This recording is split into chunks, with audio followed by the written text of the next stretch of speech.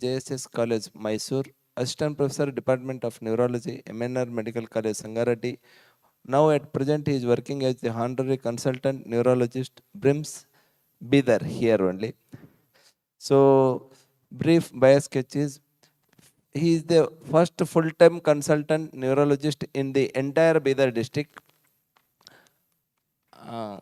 And first to start thrombolysis in stroke at Bidar. So he is the first person started the thrombolizing in the stroke patients, and he is having the 2 publications, and he is the permanent member of the Indian Academy of Neurology. So I will hand over the session to the Dr. Manish Kulkarni, sir. Thank Please you, sir. start, sir. Thank you for that beautiful introduction. So today I am going to speak on vertigo. Many people face the challenge how to come to the diagnosis of patient with vertigo, right?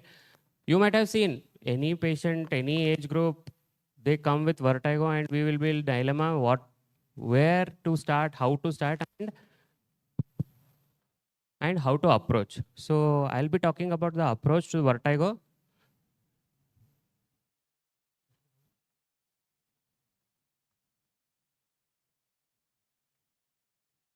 Yeah. The goal of this talk is to identify the patterns. Whenever a patient comes, you have to identify the pattern of vertigo first. Then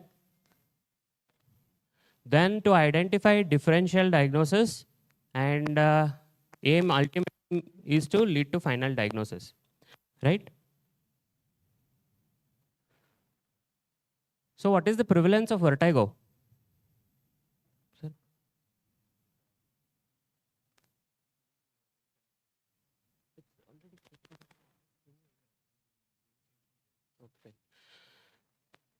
Okay. Go to previous. So lifetime prevalence is about 17% to 30%. And yeah, in that peripheral vestibular disease constitutes 4%, right? 65% of them are female, and that too in the age of 51 to 60 years, right? Next.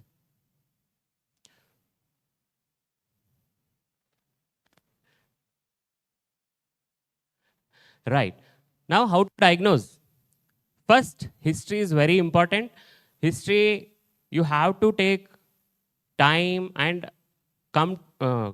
proper history should be taken. Next, you come to a hypothesis. Hypothesis has to be made, and examination. Yes, definitely examination is important, and that too neurological and ENT examination are very important. Finally, investigations.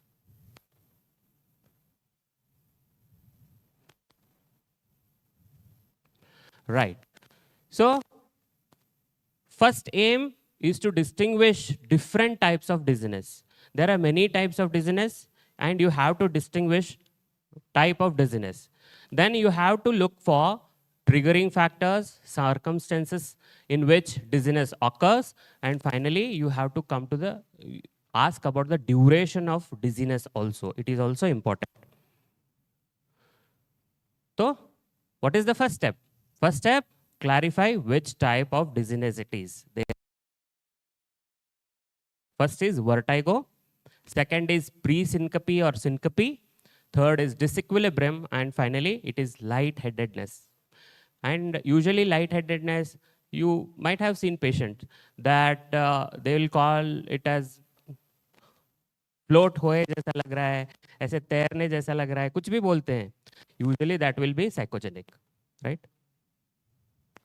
So what are the characteristic features of each and every type of dizziness? Let us see that one. Type 1 or true vertigo, it will be spinning or tilting sensation, aggravation by head movements.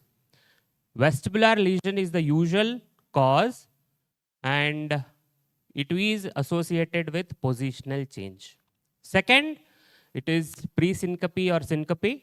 What happens in that? Whenever there is a change in position, suddenly there will be blackouts, right? So blackouts, and yeah, almost never, it doesn't occur in bed, right? whether change in position in the bed, it doesn't occur. Then common causes are postural hypotension, vasovagal syncope, and low cardiac output conditions. Third type of dizziness or unsteadiness or disequilibrium, what will happen? Usually patient tells that he has difficulty in walking, right? They have difficulty in walking. Fourth, psychogenic, all sorts of things can come in, right? Vague lightheadedness or heaviness, numbness, right? And it is usually related to stress factor, right? It never occurs in bed. It never occurs with change in position. Let us see the common causes of each and every type of dizziness. First, true vertigo. Causes can be peripheral or central. Peripheral like BPPV, vestibular neuritis, Meniere's disease. Central like migraine, stroke. In pre-syncope, you know the causes. Usually cardiac condition will be the cause. Third type of loss of balance, it can be in Binswanger, Parkinson, cerebellar, myelopathy, neuropathy, and fourth, psychogenic. What are the other important things in history? You should see for triggers and duration of the syncope. Triggers. If it occurs with change in position, it will be usually true vertigo. And next, if with change in position there is blackout or sense of fall, it will be faintness or pre-syncope. Then walking or turning will cause in loss of balance. And finally, stress or overwork will lead to psychogenic vertigo. Now let us see, according to duration, how to see diagnose dizziness. Within fraction of seconds, old vestibular deficit. It can be old vestibular deficit. If vertigo or dizziness occurs for few seconds, then it can be benign paroxysmal positional vertigo, migraine, rarely tumor. And if it occurs in minutes, TIA and yes, migraine. Hours, again, Meniere's disease, stroke and migraine. If it is in days, then vestibular neuritis, stroke and migraine. If it is continuous, then it is usually psychogenic. Now let us distinguish between central and peripheral vertigo. Central vertigo, illness, paradoxically, it is very mild. Patient will not tell, only he might be telling, I have some imbalance while walking. But in peripheral, patient usually will be seriously ill. They might be having vomiting, they cannot turn their head, they cannot move. The illness will be little bit serious in peripheral. Then ataxia, it is common in central rather in peripheral. Feeling of vertigo, yes, definitely peripheral will have more dizziness. And tinnitus, yes, again peripheral, it is involved in peripheral. Then other symptoms, central symptoms common in central vertigo. Nystagmus, yes, unidirectional or mixed horizontal torsional attenuated by visual fixation in central vertigo. And it is in peripheral, it is purely vertical, pure torsional. It is never mixed. Sometimes it might occur, but usually it is never mixed in peripheral. Now, what are the causes for unsteadiness? Yes, etiology I have written and signs also are there. It is not necessary to know everything and all, but only thing how to come to whether vertigo is due to imbalance, it is only after examination when you will come to know, right? Next, if patients come with acute vertigo, what you will do? In emergency, it will happen. First, we have to see red flag signs, right? So what are the red flag signs? Abnormal vital signs, confusion, then sudden severe or sustained head and neck pain, worrisome neurologic symptoms and worrisome cardiologic symptoms. Next, you have to see the timings. Yes, whether it is transient or episodic or whether it is continuous. Look for triggers and telltale signs, right? What are the telltale signs? Like for patients with persistent dizziness more than 24 hours, head impulsive nystagmus test in skew we have to see. It will show whether it is stroke or vestibular cause. Finally, examination is a must. Now, now you have come to know which is peripheral, which is central, and you also know the types of vertigo, whether it is true vertigo, syncope or pre-syncope, right? Unsteadiness or psychogenic. According to that, when you examine general examination in syncope, cardiovascular abnormality, change in, yes, blood pressure, standing, sitting blood pressure, we have to check. Then Dix-Hallpike test we have to do to know which side of the ear is involved and which canal is involved, right? We have to look for nystagmus. Definitely head impulse test to be done. Positioning maneuvers, neurological examination and ear examination are must in a case of vertigo, right? So I have a video where my audiologist is performing Dix-Hallpike maneuver. You can have a look. How to play this?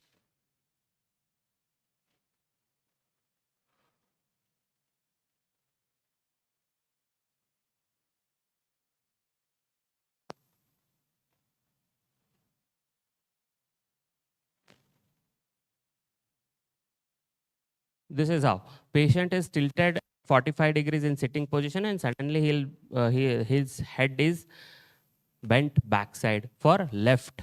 This is left. Just look, head turned for left side Dix-Hallpike.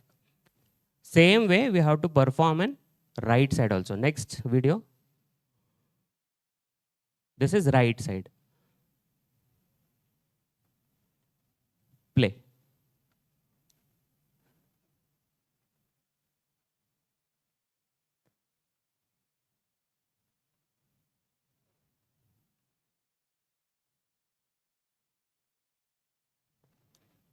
It's okay. If it is not playing, then fine. Same way, the right side. Done. Next. Thank you. I hope henceforth it will be easier for you to distinguish different types of vertigo. Thank you. Thank you, sir. Thank you, ma'am.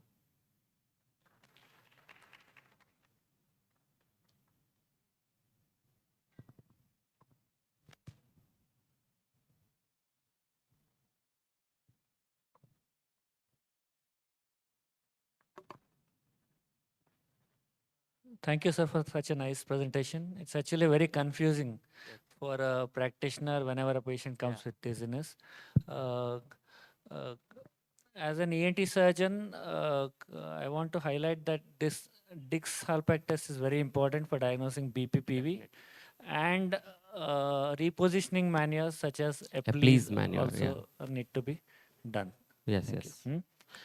Please not- maneuver is a therapeutic thing where if any crystals are, if it is diagnosed, then we perform a please maneuver to dislodge the crystal to back in the position. Yeah. So it is just not word in for everything. Yes, definitely. Sir, regarding treatment, if you want to tell anything? Usually when, according to the cause, we have to treat. If it is peripheral vertigo, then we have to give labyrinthine sedatives along with, in my practice, what I have seen is anxiety will be very much in patients with vertigo. So we have to give some anxiolytics also so that they will be little bit calm, and over the period with therapy, it will settle. Therapy have a good result. Whenever I get a patient of vertigo, I usually get the ENT consultation done. Then I send to audiologist for therapy also. With 3 to 4 sessions of therapy, vertigo therapy, they will be fine. Some patients are taking years together Vertin tablets, sir. It is not recommended at all. Recommended at all. It is usually psychogenic. That is what I told it. If it is continuous and for longer duration, we have to consider the psychogenic cause. And psychiatric consultation is a must. Never give labyrinthine sedatives for longer period. What I practice is not more than 10 days. Sometimes here and there I will give for 15 days also, but never more than 10 days. Audience, you want to ask any questions? Hello, sir. Good morning, sir. I'm Dr. Sir. Yeah. I'm Dr. Nisha, sir. I just want to ask regarding the maneuvers, which therapeutic part you are dealing with these Yes. patients. Usually, that is what I told now, ma'am. A please maneuver is a therapeutic maneuver. Yeah. It is like Dick's Halpigs only. The aim is to the crystals what they are dislodged. The aim is to position them again. Same. Yeah. Okay, sir. Thank you.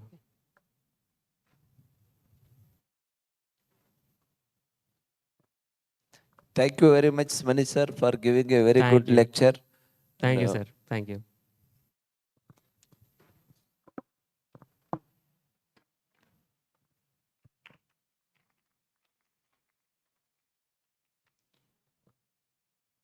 I thank Dr. Manish Kulkarni, sir, the speaker for this session. And I thank Professor in HOD Medicine, Dr. Vijay Kumar Antapanavar and Dr. Sumant Kanjikar and Dr. Nisha ma'am for chairing this session. The honorable speakers and chairpersons are requested to collect their memento from the photo booth near the auditorium. Now, for the next session, we have our beloved Dr. Sheer Sagar, Dean and Director of ESI Hospital, Kalburgi, on his talk for artificial intelligence in medicine.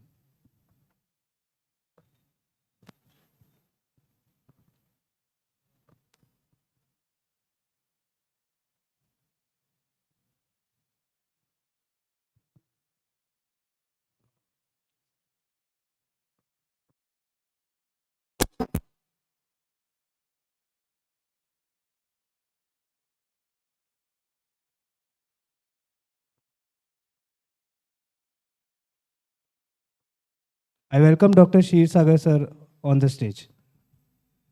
For this session, the chairpersons are Dr. Bala Bhaskar and Dr. Sudarshan Lakhe sir.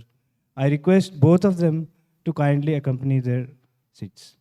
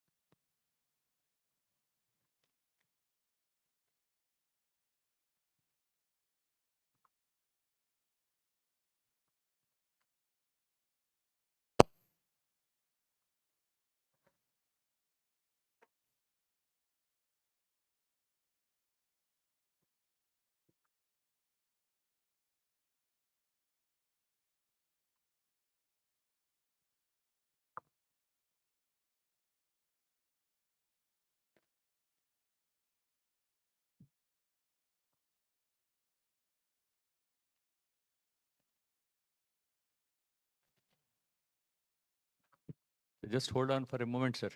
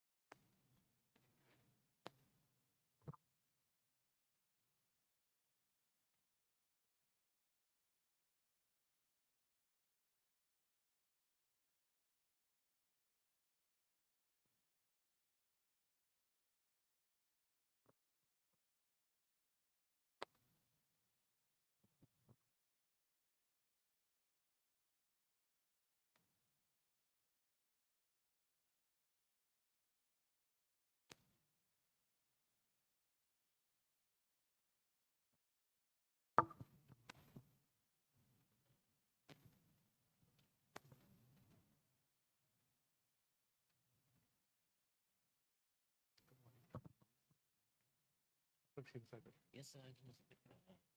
Jayashree is working. Jayashree is working here. Jayashree company. Our sister, Ashwini is managing it. Okay. Yes, sir. Jayashree and Jayashree is sister.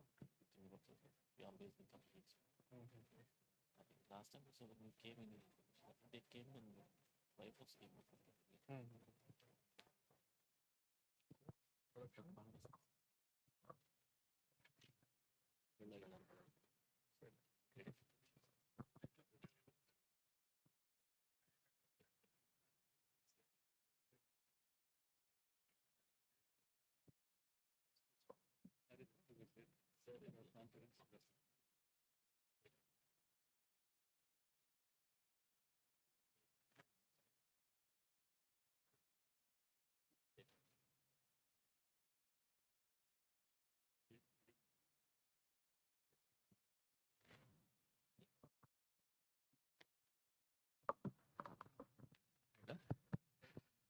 Good morning, all delegates.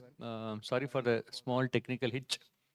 After all, it's a Sunday morning, right? So we have a very nice topic to be presented by Dr. S.V. Kshirsagar. He is, I think, previously he was associated with this institute, the Bidar Institute of Medical Sciences also. And currently he is the Dean and Director of ASI Medical College Hospital and Postgraduate Institute at Kalburgi. He is interested in medical education technology. That's the reason he's speaking about artificial intelligence today also, research in medical education and the science of learning.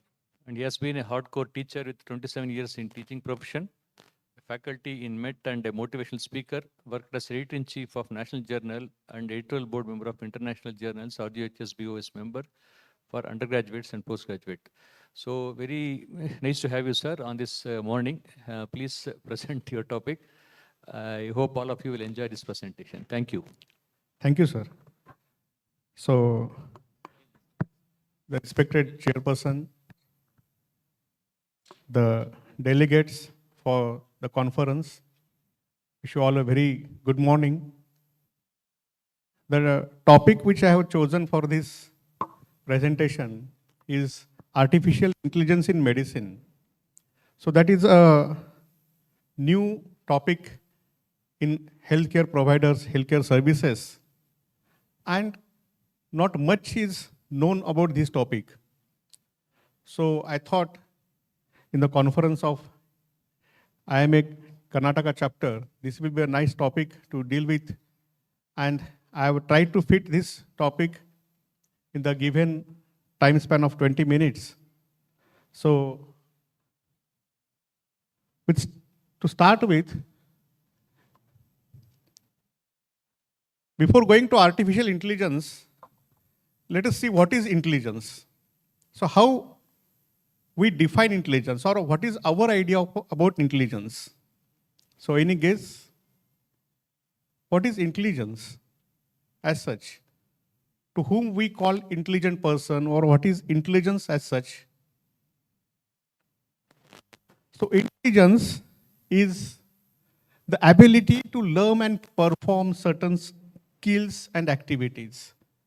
And this ability to perform the skills and activities which may solve the problems, may lead us to our goal, that is called as intelligence.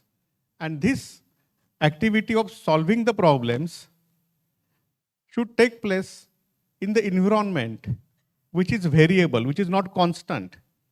The situation, the circumstances around are not constant, are not simple, are complicated. They are changing, they are dynamic. And in this dynamic state, we take some decisions, we take some actions to resolve the problems, achieve our goals, to get the results, desired results. And that ability is called as intelligence. So the two important things are there. One is learning and other is performing. We have to learn something, and after we achieve that knowledge, that skill, we have to perform, and we have to achieve the goal. We have to get the results. In our profession also, we are in medical schools, we get the cognitive knowledge, we get the psychomotor skills, and then we go to the field and we perform and we give results on the patients. So that is our intelligence. So here, this intelligence, if it is applied to the machines, so artificial intelligence is the science and engineering of making intelligent machines. So normally, or obviously, the machines, what they are going to do, they are expected to give the results, give the desired results to solve the problems, just like humans. And they have to do this by performing certain actions. So this is artificial intelligence. The term artificial intelligence was coined back in 1955. This is not a new concept. Artificial intelligence, though it has come to the surface in recent years, but it is an old concept. The term has coined in 1955. After artificial intelligence, one of the subset of the artificial intelligence is the machine learning. So what is machine learning? Generally, in artificial intelligence, we give the computer or the machine the inputs, then the machine will perform some actions, we also and give the output. So for the machine, we give some input data, then we give one program to the machine, and the machine will give output. Is it clear? In artificial intelligence, input is given, program is given, and the machine gives us output. But in machine learning, it is not like that. It is little bit different. We give the machine input, we give the machine output, right? We give the machine some problems. We give the machine solutions. So that is data. What we provide the machine is the problems plus ready-made solutions. And the machine will act on that and form one program to arrive at that solution. So once that machine learning is over, the data is sufficient, then we can give new data to the machine without solution. And then the machine will perform the program and give us the output. That is machine learning. So artificial intelligence is different. Subset of artificial intelligence is machine learning. That is different. In machine learning, the machine creates its own program by input and output, ready-made input and output. The known set, known data. Some symptoms will give and some diseases will give. Based on that, the machine will form the program. This is machine learning. So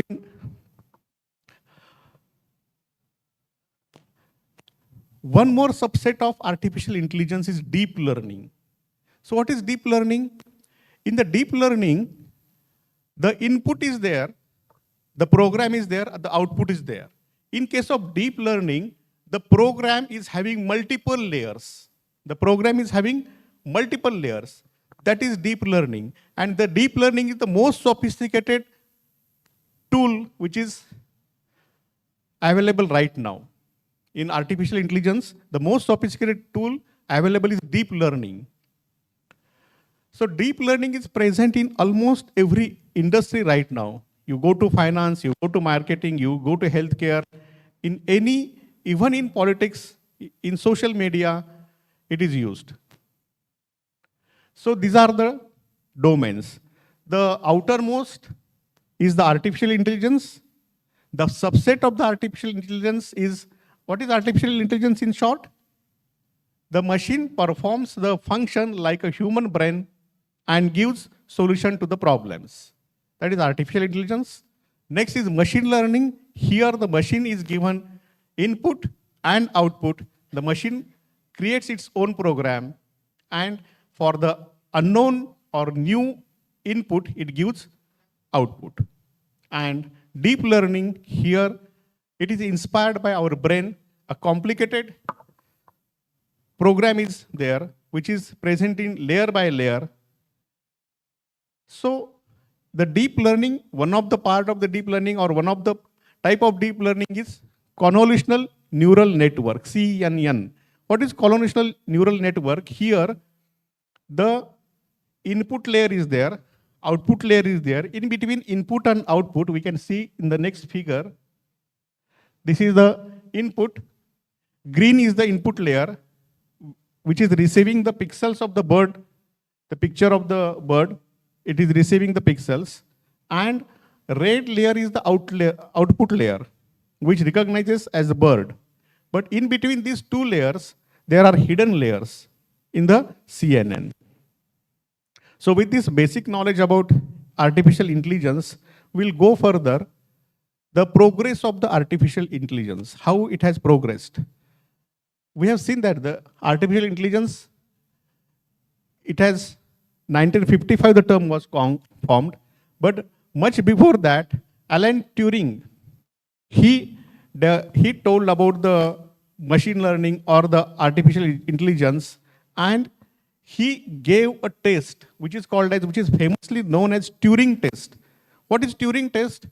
It differentiates between human and the AI. If we give a set of questions to the computers, then the computers will give certain answer and the humans will give certain answers. The difference is readily we can find out whether it is machine or it is computer. It is just opposite that CAPTCHA. We know that CAPTCHA is there in IRCTC reservation or anywhere in the apps the CAPTCHA is given. So it is opposite the CAPTCHA. It will differentiate between the human and the computers. For example, some questions which are not objective, which are subjective, they are asked. For example, if the question is, describe your spouse in 5 sentences, the machine will not be able to describe. But the humans can describe the spouse in 5 sentences, 50 sentences, 500 sentences. So this is the difference. This is called as the Turing test, which was developed in 1950. Until it is applicable, though it is upgraded days by days, till it is in existence. And in 1955, the term AI was coined. Later on, in 1972, before I was born, one software was designed which is called as mycin, which is inspired from the antibiotics. Majority of the antibiotics are having suffix mycin. And this mycin software was developed in 1972, which gave output, which gave prediction about the blood-borne infections like meningitis, like sepsis. The symptoms, the investigations were fed, and it gave the management, the appropriate antibiotics. Later on, the artificial hand was developed, artificial robot was developed, and in 1917, the Arterius, it is a AI tool. You may be aware of this tool, Arterius, that is used to give the output about the images, especially radiological images. This can read. And this Arterius, this AI tool, it was the first FDA approved digital learning cloud app, deep learning cloud app, Arterius. So this is the journey of the artificial intelligence. This is the flow chart. This is the flow chart of diagnosis of a disease using AI.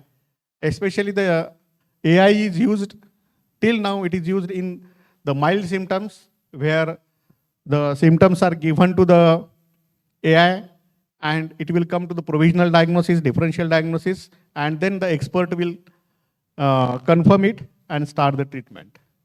This is the flow chart representing the medical image diagnosis. Again, here we have the AI model which is trained by giving inputs, outputs, and it will develop its own program by self-learning, and it will give the diagnosis which can be confirmed by the expert, and the treatment can be given.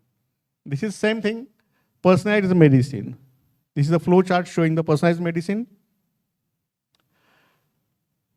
The AI right now is used in healthcare for many reasons. First of all, it is used to improve the diagnosis because lot of data can be processed.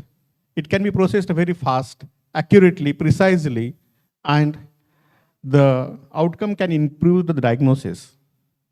Second is the predictive analysis. The outbreak of the diseases, the data can be analyzed, and the outbreak of the diseases or some outcome of the patient, readmission of the patient, such things can be predicted by using the AI tools.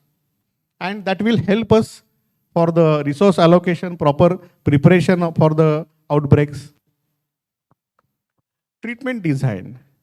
So this is the one more field where we can use the artificial intelligence. Apps like Babylon.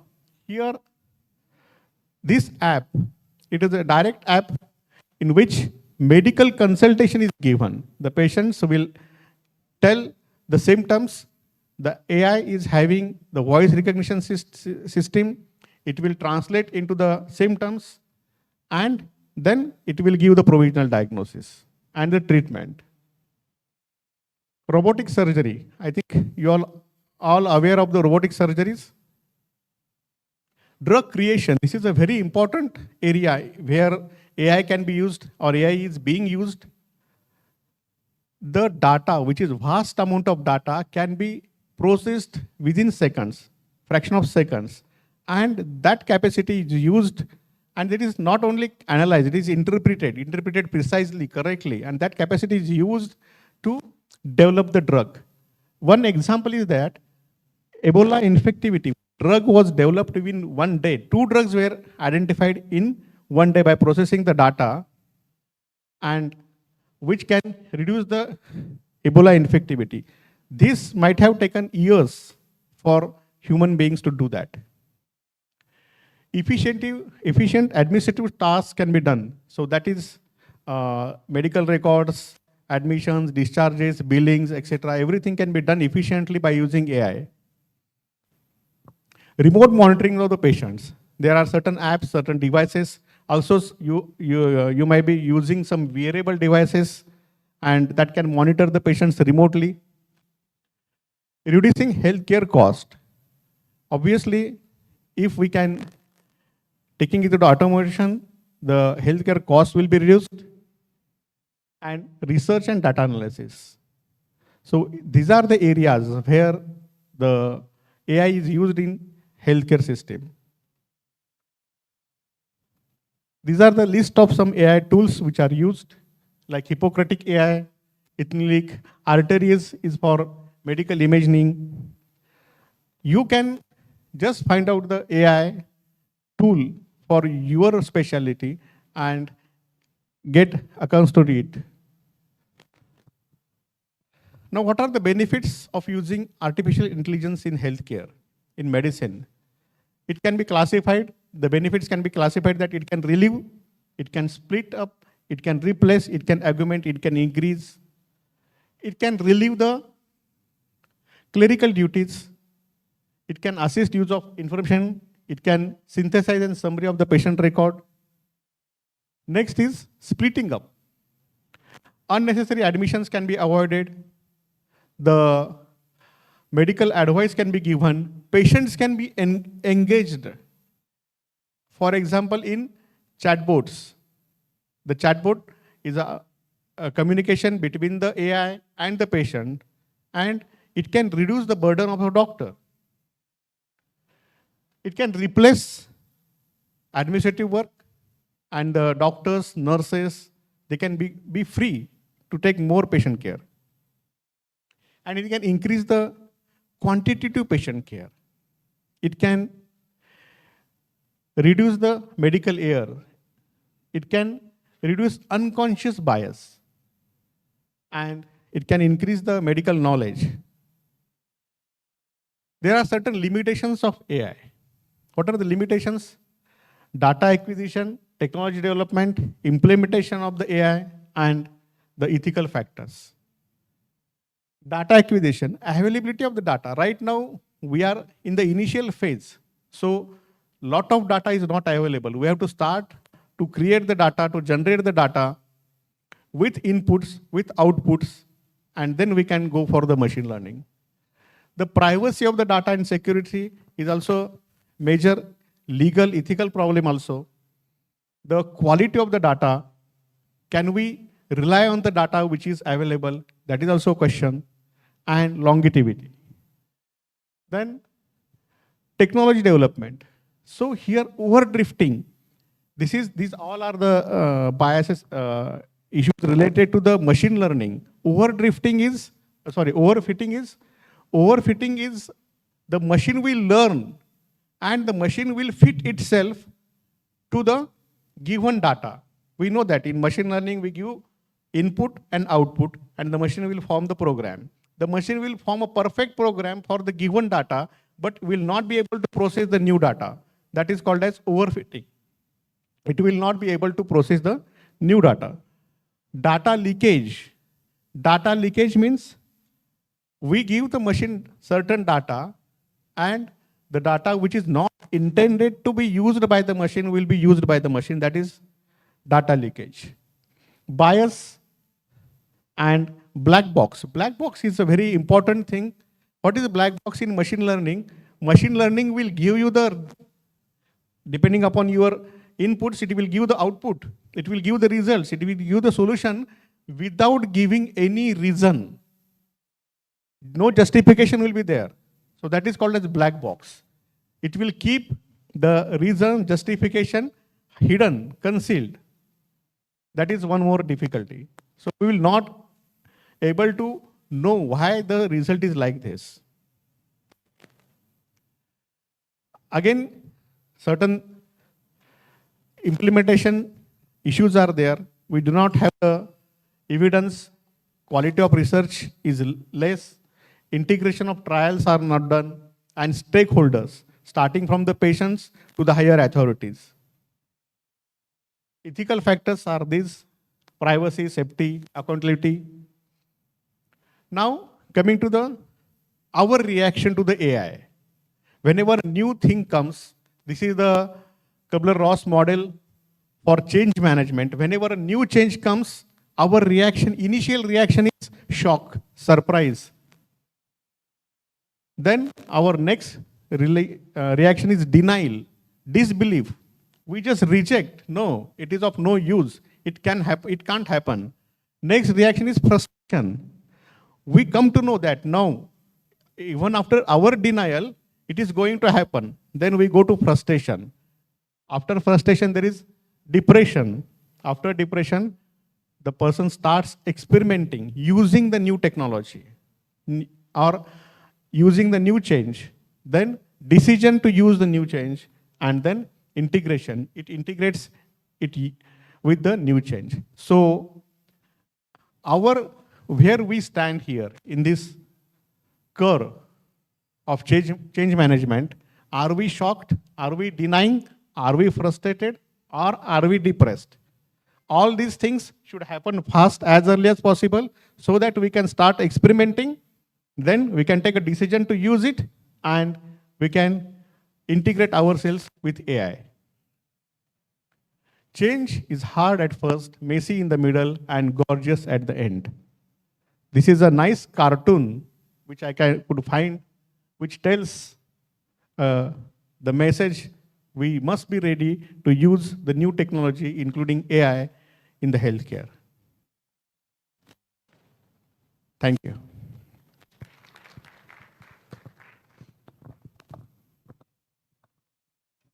It was an excellent presentation, sir. And you conveyed the basic message of what is artificial intelligence. And of course, all of us keep using artificial intelligence every day in our hand. It's part of our smartphones. When you have autocomplete, when you type, it's simply artificial intelligence.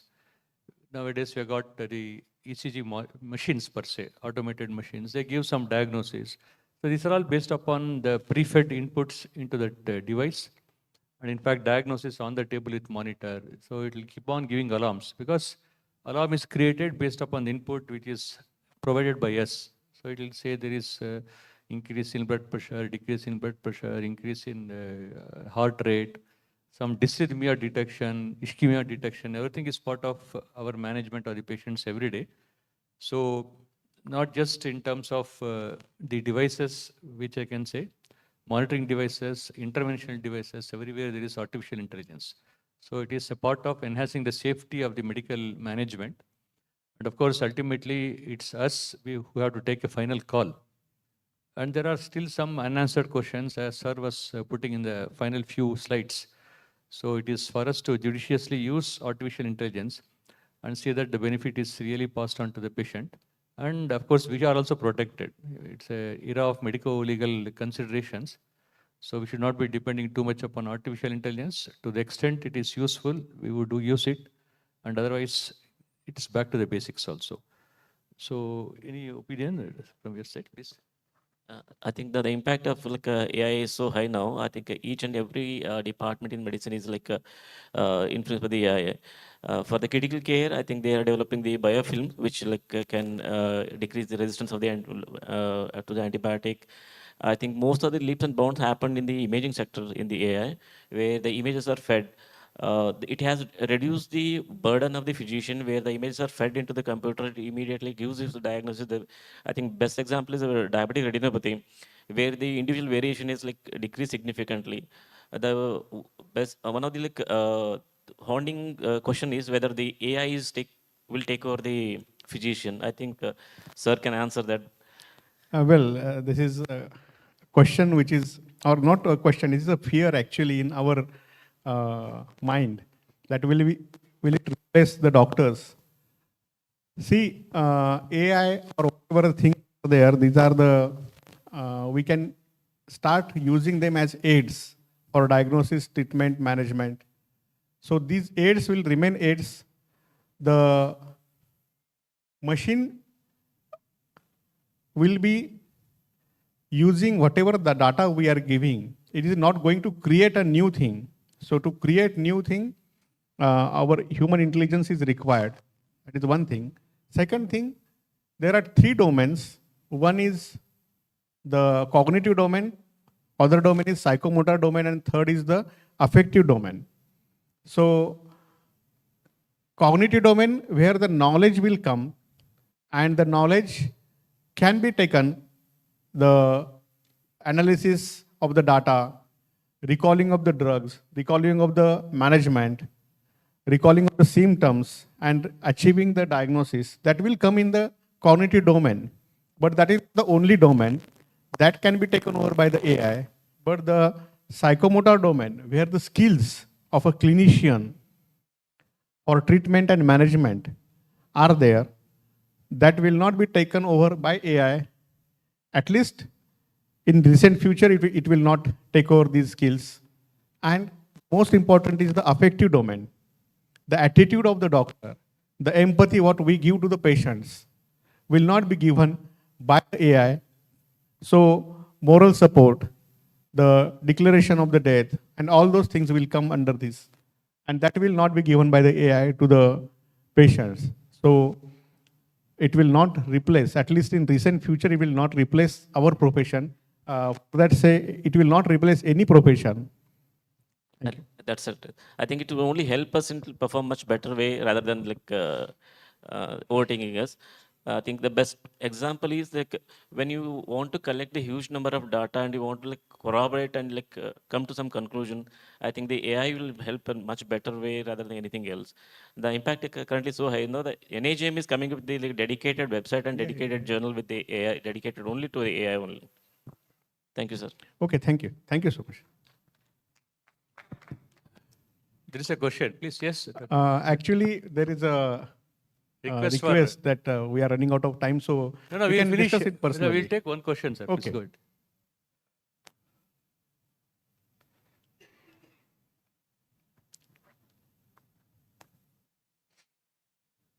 You can be a little bit loud, please.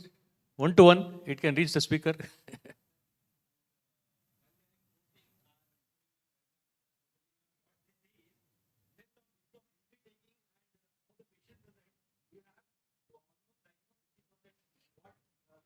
That is true.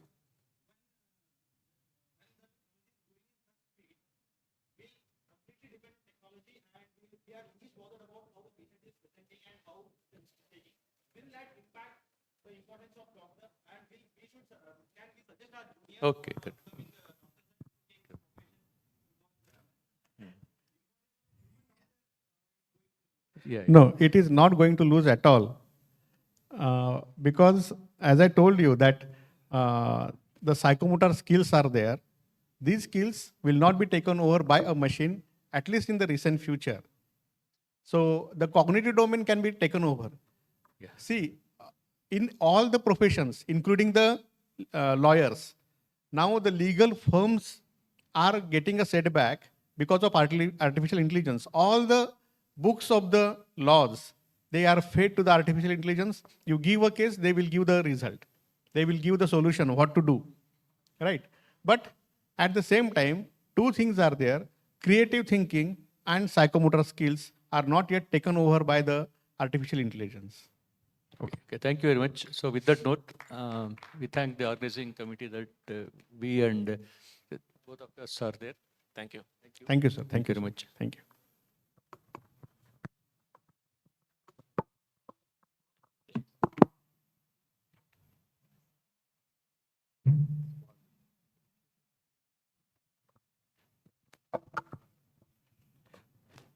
I thank the speaker and the chairperson for their presence, and I request the speaker and the chairperson to collect their memento from the photo booth outside the auditorium. Thank you.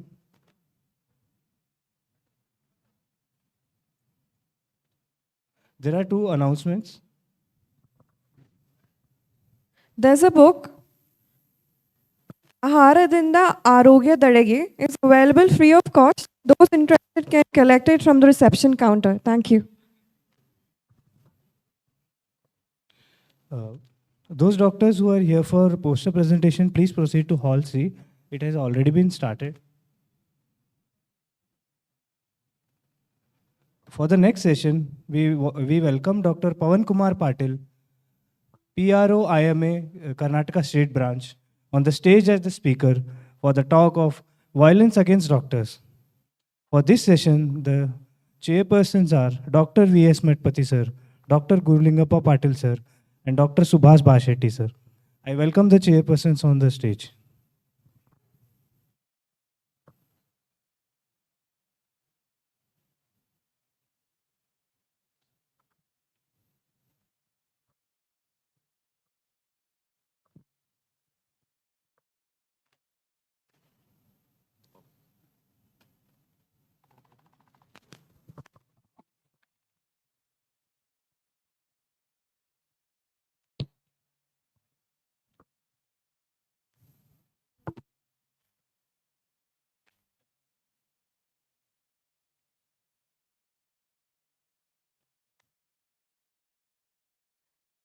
Good morning, everyone.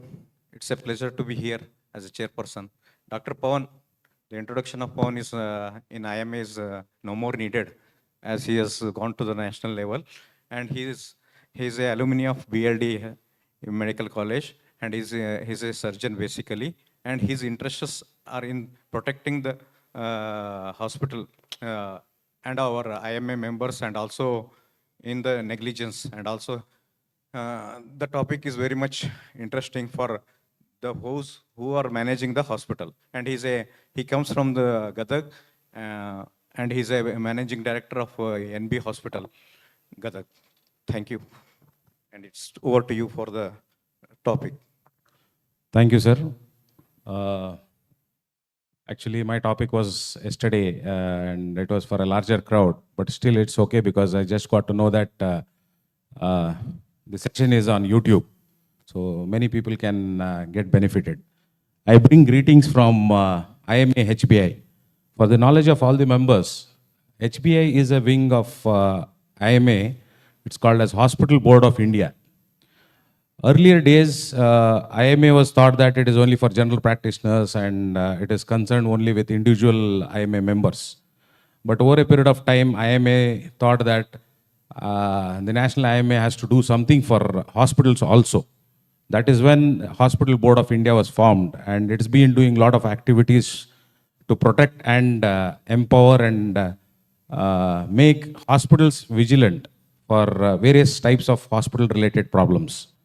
There are a lot of issues, and this year they have taken up different modules of empowering and enlightening the members with various types of hospital-related problems into different modules, out of which violence is also one of the modules. And I have taken up interest in this hospital violence, and I've been giving talks all over India. Violence, I see a lot of senior members here. So not many would have faced any violence. The reason being, earlier days it was mainly on the faith that the patients used to come to the hospitals, and whatever doctor used to say, it was like Veda Vakya. So they never thought of any second opinion, third opinion, or fourth opinion. Nowadays, the patient behaviors or the people's behavior is like what you call it as window shopping. People directly come with reports to you, and without telling their complaints, they just put in forward their reports and say, I have a stone, I have a typhoid. Yeah. So that is how is the change in the society. So as there is a change in society, we also need to make certain changes amongst us. So that is why this talk is all about. How we have to change ourselves to prevent violence. So abuse, violence against medical professions are on the rise because various reasons and altered mindset of the community. That is what I just explained. Medical professions are therefore working under constant great stress.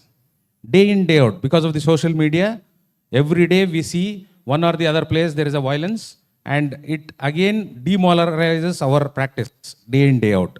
So there is a need to change. So committed to empower our members, hospitals through local branches and providing training to members and their staff on this aspect. The module of violence has been devised. It is on the various headings of prevention, anticipating, preparing for handling and post-event responses to any incidents of abuse or violence. So various reasons for the changes. I'll skip few slides because there is a short of time. There are various reasons for why changes are required in our day-to-day practices. That is internal problems, that is within us, and certain external problems, which is in the society. So are we the only country where we find healthcare violence?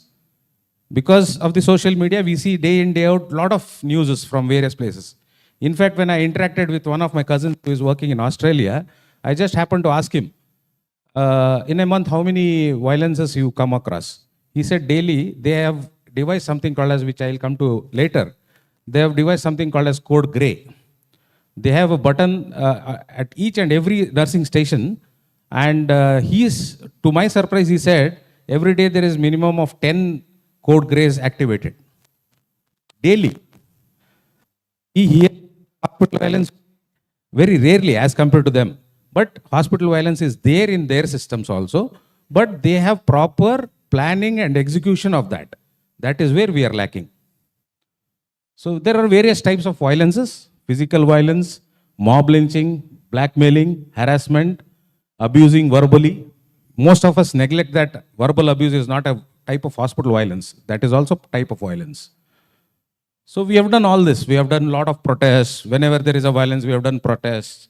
But not significant changes has been there. So what are the types of healthcare violences? There are 4 types of healthcare violences. Type 1 is workplace violence committed by the person who has no legitimate business. Somebody comes to the hospital, does theft and some type of nuisance and goes. He is nowhere connected as a patient or patient relative. That is type 1 violence. Type 2 violence is directed at employees by customer clients. That is commonly what we see.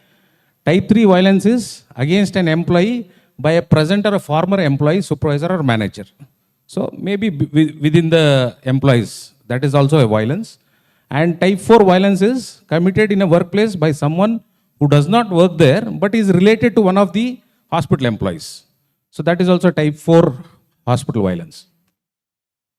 Why does hospital faces violences? Healthcare employees work under constant stress, overworked, and can also face emotional breakdown due to which they sometimes lash out at the patients, which trigger violence. So we are worked. Our staff are engaged in very busy activities. We see it is all transfer of temperament or the emotions. We are happy to our employees, they are happy to the other person. So we scold our employees, the same is transferred to the patient or patient relatives, and that triggers various amount of hospital violences. This can demoralize the employees and also drive them into healthcare, drive them out of healthcare violence services. So it can affect our quality of healthcare also. So that is why we need to have certain changes.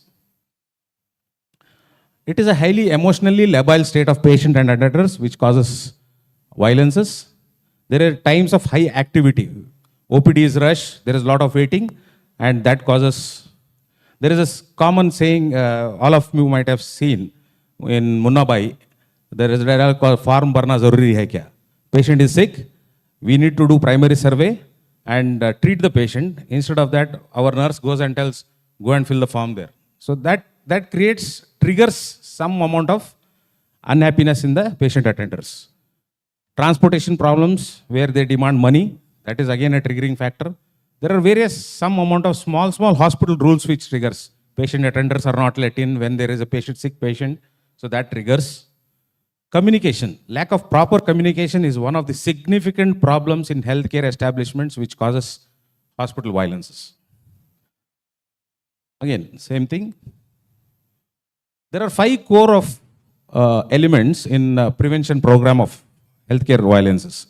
This is taken from Occupational Safety and Health Administration. This is a very good book. If you happen to read, please go through that. Management, leadership and employment participation. This is very essential. We need to take our employees into confidence because they are the first persons who communicate with our patients, and that is where the triggering factor. Simple example is the liftman doesn't allow them to go up. He speaks, the way he communicates is not right, and that triggers violence. Hazard identification and assessment. We as the hospital owners or the administrators have to identify which are the areas where hospital violence can trigger. So this will happen only when we have frequent meetings with our employees. At least once in a month, we should have a proper meetings with our employees, understand their difficulties and address to those issues. Hazard prevention and control. So such areas have to be given more importance to. Education and training. Each and every staff, not only related to clinical skills, they should also be trained regarding communication skills, how to handle violence, if there is, how to identify which patient is going to create violence, and how to prevent it or how to react to it.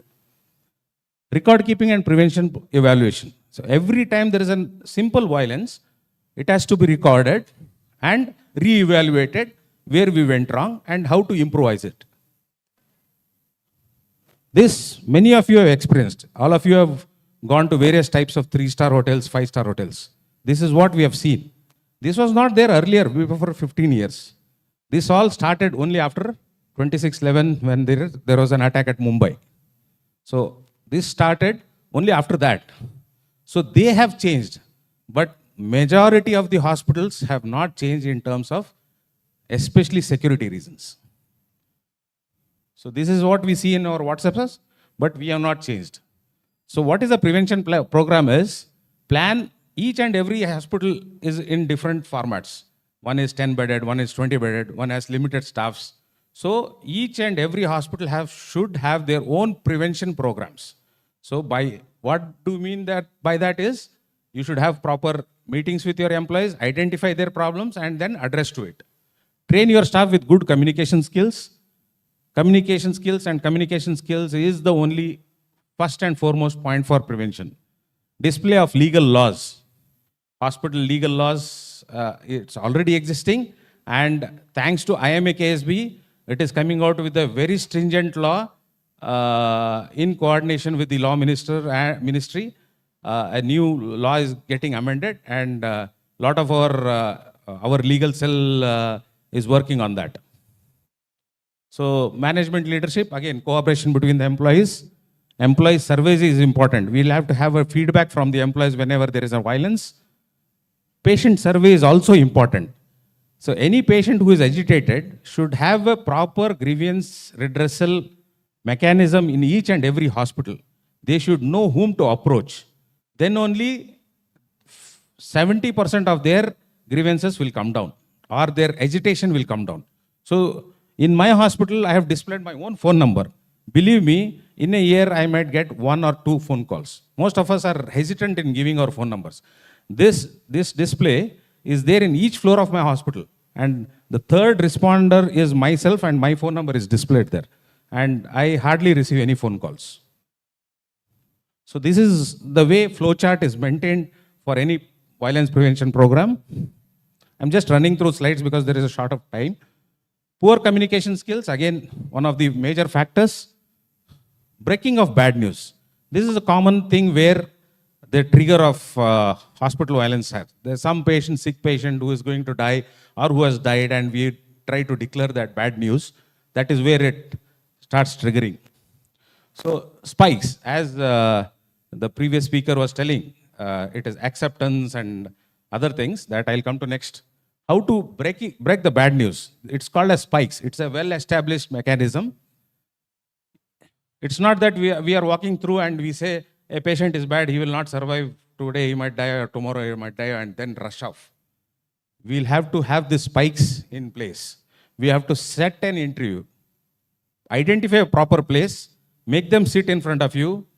That is called a setting of interview. Perception of the patient. Allow them to speak. Ask them what they know about the patient. What is their knowledge regarding the patient. Then invite them for discussion. Sharing of knowledge. You give them their reports, how he has changed over a period of time. That is what is sharing of knowledge. Emotion and empathy. Patient will have some amount of disgrief and other things. Be with them during that time so that they calm down. And then strategize and summarize. So then ultimately you conclude saying that this is how the patient has progressed and that is going to happen.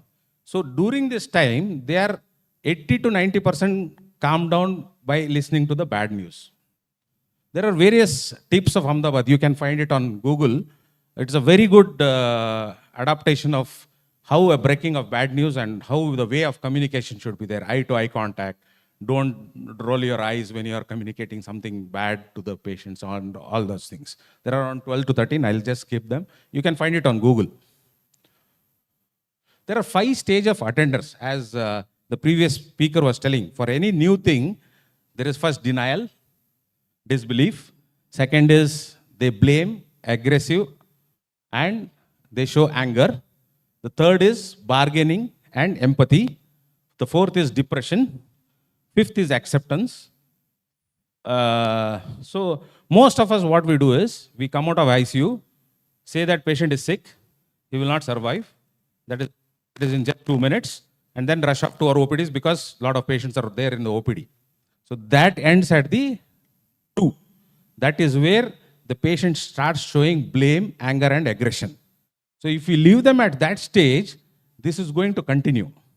But if you stay with them till the stage 4 or at least stage 4, our best is to stay with them till stage 5.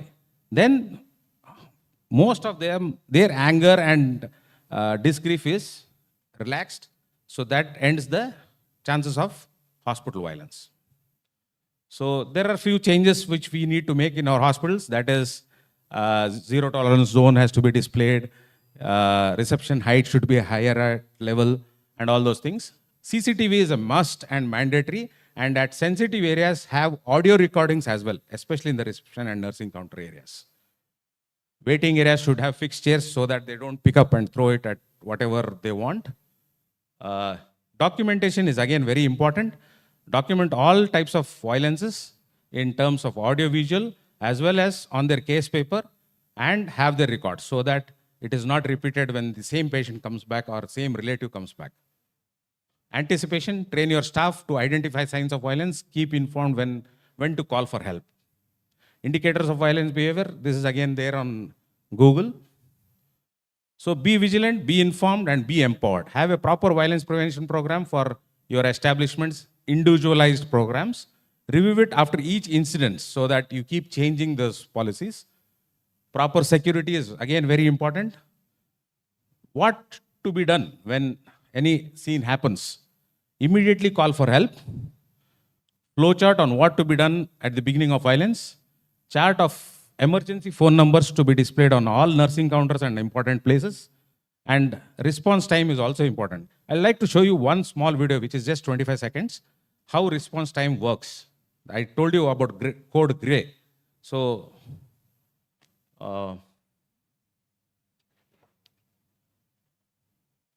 yeah.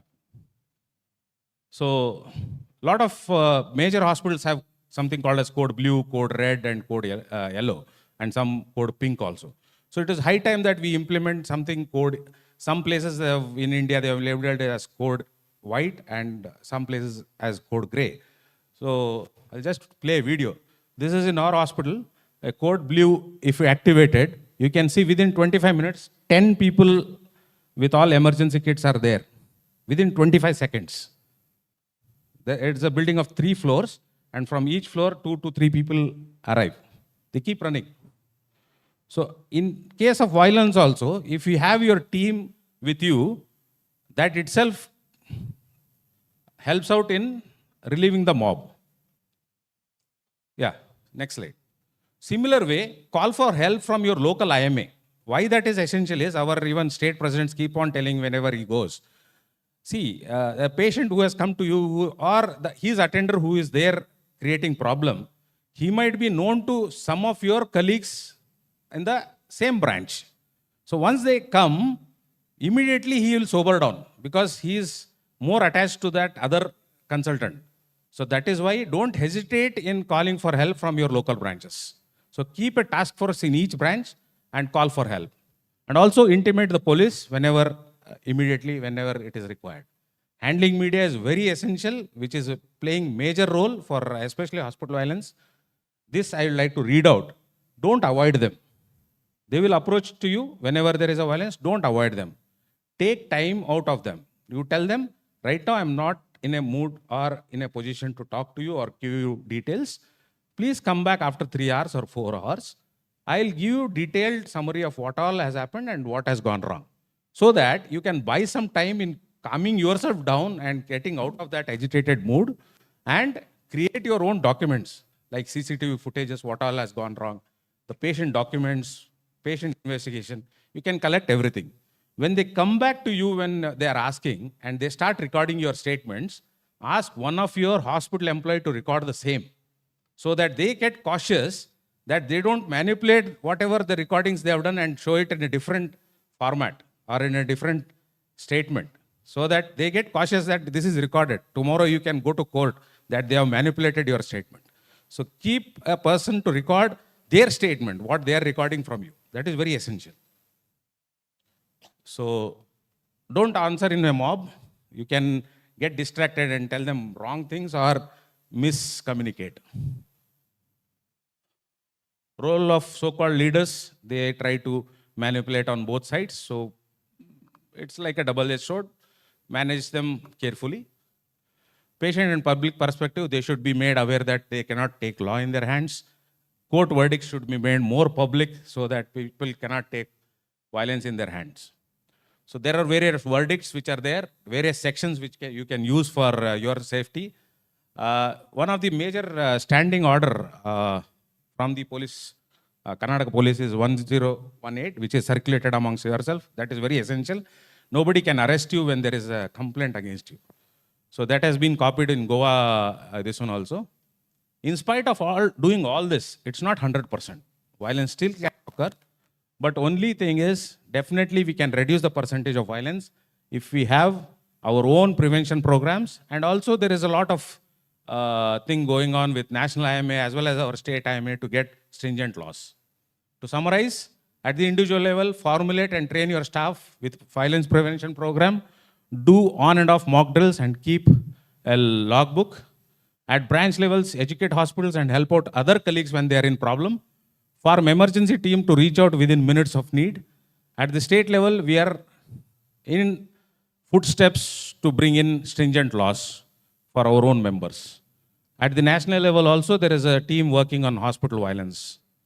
So these are various references from where I've taken my data and through our personal and interaction with our members.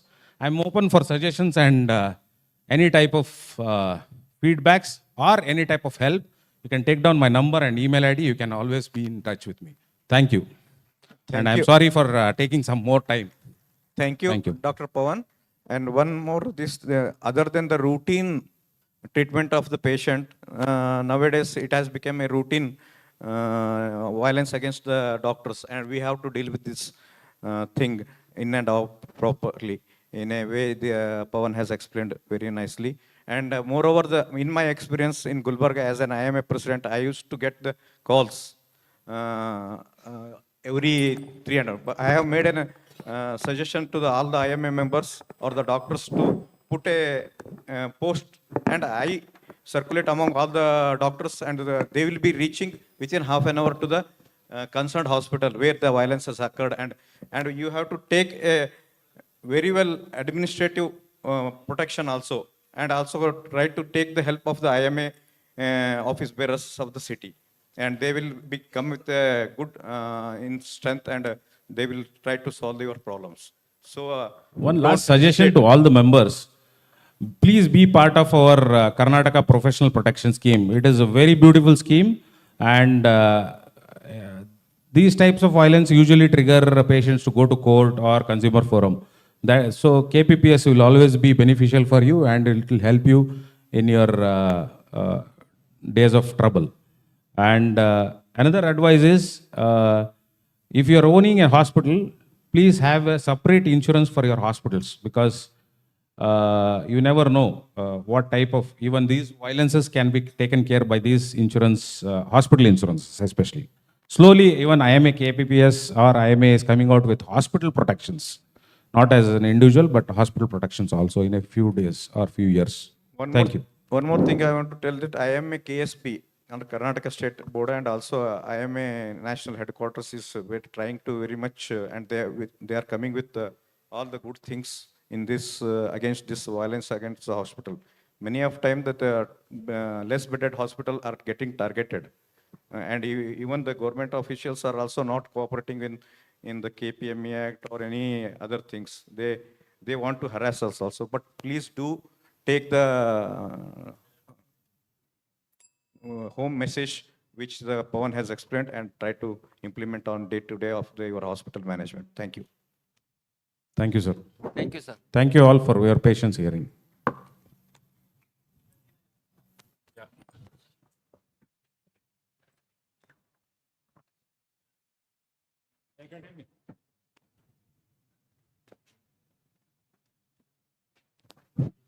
Sir, it was all about an outside attender coming and harassing the doctors. But nowadays, especially in north sides, we are very fortunate that our HODs or our professors are not like that. But I hope no one will take this personally. But my seniors who are into the counseling, they are in a fear that, especially in northern side states, senior professors, associate professors, HODs, they are harassing junior residents, senior residents, and day to day many suicides are taking place. It's all about outside attenders harassing doctors, but sir, what's the solution? We are in fear that if we will face the same thing in future, then what's the solution? Given an opportunity, I will have a separate talk on that. I'll just give you one example. I visited one of the postgraduate orientation programs in the same college where I did my post-graduation. When I did, we were 6 PGs and only 1 or 2 units were busy units, and I was one of the busy unit PGs. Now there are 14 PGs in the same college, workload is the same. I asked all the department PGs, how many of you feel that you are short of having personal time? The whole hall took their hands up. So the workload is the same, but the stress level what the PGs or we are taking as a youngsters is high, because we are not trained. to take that pain or trouble. So unless we strive, come out with a difficult times, managing in a bigger society is very difficult. So take these 3 years as term as your struggle time, so that you are only surrounded by 12 staff or another 10 your senior PGs who are troubling you. Considering this is as your training period, when you come out, you are surrounded by lakhs together of people who are troubling you. So that is also a part of your training. Hello. Dr. Srinivas sir, IMA president wants to speak on this topic. Actually, very well said by Pawan. So this is the very, very crucial problem, very, very important problem now. Because now at present, I am working in Akash Medical College as the professor and HOD. Almost first one batch was their PG, second batch joined. It has taken 6 months for me to counsel. First one girl started crying and all. She started telling, I'll go back and tell. I counseled them. I called concerned PGs, completely discussion done. She started crying everything. I got her recovered. One more girl started after 1 week. This is the problem everywhere it is there. Not only single. See that same this Ate Sose Kannadalli ಹೇಳ್ತಾರೆ ಅತ್ತೆಗೊಂದು ಕಾಲ ಸೊಸೆಗೊಂದು ಕಾಲ same thing here also. Absolutely. I told them also.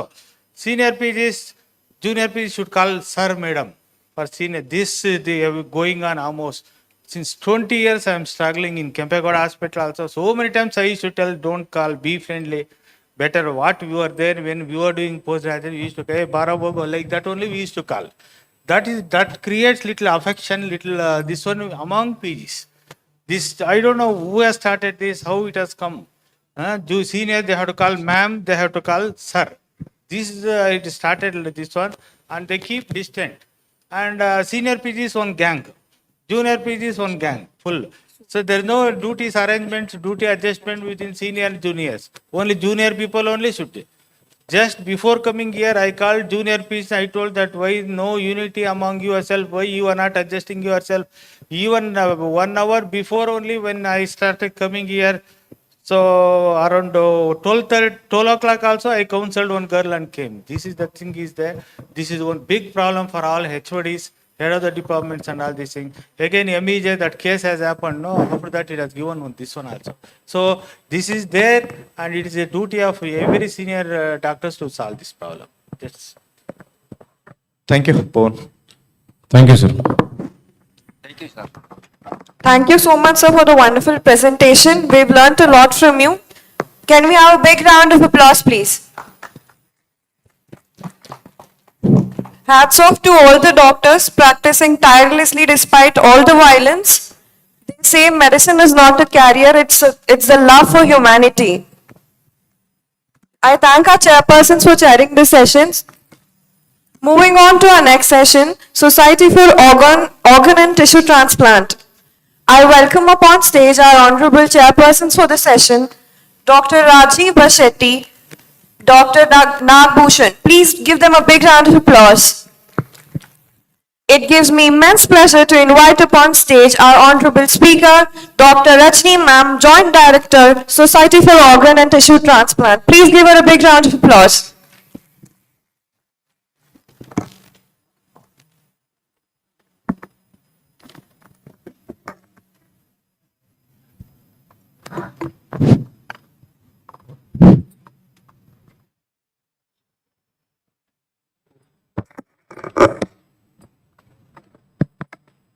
Good morning.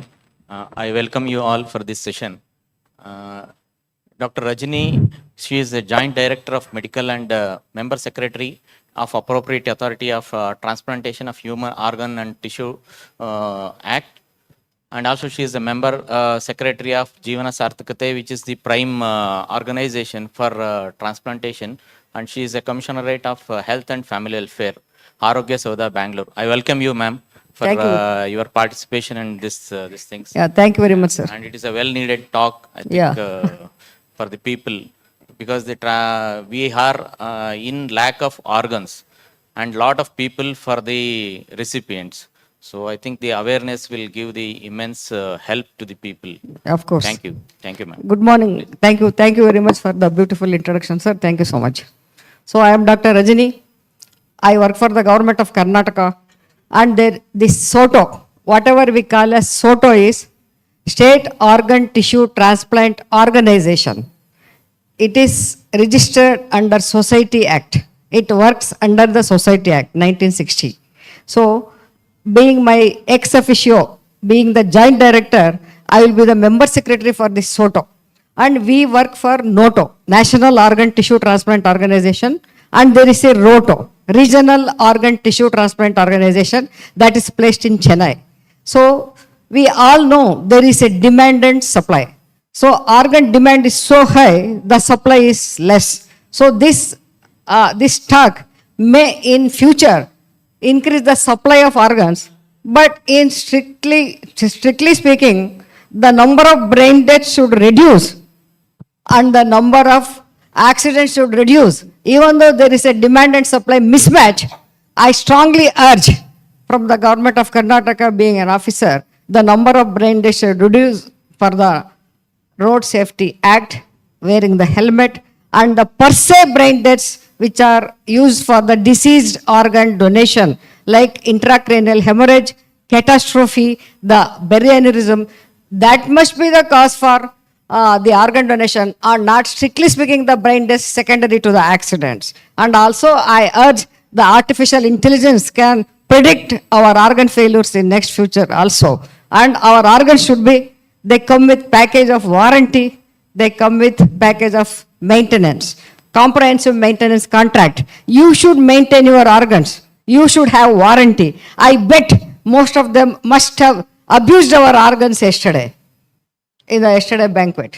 I bet we must have abused for at least for a small point percentage our organs are abused yesterday. But at the same time, you must have increased your heart emotions yesterday, so that your heart is protected and liver may be in the jeopardy yesterday. So I bet the IMA has increased the heart life yesterday. Thank you for the next beautiful yesterday's banquet.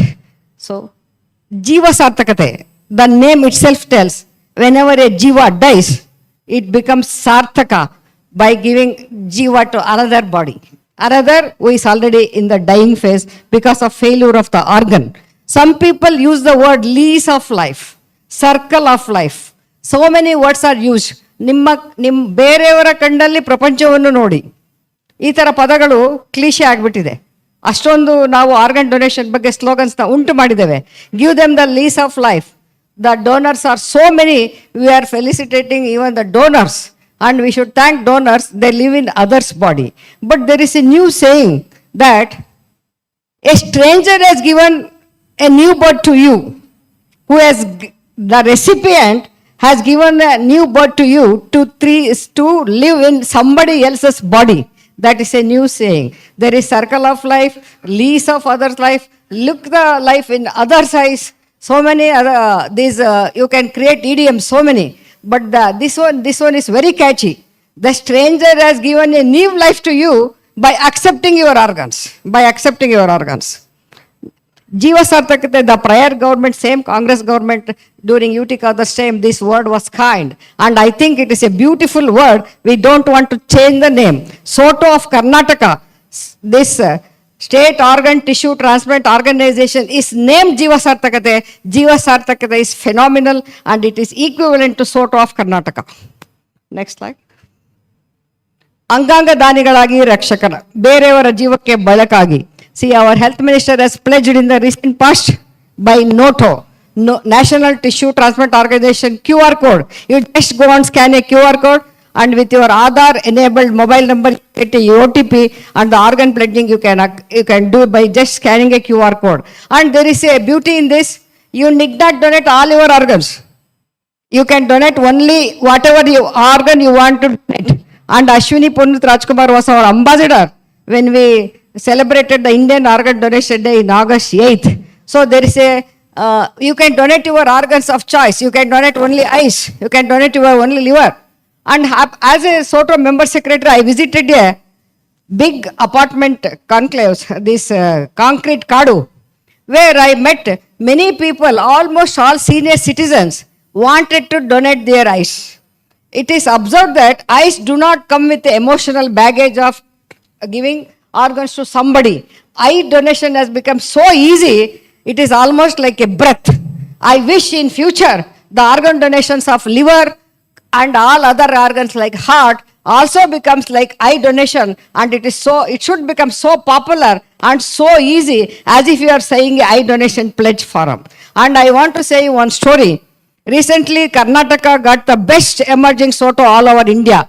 Telangana is number 1, Tamil Nadu is second, and Karnataka is third. TTK. TTK happens there also. In TTK is a part and parcel of organ donation in Karnataka, because whenever a deceased donor comes, we send already who are in the waiting list. For example, kidney, a kidney is activated. A potential donor is there in Gulbarga, in Chirayu Hospital or Mudda Hospital, wherever transplant centers are very less in this Kalburgi division and Bidar division. KL is doing good job in this northern Karnataka. And in Bangalore, there are so many transplant centers. It is a medical hub for transplants even from Africa, Nigeria, Maldives. Every now and then, as a state authorization committee, I have to certify that the organs are not given for commercial business. For all truistic business only organs are given. And it is a very sorry state of affairs in North Karnataka, because all of you are aware, North Karnataka, there is huge demand for kidneys. Maybe because of dehydration, maybe because of geographical precedence to this kidney failures in northern Karnataka. Maybe because of, especially because of dehydration, micronutrient deficiency, it is not yet proved in ethics, in principle, micronutrient deficiency. But as far as the registration and the awaiting business for organs go, Bangalore division is the highest. Maybe because of medical tourism. Second comes to Mysore division. Third comes to Hubli division. Next comes to this Kalburgi division. So you should protect and warranty your organs. Here, this code, if you scan the QR code, it will take to the web link and you can donate your organs. Next slide.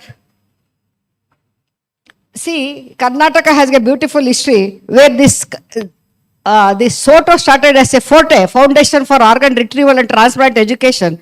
Then it became Zonal Coordination Committee of Karnataka. Now it is Jiva Sarthakate. See, this works under Society Act. You can see, when it was a FOTE, there was only 18 donations. Now we are third highest in all over India. We are almost 658 donors in India till today. And now for the 2023, we are second highest in India. We have already taken 150 or 151 donors, deceased donors, that is cadaver donors. Strictly speaking, it is not cadaver. It is brain death. Nobody can steal organs from cadaver. People always say, I have got a RTI question, kidney kaditarante, liver kaditarante, what you government of Karnataka is doing. Nobody can steal organs from a fully dead body. Your organs should be perfused. Your organs should be healthy enough to transfuse to somebody else's body. So whatever you can take from a fully dead body is only tissues like cornea, skin and bone and some cartilages and heart valves. So there is a myth among public. So kidney kadiyadu agalla, kidney marakku agodilla. Nobody can sell kidney, nobody can steal kidney. That is the transparency of SOTO. This is the organogram. Principal secretary is the chairman for all these SOTO committees, and commissioner works for him, and the day-to-day activities will be looked after by commissioner, and I will be the member secretary. And all transplant centers of Karnataka have to go a registration process. And in the registration process, who are the surgeons should be specified perfectly. And if the transplants occur by changing a surgeon, that is an offense. And there will be a brain death committee. The brain death committee should be priorly declared by SOTO, and you should have taken the permission. Even in the brain death committee, if somebody else's acts for emergency purpose also, it is a offense according to the TOHA Act, Transplant of Human Organs Act. Because even in ad hoc, even in midnight, the SOTO is bound to give the ad hoc license for you to conduct brain death certification. And there is a brain death committee in suppose there is a brain death committee, BRIMS. If the brain death is occurring in a super specialty hospital in Bidar, that brain death committee can go and certify brain death in a super specialty of Bidar by just giving a call to SOTO or by a mail SOTO. So one brain death committee in the district can do wonders. All of you are aware, yeah, they can see PPT, yeah. Brain death, Chikmagalur district is. You have to stay away from speakers. Oh, okay. Yeah, I will. Thank you. So, brain death committee, Chikmagalur brain death committee. Chikmagalur district hospital is such a remote district hospital. All of you should be very happy. A 8-year-old girl who met with an accident and her brain death was declared by government doctors in Chikmagalur district hospital, and her organs gave leads to 8 lives. 8 lives. Chikmagalur credit, the credit goes to the Chikmagalur district hospital, and Chikmagalur district hospital is the one. 2 brain death declares are being done in a small district hospitals, and they are called as non-transplant tissue harvest centers, NTHORCs. Any hospital who are unable to do transplants, but they get trauma cases, they can register themselves as non-transplant organ retrieval centers. That license also holds good by SOTO. So all the medical colleges have to be mandatorily NTHORCs. NTHORCs. So we have given license to Gulbarga, we have license to BRIMS, and we have given license to all medical colleges, but the northern Karnataka is yet to take the gear. They have to at least declare the brain deaths so that the organs does not go wasted. And there is a website, Jiva Sarthakata website. Suppose there is anybody who wants to pledge organs, that data also goes to Jiva Sarthakata. And if you want to get an organ, then also you have to register under Jiva Sarthakata only. The registration fees for kidney is 3,000, for all other organ is 5,000. So you have to pay a DD to Jiva Sarthakata. Then your name will have a serial number. Your name will have a serial number. The organ allocation will be done according to the seniority only. Kidney cannot be escalated. So many times I get the Shifaras letters telling my relative is suffering with kidney failure. Do something, madam. I get letters from even the elected bodies. But to be frank with you, for kidney transplant, there is no escalation of the recipient. There is no escalation of the emergency of the recipient, because it is taken for the medical reasons that the patient can live with dialysis. For all other organs, heart, liver, lungs, there is something called as escalation or superiority can be done with the failure of the organs, but there is no such thing exists for the kidney. Suppose there is a potential liver donor in Apollo Hospital, there will be a weightage list of the seniority according to the Jiva Sarthakata website.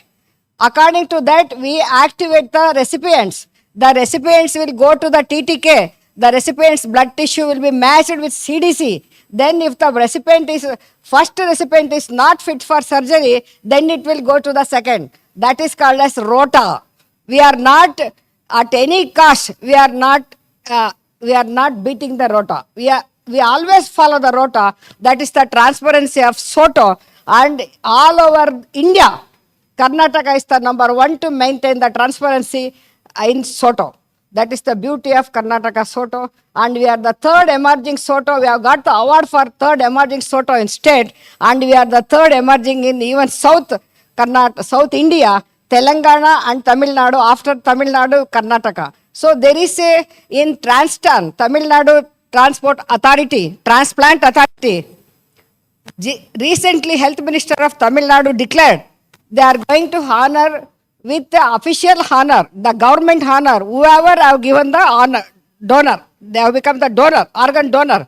So Karnataka is in the verge of implementing such program to identify the donors.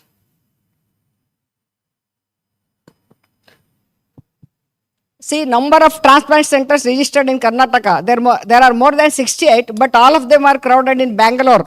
Mysore has got 3, and KLE of Hubli has got done kidney, liver, and tissue banks. Tissue banks come under Transplant Authority. Skin Bank is working well in KLE. See the number, demand and supply. You can see the organs waiting list. The number of kidneys weightage is almost 7,303. And I, as an officer of government, I urge you should stop injudicious use of painkillers. Even for the laymen who come and ask for painkillers in any health setups, any health centers, and almost these H2 blockers where they can interstitial nephrosis, that should not become a habit for any layman or any patient visiting a health center for the want and painkillers. We should not be promoting painkillers or these H2 blockers injudiciously. And whenever I go as a state authorization committee, the most common reason for kidney is uncontrolled hypertension. Uncontrolled hypertension, the hypertension among software engineers is so high. We every now and then we recommend kidney transplant for 25 to 30 years old from a relative donor. Most of the time it is the wife donating kidney to the husband or mother donating kidney to a software engineer. So please be cautious. ಆದತ್ ಆಗೋಗುತ್ತಾ, ದಿನ ನುಂಗ್ಬೇಕಾ, B P ಹಂಗೆ control ಬರಲ್ವಾ, life style changes ಆಗಲ್ವಾ, ಉಪ್ಪು control ಮಾಡಿದ್ರೆ ಆಗಲ್ವಾ, ಏನು control ಮಾಡಿದ್ರು ಆಗಲ್ಲ. ಟ್ರಾನ್ಸ್ಪ್ಲಾಂಟ್ ಮಾಡಬಾರ್ದು ಅನ್ನೋದಾಗಿದ್ರೆ ಬಿ ಪಿ ಮಾತ್ರ ಸರಿಯಾಗಿ ತಗೋಬೇಕು. Second organ is always liver. Second organ is always liver in the waiting list. It is especially due to alcohol abuse. Especially due to alcohol abuse. And seen from these other Gulf countries, there is something called as gath. Gath ಅಂದ್ರೆ ನಮ್ಮ ಹೊಗೆ ಸೊಪ್ಪು ತರ ಸೊಪ್ಪು ತಿಂತಾರೆ. It is called as gath in their language. And we every alternate day we give justification for liver transplant. All are foreign nationals. Most common cause is gath eating. Gath is nothing like a hoge soppu, like soppu in their country. So, third thing is heart, dilated cardiomyopathy. And it's a story I want to tell you people. We recently received the award in Tamil Nadu, Karnataka. There I met a 25-year-old girl. The first heart transplant for her dilated cardiomyopathy occurred in Chennai. She lived with that heart for 10 years. Afterwards, even that heart failed. And second heart transplant occurred in the same hospital in Chennai. The girl is 30 years old. She is a very entrepreneur. And a proud father was standing beside her with 2 heart transplants and a living daughter, bubbly daughter beside her. So we think transplant is somewhere going on remote. But transplant has become the fabrics of medical treatment almost. And IRDI, insurance, you can get insured for your transplant. That has already approved by IRDI. You can insure your organs, you can claim, you can pay the premium for your organs now only. Just like you pay for the warranty period of your vehicle. And you can change your engines whenever it is necessary. Suppose, and you can put your well-working organ into a already malfunctioning or a very good chassis. If the chassis is good, and only your engine is failed, you can change the engine. That is the beauty of transplant. It is as simple as that. Get your organs insured, and whenever your organs get damaged, replace with another organ, and when the body is good, get another good working spare parts. This dip of graph is secondary to COVID. Karnataka is almost in the peak of plateau. This peak was everywhere, all over world, this dip was seen. I already told non-transplant organ retrieval centers. All medical colleges per se, by default, they have to be non-transplant organ retrieval centers. See, Bangalore, Aralaguppe district, Mangalore division, Chikmagalur has done wonders. BMRC Victoria campus, where accidents, alcohol accidents, brain deaths, they are a vicious cycle. And trauma in Bangalore Medical College has certified more than 75 brain deaths in the last year.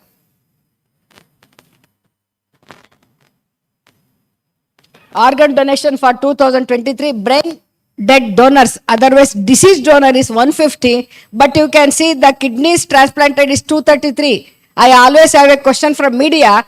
You have given a wrong data. The dead bodies are 150. Dead body per se means deceased donor, not dead. So deceased donor, one body has got 2 kidneys. One person has got 2 kidneys. So the number of statistics does not match with the number of deceased donor. Number of tissue, heart valve taken. So brain dead donors are 150. They are the gods to already dying persons. We should not call them body, deceased organ donors. So these number of deceased donors are given cornea 246. And you know Puneet Rajkumar's 2 corneas gave lease for 6 visions. So stem cell, the science is so improved. You can create, actually liver can be made into like birthday cake pieces and donated to 1 or 2 pieces, 1 or 2 persons. People always ask full liver ತಗೊಂಡ್ಬಿಡ್ತೀರಾ ಅಂತ. ಇಲ್ಲಪ್ಪ ನಿನ್ birthday ಮಾಡಿದಾಗ ಹೆಂಗೆ ಸಣ್ಣ part ತಗೋತೀವಿ ಅಂತ ಹೇಳಿದ ತಕ್ಷಣ it is said that they are ready to give the liver to father. A girl of 18-year-old gave liver to her alcoholic father recently in Apollo hospitals. And the youngest donor of Karnataka is 9-month-old baby. 9-month-old baby, there was an intraventricular hemorrhage and the baby's kidney gave to IgA nephropathy kidney and the girl is bubbly now. So that is the youngest donor. There is no age bar for organ donation. Even 80-year person, if he has got his engines working properly, they can donate their organs. This is the consent. Already somebody made prior speaker made my job easy. Grief counselors are there. The acceptance of grief is first is denial, blame, then they come to acceptance, then only they accept for the organ donation. The same stages occur here. There will be grief counselors in all transplant centers and there will be transplant coordinators with MSW. MSW qualification. Yeah. MSW qualification. These transplant coordinators will be there in all transplant centers and there will be grief counselors in all transplant centers. This is the family consent from brain death. Apnea test around 6 hours apart is a mandate and there will be a brain police intimation. You can do the postmortem of a deceased organ donation on the same table. That is the order given by government of Karnataka. And brain death is equal to legal death. You can certify death, brain death. And it is equivalent to legal death. And postmortem can occur on the same table where the organs are retrieved. That is the order given by government of Karnataka. And police are well aware in creating the green corridor and green path in airport. So we doctors and other fraternity of staff nurses should be, and nursing students or doctor students who are emerging students, they should under the TOHA Act in true sense. And there is the credit goes to government of Karnataka, Suvarna Arogya Suraksha Trust. No state has declared this organ transplant free of cost for BPL families. This is the package for kidney 2+1, 11+1 for immunosuppression and 10+1.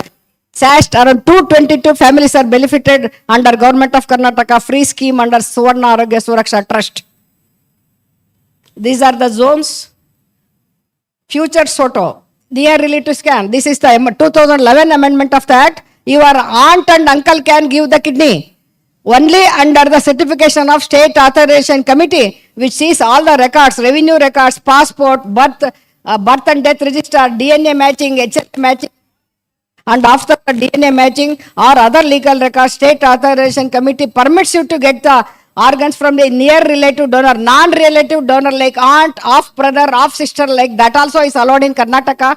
And we are the pioneers in giving advantages of non-relative donors in Karnataka. All India, we are the number 1. Afterwards, other states followed.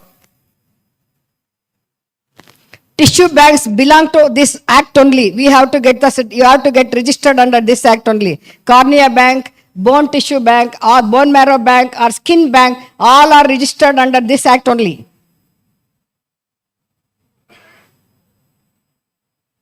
See, this organ donation is measured as a parameter is 2 persons per million population.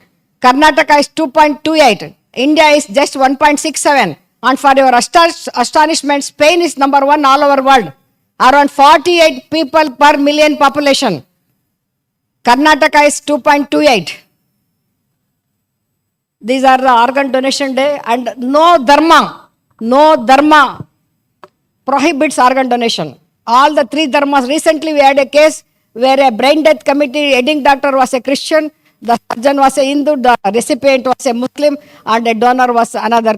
All the 4 dharmas were there. Not only 3, the fourth dharma was humanity. Madam, time is running out, madam. This we got the award from India. Madam, can you conclude? Yeah. Time is running out. Only a few seconds. Just want to see one slide.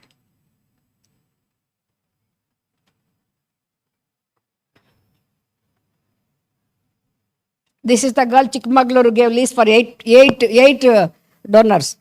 We shift organs by helicopter from Chikmagaluru, green corridor, green path. Thank you. Thank for the patient hearing. Be an organ donor.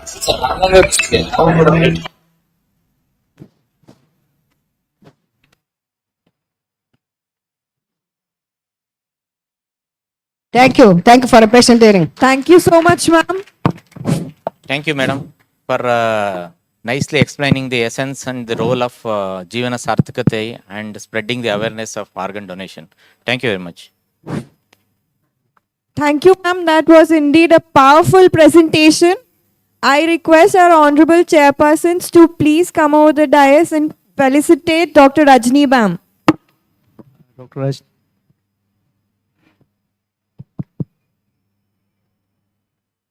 No.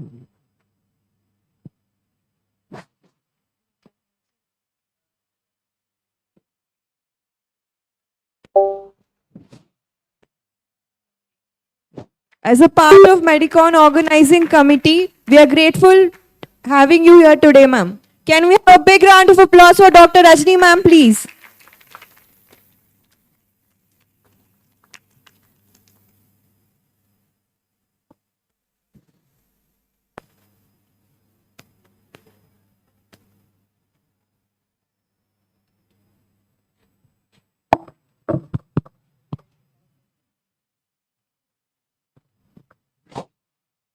I thank our chairpersons for chairing the session. Can we have a big hand?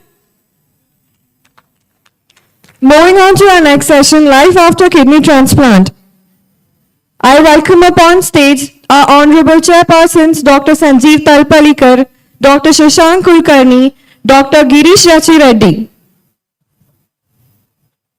It gives me immense pleasure to invite upon stage the speaker, Dr. Manjunath Doshetty, nephrologist, Chirayu Hospital, Kalburgi. Please give him a big round of applause.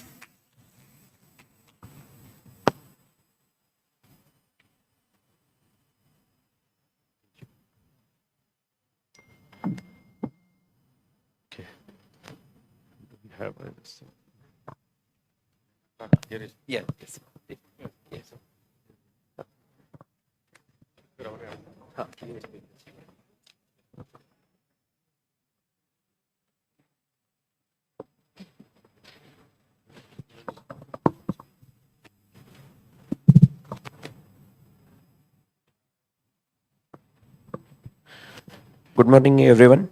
Today's topic is now life after kidney transplant. Dr. Manjunath Doshetty, sir. So he is a founder, trustee, and medical director of the Chirayu Hospital, Kalburgi. He is working in Bidar area, also supporting a lot to the Bidar patients and doctors. Here we are proudly announced that sir has conducted the first kidney transplant in Kalyan, Karnataka region. He's a founder, trustee of Jeevan Aadhar. The main motto of the trust is to support the poor patient. So he's a nephrologist as well as one single word, social entrepreneur.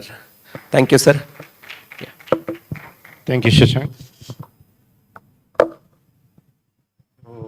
Without wasting time, we would just straight away start with the topic life after kidney transplant. So basically is that when I want to talk about what kidney transplant can impact, but we first need to know what could be the basic definition of what is end-stage renal disease, what are the implications and what are the options we have. So this is what the contents of the talk to. As a speaker, I always pay tributes for what I am today to my alma mater. I did my MBBS at District Hospital, Gulbarga, that is Emma Medical College. Then I went on to finish MD at Government Medical College, Ballari. And then I finished my nephrology at Manipal Hospital, Bangalore. So what is end-stage renal disease? End-stage renal disease is basically when your GFR falls to less than 15, which persists for more than 3 months. So what happens when you reach end-stage renal disease? It's life-threatening with a miserable quality of life, having a lot of breathlessness, poor appetite, and limited activity. So what are the options? Once a individual, unfortunately, for a variety of reasons, I'm not going into the etiology of end-stage renal disease. So what are the options which we have? So either he has to be on lifelong hemodialysis or peritoneal dialysis, or he has to undergo kidney transplant. Now the difference between the two is dialysis is only a palliative treatment. So you have heard about this palliative treatment in malignancy. So dialysis is just basically a palliative therapy, whereas kidney transplant is the cure for end-stage renal disease. Now, this renal replacement therapy, what are we trying to achieve? So we are trying to achieve increase the longevity of life, improve the quality of life, reduce the hospitalizations, prevent physical debility, and they should be able to continue their existing livelihood as well as their social life. These are the objectives of any renal replacement therapy, be it with dialysis or with transplant. But the question arises is, are we achieving all these goals with dialysis? Are we? So we'll look at that. Now, I assume majority of you will not be aware. See, the word cancer is such horrifying word, but let me tell you that the 5-year on survival on dialysis is just 32%. Is just 32%. Now, this survival is worse than that of a cancer.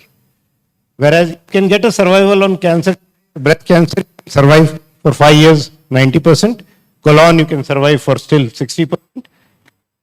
Mortality in dialysis is 20%, which is worse than that of a metastatic cancer.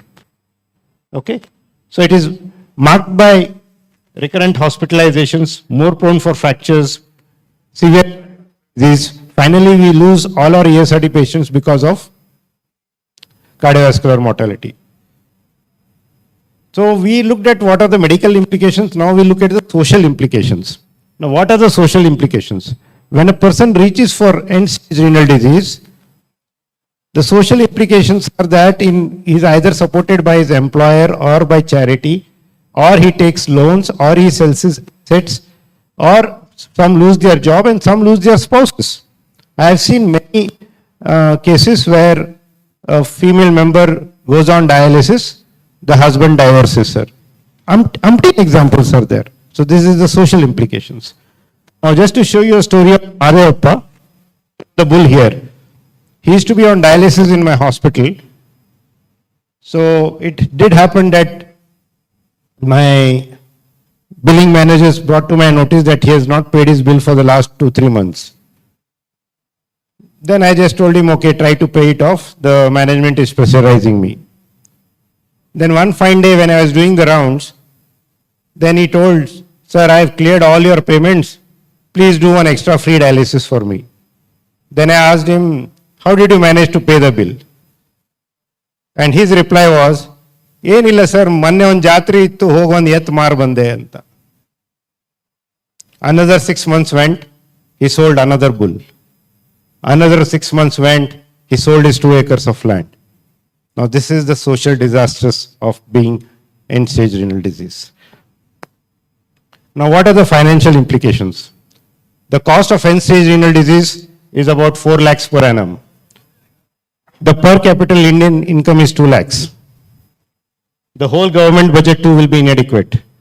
The national dialysis program was started in 2017. Now we have free dialysis in district and taluka hospital. The government of India for this free dialysis program is spending a mind-boggling 1200 crores per annum. Now, Chandrayaan-2 budget was launched at a budget of 970 crores. This is the amount government of India has to spend.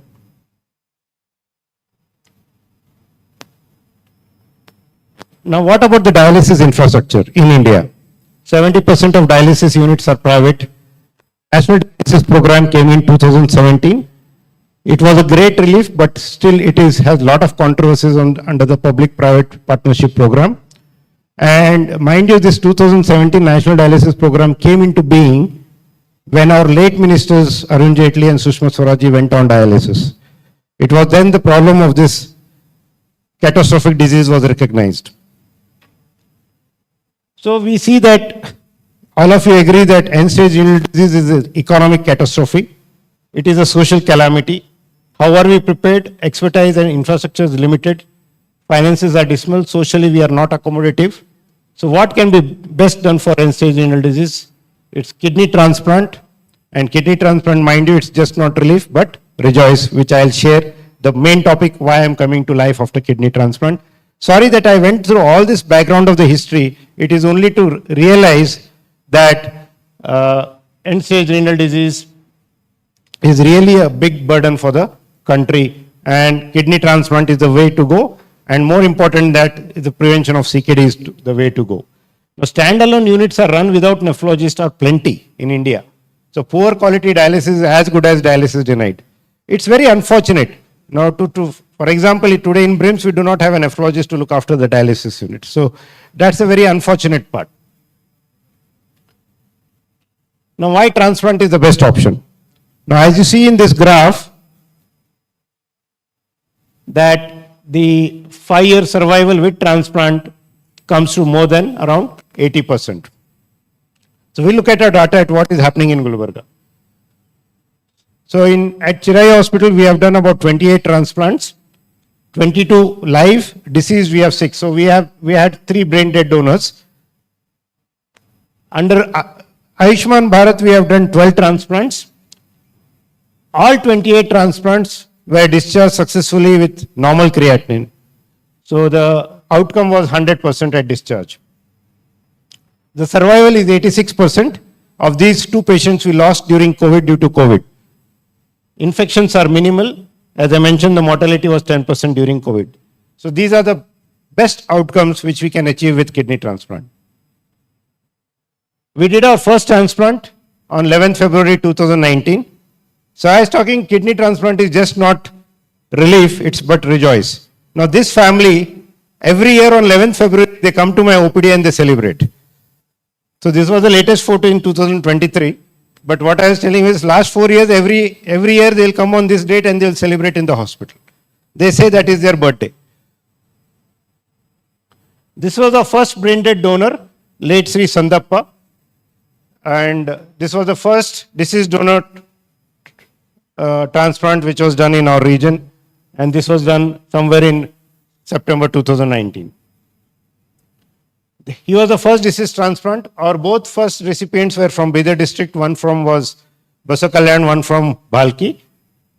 So this is just to show you the quality of life. Now he's back to he's a shop owner at Basakalyan. He's lifting all his heavy cartons, doing this thing.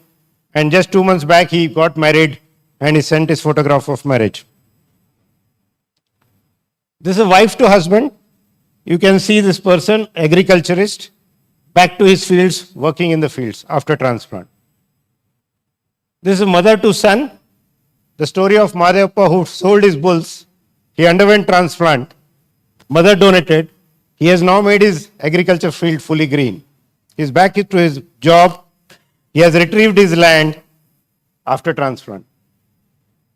Mother is still working in the donor is still working in the fields. This is a pediatric transplant which we did. Grandmother donated to grandson. It was a hereditary disease. Mother also had ESRD. Father's blood group was not matching. The elder sister was also having end-stage renal disease. So grandmother donated the kidney.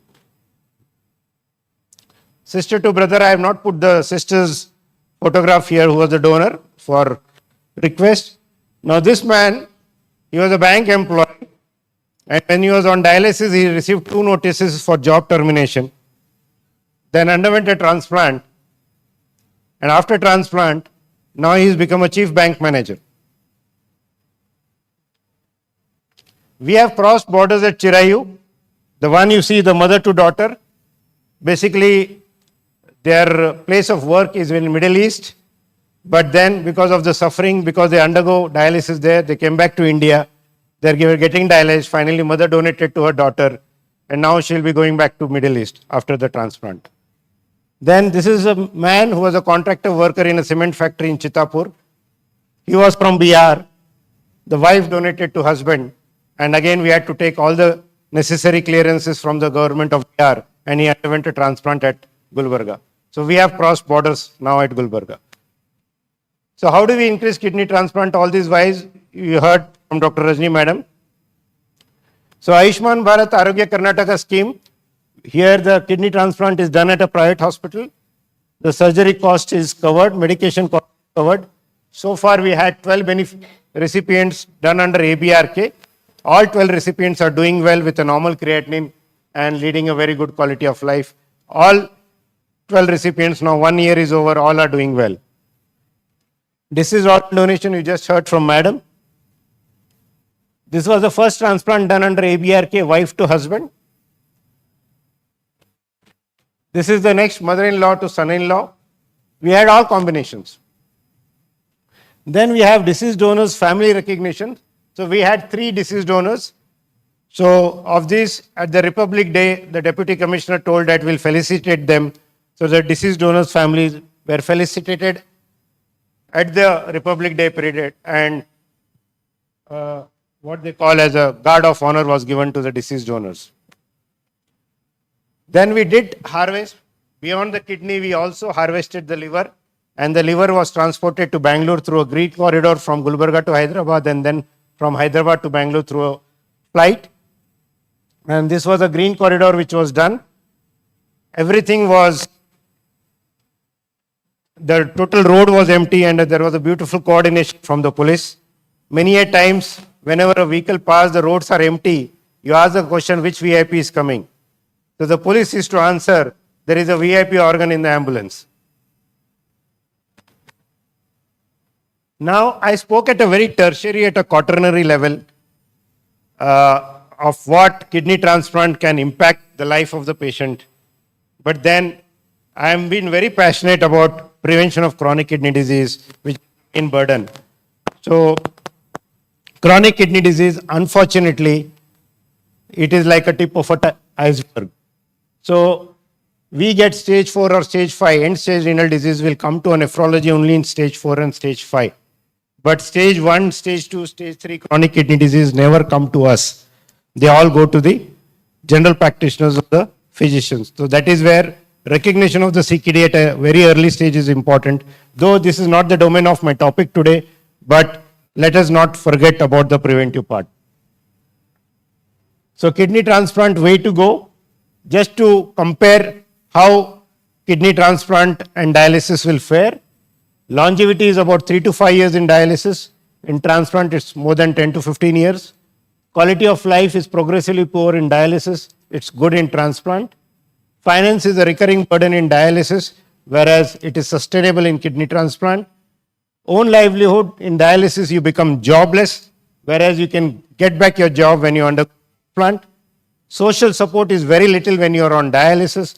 Social support is very good when you are transplanted. People will be ready to lend you money when you have undergone a transplant because they know that you have earning capacity, but no one will lend you money when you are on dialysis. Reproductive life is very little in dialysis. They become infertile, whereas you can gain back your reproductive life once you undergo transplant. One of my other transplant patients who underwent a transplant elsewhere, now she is a mother of 2 children. So to summarize, end-stage renal disease is a catastrophe for an individual, the family, the society, and the country. Dialysis is only a palliative therapy. Kidney transplant is the cure. Live kidney donation is safe.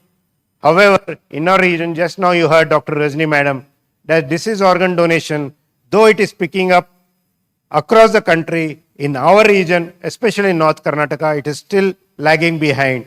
And for a matter of fact, it's not for criticism, but just for awareness that all our medical colleges in North Karnataka have already got the retrieval license 1.5 years back, and still now we haven't done even a single retrieval from any of the medical colleges. But this is an awareness that we need to work hard on this and to meet the demand-supply gap. Thank you. I thank all my patients who provide me the motivation to perform more. Back home, Team Chirayu, we have a very good team of surgeons, the anesthetists, the critical care team, and then the team Ayushman Bharat Arogya Karnataka, and I thank the SOTO. Thank you. Thank you, IMA, and thank you, Dr. Mallikarjun Panchetti, for giving an opportunity to come here and talk on this topic. Any questions are welcome. Thank you, Manjunath Dosheti, sir. Any questions?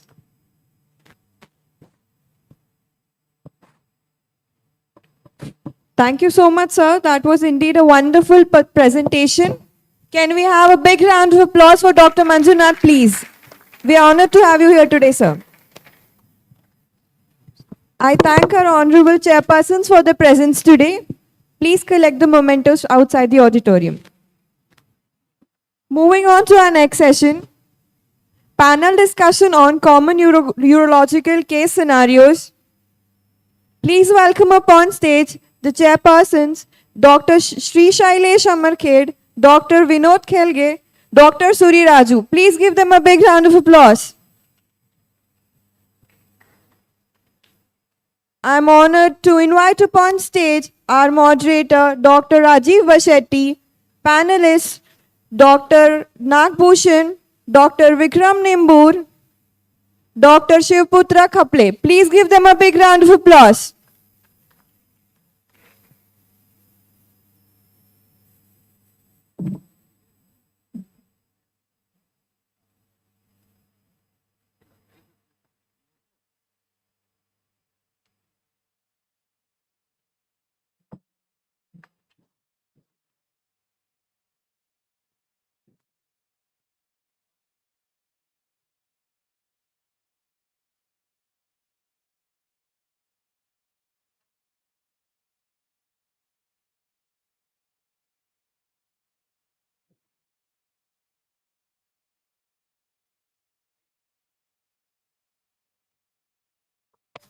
Hi. Hello. Yeah. Good morning, everybody. I know it's a Sunday. It's a lazy Sunday after a grand banquet yesterday. I'm sure all of you must be in a hurry to go back to your respective places. Now, this presentation will keep it very simple, short, very common clinical scenarios we'll discuss, and it will be interesting and interactive as well. Next slide, please.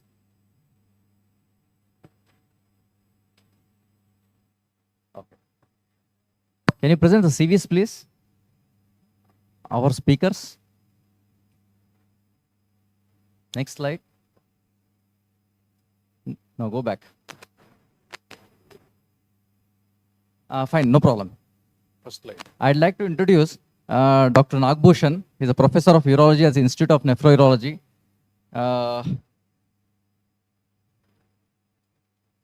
Next speaker is Dr. Shivputra. He is a urologist practicing in Bidar. And next is Dr. Vikram Nimbur. He is a urologist practicing in Bidar. They all are doing very good service in Bidar. And Dr. Nagbhushan, of course, he is serving a lot of poor people at Institute of Nephrology. Now, yesterday I was preparing the slides actually. I was just going through my slides and suddenly I got a SMS from one of my friends. He's a family physician. And this is the SMS what he sent me. This is the ultrasound scan report and his message is any urgent attention needed. Okay. Now this is a very simple ultrasound scan which has a simple cyst in the kidney. So like this, we come across many clinical case scenarios where some cases are treated like urinary tract infections. People try a lot of antibiotics, higher antibiotics. Okay, then they are referred to the urologist. Then in some cases, they are undertreated like kidney stones, 1 centimeter kidney stones, 2 centimeter kidney stones being managed for a long time without proper treatment. And in some cases, patients are being referred to us where actually the reference is not at all required, like 2 mm kidney stones. 2 mm kidney stone doesn't need any treatment. So with this background, we would like to discuss few simple clinical case scenarios which will help our family physicians, pediatricians, gynecologists, and other specialty people as well.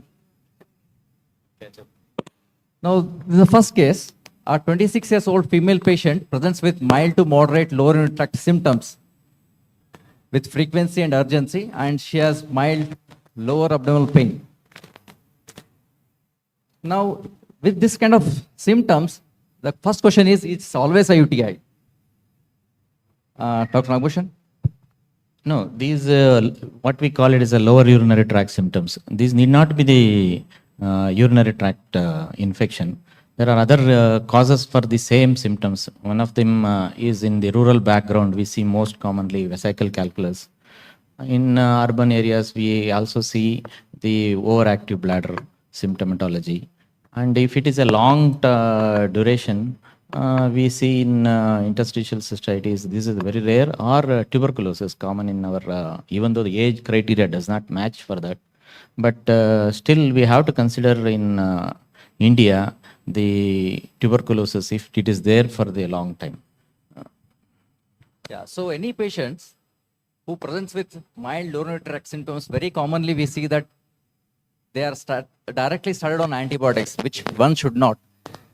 So for you to start up any antibiotics, basically we need at least a simple urine routine and a urine culture before we start any antibiotics.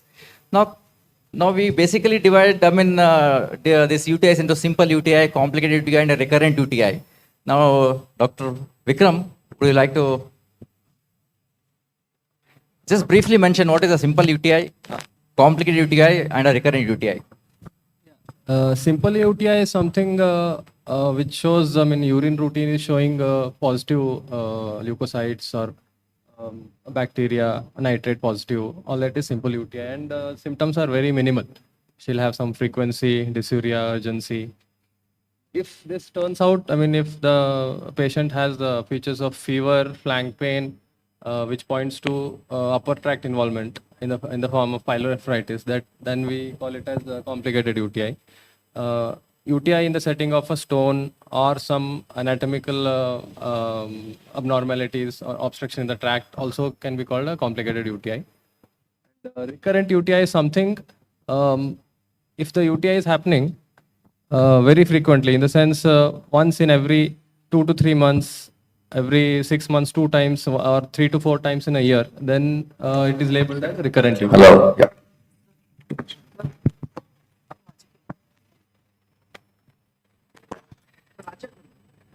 That's it. Okay.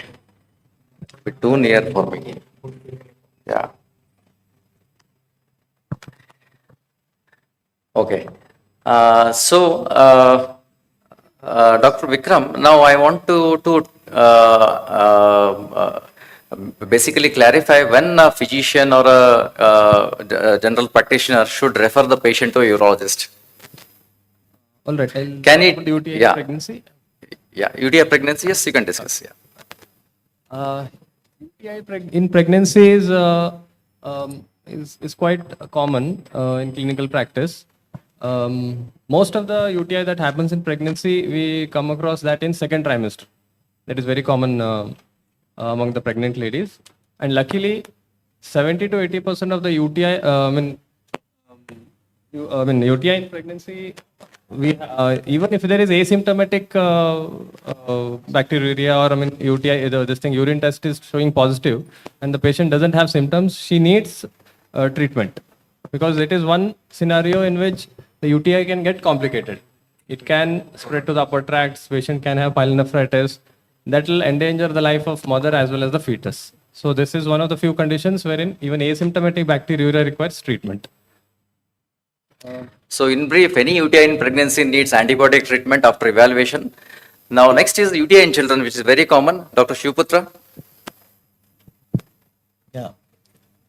Hello. UTI in children is usually present with frequency, urgency, nocturia, and dysuria, and many patients we have in association with UTI vesical calculus, and as sir said, it is a overactive bladder associated with it. So UTI in children should be evaluated by routine urine microscopy and urine culture, and treated as per the urine culture sensitivity. And routinely used our antibiotic is nitroporentine in children. Now, Raju, you asked one question regarding when the physician has to refer to the. That is an important question. Let's see, when we evaluate this urinary tract infection, we have to go through the routine urology, urine routine and culture. there are two organisms. One is community acquired UTI, another one is non-community acquired. See, community acquired UTI can be treated by general physicians. And if it is a recurrent UTI or if pathogens apart from the normal community acquired organisms, so like E. coli is the common organism which usually we'll see in community acquired. If apart from that anything is there which like Klebsiella, Pseudomonas, these are the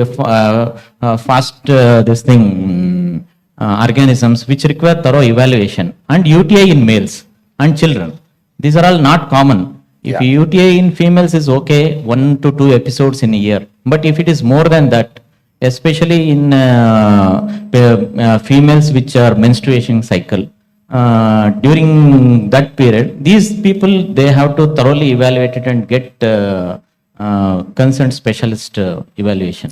Yes. Now, one more thing, especially in UTI in children, many a times we see that, children are being treated with antibiotics on and on. Simple physical examination, most of the male children will have phimosis. That is usually missed on examination. If you just simply treat the UTI without treating the phimosis, the UTI will never settle and it will be a recurrent UTI. Now, coming next, what should be the choice of antibiotics, and main important is the duration of treatment, which is very, very essential, because we see many times patients being treated for antibiotics for 10 days, 15 days, months together. Dr. Nagbhushan, would you like? It all depends upon the what I told already explained to you regarding the whether it is a community acquired or these things. In community, normally if a patient is coming to me, it's a first episode of urinary tract infection, I will start with empirical antibiotics. Most commonly nowadays we start with nitrofurantoin or any first generation cephalosporins. And then after 2 to 3 days when a culture report comes, and also I will evaluate the patient once he comes back to me and see how his symptoms. So many people, culture may be different, but he is responding to the whatever the empirical antibiotic I already started. Then I will continue with that one. Otherwise, if he is not responding well to that one, then I may change the antibiotic according to the culture and sensitivity. To start with simple antibiotic, we have to start. See, nowadays the general tendency is that we want a quick relief to the patient. That is where we start very higher. And I usually see so many people are started an IV antibiotic or meropenem, these things. This is what causing the resistance. And we see a lot of in our institute multi-drug resistant organism as an UTI. So common, and it's very difficult to treat these patients. They will come in sepsis and these things. So it is our duty as a medical fraternity to understand the need and how to treat these patients in a simple way so that we can prevent the further future generation from this dreaded complication of multi-drug resistant organisms. Then if these are not responding, then they require a thorough evaluation, then accordingly we have to start the management. Yeah, for example, in this case, this 26 years old female patient, it's a simple UTI. So I want you to tell what should be the duration of treatment. Yeah, usually it is always it's a 14 days, a 2 weeks treatment. I generally will practice in a simple UTI. Otherwise, relapse or recurrence is so common. So 14 days treatment of the antibiotic is required. Vikram? Just adding to what sir had mentioned just now, when to refer patients. If the patient is a female, as you mentioned, these UTIs are very common and most of them can be treated by the primary care physicians. But in case if it is a child or a male, and if antibiotic treatment is being given for a long period of time, then it is not warranted. They need further evaluation. Definitely there will be an underlying cause in a pediatric patient as well as in males. If they have recurrent UTIs or the UTI is not responding to the usual antibiotics. So in that case, I would, a urology consult is definitely needed in such a scenario. Yeah. So to conclude, simple UTIs, many physicians, most of us can treat, and you can refer the patient whenever there is a complicated UTI or a recurrent urinary tract infection. Let's go to the next slide. Here is the 26-year-old female patient with 24 weeks gestation, presents with severe left flank pain and vomiting. And on evaluation, she is found to have a 8 left upper ureteric calculus with mild to moderate hydroureter nephrosis. Here, there is no signs of any infection. Now, I would like to ask Dr. Nagbhushan, whether you want to manage this patient conservatively or you want to intervene? No, if she is asymptomatic, she is already in a second trimester, 24, and if she does not have any symptoms, if ultrasound also suggests there is no severe hydronephrosis or any signs of internal echoes in the ultrasound, then I will wait with the conservative line of management. Exactly. And I will definitely educate the patient whenever she develops fever, whenever she develops severe pain, she has to approach immediately. That I will educate them, and conservative line of management is optimum for this. So, how long you will advise the gynecologist to wait and watch before they refer the patient to a urologist? See, once they get this scan, What should be the duration of conservative management? See, there is nothing like, as long as she is doing well with the conservative line of management, we can this thing. But the serial ultrasound monitoring is very much needed, along with creatinine levels. If she is having single kidney, that is very much needed. She should be under medical observation. And what do you expect if you put this patient on a conservative management? What would be the outcome of this? Will she be able to pass this 8 stone out? Shivpatra? Yes, sir. 50 to 80% of the patients, pregnant ladies with urinary colic, recover with conservative management. Yeah. With analgesia and hydration, it's 50 to 80% recover, and no more surgeries are required many a times. Exactly. Because in pregnancy, most of the times these prostaglandin levels will be very high. They usually dilate the ureters. So most patients up to stone 8 9 most of the times they pass out. So even after waiting for specific period, or the patient is developing some signs of urinary tract infection or a fever, this is when a patient needs to be referred to a urologist. And what should be what are the safe analgesics to be used in pregnancy, Dr. Vikram? First of all, we'll have to avoid NSAIDs as far as possible. Mainly in the third trimester, last trimester. Sorry, last trimester. And safest, I would consider paracetamol to be the safest analgesic which can be given. If the pain is not getting subsided, then we can also go for opioids. Paracetamol will be sufficient for in most of the cases. Yeah, paracetamol is the safest antibiotic. Opioids, tramadol can also be given. Yes. Now we have seen very commonly any ureteric stone, many doctors start on antibiotics, which is not really required. And especially in this case, if there is any signs of UTI, what antibiotics would you recommend, Dr. Nagbhushan? In antibiotic in pregnancy, we can start with either first generation cephalosporins or amoxicillin with clavulanic acid combinations. Even Septron is also drug of choice. Yeah. Until unless she does not have any G6PD deficiency, or she is in first trimester. First trimester, that should be avoided. Otherwise, these are the simple drugs. What about nitrofurantoin? Nitrofurantoin is, we can use these things, no problem. Except in third trimester, there are recommendations which we should not use. Otherwise, first and second trimester, we can use nitrofurantoin. What other medications you recommend to our gynecologists? I mean, apart from this conservative management, specifically to make the stone pass out? Any role of alpha blockers? Are they safe? Can they prescribe? It's not proven, so no. No, it is not recommended. Not recommended. It is not recommended. To avoid. Yeah. And if at all, if any intervention is required, we discuss when to intervene. If at all, if any intervention is required, what are the safety precautions we should take, and what we should counsel the patient? Are there any chances of termination of pregnancy, suppose if we intervene? Second trimester is the safest for intervention if at all you're planning.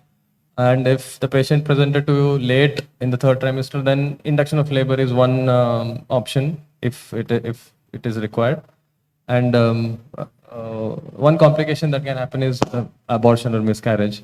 So we have to counsel the patient in whichever trimester she is. This is a possibility. But it's not very common. It's not very common, but still but we should have be informed to the patient. Should be informed to the patient. Okay. And the intervention can be in the form of double J stenting. That is the one. I mean, that is one procedure which can be done under minimal anesthesia. sedation, mild sedation is sufficient for doing that. And if there is a lot of pyonephrosis or collection, then we'll have to go for a percutaneous nephrostomy drainage. But during second, third trimester, we tend to avoid that. It is not possible because of the displacement. And ureteroscopy, if everything else fails, we'll have to go with that. Okay. So basically, ureteroscopy can be done safely in Yes, pregnancy. it can be done safely. So let's go to the next slide. Now here is a 45 years old multiparous female patient who presents with leakage of urine on straining. Now this is clearly a stress urinary incontinence. Okay. Now let's discuss a little bit background about what are the types of urinary incontinence, doctor. Yeah. Types of urinary incontinence. This is usually it is classified as stress urinary incontinence, urge urinary incontinence, continuous urinary incontinence, and incontinence like nocturnal epilepsy, and incontinence in some neurological disorders. Commonly we come across stress urinary incontinence. Okay. See, now again, these patients will commonly present to the gynecologist very commonly. What do you suggest? I mean, how they should treat? Till what time they can treat, and when they should refer? Yeah. The urinary incontinence, stress urinary incontinence, a lot of patients present with anxiousness. They are worried. They are worried that they are having leakage, and every day, day-to-day activities, they are limited to their house. So they are worried about their stress urinary incontinence. Such patients are advised. The stress we are advising them to do regular urinary analysis, and then followed by our regular pelvic floor muscles exercise. And in addition, any stress thing like cough and constipation, all has to be treated, and loss of to decrease the obesity is also advised. Okay. So most of times, I mean, since what do you feel? What is the outcome of? These patients should be followed up and treated till 3 to 6 months. The pharmacological treatment of the stress urinary incontinence is usually duloxetine, which is the preferred drug, but it is still not so regularly used by other people. But in the urologists are regularly using duloxetine for the treatment of stress urinary incontinence. And for a period of 3 to 6 months, if we follow these people, then still the symptoms are present, then we go ahead for surgical management. Vikram, what surgery you would suggest generally? What I feel is most of these patients will respond very poorly with lifestyle modifications or pharmacotherapy.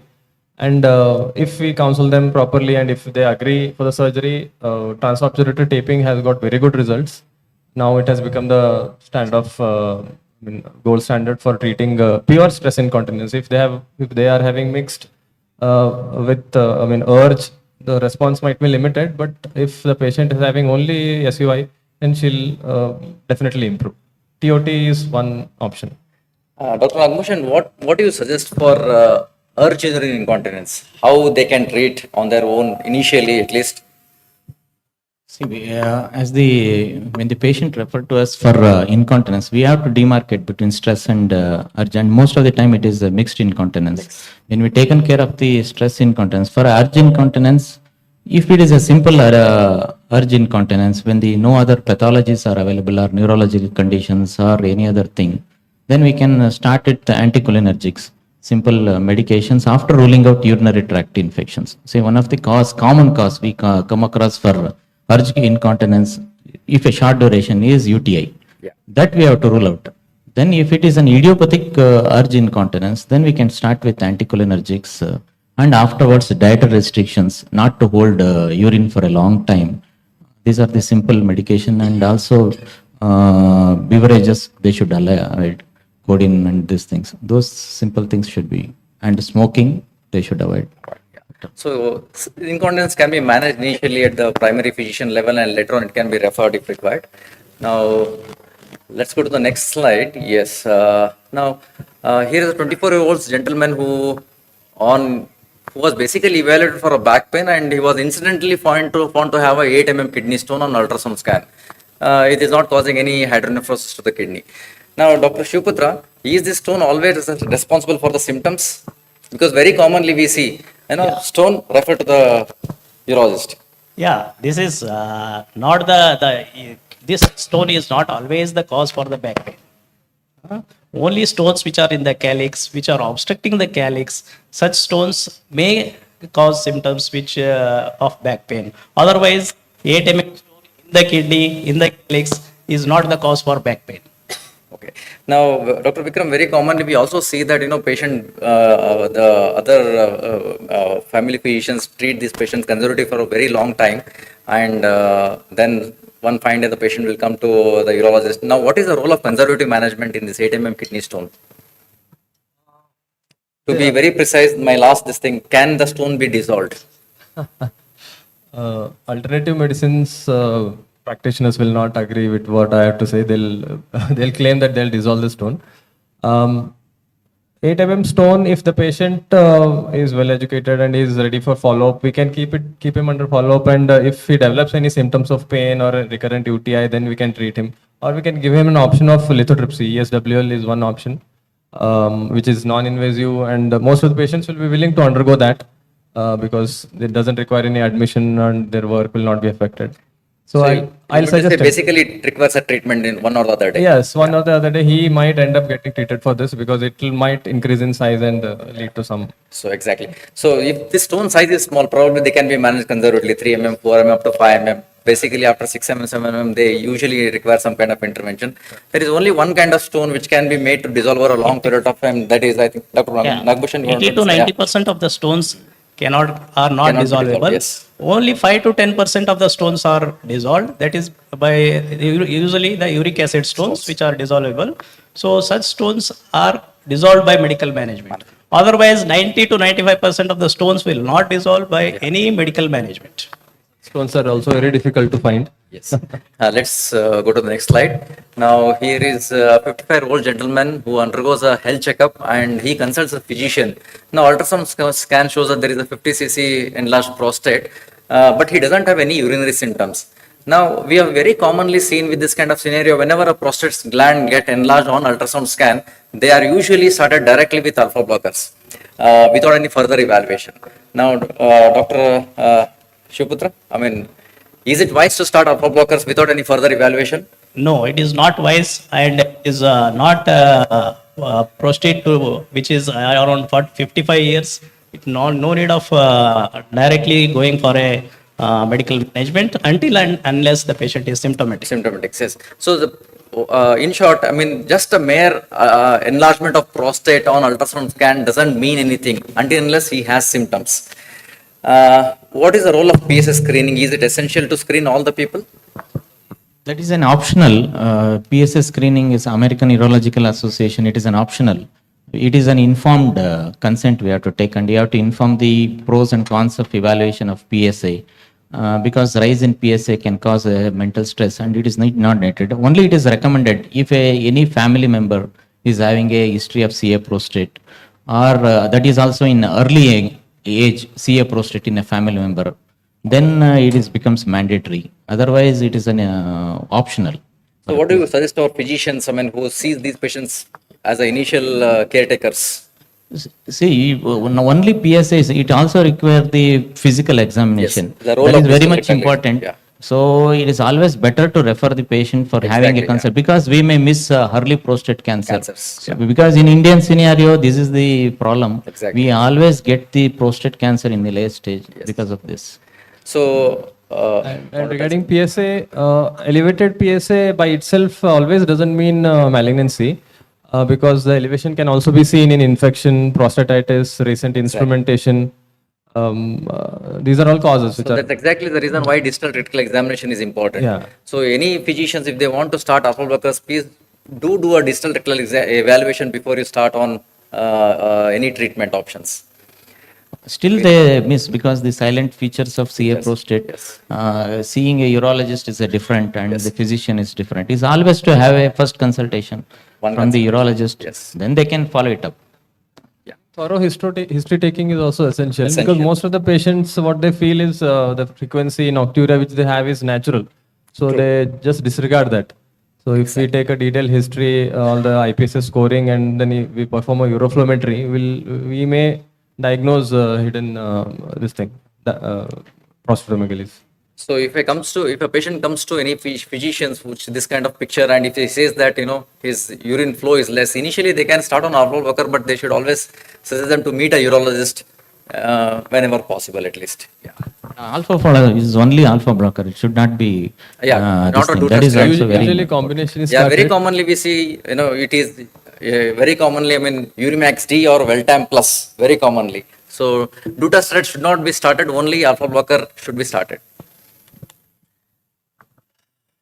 Now, yeah, this is 25 years old gentleman was diagnosed to have a cyst about 3 centimeters on ultrasound scan, done for other ailments. And Dr. Nagbhushan, can you just, you want to take? Yeah. Yes. These persons, all the patients who are, cysts are usually diagnosed when the patient has gone for a evaluation for abdominal pain. And this is an incidental finding. Many a times they come with an ultrasonic report saying cyst. Yeah. Shubhadra, sorry to interrupt. We are running short of time. You just mentioned, when they should refer the patient. Simple cyst, do they have to refer the patient? Simple cyst, it is not going to be malignancy, so they can be managed by the general physicians. Yes. But proper evaluation of the cyst, if there is a doubt of any complex cyst. So simple cyst can be managed, complex cyst should be referred. Yes, this is one very common social problem. A 32 years old male patient consults his primary physician with difficulty in getting erections during intercourse. He has been married and for planning for a pregnancy since past 2 years, and their gynecologists have advised the couple to have intercourse specifically during ovulation period. Now, this gentleman is having issues with the erection. Dr. Nagbhushan? This is common problem recently, especially in a software people. Yes. See, we come across commonly because it is most of these cause is psychological, what we call as a performance induced. See, they will be married for 2 to 3 years. They have planned a family planning, and now they want a child. They gone to the gynecologist. The gynecologist advised them to have a sexual intercourse during that period. And this man has become now a robot. He has to perform whether he is willing or he is not. Then that causes the sexual dysfunction, erectile dysfunction. So this is a very common scenario. Can gynecologists directly start the patient on a sildenafil citrate? No, it is not required. So many times only the proper history taking, proper educating and reassurance, most of the time they will be. But still it is not helping. Then further evaluation is required. Okay. Whether it is an organic cause is there or psychological. Even in a psychogenic cause, can they start on a sildenafil citrate? No. Not, okay. So you mean to say they should refer the patient. Okay, fine. And let's not go into this evaluation and treatment. One more very, very common. Okay. A 55-year-old gentleman present with inability to pass urine since past 10 hours. Basically, he is in retention. Now, what are the common causes of retention? And I want you to highlight how one should catheterize the patient properly. It's very, very important because we have seen catheterization being done in a very rude way. I would just want you to highlight on that. So this being a 55-year-old gentleman, I think the most common cause would be prostate enlargement. Yeah. Then there can be other causes like posturethral calculus, strictures, bladder calculus, tumors, rarely bladder or prostate cancers can. Meatus stenosis, phimosis is also very common, which we generally miss on physical examination. And Vikram, how to catheterize? and coming to the catheterization, being a simple procedure can lead to a lot of complications. Basically, before catheterizing, make sure there is an IV cath, because suddenly patient can have some vasovagal if if there is a risk for that. Yeah, prophylactic antibiotic is very important before any intervention. Yeah, antibiotics is must, and definitely position has to be supine. And after painting with betadine and draping, A lot of lubricant has to be used. Generous lubricant application is recommended because catheterization becomes easy with that. And once you start putting, gently push the catheter, and if there is blood at meatus or if there is hematuria, better to avoid it because there are chances of getting converted a partial urethral injury into a complete urethral injury. And once you put the catheter inside, make sure you reach till the Y junction because inflating the bulb before reaching the Y junction is one very common cause for urethral rupture. And this we see every time a new batch of interns get posted. And before inflating the balloon, make sure urine drips out of the catheter because that is the only way to confirm it has reached the bladder lumen. Yeah, very commonly we have seen they put the jelly onto this and they will do like this and start catheterizing, which is not good. Take a 10 cc syringe, put nice silicone jelly into that and put that jelly inside the urethra and then catheterize. Anything else? I think with this we will end this session, and any questions from the audience, please? Any doubts? Yeah. Most of the labs, they don't do nitrates. Correct. So we have to rely mainly on the pus cells. And some of the labs, they ask patient, what is your problem? And they say, no, I've got a problem with my urine. So you'll write, in between like 3 to 4 pus cells. So how do we differentiate actually what is the infection or what is not?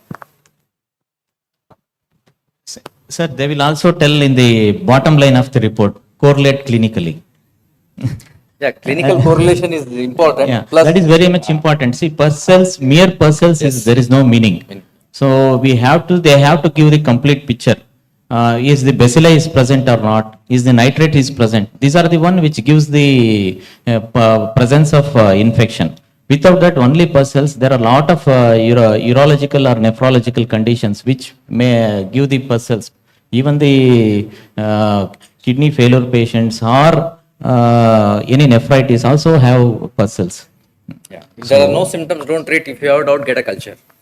Also, we have the specimen collection is an issue. So midstream Can urine be that we contaminated. have to collect, and that the education of the patient is not done routinely. Especially Thank in you, females, doctors. it is very difficult. It is wonderful panel discussion. I thank Dr. Rajiv, Dr. Nagabhushan, Dr. Shivputra, and Dr. Vikram. As you have already told, most common urological problems which we encountered by general practitioners. Actually, urinary tract infection, urinary UTI, then incontinence, cysts, back pain with renal cysts, renal stones. These are all very common problems. And thank you very much for wonderful discussion. One question is how to treat the complex UTI. Complex UTI is one of the most common query general practitioners will be having.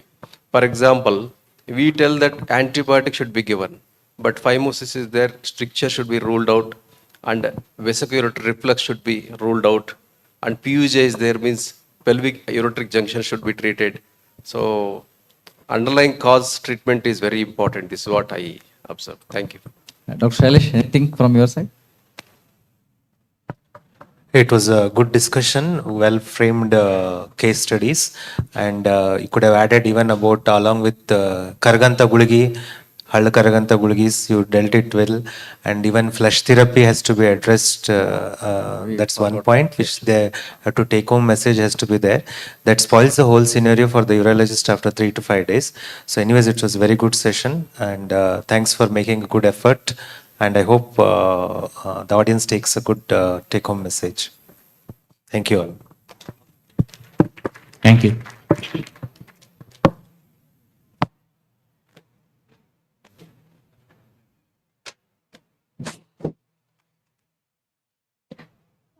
I thank our moderator, panelists for their honorable presence on the stage. Can we have a big round of applause, please?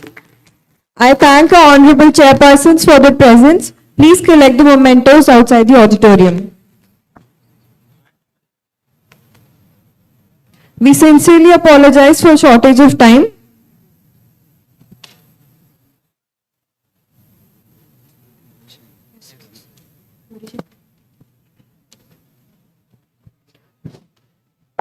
It's time for us to start our first oration of the day. Indian Medical Association, Karnataka State Branch, Dr. S.V. Govinda Shetty Memorial, Improving Surgical Patient Outcomes, Role of Assessment and Preparation. I invite upon stage our Honorable Chairpersons, Dr. Shivkumar Lakkol, President IMA KSB, Dr. Srinivasa S., Incoming President IMA KSB, Dr. Chiniwalar VV, President-elect IMA KSB. It gives me immense pleasure to invite upon stage the orator, Dr. Balabhaskar, Professor, Department of Anesthesia, Women's Ballari. Please give him a big round of applause.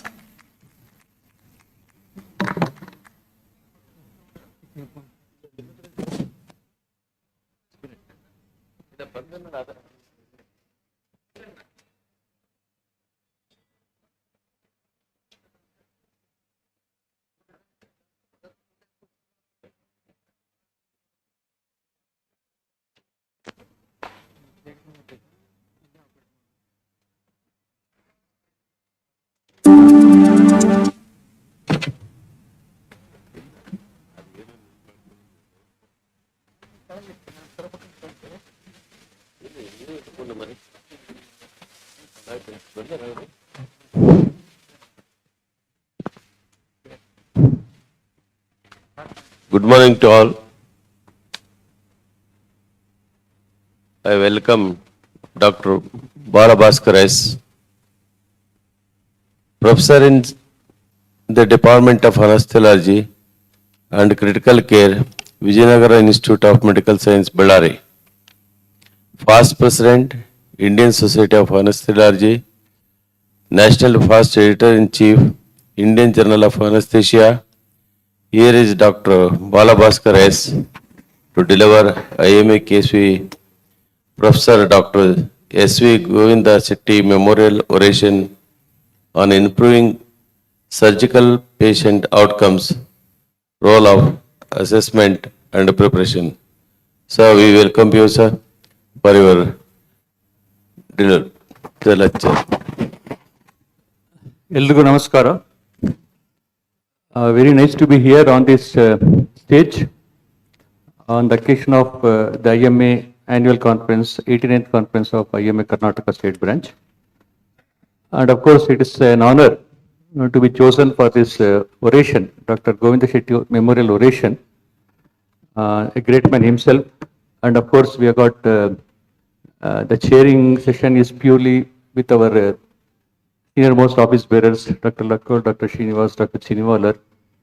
And in the audience, we have got all senior members and colleagues from Ballari also, Dr. Yoganand, Dr. Madhu. And we have a full set of participation in today's program. So I am an anesthesiologist and I work in close association with the surgeons in patient management. And I can acknowledge that I am part of the system and I could be one of the problems in the system. So openly I am going to discuss about some of the issues related to outcomes of the patient who undergo surgery. There is no offense intended against any of the colleagues or the setups. And I am giving some evidences and something based on my experience in the last 30 years. How many of us in the group are surgeons here to whom I can? Okay, yeah. So I got surgeons here, sir is there, and in the audience also. Thank you very much. At least around 400 million surgeries are conducted across the world every year, and out of them, the death rate is almost 4.2 million. Okay, they die within 1 month of surgery, and of course, innumerable patients may have major complications also in the post-operative period. So our aim would be to basically see that these problems are brought down. So it could be related directly to the surgical issue that the patient has been admitted for, or it could be some medical condition which the patient already carries. So some of them are detected for the first time when you see the patient, some of them are partially controlled and some of them are very poorly controlled when they come to the surgical purpose. So these could have an adverse effect on the outcomes of the patient, the surgical outcomes, and we have to manage them accordingly. So usual complications apart from the death, the patient can have a lot of morbidities recovery could be delayed, then hospital cost would increase, and of course psychological stress will be there. All of these things have to be managed, and this can be only addressed to by a thorough pre-anesthetic evaluation of the patient, and try to see that the patient is optimized for the surgical procedure as much as possible. So normally it is the anesthesiologist who do the pre-anesthetic evaluation. Surgeon would have seen the patient. He is after all the primary admitting doctor. So he would have checked the patient and he would have decided that the patient would do well with a surgical intervention. So the anesthesiologist would normally attend to all the cases, and the timing is normally a day before. Sometimes we have to attend to the patient even weeks before, and in an emergency we see the patient first time on the table. But still the aim is same. We have to check for the patient's surgical indication, the comorbidities the patient is on, whether the patient would be able to sustain the surgery, the surgical complications, anesthetic complications, whether they can be brought down, check for the investigations, reorder some investigation and optimize the patient beforehand, and also plan for anesthesia and the post-operative period. So outcome also should be good. It's not just I attend the procedure and go out. That's the aim of the pre-anesthetic checkup for the patient. And the comorbidities, I said, overall the comorbidities are also checked. So what all I discussed were basically the physical things. What is also important is we should try to develop a bond with the patient, right? Explain everything to the patient, try to get an informed consent, basically, and also see that some risk is also decided upon. So not all patients would be fit for the patient for the surgery. We also need to have some optimization. Indeed, we can also share. In an advanced society, we can also share the details in a printout. We can give it to the patient, ask the patient to read and come back. And in a modern medico-legal era, we can give a questionnaire to the patient. So this is not done in many of the setups. Basically, we can give a self-declaration type of form to the patient and ask him or her to commit that he or she has got these problems. Because in routine practice, you would have seen there is a tendency for some patients to conceal some of the details. They don't tell us. Okay, they conceal. So that becomes a huge problem. So this is like a written commitment from them, which we can have in the preoperative period also. So it's always important that therefore ultimately the anesthesiologist, like my fraternity, must decide to spend certain time with the patient. I would also be happy, and it's happening in regularly also, surgeons also spend some crucial time with the patient in terms of counseling. That's very important. Not just a bonding, you also get more details from the patient. And not just a physical problem, medical problem, we also should have some humanitarian approach towards the patient. So majority of us attend to village patients who are very poor, even at this point of time, despite ABARC and other things, we have got poor patients coming to us. It will be so difficult for the patient, they come to the operation table also with lot of stress. Many of the times we don't give some anxiolytic also to the patient because it's a norm. Giving some 5 milligram of compost would reduce the stress a lot. But I have seen patients like this who is on the table. This is our real patients. Patients is so stressed, sir, ಎಷ್ಟು ಖರ್ಚಾಗುತ್ತೆ sir, ಎಲ್ಲಿಂದ ಏನು ಮಾಡೋದು sir ಅಂತೇಳಿ. So this is on the table. Surgeon would have told, or surgeon would have missed, or he would have told the patient attendant, but patient doesn't know. So when I kept on pushing the anesthetic agent, he was sleeping. In that moment also he was telling, okay sir, ದುಡ್ಡು ಕಷ್ಟಪಟ್ಟು ಜೋಡಿಸಿದೀನಿ sir ಅಂತ ನಿದ್ದೆ ಮಾಡ್ಬಿಟ್ಟು. So this is the way it happens in normal practice also. All of us know some of them pledge the property, they get loans and then come to the OT for the surgical procedure. And in fact, most difficulty is the obstetric patients. So there is a social problem, infertility. So they would have struggled to get pregnant, and the pressure of getting a male child, it exists even now. They would have tried 2 female children, 3rd female and 4th cesarean section for a male child. You should look at the patients, their heart rate will be 130, 140, 150, they will be hyperventilating. So these are the patients we see on the table. So very difficult to manage them. So we should also therefore decide to have a thorough counseling in the preoperative period as much as possible. And of course, I said about the comorbids, we should have an early referral to the physicians or any specialists in the preoperative period. Cross consultation would be required. Normally we require them to optimize the patient. Sometimes we need to diagnose because something we find for the first time in the preoperative period.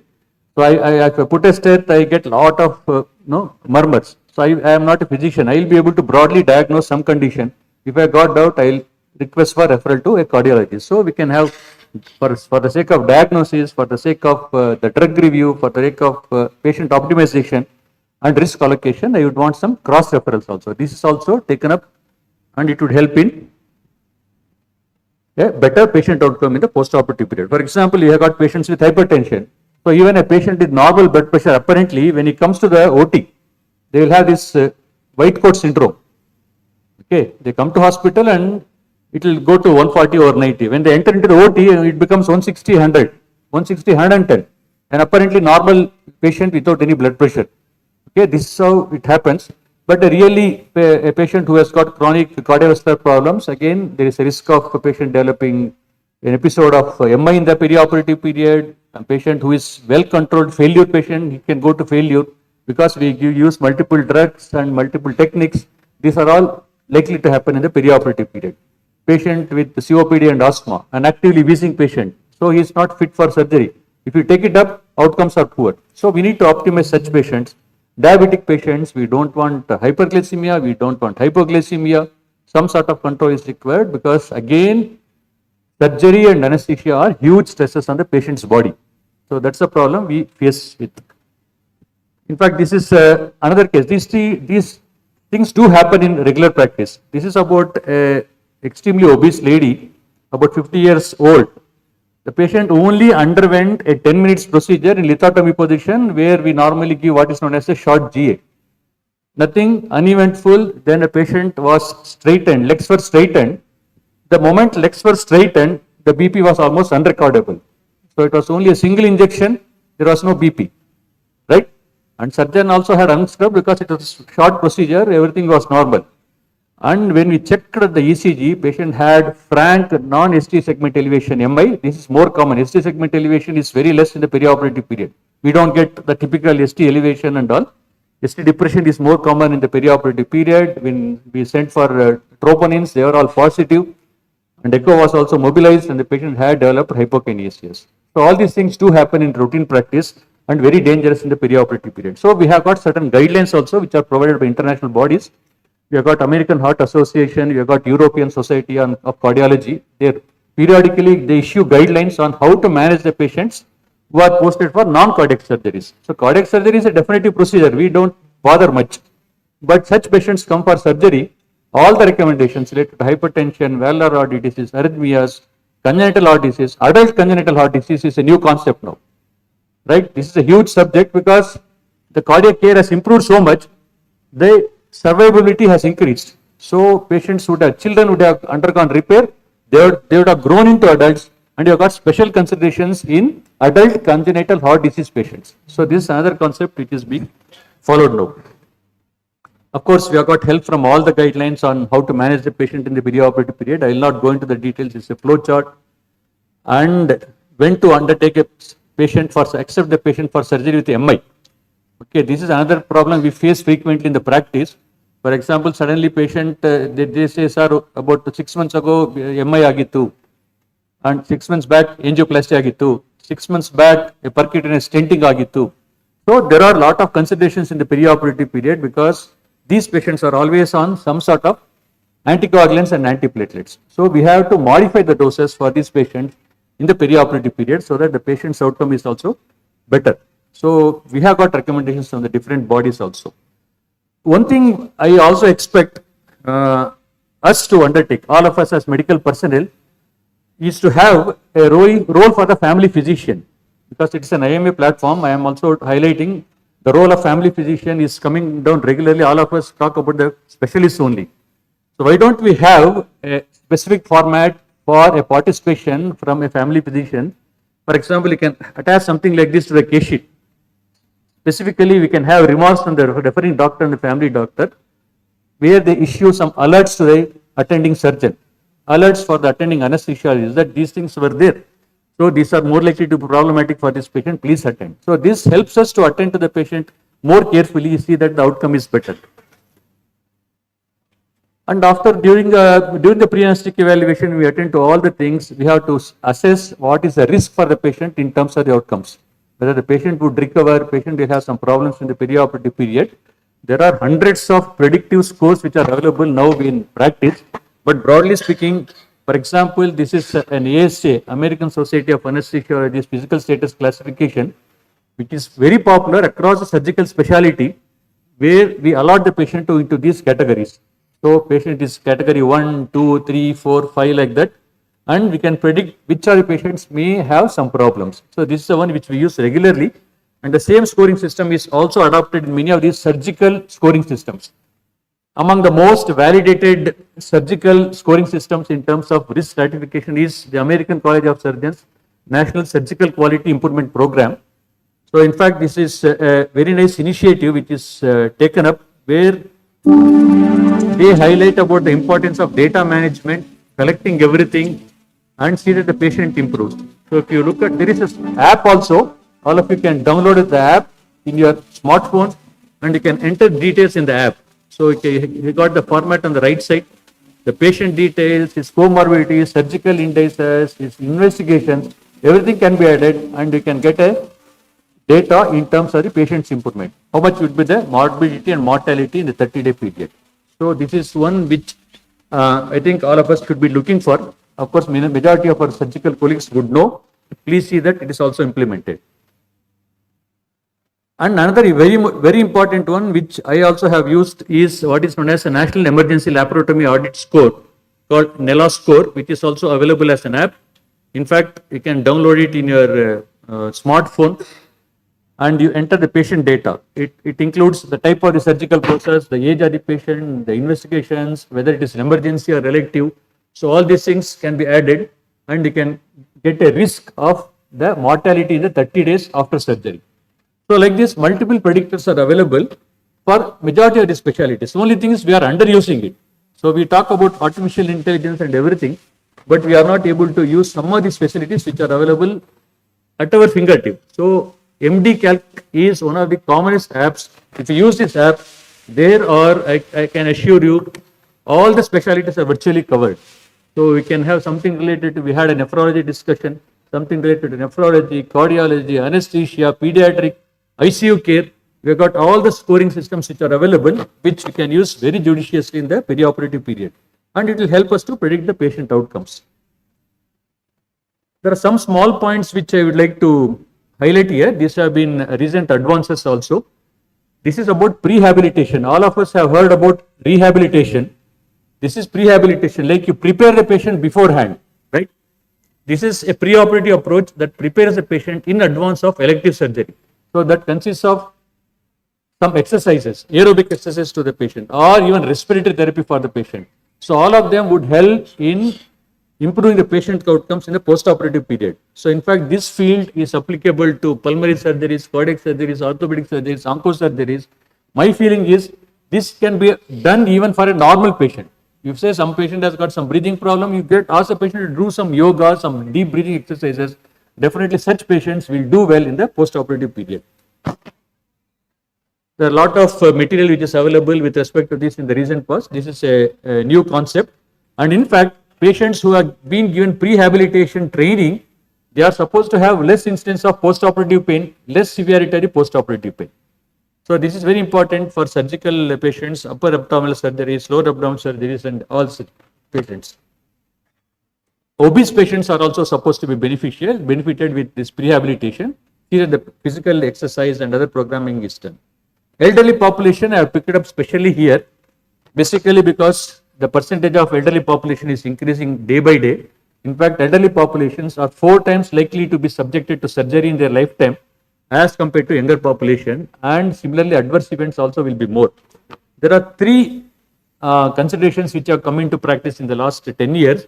Specifically, there is a new terminology called frailty, then there is orthogeriatrics, and there is what is known as the post-operative cognitive dysfunction, which have been under-addressed for so many years now. So frailty is a state of reduced physiologic reserve associated with increased susceptibility to disability.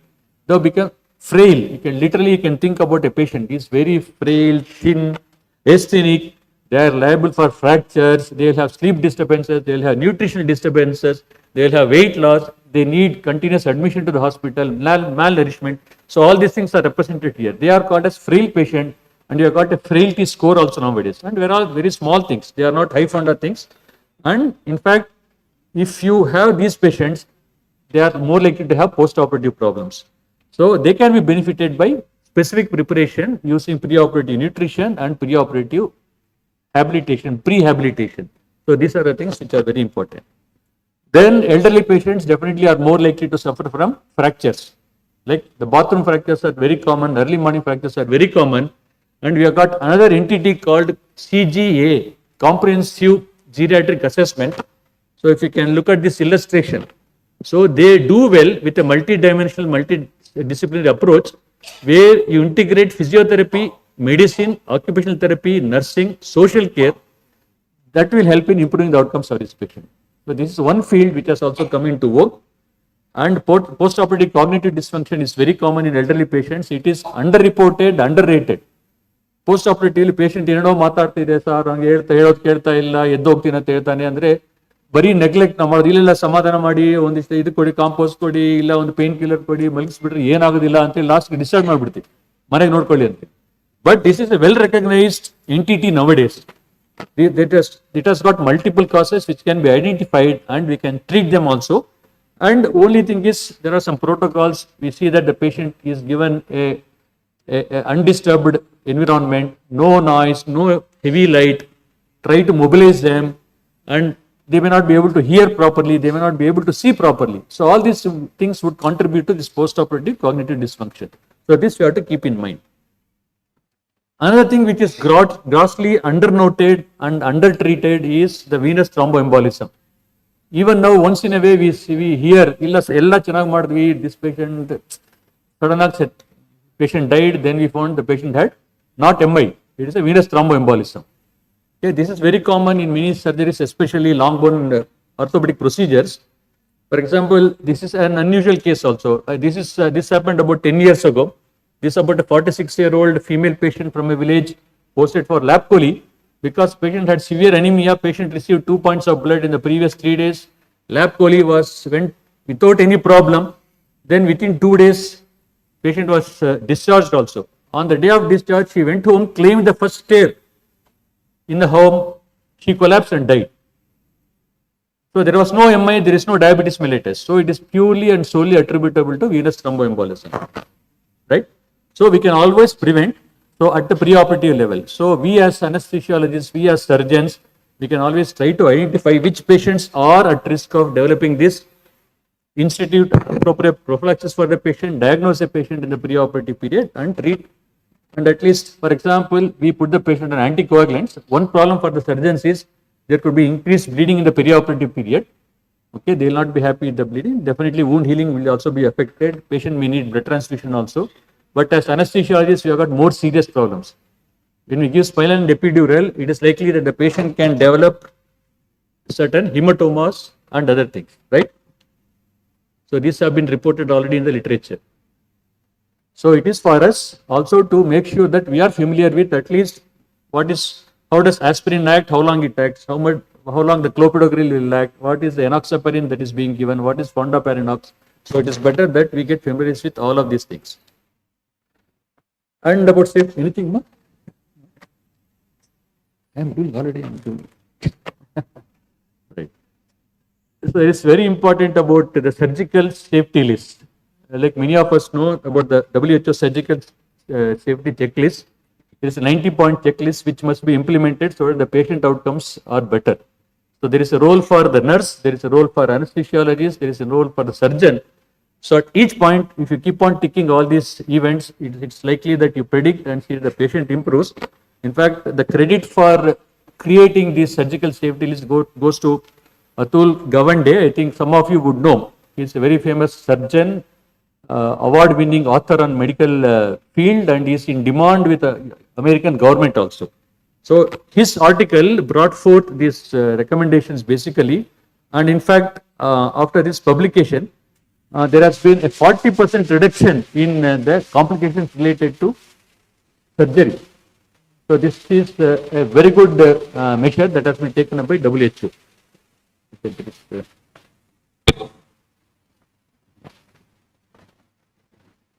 And another thing that this gentleman initiated was this Lightbox project.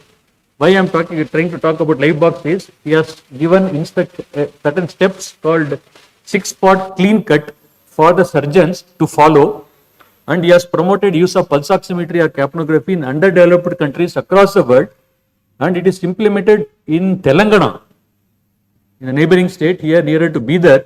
In small villages, he has contributed pulse oximeters. So this project has been going on for last 4 to 5 years, and it has helped in bringing down the perioperative morbidity and mortality in under-resourced areas of India, and it is implemented only in Telangana and India. It's an ongoing project. Okay. And one more thing I want to stress about is the preoperative fasting. One thing we always do is we overfast the patient. Please remember, recent guidelines have come that we can give clear water to the patient till 2 hours before the surgery. You give 100 ml, 200 ml, 300 ml, 405, up to 500 ml you can give, there is no issue. These patients will do very good in the postoperative period. It will increase the gastric motility and the stomach is clear at the end of 1 hour. 90% of the stomach is clear of water, and they do very well in the postoperative period. Thirst comes down, hypotension comes down, catabolic state comes down. There is a very good sense of well-being in the postoperative period. So this is one thing I would advise for all our surgical colleagues to implement. And of course, data management and communications are very important. I will not go into the details. And we should also think about the psychological outcomes, not the physical outcomes. Prepare the patient psychologically in the preoperative period, whether it is a pediatric patients. There are very good articles about the use of counseling the preoperative period for pediatric patients and adult patients. Advantage is, what is found is, it will reduce the postoperative pain, improve the behavioral recovery of the patient, length of stay would come down. So these are small things which we have not been doing. We just post the patient, go finish the surgery and come out. So this we have to keep in mind. And another thing is ERAS protocol. Many of our surgical colleagues will know, enhanced recovery after surgery is a multidisciplinary approach where we talk about early recovery and early discharge with a preparation. Pre-admission, there are some preparations. Pre-operative, there are certain preparations. Intraoperative preparations and post-operative preparations. In a nutshell, we keep minimal nil per oral. Get the patient on oral very early in the post-operative period. Don't put catheters and drains. Okay, give some antibiotic and see that the patient is disturbed the minimum, and recovery is also found to be better in these patients. Okay, this has come basically the colorectal procedures. Now it is in all the fields, pediatric surgery, obstetric surgery, gynec surgery, everywhere it has come into work. And of course, nurses have very important role to play. We always underestimate, we talk only about ourselves. Outcomes are also dependent upon the nurses. We have got even studies which they say that better nursing care would also always increase a better outcome in the post-operative period. I am not going to talk about many of these things. All of them have got a role in improving the patient outcomes. For the paucity of time, I will not go into the details now. But I would like to end with some slides about using some conscience and compassion in our practice, which would also help in improving the outcomes. For example, lack of reasonable conscience can affect the patient outcomes. For example, if you are not cautious enough, if we commit some acts of error, including omission and commission, and we tend to be negligent sometimes. So this is very important. Maybe we are very busy. At some point of time, these things happen in anybody's practice period. All of us can introspect and we can say that it's very important that we have a good work-life balance. But after all, patients have placed their confidence in us. In scriptures say that we are the cream of the society. Okay, not everybody can become doctors. We need respect, but at the same time, we need to be compassionate. And just to highlight, the quacks and the fakes were there even in the ancient times. It said that they were called as pratirupakas or kuvaidyas. So we are fighting quacks even in modern practice. So this is happening. So we should take care to see that we work according to our conscience. So this is, I end with this slide. This is about Muhammad Ali. All of us know the famous boxer. During the Vietnam War, he was also drafted to go and serve in Vietnam. Famous fellow. So he was asked to come. He refused. He was also put in jail. Of course, he came out later on. But he made a very famous statement. This draft is about white people sending black people to fight yellow people in Vietnam to protect the country they stole from the red people. So this is a very good saying. I could not stop myself from sharing this slide. So thank you very much to IMA Karnataka and the organizing committee. Long live IMA. Thank you very much. I should thank and appreciate and I congratulate Dr. Bala Bhaskar S, who delivered IMA KSP Professor S.V. Govinda Shetty Memorial Oration on improving surgical patient outcomes. Very well done, sir. You have done everything you have made very simple. So I am very thankful to you, sir, from IMA KSP.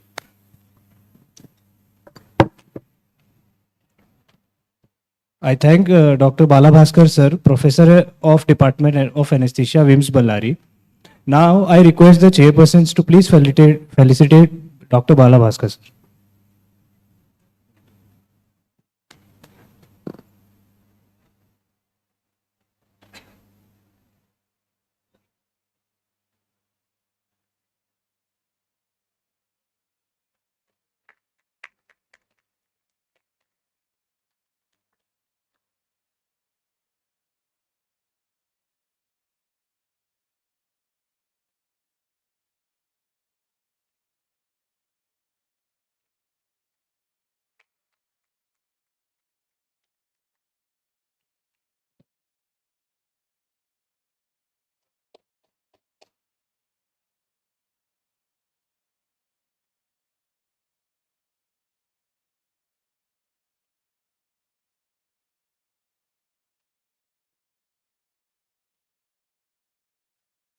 I thank Dr. Bala Bhaskar sir and then all the chairpersons for chairing this session.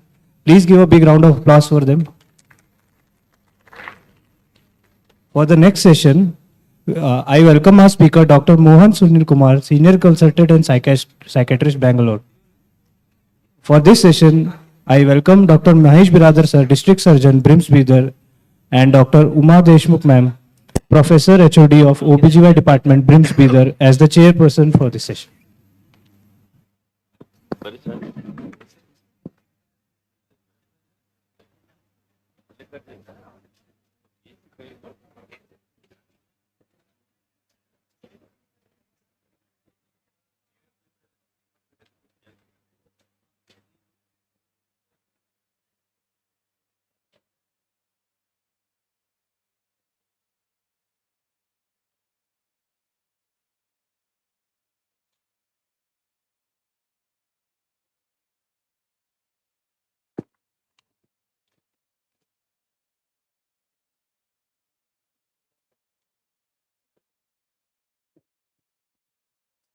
Ten to 15 minutes.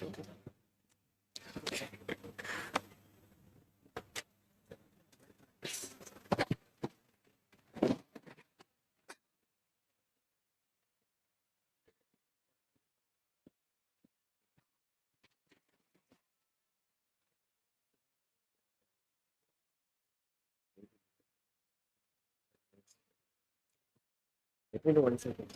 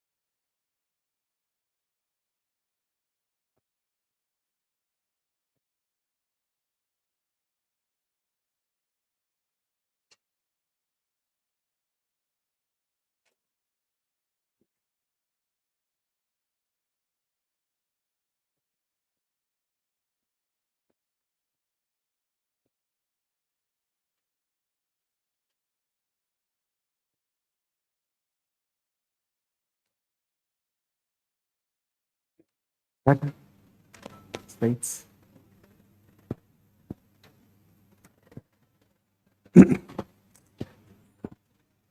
Yeah. I think a lot of us have been sitting for a long time. Can you just stand up? Can all of us stand up wherever you're sitting? Can all of us stand up? because they say, right, I mean, if you're sitting for a very long time, it increases the chances of all kinds of challenges. So I thought we'll prevent some of those things. Now that we have stood up, can we just clap? Once, twice, thrice. Okay. Let's see how attentive are we. Now, if I say up, you need to clap like this, up. If I say down, you need to clap down. Okay. Whatever I say, you need to follow. Whatever I say, you need to follow. Down, up, up, down, down. Okay, good. Please sit down. We are supposed to speak about burnout. The best way to medical field induces stress in different ways, right? My talk is supposed to be from 10:40 to 11 o'clock, and now we have it at a different time. We need to adjust with it. We have time compressed 10 minutes lesser, so we still have to adjust with it. But we have to ensure that if people have trusted us and called us, we need to do justice for the people who might be there around. Now, I cannot allow my stress to affect the quality of the talk. So this is what happens in healthcare, and this conversation is the same. The examples we might be using are all fictional examples, not necessarily people who are living or dead. It's all coincidental examples. Typical belief is a doctor's clinic should be filled with slippers outside and people waiting and those things. I rented the clinic place in the first floor of my uncle's building. The reason is because I did not have much money. I thought if I'm putting some money, my uncle might not throw me out of the house. So I rented out from that place and I started. Every time he would come and say, Sunil, I wanted you to become a doctor, but I still feel very sad that there are no slippers out of your clinic. I said, Uncle, I run by appointment basis. I see few people and they are happy, I am happy, leave it like that. He kept on saying, no, I want to see slippers out of your clinic, slippers out of your clinic. He's no more now, but my practice still remains the same. There are no slippers out of my clinic, but I am happy. He might be happy wherever he is. So the point is, we believe when I go to marriages, right, when people invite, I go to the marriage, first thing is they are surprised. How come you have come? I thought you will not come. I said, you invited me is what I thought so. No, we thought you might be very busy. I said, I'm busy, but I thought this is important for me to come, so I have come here. So somewhere we are believed to be busy, we should be active, 11 o'clock, 12 o'clock, we should pick the phone call. There's a lot of stereotypical thought process which has been ingrained to us, and we are believed to play to that music. Now, why I'm saying this is because if you look at top 5 stressful professions all over the world, healthcare professionals, not just doctors, healthcare professionals, nursing staff, and any paramedics, anybody who's working in healthcare are one of the top 5 jobs which cause a lot of stress. So we are among that, and it's just not the doctors, others who are involved in the healthcare also matter. Now, defining burnout is extremely important. World Health Organization clearly says it's just not a medical condition, it's an occupational phenomena. The term they use is it's an occupational phenomena, can happen in workplace. They give 3 important things for us to look for. If you have to ask yourself, would I say I have burnout? You can ask yourself these 3 important aspects. What are the 3 important things you look for? One is detachment. Do you feel detached from your work? ಅದೇನೋ ಕಣ ಒಂಥರ ಅನ್ನಿಸ್ತಾ ಇದೆ, ಮುಂಚೆ ತರ ಇಲ್ಲ. If you feel you're not having that energy and that zeal to go like earlier days, one, of course, age and other things can catch up, but otherwise you should also ask yourself, are you getting little detached from work? Successes don't matter much, failures also might not matter much. So, a kind of detachment, a feeling of ineffectiveness. Lot of us are in this field more than anything else, right? We feel we are making difference to people's lives. Positive or negative, we don't know, but we are making a lot of difference, and we believe it's a positive difference. Once we start feeling we are not very effective, it's okay. Even if I'm not there, people will manage. So the time you start feeling ineffective, it could be a sign of burnout also, which could be happening. What about exhaustion? Very important thing.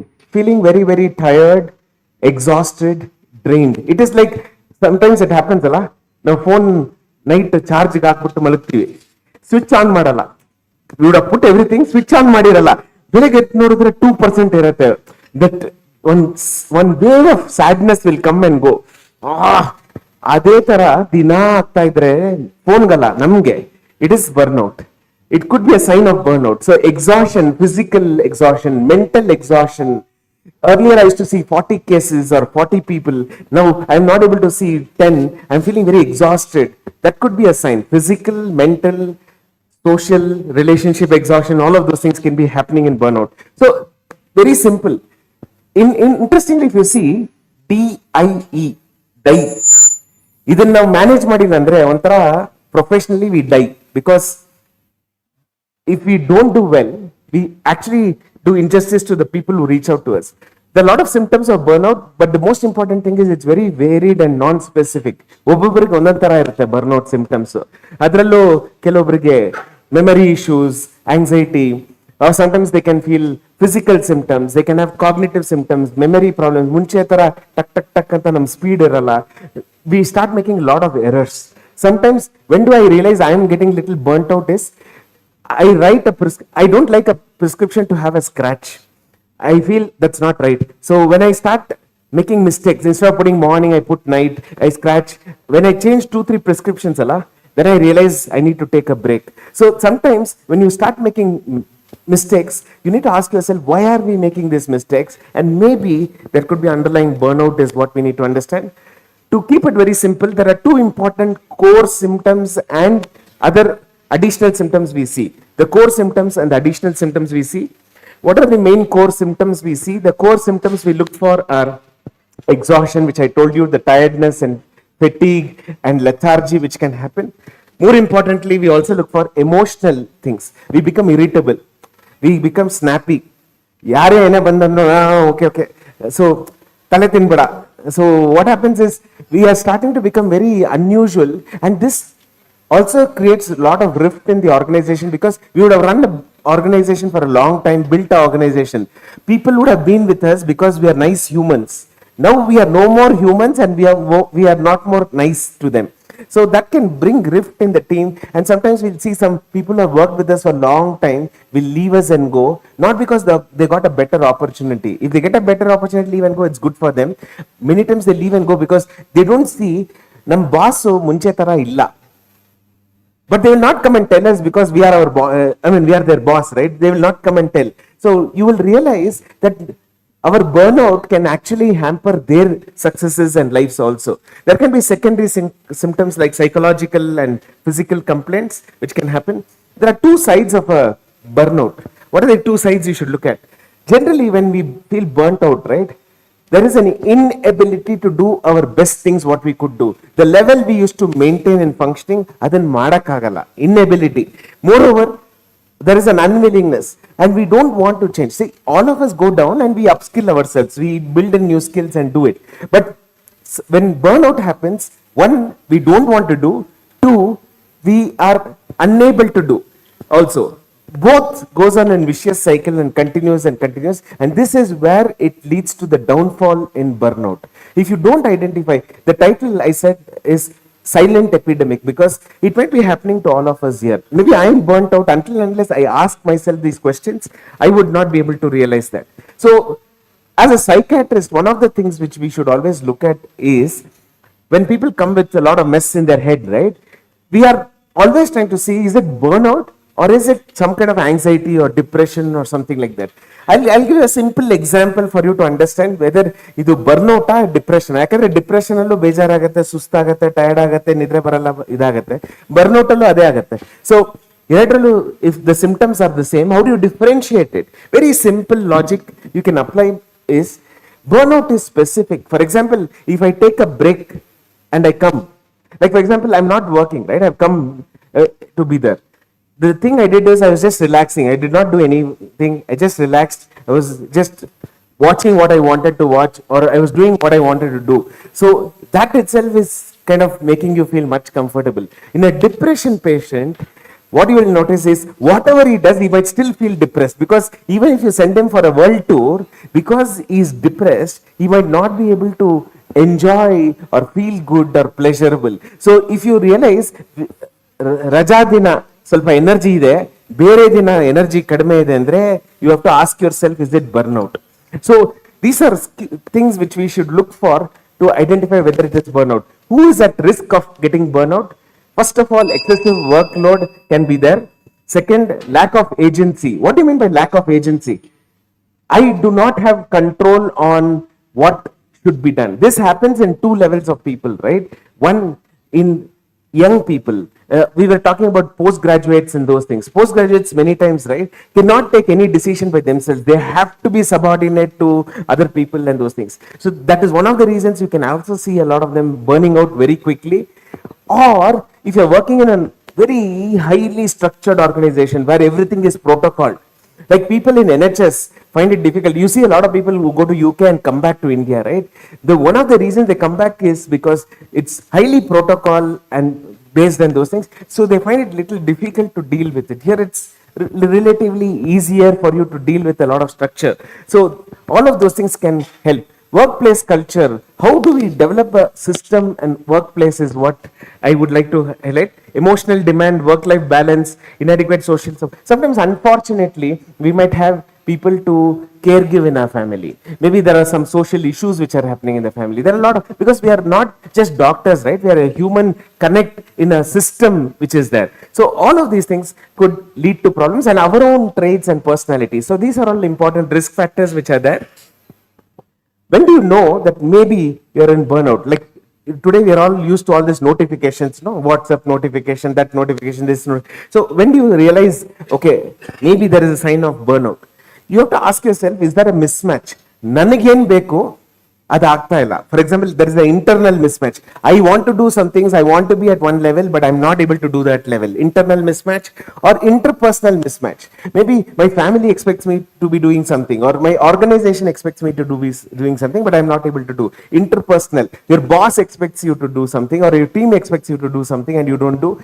Then it can be interpersonal, or institutional mismatch can be there. Sometimes some organization culture don't go with us, right? We might not be the right fit for that kind of an organization. That might be a good organization or a great organization, but my thinking and their thinking might not go hand in hand. So all of this mismatch is what you should look for to rule out kind of burnout. You need a mindset to deal with burnout, which is challenging mindset. You should not look at it as a problem, but look at it as a challenge. What do I do about it? How do I handle these things? To prevent burnout at workplace, you can do many things. First of all, workload management. Sometimes it's okay to say no. Sometimes you need to say, I cannot take up beyond this and those. It's very, very important. Supportive work environment, employee recognition training, employee engagement wellness program, and work-life balance. I'll just give you an example for us to understand in those things. In our office, what we realized was we wanted to wind up at 5:30 every day evening. Our clinic work stops at 5:30 evening. One day what happened was 6:30 I was coming back. I went somewhere and coming. I saw the light in the clinic. I thought, who is there when nobody is supposed to be working? I came. The front desk person was sitting there because somebody had said they will come and pick up the prescription, and they were waiting for that person to come and pick the prescription. I said, this is not okay. When I am going home, you also have to go home. You don't need to work here. And if it was so important, something else could have been done. So it is not just the doctor who has to think, it is the system which has to think together and build in systems. If you don't build that work culture, it would never ever work in workplace. Next, you have to work on your own personal level, right? Each one of us have to take responsibility. We have to cope adaptively. We have to bring in some physical element of exercise and those things, move a little bit more, meet a lot more people for sensible reasons, have clear boundaries, time management, support networks, self-care, and job crafting. I'll tell you what job crafting means. That's important because a lot of times young people don't know what to do. They don't have guardians in their field to guide them. Job crafting is you plan next 3 years how I want to be, 5 years how I want to be, and plan from today towards reaching there rather than getting burnt out. Yen mara gottagta illa paper hakana.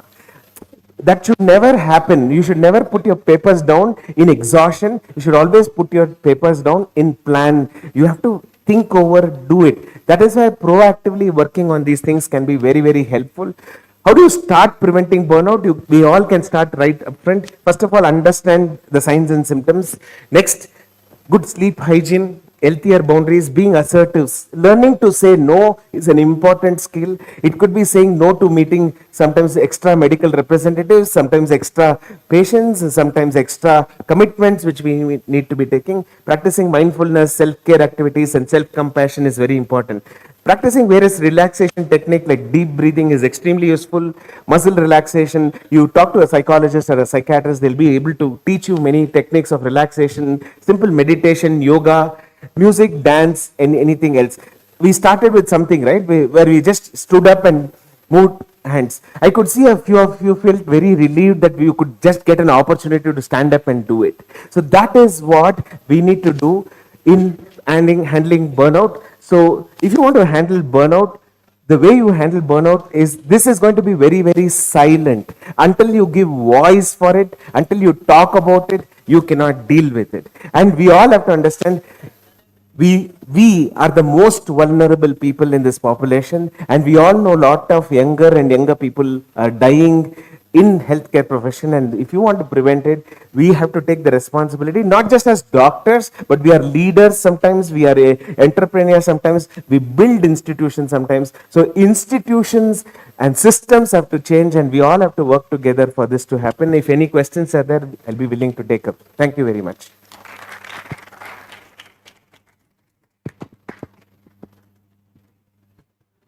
You have explained very much what is burnout and what is the depression, how to differentiate and how to come out of it.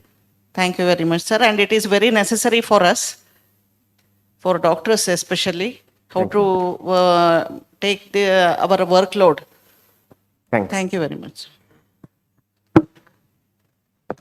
Sir, this is related to only workplace related, or it is hereditary or personality related, sir? Personality traits are one of the important characteristics and those things. Like, for example, if I give you today's example, right, I could have got stressed for the fact that, okay, there is so much of delays, other things are happening and those things, which is not in my hand. And I also understand it is not in one person's hand because it's a challenge. But what I also ask myself is, in this 1.5 hours or 2 hours I was sitting, did I learn something which I would have never learned, which I can bet and say I did learn a few points. And that, if I realize and if I can change the narrative or the story of my experience, will make me walk out of this room stressed out and say this is stressful place, or say yes, there were some things which did not go as per my plan, but I still learned some things and work out. So personality definitely plays a role, where personality has some hereditary component also. That is why as psychiatrists sometimes we look into other mental health problems which can mimic burnout and those things, but looking at burnout specifically is important because people take job decisions based on burnout, and we don't want them to take job decisions based on burnout, because if they give some time, they can recoup and get back to their work. Thank you. Thank you, sir. Thank you, sir. Thank you for the lovely talk, sir. I request the speaker and chairpersons to collect their memento from the photo booth outside the auditorium. I thank all the chairpersons and speaker for the lovely talk. For the next session, we have the fourth oration of the day.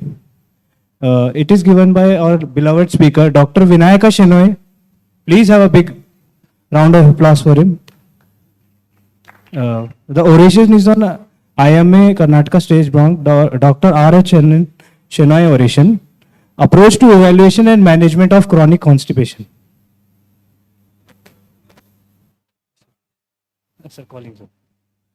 I call upon the chairpersons for this session, Dr. Shivkumar Lakol, President IMA KSB, Dr. Srinivasa S, President-elect IMA KSB, and Dr. Chinivila V. Check mado.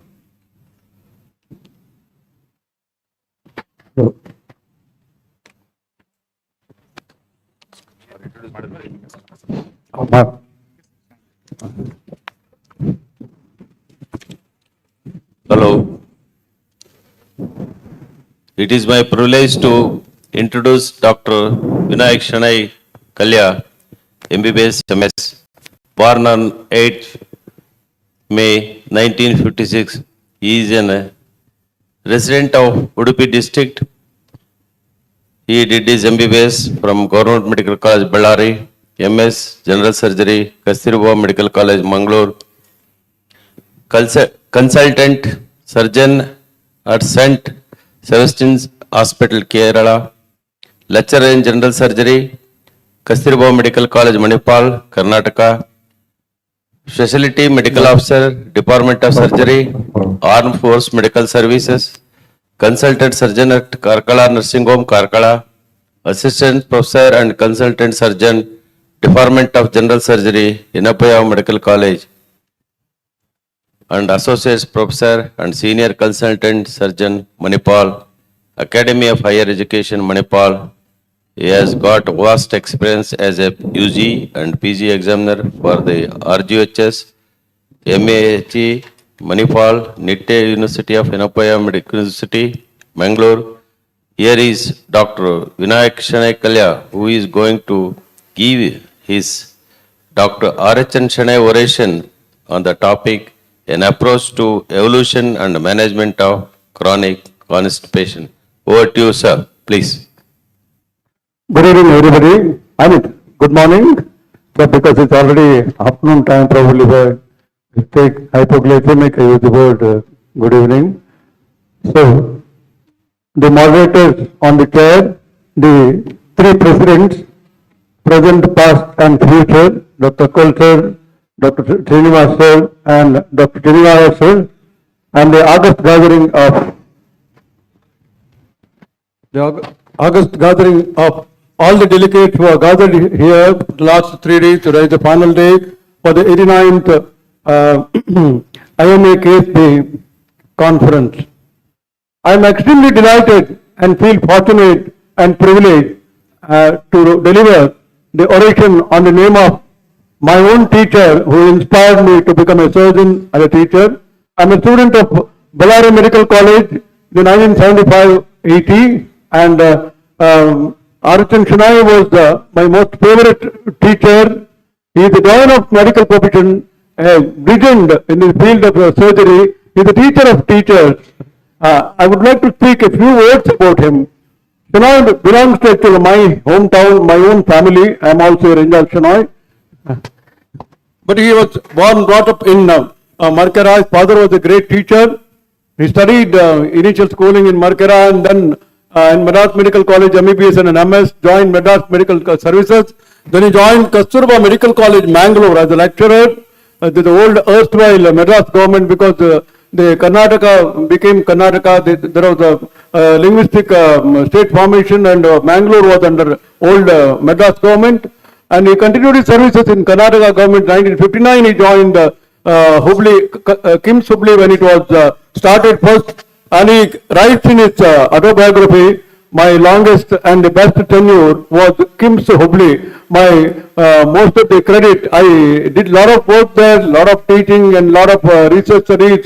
And KIMS is my main temple of worship. He quotes his teachers, Human Rao, who was a surgeon and principal of Madras Medical College, who is his role model for him, who taught him the art of teaching, the art of surgery, how to be a disciplined person, the decorum and the dedicated services. And he also owes his success in the field of surgery and teaching to the two giants in surgical teaching, Dr. M. Shetty from Mangalore and Dr. Ramana Murthy, who was the principal and HOD of surgery. Dr. Shanay, as I saw him as my teacher, was a very disciplined person. Those who are here, those who have seen him, I am very sure there are many of his students from different colleges. He has served more than 30 years in four of the medical college and also in Madras Medical College. And another 20 years he has put up service as a surgeon. It's a long service he has given. He is a very good personality, always well dressed with an apron and a tie and shoes, very disciplined, very punctual, always early to the hospital, and sent in OPD up to 3:30, seeing the patient without interruption of a cup of a tea or anything. Many times he forgot his food, came straight to the hospital as an administrator. He was the dean of all four medical colleges. I think last few weeks or so, he must have been acting joint director of medical in Karnataka. To recollect a few pearls of wisdom of Dr. Aravind Shenoy, he always used to tell, as a surgeon, we have got a very short life. As a medical professional, we have short, and surgeon, we have got ultra short life. When our vision becomes dim, the ears become deaf, hands start trembling, memory loses, you are non-functional, you have to lay down your arm, that is scalpel. When you put down your scalpel, you got to do something for your rest of life, so better engage, involve yourself in your family activities, some musical instrument, some sports, gardening, and learn to, and spirituality, that's what. And he was a great orator, he was an extraordinary singer, although students who have come across him will know his interest for the music. So he used to sing that Segal song, Diye Jala, Jagamag Jagamag, Roja Rajakumari. These are all words. When he used to come on the stage, after the speech, everybody used to tell, sir, one song, Diye Jala, Jagamag Jagamag. This is what, and he was mixing up with all. He was very tough, very disciplined. Meanwhile, he was so passionate, kind, and soft-hearted. Such an extraordinary, legendary teacher. I join both my hands and bow down from the bottom of heart to have fond remembrance and a pranam to the great soul. I have chosen today on his name to memorize a very, very common topic, that is constipation. The constipation, I think our OPD, he may be a general practitioner, maybe a surgeon, physician, pediatrician, gynecologist, psychiatrist, anybody. In fact, psychiatry faces more the constipation, because all these antidepressant, narcotics, all these have got a detrimental effect on the bowel motility and the very constipating medication. So the constipation still remain as a challenge in spite of so many newer techniques, in spite of thorough history taking and loads of laxatives, and only pharmacology, pharmacies have made money out of laxatives and not the patient. Next slide. This is a family of very happy family. Dr. Aravind Shenoy was awarded BC Rai Award by the IMA KSD. He was also awarded Karnataka Rajyotsava Award. He gave 4 orations, Dr. Govind Shetty oration, Dr. Adikeshwar oration, Dr. H.S. Bhatt oration, and he was, and one more, I don't remember. Anyway, very popular family man, that shows it's a very successful family. His son is a very leading cardiac surgeon, Upendra Shenoy in Mysore. Next. So, I will speak quickly and briefly about the approach to evaluation and management of constipation, still unsolved symptom. Constipation has got a wide range of definition to define based on the patient's conception, perception, and clinicians' perceptions, and from continent to continent. There is a differing views about constipation. The Western people might think constipation, it is not pastoral more than once a week. But if you go to Indian subcontinent, the person who is not pastoral for at least twice or thrice is not happy. If you see the South India, because we are all the bulk eaters. Now, the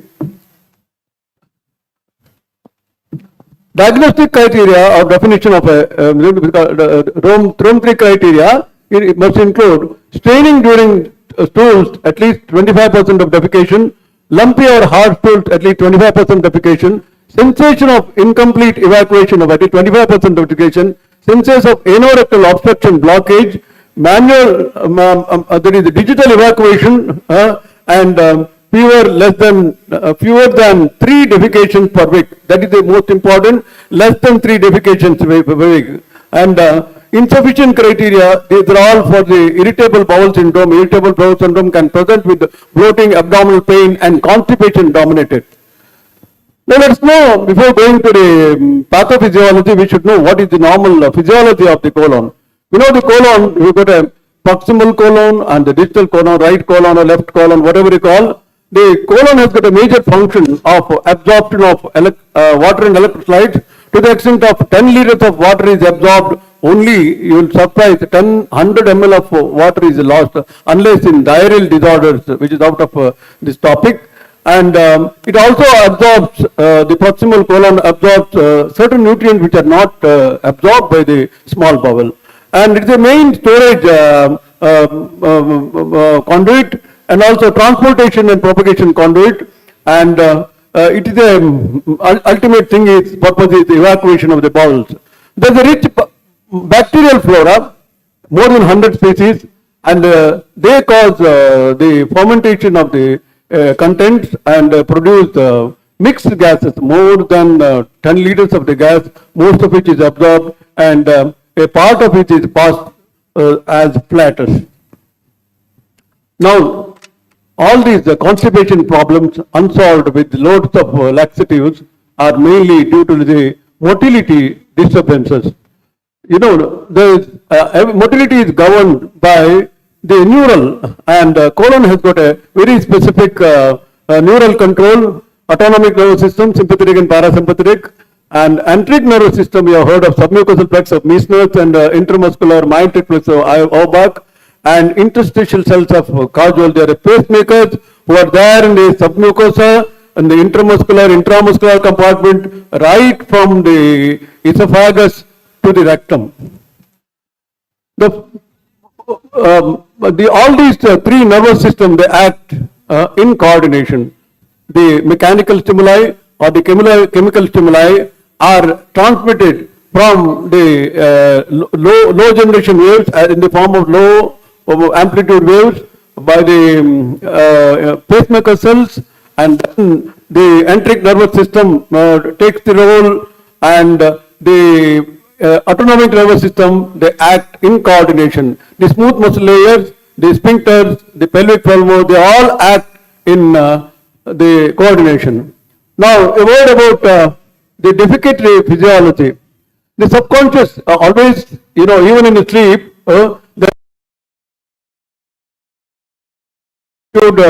contractions within the colon. The hosta, the colonic contractions are totally different from that of the small bowel. Small bowel will got strong, rapid contractions, whereas the colon has got the contractions.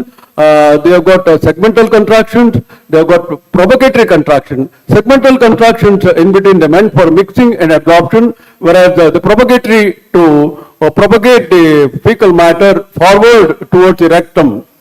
Now, subconscious forward transit in this tool is the first stage in the defecation. You know this, we all use squatting position we used to our ancestors, and that was our great forefathers, though there was no facility. Squatting was the best position preventing all these present proctological problems, maybe fissure, constipation, everything. The main reason is that in the commode, when we sit, the puborectalis string, which is the main muscle, which is at the anorectal angle, and when it is contract, you know, when you sit on the commode, it contracts the contact and doesn't relax, thereby withholding the fecal matter within the proximal colon. So this puborectalic contraction, it maintains the anorectal acute angle, which is very, very essential for the continence. Then internal external sphincters and the anal quotient, what we call as hemorrhoidal quotient, they all maintain the resting tone of the anorectum, and the cyclic contraction of the rectum and puborectalis and anal sphincter together, they all maintain the continence. Continence is the most important part, and the defecation and continence, they act in coordination by the intact neural control of the colon and the rectum and the sphincters. The defecation has got the basic basal phase, that is the movement of the stool from the proximal colon to the distal colon to the sigmoid into the rectum, and that is the movement into the upper rectum is called the pre-defecatory phase, and during this pre-defecatory phase, the fecal matter enters the upper rectum, but it is held in position by the acute angle that is maintained by the contraction of the puborectalis sling. The rectal muscles contract, increasing the tone, and the internal and external muscle contract, withhold. And the rectum and the anal canal, they relax 7 to 8 times per day for the sampling. If the flatus passes, fluid passes, or the solid matter passes, they determine and the patient gets a sensation, but moment of sensation, he cannot go and pass. He should have a control, that's called a continent mechanism, and it is the voluntary relaxation which is very, very important. So, if there is no any proper place and time and occasion, there is involuntary as well as voluntary contraction of the sphincters. When the place and time is suitable and the patient gets the urge and he is in the proper positioning, then the sphincters relax and puborectal skill relaxes, perineum descends, and then defecation act takes place, and that is, once defecation act is over, all three muscles once again contract and causing the termination. That is, puborectalis contract, internal and external contract, and pelvic floor muscles contract. So that is how the termination ends. Now let us know there are two main types of the constipation, that is the primary and secondary. Primary is also called idiopathic or functional constipation, where the exact cause is not known. Most of the time it is because of the delay in transit, that's called a slow transit, or normal transit also is there, where there is a normal transit, but patient perceives certain difficulties, patient perceives hard stools, and he calls it a constipation.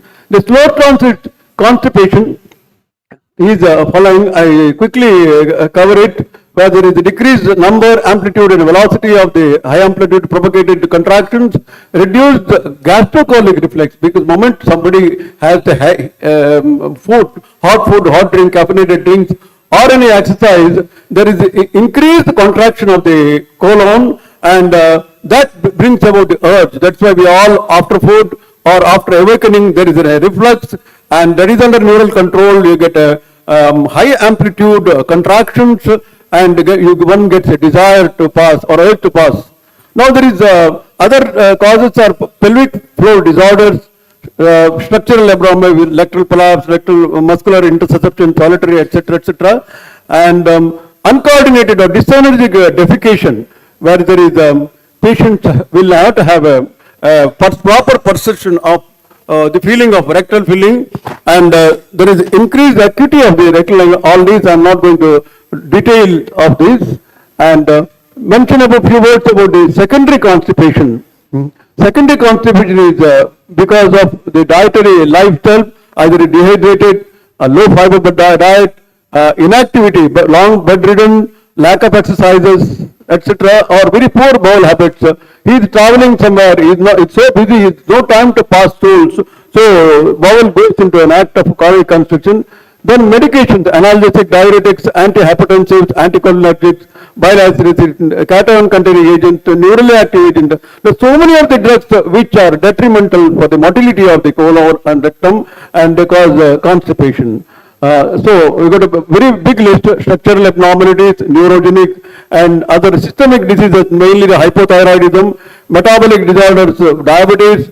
Then you have hyperglycemia, hypokalemia, hypercalcemia, and myopathy, psychiatric disorders. All these will add for the constipation, the secondary constipation. Now, what are the epidemiology and the risk factors?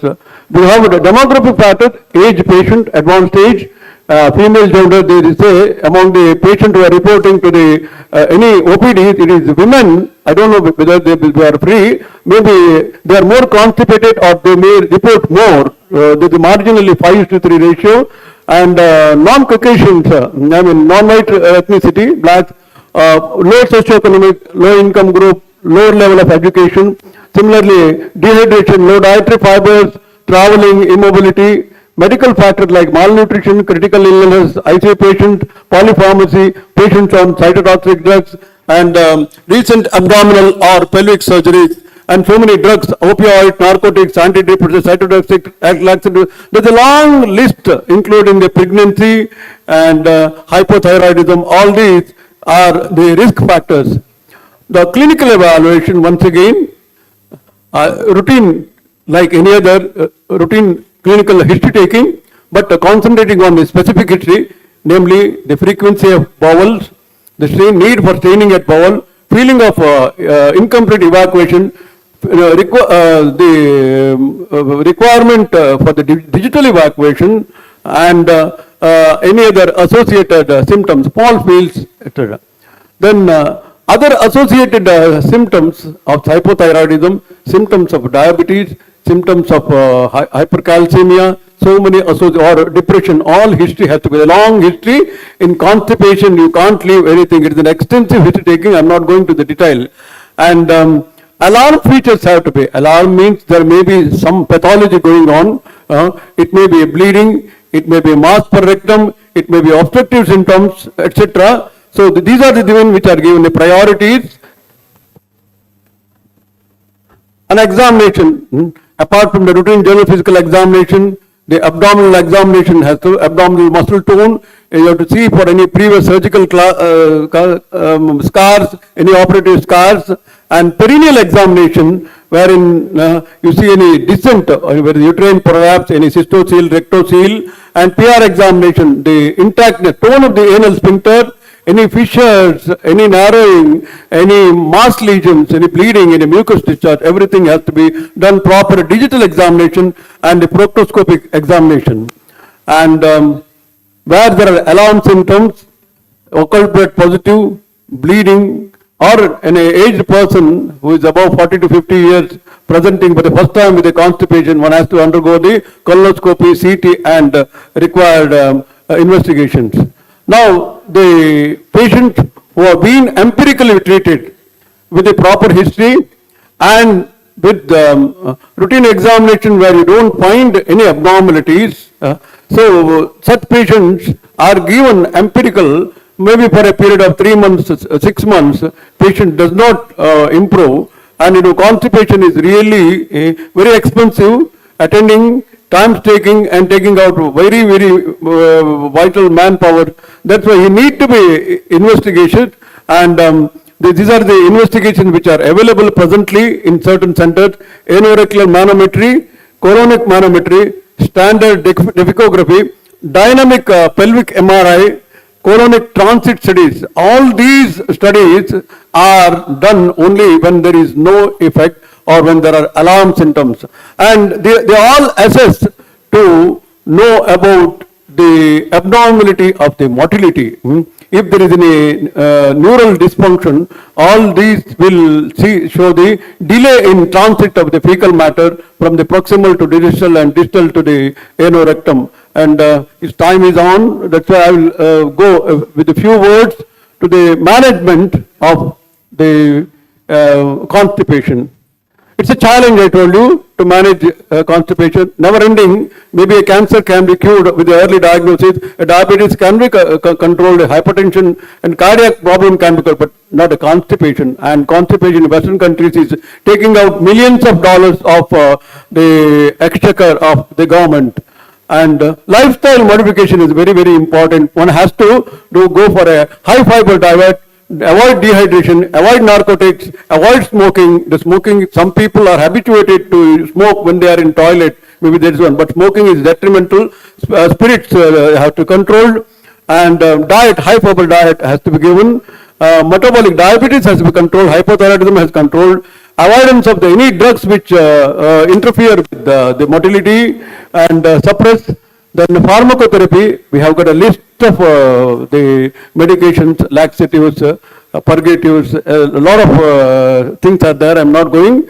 And then behavioral therapy, this is one biofeedback therapy, a therapist who for the dyssynergic or incoordinated bowel movement, he will train with the use of manometry and audiovisual aids, he will train how to use his abdominal muscles, pelvic floor muscles, and they relax the sphincters. So that is, we call it the constipasana, yogasana exercise, and those who are using the commode, they have to use a small stool. That is the latest thing which is coming up, which is good for your back, good for, because in this position, the acute angle is relaxed. Otherwise, the limbs get, hips get lifted up, and the acute angle of the puborectalis string is relaxed, and stool passage. Otherwise, in a, without this chair in a commode position, there is a sustained obstruction, partial obstruction to the flow of the thing. And that's about, to conclude, finally, constipation is a common economically burdensome symptom. Constipation has to be differentiated from IBS, and clinical evaluation, motility studies and transit evaluation, endoscopy, we all help to rule out any alarm symptoms and pathological constipation, and patients with alarm symptoms need further specific treatment. Thank you very much, and I conclude here. This is a photograph of our class of 75-80 in Bidar Medical College. In the center you see Professor R.H. Shanai sitting here, my most revered teacher, the great personality, Dr. Karyappa, Dr. Balchandrao. We had a stalwarts here, and this is me there sitting in the front row. And the credit goes, few words I should not, because the 75-80 was the golden era of Bidar Medical College. It was a golden era of Bidar Medical, because 16 years it was not recognized. Dr. Shenoy came with all his influence. He brought senior teachers, he brought enough funds, and got the MCA recognition in 1976. In 78, he started postgraduate courses in Bidar Medical College, and so we are all very proud of Dr. Shenoy sir, and who has contributed a lot to the medical profession, a lot to the Bidar Medical College. And once again, I owe my all success to my great teacher. I've been a teacher, still continuing to teach, and limited practice I am doing. Thank you one and all. Thank the organizers for giving me a chance, and I feel very much honored. Thank you. I thank and congratulate and appreciate Dr. Vinayaka Shenoy. He is my 2-year senior in Ballari Medical College. Definitely I will appreciate him. So nicely he spoke about Dr. R.H. Shenoy oration on the topic and approach to evaluation and management of chronic constipation. Thank you very much, sir. I request our honorable chairpersons to felicitate Dr. Vinayaka Shenoy sir. Important announcement. Approach to arthritis session by Nandish Jiwangi sir has been shifted to Hall B.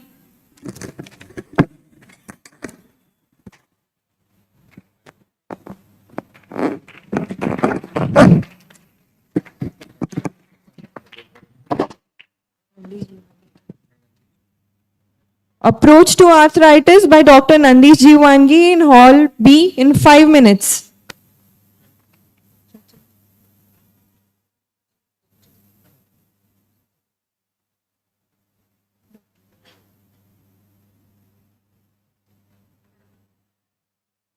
Whoever is interested in this session will go there.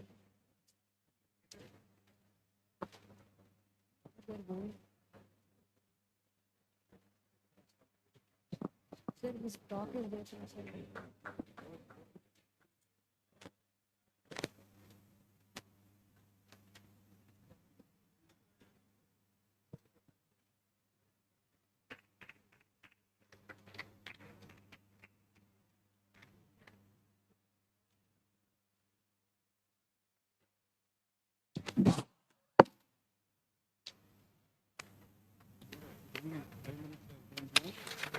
Thank you so much, Dr. Vinayaka Shenoy. So can we have a big round of applause, please? We are honored to have you here today, sir. Moving on to our next oration, Indian Medical Association, Karnataka State Branch, Dr. A.K.N. Sinha, Hypertension Management in 2023. It gives me immense pleasure to invite upon stage our orator, Dr. Suresh Sagarat, consultant cardiologist. Please give him a big round of applause.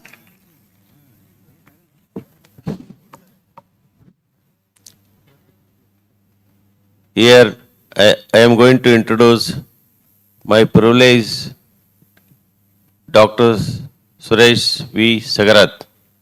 He is currently working as Senior Consultant in the Department of Cardiology of Rajiv Gandhi Super Specialty Hospital Unit of RIMS, Raichur.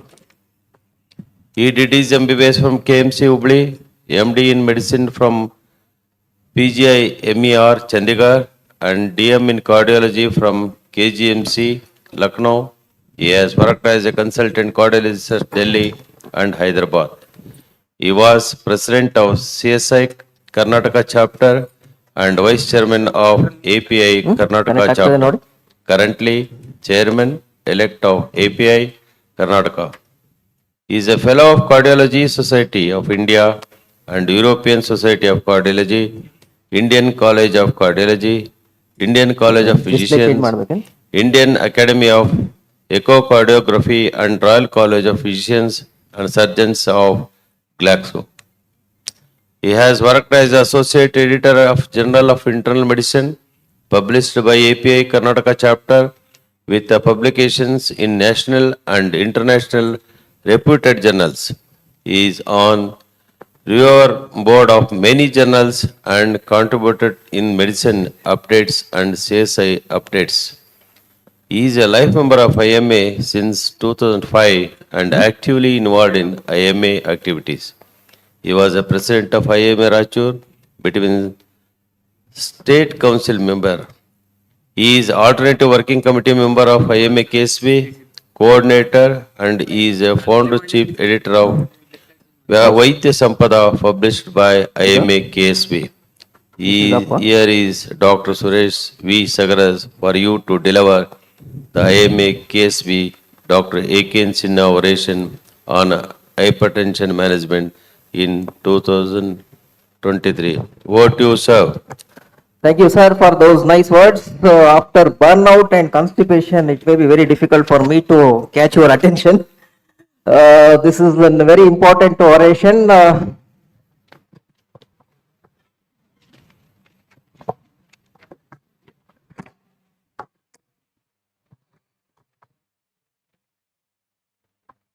Dr. A.K. Sinha was one of the most revered physician of India. He was from Bihar, Patna, born in 1929, and he finished his medicine from Patna Medical College in 1951. And then by the age of 41, he became IMA headquarters president, one of the youngest to become the president of IMA headquarters. And then he went on to become, it's not changing. Yeah. He worked as a lecturer in medicine in Darbhanga Medical College, then emeritus professor of medicine in Nalanda Medical College, president of Bihar State Bench in 67-68. That time he was 37. Then at the age of 40-41, he was president of IMA headquarters. He was the first Asian to become president of World Commonwealth Association and World Medical Association. Received many prestigious awards, large number of publications. He was president of erstwhile MCI in 1985, and he was the one who suggested to establish medical universities in India. And he had very good, very big convictions and commitments, and his action and deeds we are before us, and hence this oration. And of course, IMA headquarters has instituted the IMA A.K. Sinha Institute. Our Dr. Prabhakar was director. This IMA A.K. Sinha Institute of Continuing Medical and Health Education and Research Wing of IMA headquarters is situated in Patna. The main objectives of imparting continuing medical health and education, conducting research, organizing certificate courses for medical graduates, situated in Patna.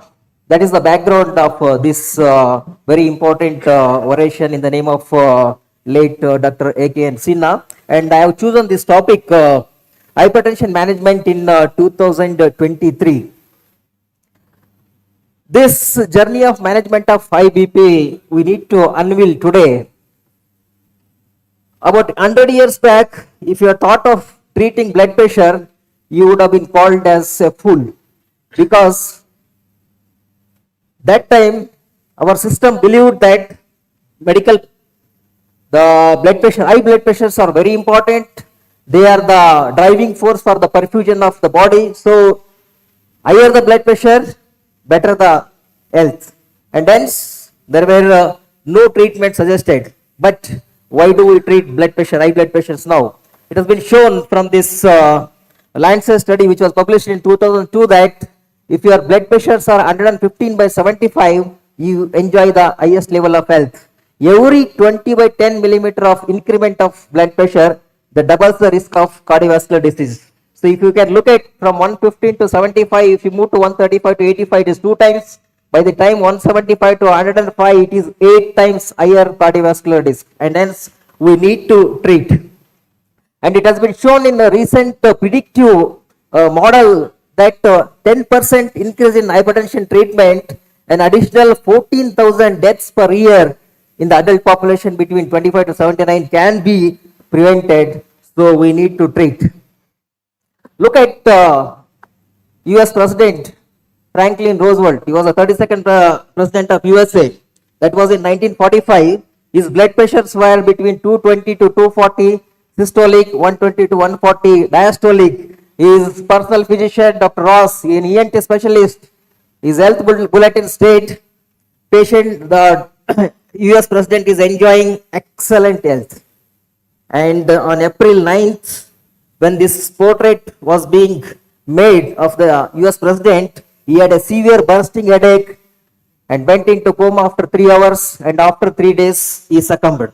That was the situation of high blood pressures leading to the demise of one of the famous US President death. So then onwards, people started thinking about hypertension. Oh, that's a bad thing. Then they started treating about malignant hypertension initially. Then the guidelines started coming. What is our journey in this? I joined in medicine in 1988. When we were doing our final year and internship, that is the time when ACE inhibitors were introduced. I recall use of NVAS by Cipla. Enalaprolate was launched and the tagline was ends vasotension, ends use NVAS. So that was the first initial prescriptions we started. And when I finished my MD and joined DM, that was when the life trial was published in 2002 and 3. That time losartan, that is ARBs, came into market and they made a big difference. After the on-target trial, we have been using telmisartan of late very, very much. And about a decade back when the CTD, the chlorothalidone was introduced, we did one study using telmisartan with chlorothalidone versus telmisartan with hydrochlorothiazide, and we showed that chlorothalidone is much better than hydrochlorothiazide, which was published about a decade back.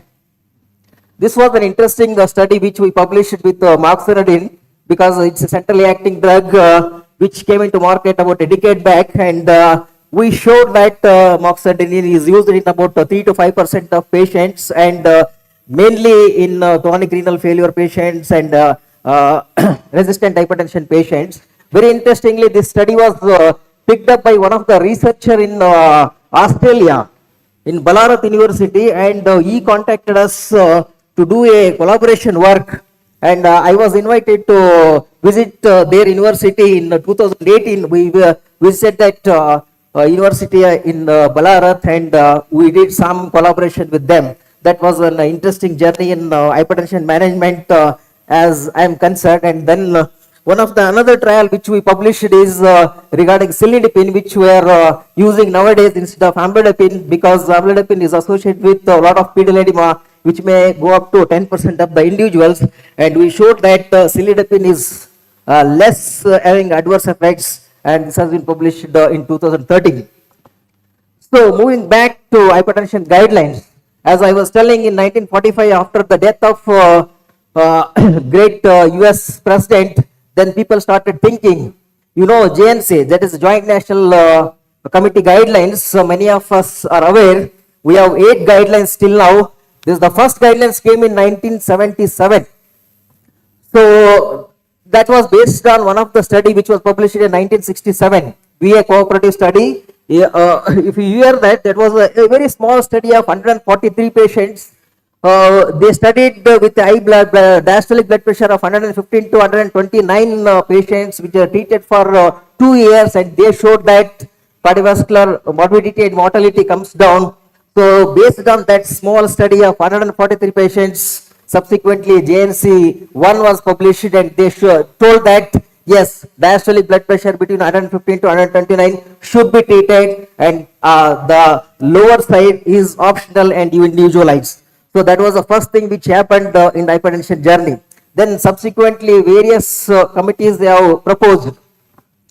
What is important is 2017 ACCIH guidelines, because that is the time when the definition of hypertension was changed. We all believed that 140/90 is the cutoff, but then ACCIH came out with guidelines that hypertension stage 1, 130 to 139, and diastolic blood pressure 80 to 89. The moment this was published, 33% of the Americans were hypertensive at that time. Overnight, 50% of the Americans became hypertensive by definition. So that made the policy change in 2017. So, but however, most of the guidelines from various organizations still believe 140/90 as the cutoff. So we still doesn't follow 2017 ACCIH guidelines. If you look at the time frame after that, what has come, 2018 European Society of Cardiology and European Society of Hypertension guidelines. 2018 we had Chinese guidelines, 19 Japanese Society Hypertension, 2019 UK NICE guidelines, then our own 2019 IGH4, that is Indian guidelines on hypertension, were published. Then subsequently we have 2020 Canada. Canada has a very nice program for hypertension. Every year they were updating their guidelines, but after 2020 they have a 5-year cycle now. And 2020 even International Society of Hypertension also published their guidelines. 2021 WHO came out with their own guidelines, and NICE updated it in 2022. And RSSDI, our Research Society for the Diabetes Study in India, published their guidelines in relation to diabetes last year in 2022. Now what about in 2023? We have 3 guidelines. The first one was published in March by Saudi group, that is the National Heart Center of Saudi Heart Association, 2023 guidelines on the management of hypertension. These guidelines believe and they mostly follow 2017 ACCIH guidelines. And then in June we had European Society of Hypertension guidelines. This is the best one which is available as of today. So our most of the discussion is around 2023 guidelines. Of course, Indian guidelines have been discussed in recently held BPCon 2023, and that has been launched, but that is not available in the net. They are not yet published in the journal. That is Management of Hypertension 2023 Indian Hypertension Society guidelines. This I got from one of the author who is a close friend of mine, who is one of the writing group member. So I did went through 2023 guidelines which are not yet published but available for only Indian Society members. So we know that there are many mechanisms are involved in the blood pressure rise. We will not go into detail because there are only 8 minutes left. So as per European Society of Guidelines, we divide into optimal blood pressure, then we have a normal blood pressure, we have high normal blood pressure, then hypertension. The hypertension is again divided into grade 1, grade 2, grade 3 hypertension. Then we have isolated systolic hypertension group, we have isolated diastolic hypertension group, and you can divide also systolic diastolic hypertension group. So this ESH guidelines, now they have included one more definition, that is they are dividing hypertension into stage 1, stage 2, stage 3. Stage 1 is uncomplicated hypertension without organ damage. They don't have diabetes, cardiovascular disease or CKD of more than stage 3. While in stage 2, they have either hypertension mediated organ damage, diabetes or CKD. And stage 3, presence of CVD or CKD stage 4 and 5. Because it's very important how aggressively you manage hypertension is based on which stage they are in. So that's been added in recently in ESH guidelines. So based on ambulatory blood pressures or office blood pressure or home blood pressure monitoring, you can divide into, there are slight difference in the definition because When you monitor those patients in home, their blood pressures are generally on lower side, while you measure their blood pressures in office, they are generally on higher side. So the definitions change. If you look at office blood pressure, then 140 by 90 is the cutoff. But if you are taking ambulatory blood pressures over 24 hours, if you have an awake mean of more than 135 by 85, then you are hypertensive. The sleep mean, if it is more than 120 and 70, then you are hypertensive. The 24 hours mean 130 and 80 above is the definition of hypertension. Even if you are monitoring home blood pressure, the mean more than 135, 85, that is basically awake mean of ambulatory blood pressure, because you will be monitoring in awake state. So this is the current definition of hypertension. So we need to look at the risk factor. This is from Indian Hypertension Society. I was telling, they actually divided into optimal blood pressure, that is 130 and 85. High normal between 130 to 139 and 85 to 89. Grade 1 hypertension is 140 to 159 and 90 to 99. Grade 2, they have actually more simplified than other guidelines. So it's more easy to follow, but it needs to be published. It is not a published act. So what about screening of patients? Whenever patient comes to you for any reason, check the blood pressure. That is one option, individualized option. Then population screening.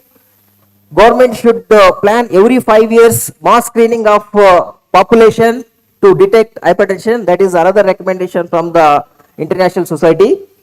So, or if you are already hypertensive, then depending on the requirements, one can go. Regarding devices to measure blood pressures, now we were using mercury based manometers, but now environmentalists have objected to the use of mercury manometers, so we have been switching over to automatic electronic devices without mercury. So in future we may not see those traditional mercury manometers. So this is the way you have to blood pressure measurement has to be done.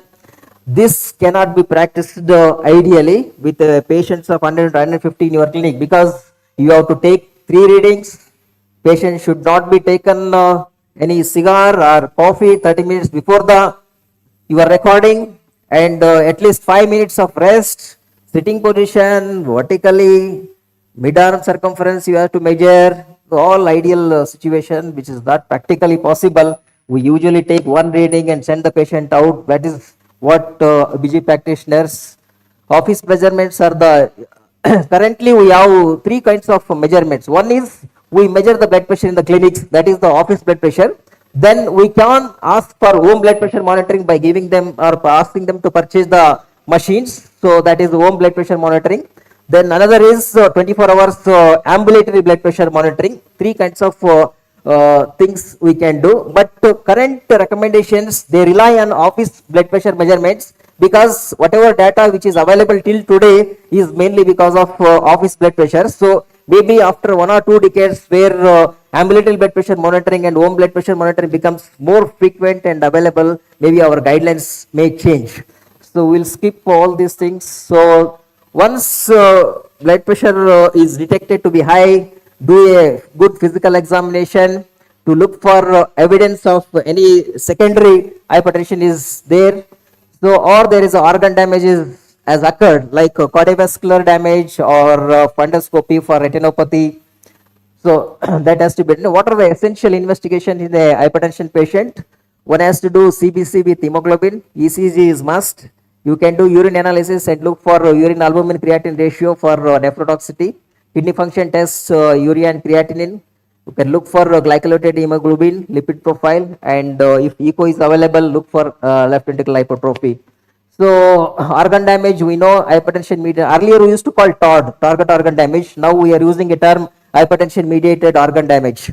So basically you have to look for heart when LVH is there, brain, any stroke or atherosclerotic changes have occurred in the carotid arteries. Kidneys, look for urea creatinine and analyze urine for urine albumin ratio, microalbuminuria. Eyes, look for the fundus changes and look for any peripheral artery disease or aortic changes. So I'll skip. So the most important thing is whenever you look for patients, look for precipitating factors. So most of the time, drugs may be culprit because very well controlled hypertension patient suddenly comes to you with higher blood pressures. So that may be because of use of antidepressants, or he had a fever, cough, cold, and he started using nasal decongestants. Some may be taking oral contraceptives or hormone replacement therapies, corticosteroids. Analgesic use is one of the most important cause for not only hypertension, for kidney damage. So look for exacerbators or inducers of hypertension when you look for these patients.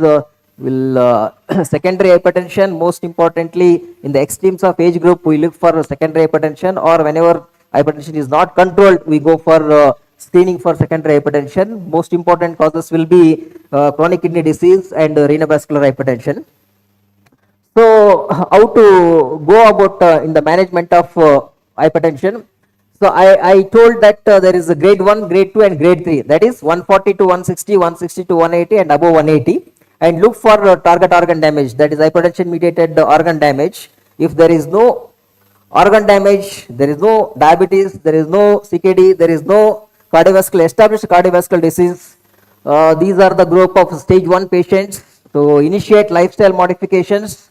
You can wait for nearly 3 months and then look for from initiation of pharmacological treatment. But if the patient is above 180, 110, that is grade 3 hypertension, or if they are in stage 2 and stage 3 with target organ damage or CKD or diabetes or established cardiovascular disease, you may have to start pharmacological interventions along with lifestyle modification. So lifestyle modification basically involves weight reduction, adopting DASH diet, restrict sodium, improve physical activity. It's basically hypertension is a lifestyle disease. You have to change the lifestyle, and of course, if you are a heavy consumer of alcohol, reduce it. If you are not using, don't start. So we have started blood pressure we have measured. We have started pharmacological or lifestyle intervention. So what should be the targets in these group of patients? So basically one has to look for, as I told, whether they are in stage 1, stage 2 or stage 3, that is important. Then the most important thing will be age, which is chronological, biological, and whether there is a frailty is there or not. So if younger patients 18 to 64, their biological age is good, so you can reduce it below 130-80, but between 65 to 79 or above 80, where we are talking about seniors, your targets may be on higher side. That means you can keep it around 140 to 150 or even up to 160 you can allow if they are very frail. So you have to look at from that angle also, because the side effect of the drugs, and if the longevity is not expected, treating them very aggressively will induce more problems of postural hypertension and all those things. So and they may not get the benefits which has to occur over a period of time. So younger age group, we have to be more aggressive. Regarding drugs, we have very limited number of drugs as of today, because it's only AC inhibitor, ARBs, beta blockers, calcium channel blockers and diuretics. These are the group of drugs which are we are using. Centrally acting, we add it in the resistant hypertension, and MRAs, that is mineralocorticoid receptor antagonist, we add it in the resistant hypertension. So one can start to today's recommendation is earlier when probably our seniors were practicing, it used to be one drug, low dose, then double the dose, then reach the higher dose. If not controlled, then start the second drug, low dose, middle dose, higher dose. That was the recommendation. But today we talk of single drug combination pills. SPC is the recommended. So most of the patients require 2-drug combination or 3-drug combination, and hence the recommendation is start with dual combination therapy in most patients. Use AC or ARB with a CCB or a diuretic. So this combination needs to be used. If most of the patients, that is about 60% of the patients, can be controlled with this regimen. But if it is not controlled, then add a third drug. If you are not use a diuretic, add diuretic. If you are not use a CCB in the first line, then add CCB. So this triple drug combination, 90% of the patients can be controlled. Remaining 5 to 10%, refer it to specialists. So that is when you talk of resistant hypertension, if you are using at least 3 drugs maximum or tolerated doses, if you are not able to control, where one of the drug has to be diuretic, then it's called as resistant hypertension. Leave it to specialists. So there we can add beta blocker, we can add alpha blocker, we can add centrally acting drugs, and or we can go for one of the newer intervention which is available today for interventionist is renal denervation. So we actually by intervention we go into the renal artery and then burn the receptors there. So that is a renal denervation which is coming up off late. So that can be done for resistant hypertension patients who are not controlled.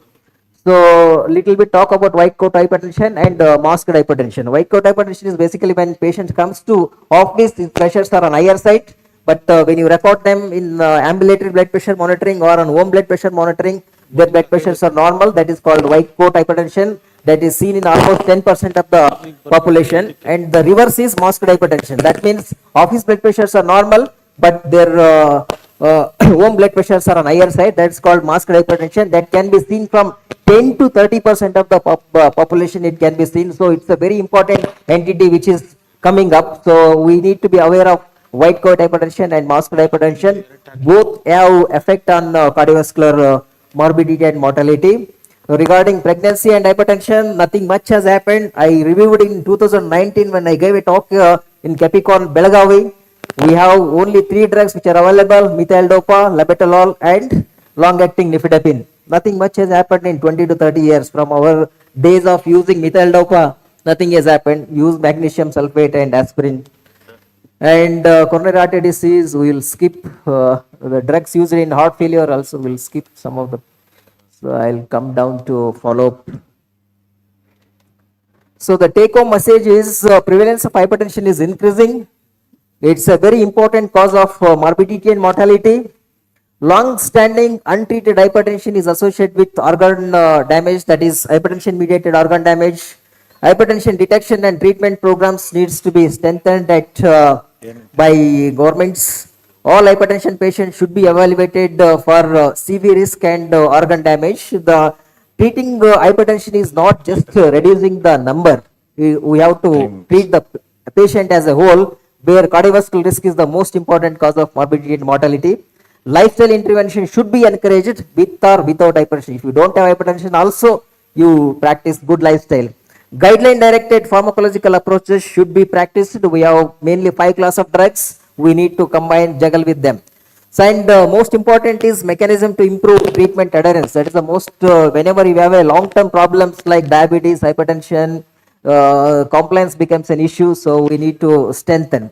Comorbidities to be kept in mind during initiation and achieving, because the hypertension patients, whether he has a CKD, whether he has a diabetes, whether he has a cardiovascular disease, he has a heart failure, he has a diastolic dysfunction. So all this needs to be addressed along when you are initiating and achieving targets. And of course, resistant hypertension, when you can't control the hypertension with 3 drugs, refer it to a specialist. That needs to be. So we need to create a lot of awareness. We celebrate on May 17th World Hypertension Day to create this awareness. We do a lot of activities. So this year it was measure your blood pressure accurately and control it for a longer life. So thank you one and all for patient listening. I will stop. I hope your cricket match, which will be starting at 2 p.m. I am not interfering in that. Thank you, sir. I'm very, very thankful and very congratulations to Dr. Suresh V. Sagarat. So he has delivered a very good talk, especially IMA KSB, Dr. A.K.N. Sinha oration on hypertension management in 2023. Very, very thankful to you, sir. You have done wonderful work. Done. I request our honorable chairpersons to kindly felicitate Dr. Suresh, sir.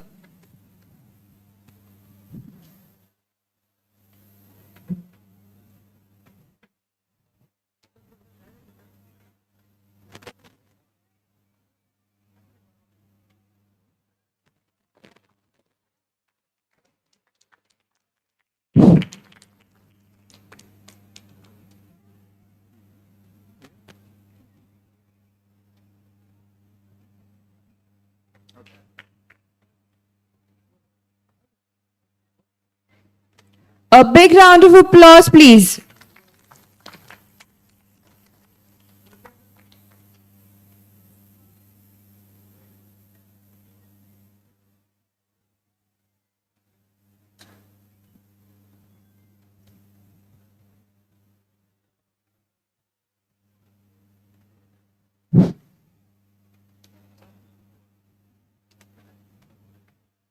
I thank Dr. Suresh Sagarat for such a beautiful presentation on such an important topic.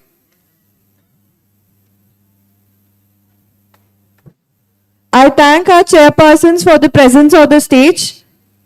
Moving on to our next session, evaluation of infertility couple case discussion. I invite upon stage the chairpersons Dr. Neeta Harwal, Dr. Sarita Badbade, Dr. Shailaja Talwadi.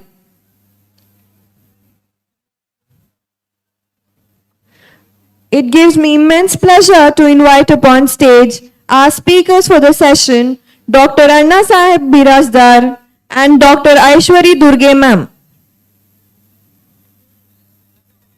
Can we have a big round of applause, please?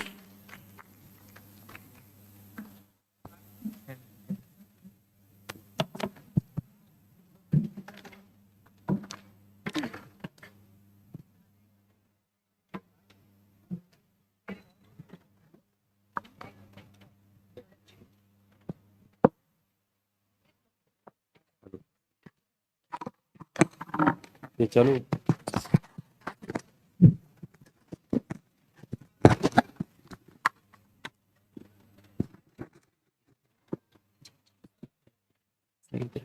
यहाँ पे laptop है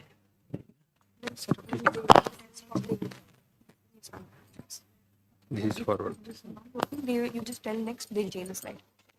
Good afternoon, everybody.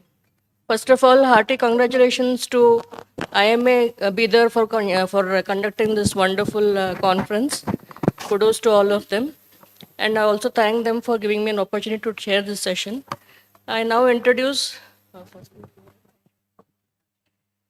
Dr. Aishwari Durgi.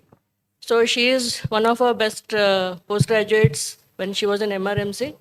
She's done MD from MRMC, MRCOG, and she has done ICOG fellowship in gynec endoscopy, PG diploma in ART and reproductive medicine from Germany. She is right now a consultant at Oasis Fertility, Banjara Hills, Hyderabad, and also at Sri Manju Hospitals, Hyderabad. Her areas of interest are infertility, RPL, advanced hysteroscopy, and laparoscopy. Right now, she is a consultant in both the hospitals. Over to you, Dr. Aishwari. Namaskara ellargu. Good afternoon, and a special thanks to the chairpersons today here and all the audience. It is a great pleasure for me to be here today. And I have my co-speaker, sir, so we both will be dealing with infertility evaluation. Good afternoon, everyone. We have come to the end of this conference, and Dr. Birajdar sir is from Latur and he has done MS OBG. He has done fellowship in gynec endoscopic from Mumbai and fellowship in infertility from Gujarat. And he is an ex-associate professor from Government Medical College, Latur. And he has got his own hospital and he is attached to Nirmiti Test Tube Center, Latur, Maharashtra. And he visits Bidar for infertility patients and as well as endoscopic, gynec endoscopic surgery. And he has come to BRIMS also and he has done complicated cases and helped us. Thank you. And his areas of interest are basic to advanced gynec endoscopic surgery and freelancing surgeon at various hospitals from Karnataka and as well as from Maharashtra. He is a fertility expert and running Nirmiti IVF center at Latur. And high-risk pregnancy is also one of the areas of interest. Welcome you. Thank you very much, madam.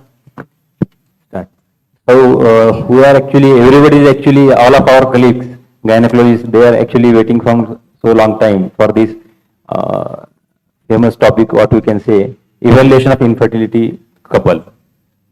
Okay, so let's begin, not wasting much of the time, and we will be dealing with the infertility of infertile couple evaluation, but case discussions. But first, I'd like to give a small brief introduction on what we are looking into.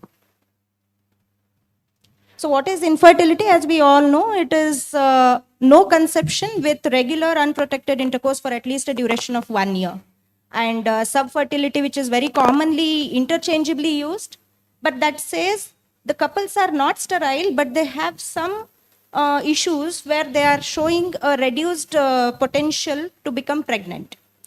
And the incidence is around 10 to 15% in all over the population. So that means 80 to 85% people conceive without anything, majority of them within the first 6 months of a regular try.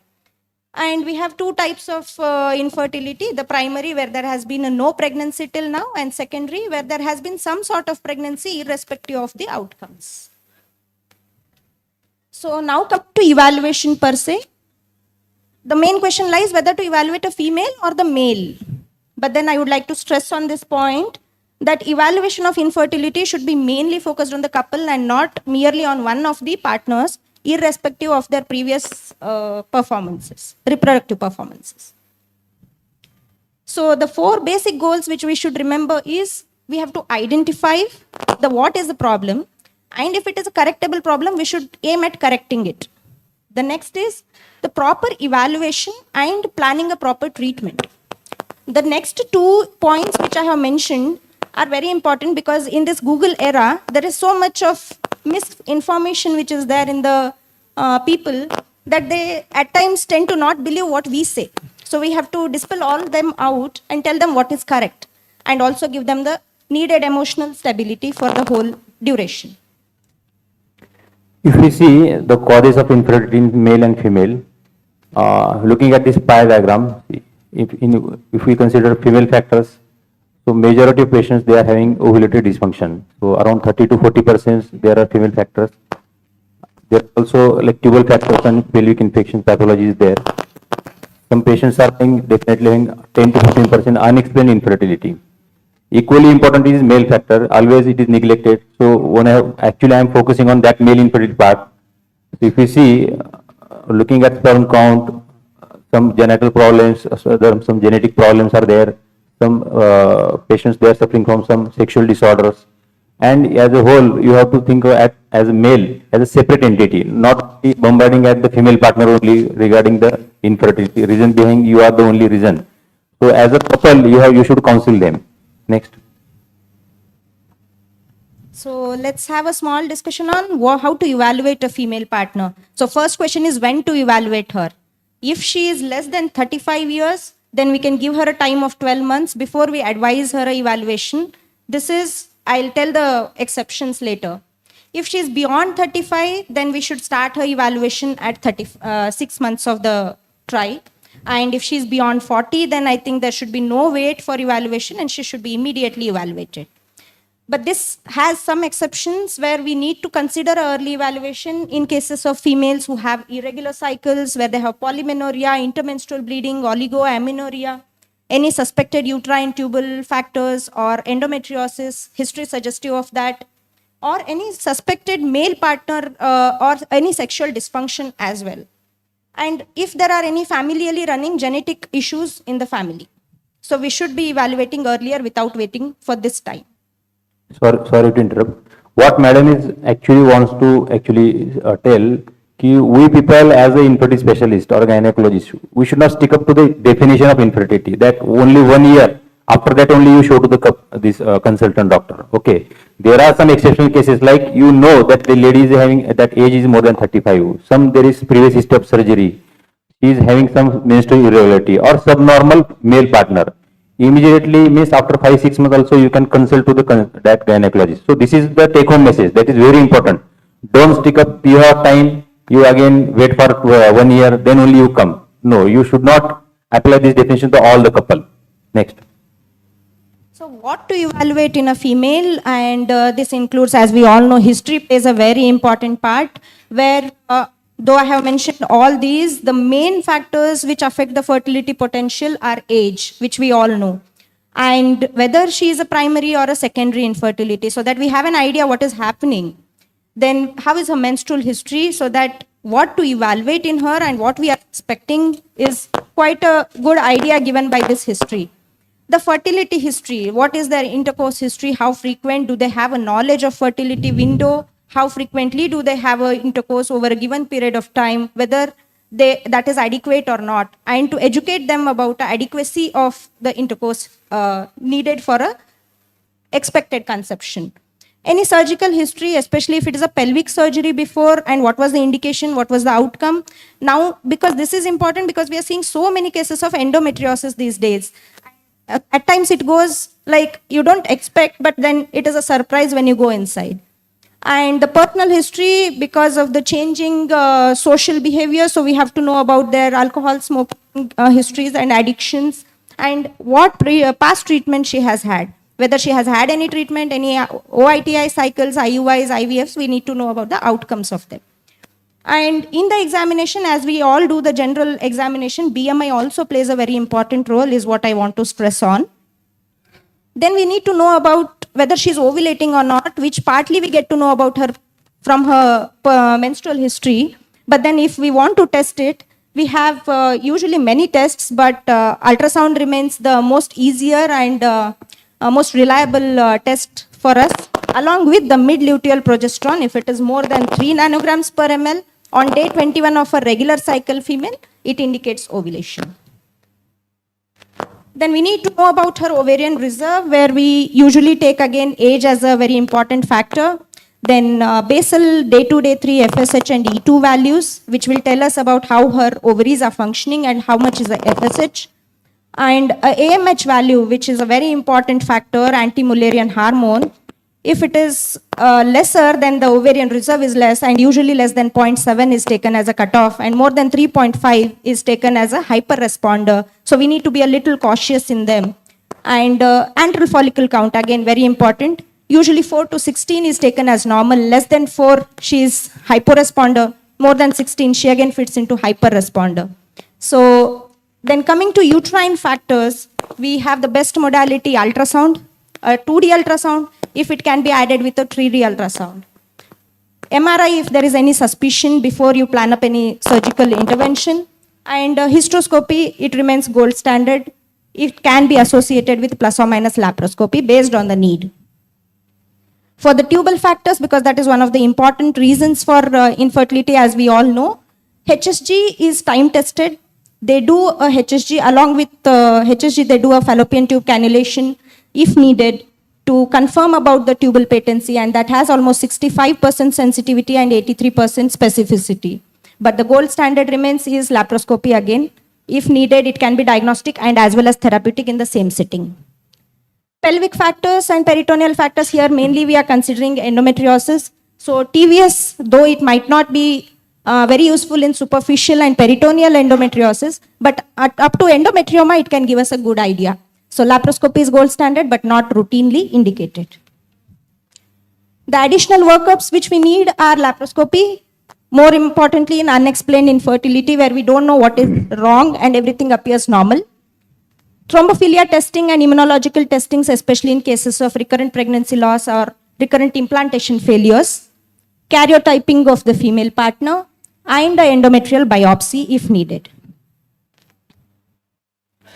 So starting with the evaluation of male partner. Next. You are, just like a female partner, you have to take the proper male history.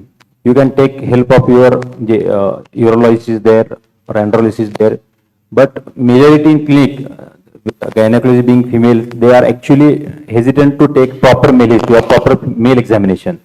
Okay, the complete history of male, that includes what is his age, what is his weight, what is his lifestyle, what is his occupation, whether he is suffering from medical disorder, what are his habits, means whether his alcohol consumption is there, smoking is there, some genital surgery, past surgery is there, whether he has undergone, because before marriage they will have some surgery, but they will not explain or they will not tell to anybody.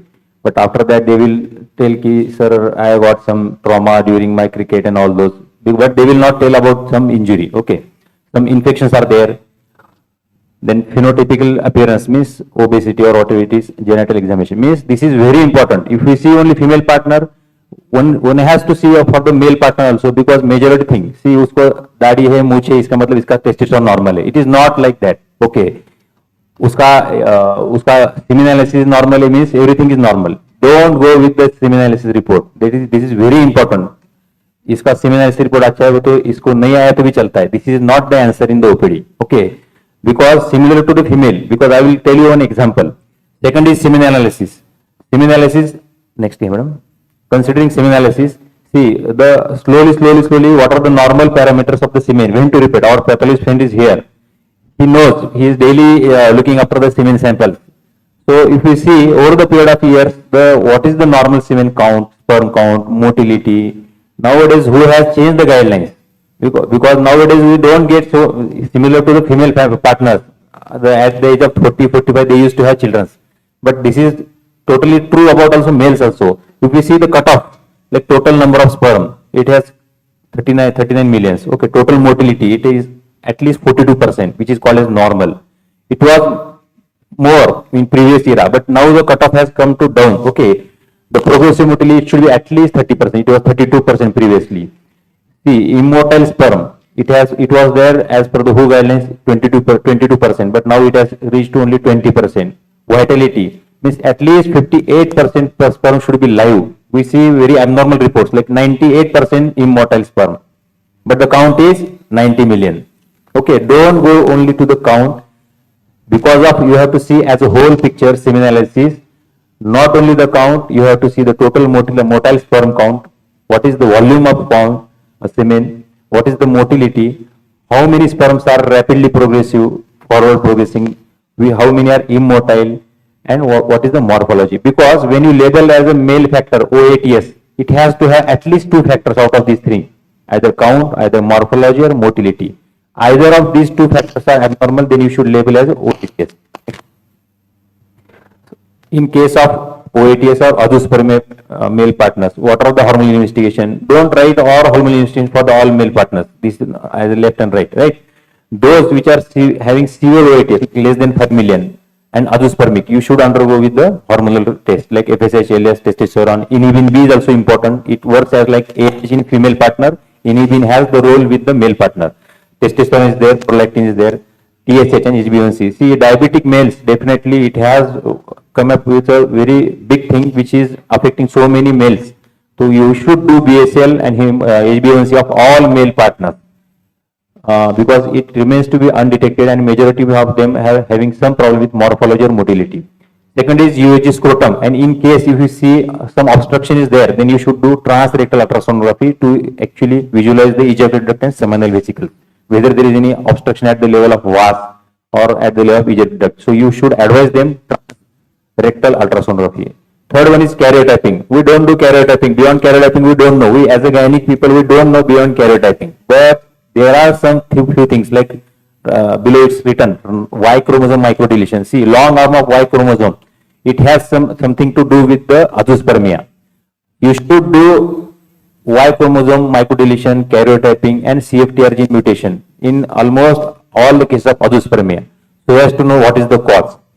Y chromosome microdeletion, it is having some factors like azoospermia factor A, B, C. It individually particular factor is having some importance. If the patient is azoospermic and having Y chromosome microdeletion, azoospermia factor A mutation or B mutation or microdeletion, then these patients should not be subjected for surgical sperm retrieval. Okay, because many a times what we say, you go to IVF center, they will retrieve the sperm and you will have your own baby. This is not true. So, genetic testing, karyotyping testing is very important in those males which are having severe OATS, like count less than 5 millions and azoospermic male. Last is testicular biopsy. Why we want testicular biopsy? Many a times they will not be ready. Thus, this testicular biopsy will give you some report that is medically very important. Either it will come like normal spermatogenesis, or that they will tell like there is scarcity of spermatogenesis, or there is sertoli cell syndrome, or there is maturation arrest. When the pathologist gives such a report, then you should click that means this patient is not a person for surgical sperm retrieval. Means those patients which are having report of maturation arrest, sertoli cell syndrome. We have cases next. So it's very important for the male physical examination as well as seminal semen analysis and some specific investigation for only OATs and azoospermic males. Next. One point I would like to add here is this testicular biopsy can also be diagnostic and therapeutic. So yes. we can just use the retrieved sperms for any of the needs in IVF for ICSI. If you are pathologist or surgeon does testicular biopsy, ask them to freeze the sperm. Yes.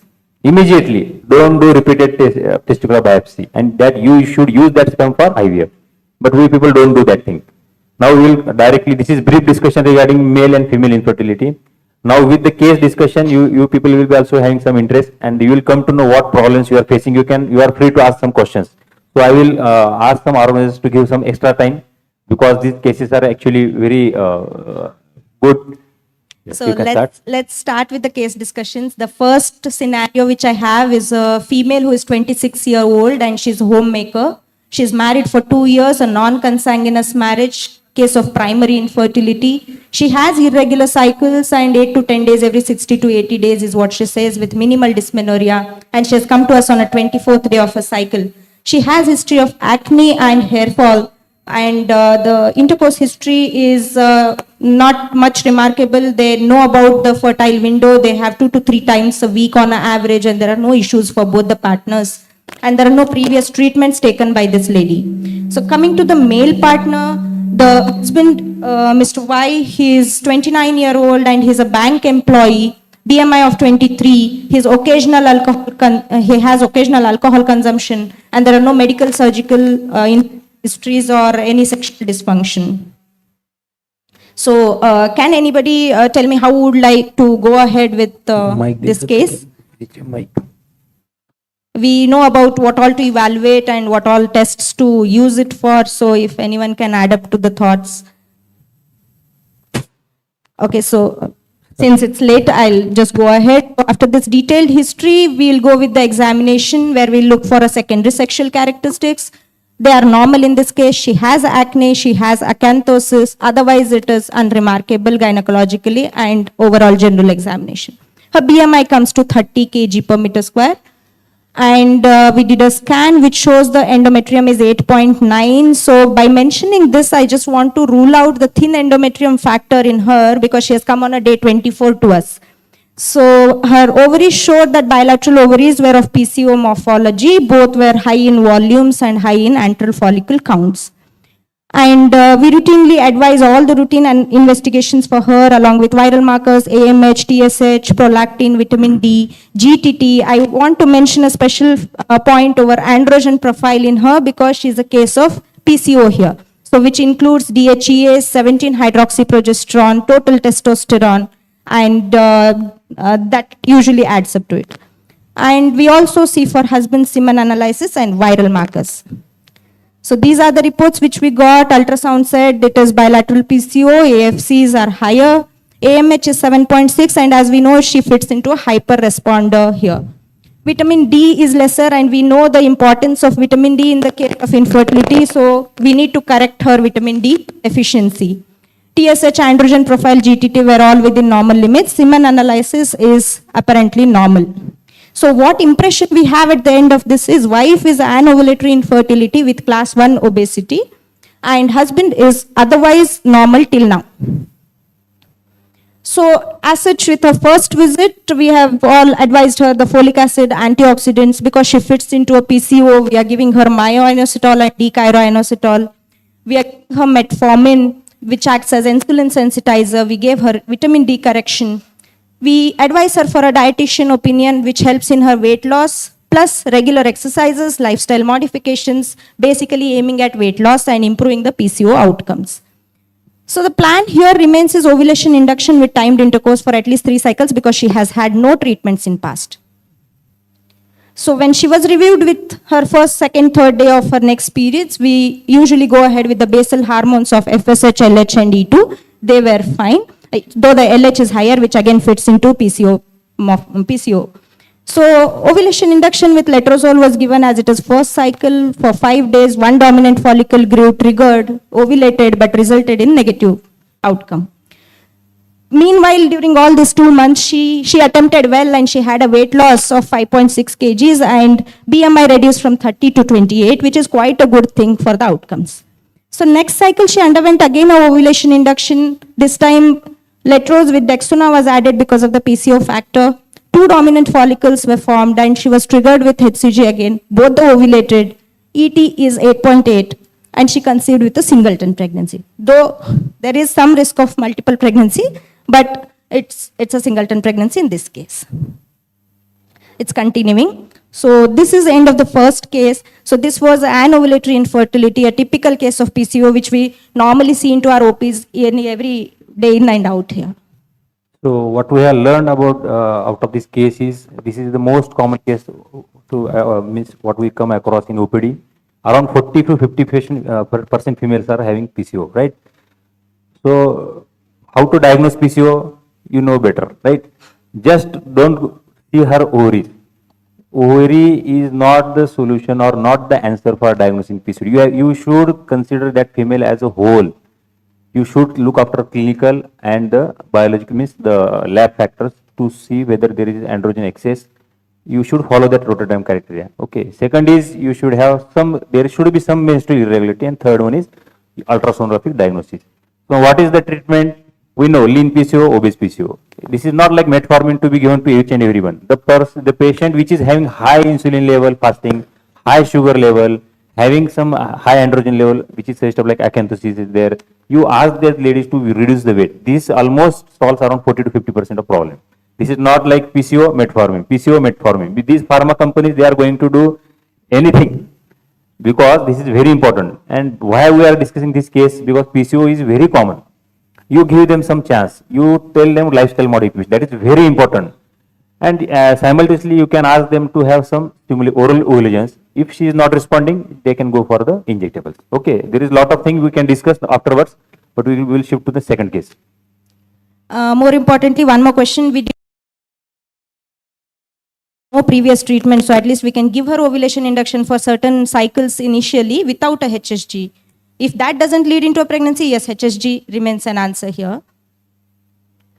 Now coming to the second case. Second case here is a female partner of 28 years. Her BMI is 24, normal. Regular cycles, there is no dysmenorrhea, menorrhagia. She has come on day 8 of her cycle. She's a case of secondary infertility where she has had a previous spontaneous miscarriage at 13 weeks of gestation, which was a spontaneous complete miscarriage, did not need any intervention there. She came for a prenatal counseling and planning for her next pregnancy. So what we should advise her when she comes to us with this history? This is very common scenario. She has had one miscarriage, though it is second trimester, 13 weeks. So, okay. So a routine evaluation of a female partner, as we normally do, which included ultrasound. And here this picture is very classical, where a 2D image is showing the uterus to be normal in a sagittal plane, but when you take a transverse plane, there are 2 cavities noted. And when a 3D scan was done, it says it is a septate uterus here. Continue. This septate uterus is a complete septum, and so she has a uterine anomaly to consider. Her AMH is normal, AFCs are normal, and RPL profile was within normal limits. Here we have done a RPL profile because it was a second trimester loss before. Male partner otherwise appeared normal. So this patient underwent a diagnostic laparoscopy, which confirmed the diagnosis of a septate uterus. Along with it, it gave us information about her tubal patency, and a hysteroscopic septal resection was done, followed by a high-dose estrogen progesterone supplementation for 3 months to help in healing the raw area. And patient was advised for a natural try where she conceived, and she is presently around 24 weeks and continuing the pregnancy. So this is a case which has a uterine anomaly. I want to stress that there are surgically correctable uterine anomalies which we should look at, identify, and do the treatment so that they continue with a good pregnancy, which can lead us to a good live birth rate. The last case which we madam told, actually I will request every gynecologist, the one who has having some history of preterm labor, preterm birth, recurrent abortion, all of you should do TVS in each and every visit of that pregnant lady in next pregnancy. Understood? This should not be forgotten. Like you do what is giving progesterone, bed rest and all this, but every visit should be with TVS of such patients which are having previous history of some abortion. That is very important, so that you will come to know when she is going to abort or when she is going to land up into preterm labor. That is very important. And we prophylactic take the cerclage. The case scenario is the third case scenario. This is a female patient of 28 years, married life 4.5 years, having regular cycles, a case of primary infertility. With 2 failed cycles of stimulation with letrozole, we can see the AMH is 2.6, the scan is normal. And looking after male partner, his age is 31, he is software employee, having obesity, alcoholic, no any past medical or surgical history. But the count, if we see the count of the male is only 2 million. Okay. The volume is 2 ml, but the count is only 9 million. And only 2% are the normal forms. Okay. And he has taken antioxidant for 2 months. Here, next, we can see what are the issues in the female. She is slightly overweight. Otherwise, her uterus, tube and ovary is normal. Clear. What is having male partner? What is the problem with male partner? Severe OATS. His count is less than 5 million, means it's only 10 million, that is 9 million. And he is having class 1 obesity. So, what treatment you are going to give? This is a classical case of OATS. Next. So, this patient needs male partner evaluation.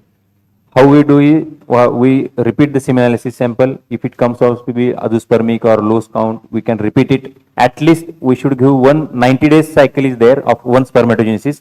But because the patients of anxiety, we can repeat after 4 to 6 weeks. Okay. So don't label any male partner as the infertile or you are having some problem with a single report.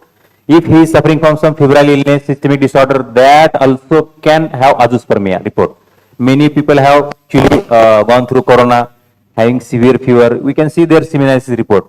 That has come down to so much level that you can't label immediately on single report.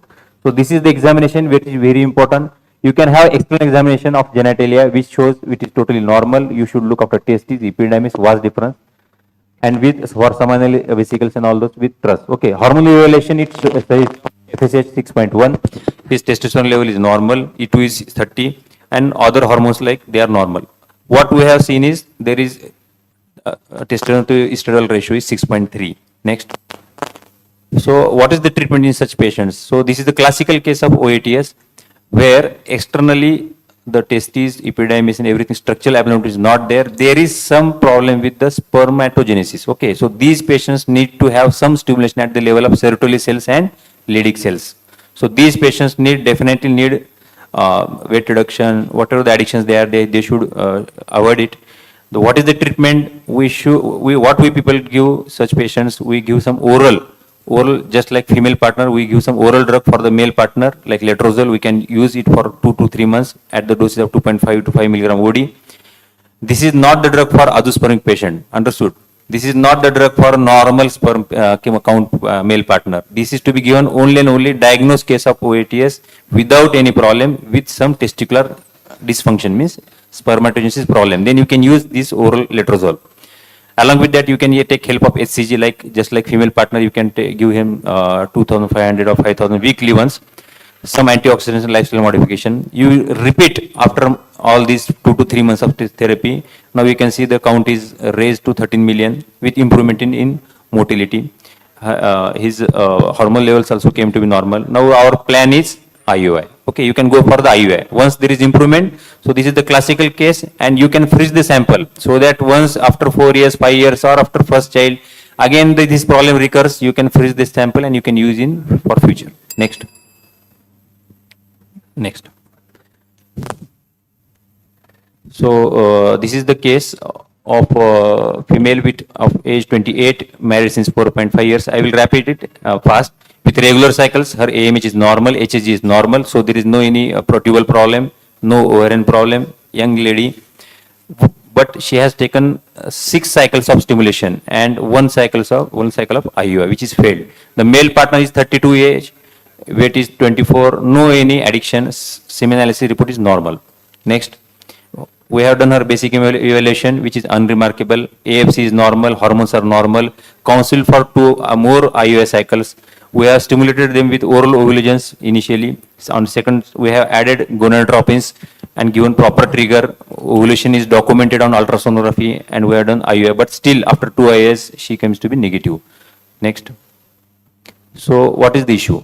So, all investigation, which includes uterus, tube, and ovary, physical examination of female, then the male partner, and semen analysis comes to be normal. But again, they failed to conceive. So, this is the classical case of unexplained infertility. Unexplained infertility, we know it's around 15 to 20% having incidence of unexplained infertility. So don't label unexplained infertility patients ki you should go for IVF or immediately IUI.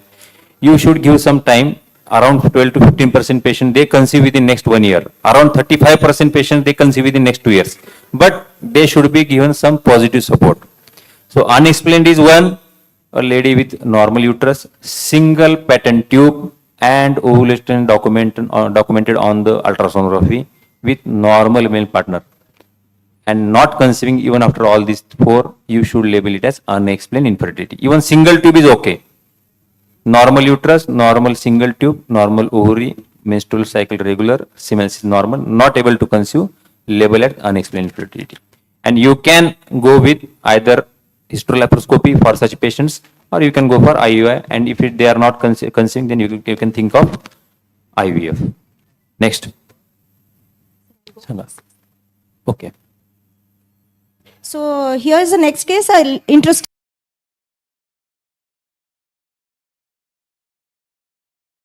She has 2 previous conceptions which have led to a spontaneous miscarriage. The first one is a doubtful anembryonic versus missed miscarriage, and the second one was a confirmed anembryonic miscarriage. Her AMH is 2.9 and her HSG is normal. So she has come with a history where she has 3 cycles of ovulation induction with timed intercourse and 3 failed cycles of IUI where there was documented ovulation, a good semen parameters of both pre and post wash, and the endometrium was around 7.4 mm at the time of trigger. So this is a little clicking point where it says it is on the lower side of the endometrial thickness. 1 cycle of IVF is undergone where she has undergone 2 embryo transfer cycles with 2 day 5 embryos each time. So that means around 4 embryos have failed to implant. So she is a case of recurrent pregnancy loss and also recurrent implantation failures, which we are looking at, with the endometrium being on a thinner side here. And husband, though he is type 2 diabetic, he is on oral hypoglycemics and well controlled. Semen analysis appears normal. He is 33-year-old. So as I told, these are the issues here and how to proceed in this case. So here, because she is a case of, other than the routine investigations, which we don't have to talk now, the RPL profile has to be looked into. The additional investigations which I told, where the immunological testing and the thrombophilia testing, the karyotypings all play their important role here. So here RPL profile came normal, the fasting homocysteine to rule out hyperhomocysteemia, anti-TPO antibodies, prolactin, TSH, everything was normal, karyotyping is normal, hysteroscopy is done, and which says that the endometrial biopsy, which was sent to CD138 marker, which is a marker for chronic endometritis, has been positive. Husband otherwise is normal with karyotype and his DNA fragmentation index is 7%, which is quite normal. So for her, the plan is in vitro fertilization and endometrial tracking during that cycle to know what maximum endometrium she reaches by the time of trigger, so that you have a fair idea. And she reached around 7.5, which is again lower, plus pre-implantation genetic testing for aneuploidy. This plays an important role here because we know the first trimester losses are more commonly because of chromosomal abnormalities. So a euploid embryo will give us a higher pregnancy rate and a lesser miscarriage rate. And then a pre-FET, pre-embryo hysteroscopy was done, which was normal, and a subendometrial PRP installation, platelet-rich plasma, was instilled, which will help us in building the endometrium because she is a case of thin endometrium. And the treatment of chronic endometritis was done with 1 cycle of antibiotics. We used doxy and metro for 14 days. And after that, the repeat biopsy came negative. Fourth point is endometrial receptivity assay, the ERA time, which tells us the window of implantation. So we don't know why she is failing to implant with 4 good embryos. There might be a window of implantation loss there. So we did a ERA cycle, which came at 121 hours. So she underwent a transfer with a single euploid embryo at that given ERA time, and with the thin ET protocol and recurrent implantation failure protocols. So use of all the vasodilators, high estrogen, and also the blood thinners with immunomodulation was used. So she conceived, and it's an ongoing pregnancy again. So this is the last case of azoospermia. This is a very important topic. I will shortly this thing, madam. तो flow chart है, flow chart लाओ. So, okay, ठीक है, it's okay. So azoospermia patients are, we know the incidence is very high, though it's very less, around 1 to 5%. But how to manage these azoospermic males? One should look after the semen analysis, whether you should look after the volume of semen, fructose positive or negative, whether there is congenital absence of VAS is there or not, whether it is obstructive azoospermia or it's the non-obstructive azoospermia. Either there is pre-testicular causes, we can, like pituitary hypothalamic axis is problematic there.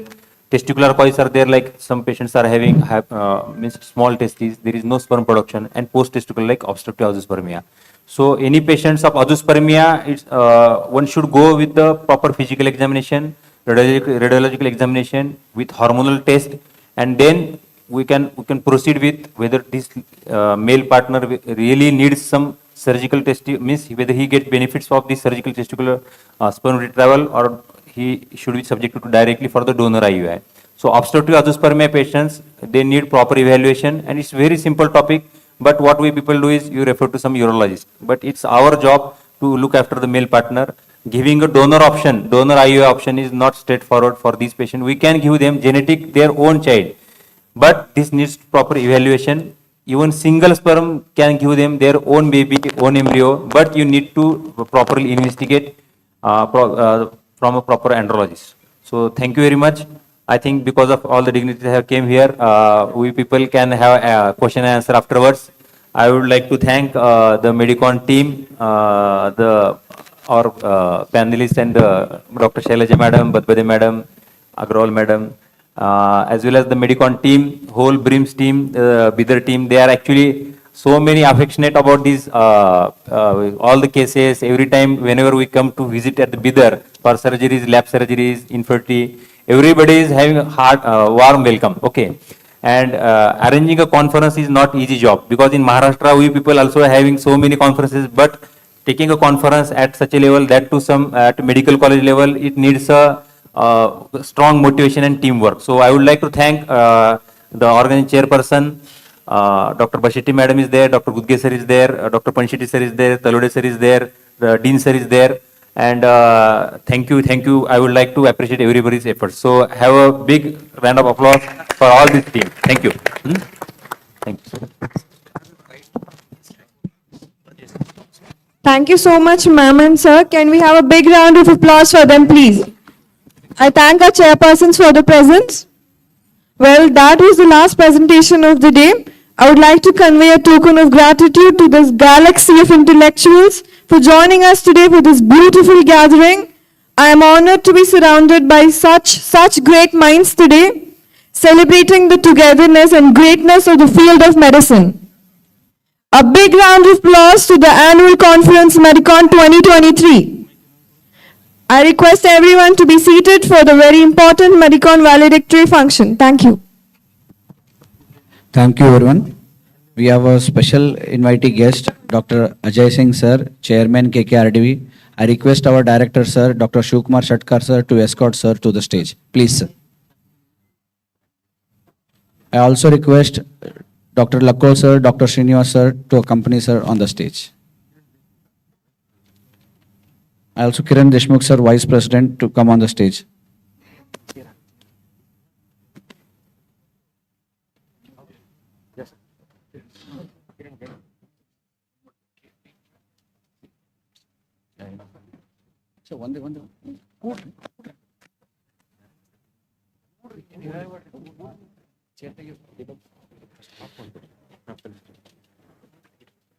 I request IMA President of the state, Dr. Lakol sir, and also Dr. Srinivas sir, to felicitate and welcome Dr. Ajay Singh sir, Chairman KKRD, and Secretary Dr. Srinivas.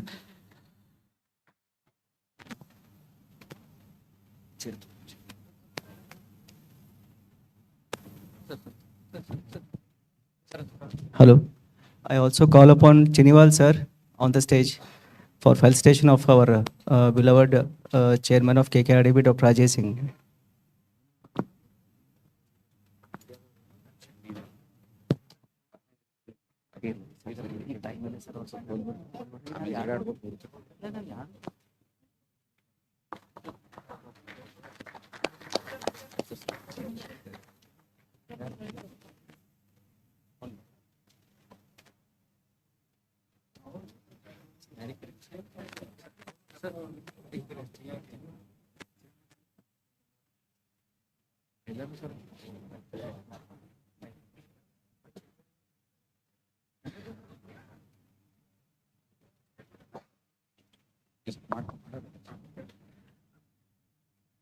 I request our chairman of KKRDB, sir, Dr. Ajay Singh, sir, to address the gatherings. Please, sir.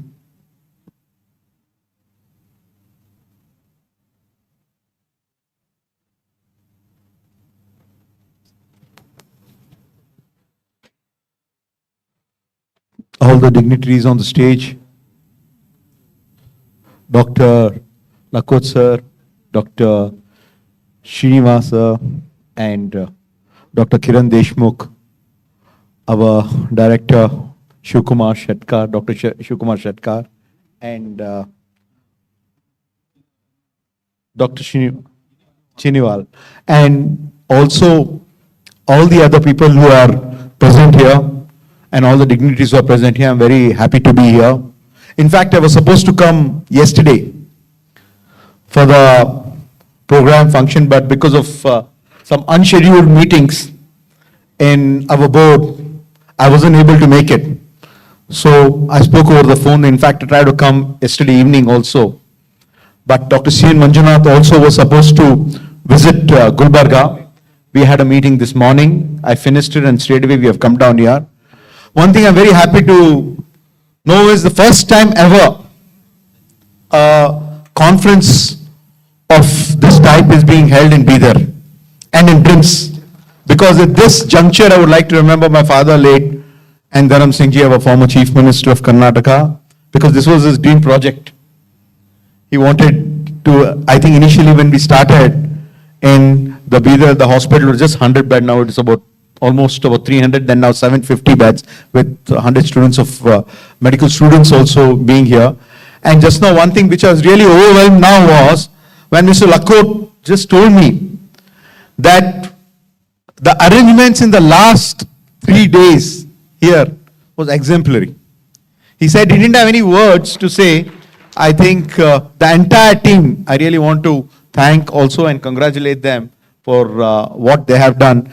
And more than anything else, more than me being a MLA or a chairman of a board, first and foremost, I'm a doctor. I'm a doctor. Before I became a politician, even I did not know that I'm going to become a politician. But then you never know where fate takes you. And it took me into a different direction. If not, I would also be in amongst you and organizing this program. You never know what would have happened. But I'm very glad to be here. And in fact, there are other programs also presently now in Bidar. But I said, no, let me just come here, spend some time here. I think in the valedictory function is going to happen in a while now. So I have to go to another function also. But I'm very glad that because in this entire Kalyana Karnataka region, so today I've been given the responsibility of being the chairman here. So my responsibility is not only to take care of the infrastructure development, also presently what are the other institutions, because this time what we are looking at doing is we have already started a program called on Aksharavishkara. We have started. Along with that, in the next 15 days in the month of November, we are starting off a program called Arogya Avishkara.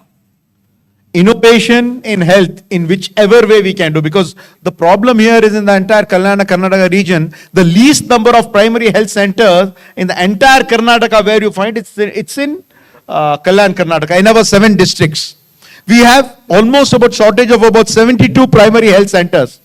So we have taken it upon ourselves, and in this year itself, we are providing about 50 PHCs, primary health centers. So we'll be falling short of only 22 primary health centers. So that will be taken care in the next year. So what happens with this is if we are going to take care the health of the rural areas, then that will really help in the overall development of this particular region also. Along with that, this morning, Dr. C.N. Manjunath, our director of Jayadeva Hospital, also was there.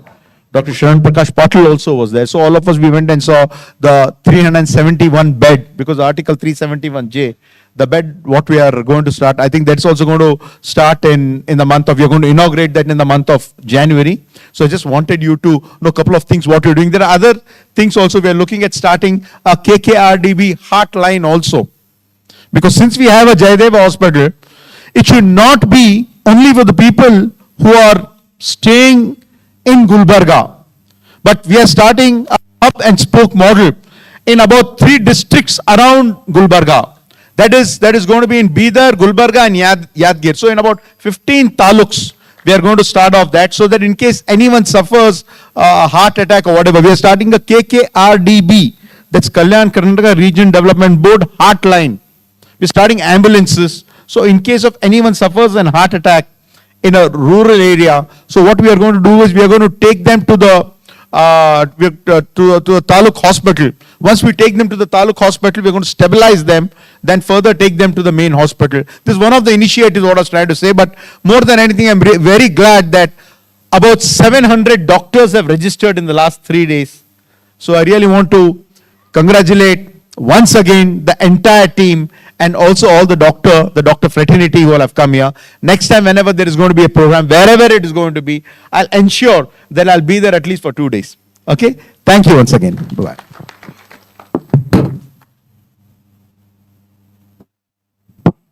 Thank you very much, sir, for addressing the gathering.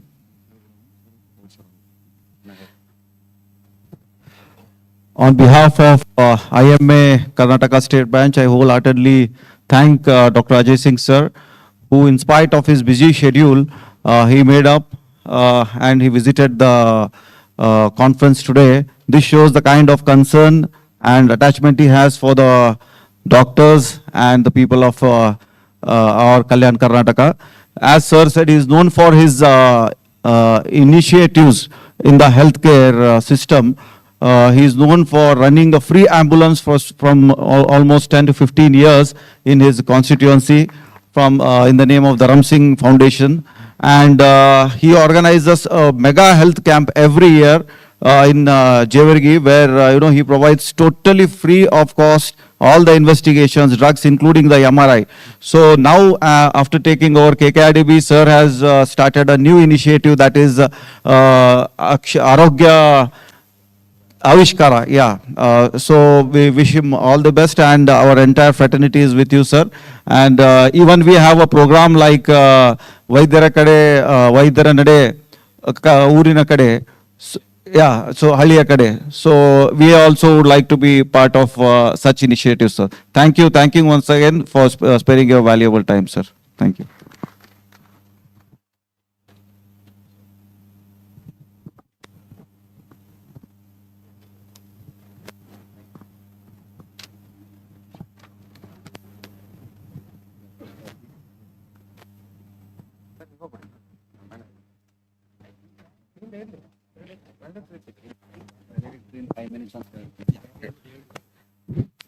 We are going to start the valedictory function in next 5 minutes. I request everyone who are waiting outside the hall to come inside and take their seats. The valedictory function will start in next 5 minutes.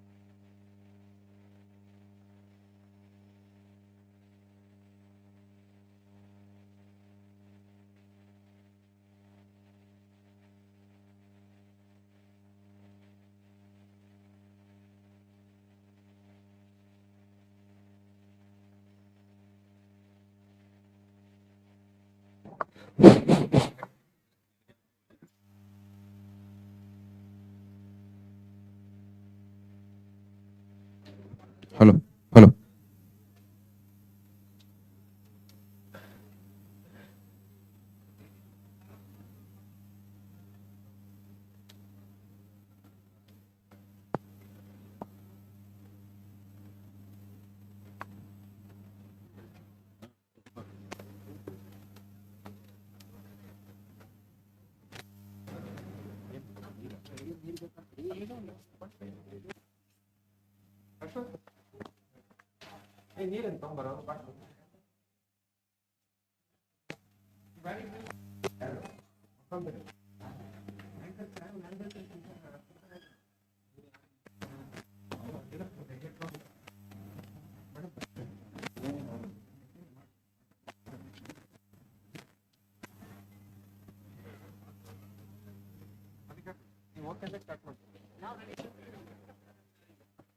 ಇಷ್ಟೇ ಅಲ್ಲ ಬರೋದು, ಮತ್ತೆ ಯಾರು ಬರ್ತಾರ? Director ಇಷ್ಟೇ ಸಾಕ್ಬಿಡ್ರಿ, ಹಿಂಗೆ start ಮಾಡಿ. Direct ಅವ್ರು ಕೆಳಗೆ ಸೆಂಡ್ ಆಫ್ ಮಾಡಕ್ಕೆ ಹೋಗಿ ಸರ್ ಅಷ್ಟೇ. ಒಂದೇ ನಿಮಿಷ ಸರ್.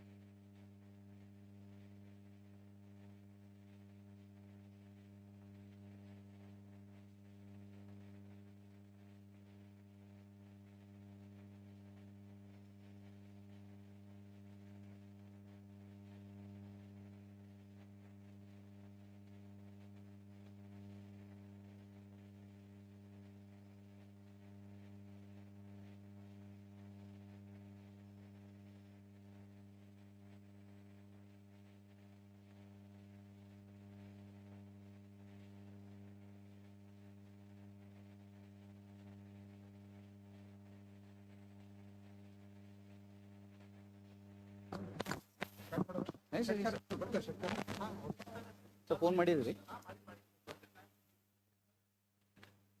2 ನಿಮಿಷ ವೆಯ್ಟ್ ಮಾಡೋಣ.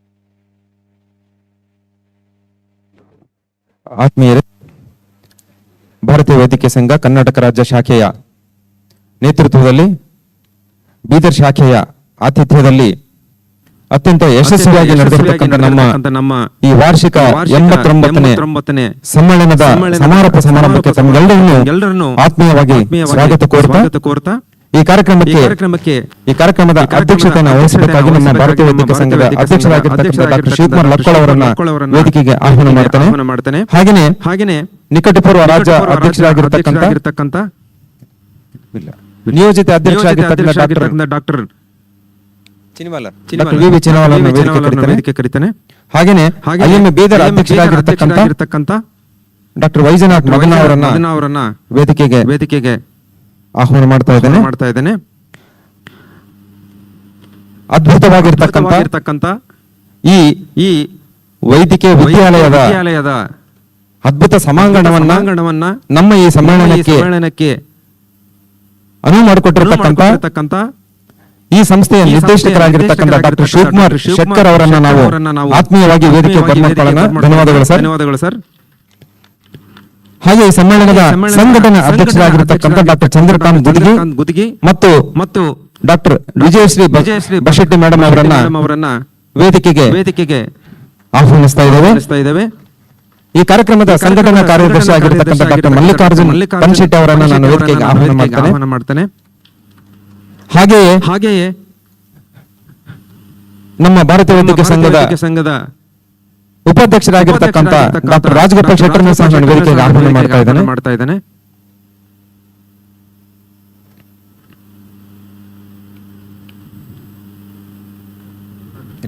ಇಲ್ಲ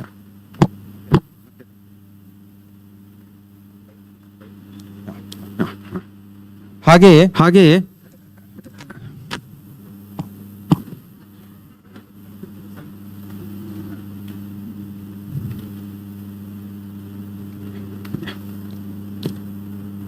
ನಮ್ಮ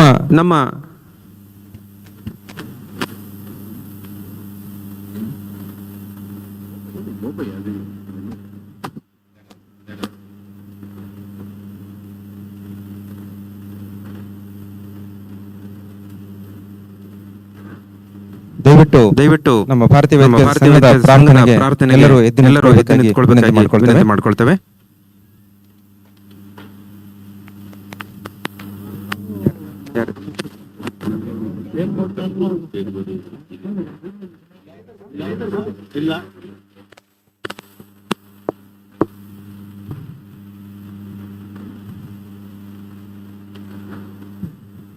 ಎಲ್ಲರೂ ಸಂತೋಷವಾಗಿರಲಿ, ಎಲ್ಲರೂ ಆರೋಗ್ಯವಾಗಿರಲಿ, ಎಲ್ಲರೂ ನೋವಿನಿಂದ ಮುಕ್ತವಾಗಿರಲಿ, ಎಲ್ಲರೂ ದುಃಖದಿಂದ ಮುಕ್ತವಾಗಿರಲಿ, ಎಲ್ಲ ಆಸೆ ಆಮಿಷಗಳನ್ನು ಮೀರಿ ಗುಣಪಡಿಸುವವರು ನಾವಾಗಿರಲಿ. ಧ್ವಜವಂದನೆಯನ್ನು ಹೇಳ್ತಾನೆ, ಹೇಳೋದು ಬೇಕಾಗಿಲ್ಲ. ಭಾರತೀಯ ವೈದ್ಯಕೀಯ ಸಂಘದ ಸದಸ್ಯರಾದ ನಾವು ನಮ್ಮ ರಾಷ್ಟ್ರ ಧ್ವಜಕ್ಕೆ ವಂದನೆ ಸಲ್ಲಿಸಲು ಇಲ್ಲಿ ನಿಂತಿದ್ದೇವೆ. ಮತ್ತು ಅದರ ಪಥವೇ ನಮ್ಮ ಪಥವು. ಈ ರಾಷ್ಟ್ರೀಯ ಸಂಸ್ಥೆಯ ಮಾನ್ಯತೆ ಪಡೆದ ಸದಸ್ಯರಾದ ನಾವು ನಮ್ಮ ಜವಾಬ್ದಾರಿಗಳನ್ನು ಅರಿಯುವ ಮೂಲಕ ಅದಕ್ಕೆ ನಮ್ಮ ನಿಷ್ಠೆಯನ್ನು ತೋರಿಸುವ ಪ್ರತಿಜ್ಞೆ ಮಾಡುತ್ತಿದ್ದೇವೆ.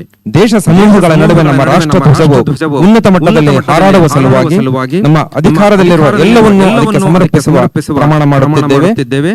ಜೈ ಹಿಂದ್, ಐಎಂಎ ಚಿರಾಯುವಾಗಲಿ. ಧನ್ಯವಾದಗಳು. ಎಲ್ಲರೂ ಆಸನಗಳನ್ನ ಅಲಂಕರಿಸಬೇಕಾಗಿ ಮಾಡ್ಕೊಳ್ತೇನೆ.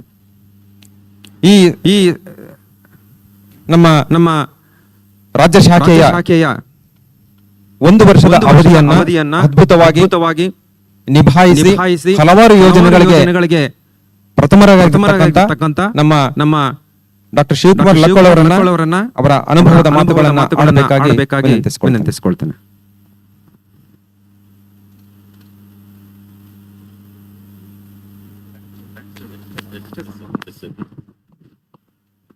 ಎಲ್ಲರಿಗೂ ನಮಸ್ಕಾರ.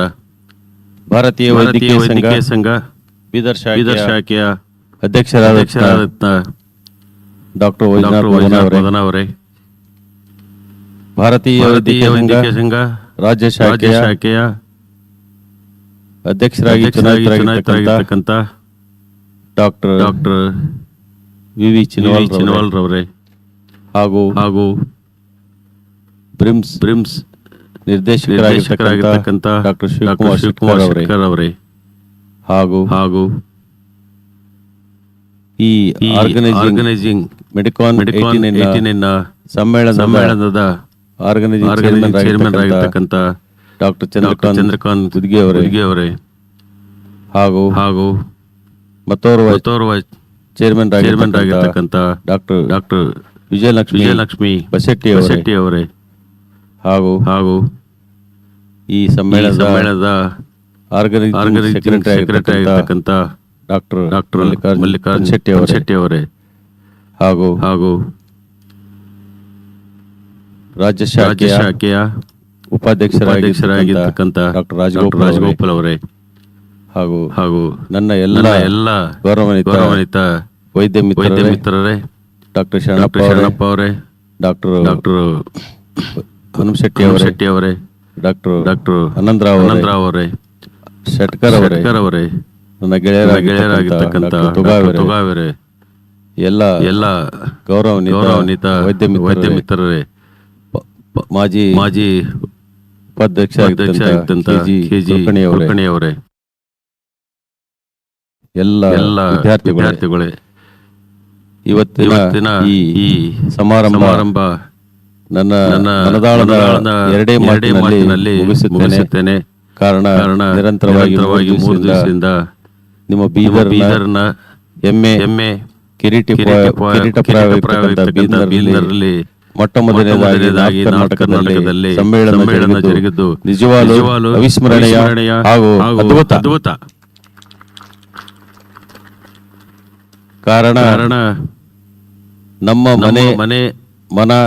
ಮನಸ್ಸುಗಳಲ್ಲಿ ಅವಿರತವಾಗಿ ನಿರಂತರವಾಗಿ ಉಳಿತಕ್ಕಂಥ ಈ ಸಮ್ಮೇಳನ ನಡೆಸಿಕೊಟ್ಟಿದ್ದ ನೀವೆಲ್ಲರಿಗೂ ಎಲ್ಲ ಬೀದರ್ ಶಾಖೆಯ ಅಧ್ಯಕ್ಷರು, ಕಾರ್ಯದರ್ಶಿ, ಗೌರವಾನ್ವಿತ ಸದಸ್ಯರು ಹಾಗೂ ಎಲ್ಲ ಕಮಿಟಿಯ ಚೇರ್ಮನ್ ಸದಸ್ಯರು ಹಾಗೂ ಬ್ರಿಮ್ಸ್ನ ನಿರ್ದೇಶಕರು, ಅವರ ಫ್ಯಾಕಲ್ಟಿಯವರು, ವಿದ್ಯಾರ್ಥಿಗಳು ಹಾಗೂ ಎಲ್ಲ ವೈದ್ಯರ ಸಹಕಾರದಿಂದ ಹಾಗೆ ಅನೇಕಾರು ಸದಸ್ಯರುಗಳು ಅಥವಾ ನಮ್ಮ ವೈದ್ಯರೇತರ ಸಹಕಾರದಿಂದ ಅದ್ಭುತವಾದ ಈ ಸಮ್ಮೇಳನಕ್ಕೆ ಭಾರತೀಯ ವೈದ್ಯಕೀಯ ಸಂಘ ರಾಜ್ಯ ಶಾಖೆಯು ಹೃತ್ಪೂರ್ವಕವಾದ ಧನ್ಯವಾದಗಳನ್ನು ತಿಳಿಸುತ್ತಾ ಮತ್ತೊಮ್ಮೆ ನಿಮ್ಮ ಇನ್ನೂ ಸ್ವಲ್ಪ ದಿವಸದಲ್ಲಿ ಮತ್ತೊಮ್ಮೆ ಸಮ್ಮೇಳನ ಆಗಲಿ ಅಂತ ಆಶಿಸುತ್ತಾ ಇನ್ನು ಮುಂಬರುವ ಕಾರ್ಯಕ್ರಮಕ್ಕೆ ನೀವೆಲ್ಲರೂ ಸಾಕ್ಷಿಯಾಗೋಣ ಅಂತ ಹೇಳ್ತಾ ಮತ್ತೊಮ್ಮೆ ನಾನು ನನ್ನ ಮಾತನ್ನು ನಮಸ್ಕಾರ. ಧನ್ಯವಾದಗಳು ಸರ್. ಈ ಕಾರ್ಯಕ್ರಮದ ಮುಂದಿನ ರೂಪರೇಷೆಗಳನ್ನ ನಡೆಸಿಕೊಳ್ಳಬೇಕಾಗಿ ಈ ಸಮ್ಮೇಳನದ ಶಿಷ್ಟಾಚಾರ ಅಧಿಕಾರಿಗಳಿಗೆ ಡಾಕ್ಟರ್ ಯೋಗಾನಂದ ರೆಡ್ಡಿ ಅವರನ್ನ ವೇದಿಕೆಗೆ ಆಹ್ವಾನ ನೀಡುತ್ತೇನೆ.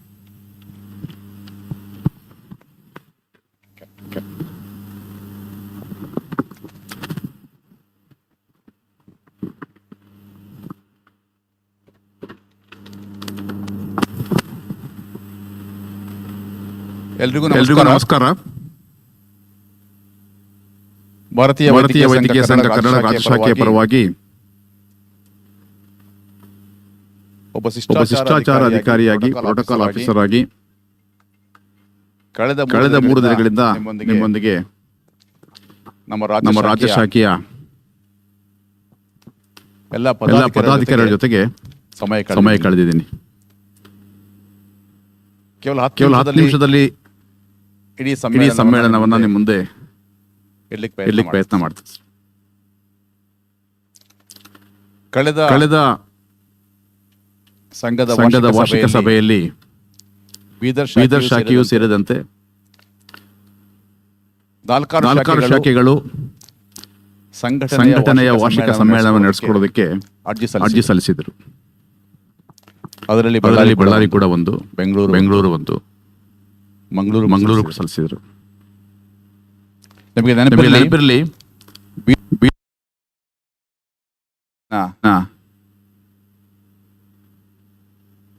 ಅಧಿಕಾರಿಗಳ ಉತ್ಸಾಹದ ಮುಂದೆ ನಾವೆಲ್ಲರೂ ನಿಬ್ಬೆರಗಾಗಿ ನಿಂತುಬಿಟ್ವಿ.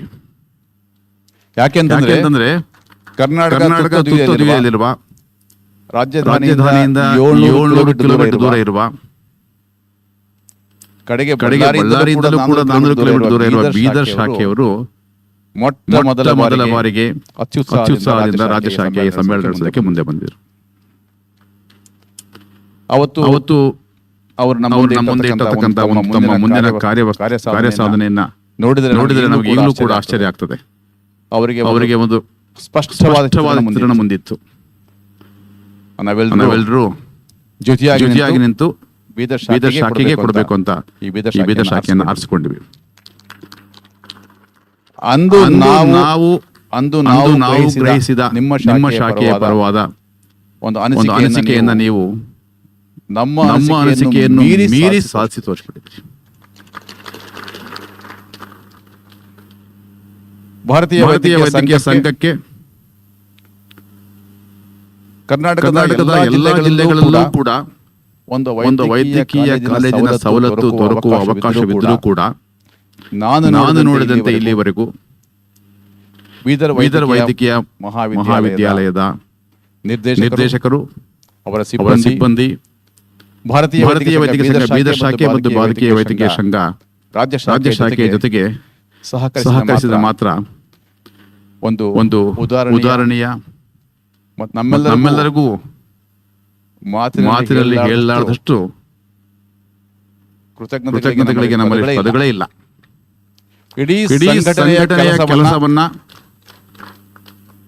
ಭಾರತೀಯ ವೈದ್ಯಕೀಯ ಸಂಘ ಬೀದರ್ ಶಾಖೆಯ ಕೆಲಸವನ್ನ ನಮ್ಮ ಲಕ್ಕೋಳ್ ಸಾಹೇಬರ ಕೆಲಸವನ್ನ ಅತಿ ಸುಲಭವಾಗಿ ನೆರವೇರಿಸಿಕೊಟ್ಟ ನಿರ್ದೇಶಕ ನಮ್ಮೊಂದಿಗಿದ್ದಾರೆ. ಅವರು ತುಂಬಾ ಸೈಲೆಂಟ್ ನಮಗೆ ಕಾಣಿಸ್ತಾರೆ. ನಾನು ಒಂದೆರಡು ಸಲ ಇಲ್ಲಿ ಬಂದಾಗೆ ನಮ್ಮ ಸಂಸ್ಥೆ ನಿಮ್ಮೊಂದಿಗಿರ್ತದೆ, ನಿಮಗೆ ಏನು ಬೇಕೋ ಅದನ್ನ ಕೇಳಿ ನಾವು ಮಾಡಿಕೊಡ್ತೀವಿ. ಬರೀ ಕೇವಲ ವಸ್ತು ಜಾಗ ಅಲ್ಲ, ಮನಸ್ಸು ಕೂಡ. ಇದು ಬಹಳ ಮುಖ್ಯ. ನೀವೆಲ್ಲರೂ ಗಮನಿಸಿದಂತೆ ಈ ಸಮ್ಮೇಳನಕ್ಕೆ ಈ ಜಿಲ್ಲೆಯ ಮತ್ತು ಸನಿಯಾದ ಗುಲ್ಬರ್ಗ ಜಿಲ್ಲೆಯ ಎಲ್ಲ ಪಕ್ಷದ ಮುಖ್ಯವಾಹಿನಿ ರಾಜಕಾರಣಿಗಳು ಬಂದು ಹೋಗಿದ್ದಾರೆ. ಅದರ ಅರ್ಥ ಈ ಸಂಸ್ಥೆಯ ಮೇಲೆ, ಬೀದರ್ ಶಾಖೆಯ ಮೇಲೆ, ರಾಜ್ಯ ಶಾಖೆಯ ಮೇಲೆ ಮತ್ತು ವೈದ್ಯರ ಮೇಲೆ ಇರತಕ್ಕಂತ ಒಂದು ಏನಿದೆ ಅವರ ಅನಿಸಿಕೆ ಇದೆಯಲ್ಲ, ಅಷ್ಟರ ಮಟ್ಟಿಗೆ ನೀವು ಬೆಳೆಸ್ಬಿಟ್ಟಿದ್ದೀರಾ. ರೋಗಿ ಮತ್ತು ವೈದ್ಯರ ನಡುವಿನ ಸಂಬಂಧ ಯಾವತ್ತಿಗೂ ಅವಿನಾಭಾವ. ಅದು ಕೆಡುತ್ತಿರುವ ಇಂದಿನ ಸಂದರ್ಭದಲ್ಲಿ ಇವೆಲ್ಲವೂ ಕೂಡ ನಮ್ಮ ಸಮಾಜದ ನಡುವೆ ಇರತಕ್ಕಂಥ ಆಧಾರ ಸ್ತಂಭಗಳಾಗಿರ್ತವೆ. ನಮ್ಮನ್ನ ಒಳ್ಳೆ ಕಡೆ ಕರೆದೊಳಿಕೆ, ರೋಗಗಳನ್ನು ಮಾಡೋದಕ್ಕೆ ಇವೆಲ್ಲವೂ ಬಹಳ ಮುಖ್ಯ. ಯಾವುದೋ ಕಾರಣಕ್ಕೆ ಮಾನ್ಯ ಅಜಯ್ ಸಿಂಗ್ ಅವರು ನಿನ್ನೆ ಬರ್ಲಿಕ್ಕೆ ಆಗಿದ್ರೆ ಇವತ್ತು ಬಂದೋಗಿದ್ದಾರೆ. ಇದು ನೋಡಿ ಕಮಿಟ್ಮೆಂಟ್ ಅಂತ ಹೇಳೋದು ನಾನು. ಇದಕ್ಕೆಲ್ಲ ನಾವಲ್ಲ, ನೀವಲ್ಲ, ಭಾರತೀಯ ವೈದ್ಯಕೀಯ ಸಂಘ ಕರ್ನಾಟಕ ರಾಜ್ಯ ಶಾಖೆ ಮತ್ತು ಅಧ್ಯಕ್ಷರು ಮತ್ತು ಇಲ್ಲಿನ ರಾಜಕಾರಣಿಗಳು. ಇಷ್ಟು ಹೇಳ್ತಾ ಮಲ್ಲಿಕಾರ್ಜುನ್ ಪನ್ಶೆಟ್ಟಿ, ಡಾಕ್ಟರ್ ಮಲ್ಲಿಕಾರ್ಜುನ್ ಪನ್ಶೆಟ್ಟಿ, ಸಂಘಟನಾ ಕಾರ್ಯದರ್ಶಿಗಳು, ಅವರೊಂದಿಗೆ ಸತತವಾಗಿ ಮಾರ್ಗದರ್ಶನ ನೀಡುತ್ತಾ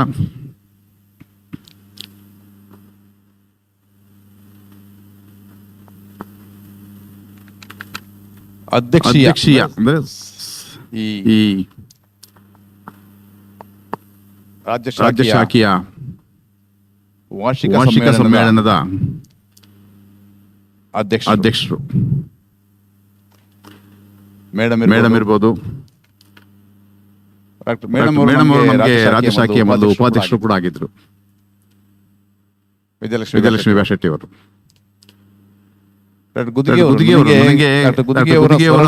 ನೋಡ್ಬಿಟ್ಟು ನಾನು ತುಂಬಾ ಹೊರಗಾಗಿ ಹೋಗ್ಬಿಟ್ಟೆ. ಮೊದಲೇ ದಿನ ಯಾಕೋ ಹೊರಗಡೆ ಬಂದಾಗ ಸ್ವಲ್ಪ ಹಸಿವಾಗಿ ಹೊರಗೆ ಹೋಗಿ ಬರ್ತೀವಿ ಅಂದ ತಕ್ಷಣ ತಮ್ಮ ಕಾರಲ್ಲಿ ಕೂತ್ಕೊಂಡು ನಮ್ಮನ್ನ ಕರ್ಕೊಂಡೆ ಮನೆಗೆ ಹೋಗ್ಬಿಟ್ಟು ತಿನ್ಸ್ಬಿಟ್ರು. ಎಷ್ಟು ಬೇಗ ಅಂತಂದ್ರೆ ನಾನು ಎಲ್ಲರೂ ನನಗೆ ಮಧ್ಯಾಹ್ನ ಊಟ ಮಾಡಿರಲಿಲ್ಲ ಮೊದಲನೇ ದಿನ ನಮ್ಮ ಸಂಘಟನೆಯ ಕೆಲಸದಲ್ಲಿ. ಅಷ್ಟರ ಮಟ್ಟಿಗೆ ಈವನ್ ಈ ಕಾನ್ಫರೆನ್ಸ್ ಮಾಡಿಕೊಟ್ಟಿದ್ದಾರೆ ಸರ್. ತುಂಬಾ ಕೃತಜ್ಞತೆಗಳು ಸರ್ ನಿಮಗೆ. ಇನ್ನು ವೈದ್ಯಕೀಯ ಸಮ್ಮೇಳನಗಳು ಅಚ್ಚುಕಟ್ಟು ನಡಿಬೇಕು ಅಂತಂದ್ರೆ ನಮಗೆ ಬೇಕಾಗಿರೋದು ಪ್ರತಿನಿತ್ಯ ಇರತಕ್ಕಂಥ ವೈಜ್ಞಾನಿಕ ವಿಷಯಗಳ ಚರ್ಚೆ ತುಂಬಾ ಸಲೀಸಾಗಿ ನೀವು ಮಾಡಿಕೊಟ್ರಿ. ಯಾರನ್ನ ಕರಿಬೇಕು, ಹೆಂಗ್ ಕರಿಬೇಕು, ಎಲ್ಲಿ ಕರಿಬೇಕು, ಎಲ್ಲಿ ಕೂಡಿಸ್ಬೇಕು, ಏನ್ ಮಾಡಬೇಕು, ಎಲ್ಲವನ್ನ ಅಚ್ಚುಕಟ್ಟಾಗಿ ಮಾಡಿಕೊಟ್ರಿ. ಶಾಂತಲಾ ಕೌಜಲಗಿ ಮೇಡಮ್ ಅವ್ರ ಜೊತೆ ಇರ್ತಕ್ಕಂಥ ವಿದ್ಯಾರ್ಥಿಗಳು ಮತ್ತು ಅವರ ನಿರ್ದೇಶಕರು ನಮ್ಮೊಂದಿಗೆ ಮೊದಲಿಂದಲೂ ಸಹಕರಿಸಿ ಕಡೆಯ ಕ್ಷಣದವರೆಗೂ, ಕಡೆಯ 10 ದಿನಗಳವರೆಗೂ ನಮ್ಮನ್ನು ಯಾವುದೇ ರೀತಿಯಲ್ಲಿ ಕಷ್ಟಕ್ಕೀಡು ಮಾಡದೆ ಕಡೆಯ 1-2-3 ದಿನಗಳಲ್ಲಿ ಮಾತ್ರ ಇಷ್ಟು ಮಾಡ್ತಾ ಇದ್ದೀವಿ ಸರ್, ಏನಾದ್ರು ಇನ್ನು ಇದೆಯಾ ಅಂದರೆ ಅಷ್ಟೊಂದು ಜವಾಬ್ದಾರಿ ತಗೊಂಡ್ಬಿಟ್ಟು ಈ ಸಮ್ಮೇಳನ ನಡೆಸ್ಕೊಟ್ಟಿದ್ದಾರೆ. ಅಲ್ಲಲ್ಲಿ ಸಮಯವನ್ನು ನಾವು ಪಾಲಿಸದೇ ಇರೋ ಕಾರಣ 100 ಇರ್ಬೋದು, ಆದರೆ ಸಂಘಟಕರ ಮನಸ್ಥಿತಿ ಹೆಂಗಿರುತ್ತಲ್ಲ ಎಲ್ಲರನ್ನೂ ಸುಧಾರಿಸ್ಕೊಂಡು ಹೋಗಬೇಕು. 1-2 ಲೆಕ್ಚರ್ಗಳು ಕೆಲವು ಸತಿ ಲೇಟ್ ಆಗಿರ್ಬೋದು, ಬೇಗನೆ ಆಗಿರ್ಬೋದು. ಅಂಥ ಸಂದರ್ಭದಲ್ಲಿ ಭಾರತೀಯ ವೈದ್ಯಕೀಯ ಸಂಘದ ಪದಾಧಿಕಾರಿ ಡಾಕ್ಟರ್ GN ಪ್ರಭಾಕರ್ ಅವರು, ಡಾಕ್ಟರ್ ಪವನ್ ಪಾಟೀಲ್ ಅವರು, ನಮ್ದು ಇವತ್ತು ಬೇಡ ನಾಳೆ ಮಾಡ್ತೀವಿ. ಯಾಕೆಂದ್ರೆ ಸಮಯ ಇದು ಅಷ್ಟು ಸುಲಭವಾದ ಮಾತಲ್ಲ. ಇದೆಲ್ಲ ಸರಿದೂಗಿಸ್ಕೊಂಡು ನಡೆಸ್ಕೊಟ್ಟವರು ಡಾಕ್ಟರ್ ಕೌಜಲಗಿ ಮೇಡಮ್ ಅವರ ಮತ್ತು ಅವರ ಎಲ್ಲ ವಿದ್ಯಾರ್ಥಿ ವೃಂದಕ್ಕೂ ನಾನು ಅಭಿನಂದನೆ ಸಲ್ಲಿಸ್ತೇನೆ. ನಿಮ್ಮದು ನೀವು ಹೀಗೆ ಇರಿ ಮೇಡಮ್, ನಮ್ಮೊಂದಿಗಿರಿ. ನಾವು 100 ಸಂಘಟನೆಯ ರಾಜಕಾರಣ ಮಾತಾಡ್ಬೋದು, ಬೇರೆಲ್ಲ ವಿಷಯ ಮಾತಾಡ್ಬೋದು, ಆದರೆ ವೈಜ್ಞಾನಿಕ ವಿಷಯ ಮಾತಾಡಕ್ಕೆ ನಮಗೆ ಬರಲ್ಲ. ಸೊ ನೀವು ಕಲಿಸಿದ್ದನ್ನು ನಾವು ಕಲ್ತ್ಕೊಂಡು ಹೋಗ್ತೀವಿ. ಸೊ ಕಲಿಸ್ತಾ ಇರಿ, ಎಲ್ಲ ಕಡೆ ನೀವಿರಿ.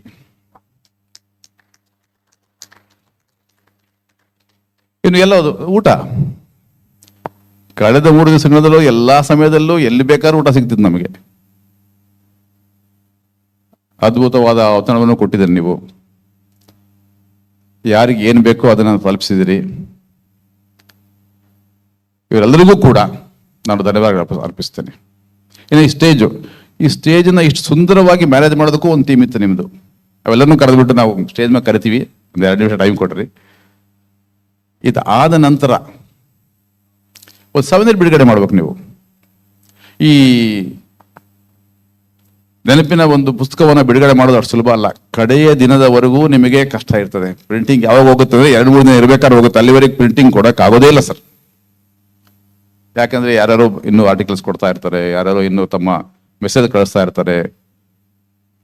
ಮತ್ತೆ ಆವತ್ತೇ ದಿವಸ ನಾವು ಇಲ್ಲಿ ರಿಲೀಸ್ ಮಾಡಲೇಬೇಕು. ಅದನ್ನು ಕೂಡ ತುಂಬ ಅಚ್ಚುಕಟ್ಟಾಗಿ ಮಾಡಿದ್ರಿ. ಇನ್ನು ಪತ್ರಿಕೆಯವ್ರನ್ನ ಮೊದಲಿನಿಂದಲೂ ಪತ್ರಿಕೆಯನ್ನು ನಿಮ್ಮ ಜೊತೆ ಇಟ್ಕೊಂಡು ಮೊದಲೇ 2 ದಿನ ಮೊದಲೇ ಪತ್ರಿಕೆಯನ್ನು ನೀವು ಜೊತೆ ಕರ್ಕೊಂಬಂದು ಮತ್ತೆ ಕಡೆಯ ದಿನ ನಮ್ಮೊಂದಿಗೂ ಮಾತಾಡಿಸಿ ಪತ್ರಿಕೆಗಳಲ್ಲಿ ಸಮ್ಮೇಳನದ ವಿಷಯವನ್ನ ಅತ್ಯಂತ ಅಚ್ಚುಕಟ್ಟಾಗಿ ಪ್ರಸಾರ ಮಾಡಲಿಕ್ಕೆ ನೀವು ಗಮನ ಕೊಟ್ಟಿದ್ದೀರಿ. ಇವೆಲ್ಲವನ್ನು ನೋಡಿದರೆ ಬೀದರಲ್ಲಿ ಮೊದಲನೇ ಸಲ ಕಾನ್ಫರೆನ್ಸ್ ಮಾಡಿಸೋ ನನಗೆ ಅನಿಸಿಲ್ಲ ಸರ್. ಹಾಗೆ ಅನಿಸ್ಲೇ ಇಲ್ಲ ನನಗೆ. ನುರಿತತೆ, ಎಕ್ಸ್ಪರ್ಟೀಸ್ ಇದೆ ನಿಮಗೆ. ಇದನ್ನ ಹೀಗೆ ಮುಂದುವರಿಸಿ. ಮತ್ತೊಮ್ಮೆ ನಾನು ರಾಜ್ಯಾಧ್ಯಕ್ಷನ ಕೇಳ್ಕೊಳ್ತೀನಿ, ದಯವಿಟ್ಟು ಈ ಸಮ್ಮೇಳನವನ್ನು ನಡೆಸಿಕೊಟ್ಟಂತ ಎಲ್ಲರಿಗೂ ಕೂಡ ಒಂದು ಸಣ್ಣ ಕಾಣಿಕೆಯನ್ನು ನಾವು ಕೊಡ್ತೀವಿ. ಇವೆಲ್ಲದರ ಹಿಂದೆ ನಾನು ಯಾವಾಗಲೂ ಓದಲು ಹೇಳ್ತಾ ಇರ್ತೇನೆ, ಹಿರಿಕಿರಿಯ ವೈದ್ಯರ ಸಮ್ಮೇಳನ ತುಂಬ ಬಹಳ ಮುಖ್ಯ. ಡಾಕ್ಟರ್ ಮದನ್ ಅವರು ಇದ್ದಾರೆ ಇಲ್ಲಿ, ಪ್ರೆಸಿಡೆಂಟ್ IMA. ಅವರು outgoing president. Doctor Virendra Patil team ಇದೆ, ಇನ್ಕಮಿಂಗ್. ಡಾಕ್ಟರ್ ಮಹೇಶ್ ಅವರು ಇದ್ದಾರೆ. ಜೊತೆಗೆ ನಿಮ್ಮೊಂದಿಗೆ ಹನುಮ ಶೆಟ್ಟಿ ಅವರಿದ್ದಾರೆ, ಶೆಟ್ಕರ್ ಇದ್ದಾರೆ, ಆನಂದ್ ರಾವ್ ಇದ್ದಾರೆ. ನೋಡಿ, ನಾನು ಹೇಳ್ತೀನಿ, ಕಾಲೇಜ್ ಬಂದಿರೋದು 12 ವರ್ಷದ ಹಿಂದುಗಡೆ. ಇದಕ್ಕಿಂತ ಮೊದಲು ಬೀದರ್ನಲ್ಲಿ ಕೂಡ ವೈದ್ಯರ ಒಂದು ವೃಂದ ಇತ್ತು. ಹಿರಿಯ ವೈದ್ಯರೆಲ್ಲರೂ ಕೂಡ ನಿಮ್ಮೊಂದಿಗೆ ಜೊತೆಗೆ ಆಗಿದ್ದುಕೊಂಡು ಕಿರಿಯರು ತಪ್ಪು ಮಾಡಿದ ಕಿವಿ ಹಿಂಡಿ ಬಿಟ್ಟು ಮಾರ್ಗದರ್ಶನ ಕೊಟ್ಟು ತಾವೇ ಮುಂದೆ ನಿಂತುಕೊಂಡು ಕಾನ್ಫಿಡೆನ್ಸ್ ಮಾಡಿಕೊಟ್ಟಿದ್ದಾರೆ. ಎಲ್ಲ ಹಿರಿಯ ವೈದ್ಯರಿಗೂ ನಾನು, ನಮ್ಮ ಲಕ್ಕೋ ಸರ್ ಕ್ಲಾಸ್ಮೇಟ್ಸ್ ಟೀಮೇ ಇದೆ ಇಲ್ಲಿ, ವೈದ್ಯನಾಥ್ ತುಗಾವರಿದ್ದಾರೆ, ಇನ್ನು ಯಾರ ಹೆಸರು ಬರೀಬೋದು ನನಗೆ ಗೊತ್ತಿಲ್ಲ, ಬ್ಯಾಶೆಟ್ಟಿ ಸರ್ ಇದ್ದಾರೆ, ಇನ್ನು ಕೆಲವು ಹೆಸರು ಮರಿಬೋದು. ಈಗ ಹಿರಿಯರು ಮತ್ತು ಕಿರಿಯರಿಗೆ ಕೆಲವು ಸಲ ಹಿರಿಯರು ಏನಪ್ಪ ಹಿಂಗೆ ಮಾಡ್ದ, ಮಗನಿಗೆ ತಂದೆ ಏನಾರು ಹೇಳಿದಾಗ ಸ್ವಲ್ಪ ಅನಿಸುತ್ತೆ ಅವಾಗ, ಏನಪ್ಪ ನಮ್ಮಪ್ಪ ಎಷ್ಟು ಕಷ್ಟ ಕೊಡ್ತಾವೆ ನನಗೆ, ಫ್ರೀ ಬಿಡ್ತಾ ಇಲ್ಲ. ನಮ್ಮನ್ನ ಫ್ರೀ ಬಿಡಬಾರ್ದು, ಅವಾಗ ಕಿವಿ ಹಿಂಡ್ತಾನೆ ಇರಬೇಕು. ಹಾಗಾದಲ್ಲಿ ಮಾತ್ರ ಕೊನೆಯ ಚಿತ್ರಣ ಇರುತ್ತಲ್ಲ ಇಷ್ಟು ಹರ್ಷದಾಯಕವಾಗಿರುತ್ತೆ. ಕಿರಿಯ ಎಲ್ಲ ವೈದ್ಯರ ಸಮ್ಮಿಶ್ರ ಫಲಿತಾಂಶ ಇಂದಿನ ಒಂದು ಈ ಕಾನ್ಫರೆನ್ಸ್. ನಿಮ್ಮೆಲ್ಲರಿಗೂ ನಾನು ಆಭಾರಿಯಾಗಿದ್ದೇನೆ ರಾಜ್ಯ ಶಾಖೆಯ ಪರವಾಗಿ. ಇಲ್ಲಿ ಪ್ರೋಟೋಕಾಲ್ ಆಫೀಸರ್ ಎಂಬುದು ನಾವು ಭಾರತೀಯ ವೈದ್ಯಕೀಯ ಸಂಘದಲ್ಲಿ ಇರ್ತದೆ. ಈ ಪ್ರೋಟೋಕಾಲ್ ಆಫೀಸರ್ ಕೆಲಸ ಸಮಸ್ಯೆಗಳನ್ನು ಸೃಷ್ಟಿ ಮಾಡೋದಲ್ಲ, ಸಮಸ್ಯೆಗಳನ್ನು ಬಗೆಹರಿಸೋದು. ಹಾಗಂತ ನನಗೆ ಸಮಸ್ಯೆ ಬಂತು ಅನ್ಕೊಂಡ್ರ, ಸಮಸ್ಯೆ ಎಲ್ಲೂ ಬಂದಿಲ್ಲ. ಸಮಸ್ಯೆ ಬಂದಿದ್ದು ಒಂದೇ ಒಂದು ಕಡೆ, ಕೆಲವರು 20 ನಿಮಿಷಕ್ಕಿಂತ 25 ನಿಮಿಷ ಜಾಸ್ತಿ ಮಾತಾಡಿದಾಗ ಅವ್ರಿಗೆ ಹೆಂಗಪ್ಪ ಹೇಳೋದು, ನಾನು ಹೋಗಿ ಕಟ್ ಮಾಡಿ ನಿಮ್ಮದು ಅಂತ, ಅಷ್ಟೇ ಸಮಸ್ಯೆ ಬಂದಿದ್ದು, ಇನ್ನೆಲ್ಲೂ ಸಮಸ್ಯೆಗಳು ಬಂದಿಲ್ಲ ನಮಗೆ. ಸೊ ನನ್ನ ಕೆಲಸವನ್ನು ನೀವು ಹಿತವಾಗಿ ಮುಗಿಸ್ಕೊಟ್ಟಿದ್ರಿ, ಧನ್ಯವಾದಗಳು. ಡಾಕ್ಟರ್ ಲಕ್ಕೋಳ್ ಅವರು ಎಲ್ರಿಗೂ ಸ್ವಲ್ಪ ನಮ್ಮ ಕಡೆ ರಾಜ್ಯ ಶಾಖೆಯ ಪರವಾಗಿ ಶಾಲ್ ಹೊರಿಸ್ಬಿಟ್ಟು ಅವನು ಸ್ಟೇಜಿಗೆ ಕರೆದ್ಬಿಟ್ಟು ಹೇಳ್ತೀನಿ ಸರ್, ಎಲ್ಲರನ್ನು ದಯವಿಟ್ಟು ಎಲ್ರಿಗೂ ಪರಿಚಯ ಹೇಳ್ಕೊಡಿ ಸರ್ ಅಷ್ಟೇ.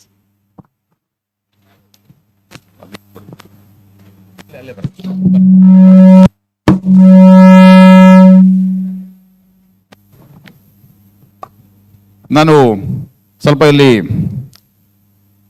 ಪ್ರೋಟೋಕಾಲ್ನ ಮುರಿತೀನಿ ಸ್ವಲ್ಪ, ದಯವಿಟ್ಟು ಬೇಜಾರು ಮಾಡ್ಕೋಬೇಡಿ. ಮೊಟ್ಟ ಮೊದಲಿಗೆ ನನ್ನ ಅತ್ಯಂತ ಭಾರತೀಯ ರಾಜ್ಯ ಶಾಖೆಯ ಪ್ರಶಂಸನೀಯ ಧನ್ಯವಾದಗಳು ಬೀದರ್ ವೈದ್ಯಕೀಯ ವಿದ್ಯಾಸಂಸ್ಥೆಯ ಎಲ್ಲ ಸಿಬ್ಬಂದಿಯ ಪರವಾಗಿ, ಎಲ್ಲ ವೈದ್ಯೇತರ ಸಿಬ್ಬಂದಿಯ ಪರವಾಗಿ ಡಾಕ್ಟರ್ ಶಿವಕುಮಾರ್ ಶೆಟ್ಕರ್ ಅವರನ್ನ ನಾನು ನಮ್ಮಿಂದ ಕೊಡ್ತಕ್ಕಂಥ ಶಾಲಿನ ಒಂದು ಚಿಕ್ಕದಾದ ಒಂದು ಗುರುತನ್ನು ಪಡ್ಕೋಬೇಕಂತ ಹೇಳ್ತಾ ಇದ್ದೀನಿ. ಸರ್, ನೀವು ನಮಗೆ ಸಂಘಕ್ಕಾಗಲಿ, ನೀವು ಸಂಘ ಸದಸ್ಯರೇ ಆದರೂ ಕೂಡ ಒಬ್ಬ ವೈದ್ಯಕೀಯ ಕಾಲೇಜಿನ ನಿರ್ದೇಶಕರಾಗಿ ನಮಗೆ ಕೊಟ್ಟಿದ್ದು ಸಾಕಷ್ಟಿದೆ. ನಿಮ್ಮೊಂದಿಗೆ ನಿಮ್ಮ ಸಿಬ್ಬಂದಿ, ವೈದ್ಯ ಮತ್ತು ವೈದ್ಯೇತರ ಸಿಬ್ಬಂದಿ ಇಬ್ಬರು ಕೂಡ ಜೊತೆಗಿದ್ರು. ಧನ್ಯವಾದಗಳು ಸರ್. ಥ್ಯಾಂಕ್ ಯು ಸರ್, ಕೃತಜ್ಞತೆಗಳು ಸರ್.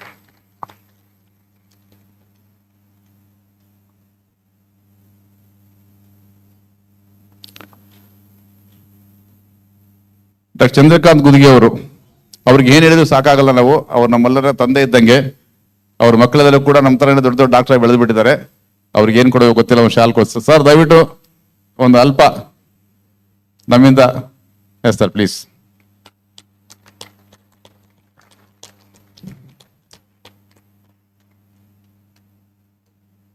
ಚಿನಿವಾಲ ಸಾಹೇಬ್ ನಾನು ರಿಕ್ವೆಸ್ಟ್ ಮಾಡ್ಕೊಳ್ತಾ ಇದ್ದಾರೆ ಜಾಯ್ನ್ ಆಗ್ಲಿಕ್ಕೆ, ಯಾಕಂದ್ರೆ ಅವ್ರು ಭಾಳ ಎದ್ಕೊಳ್ಳೋಕ್ಕಾಗಲ್ಲ.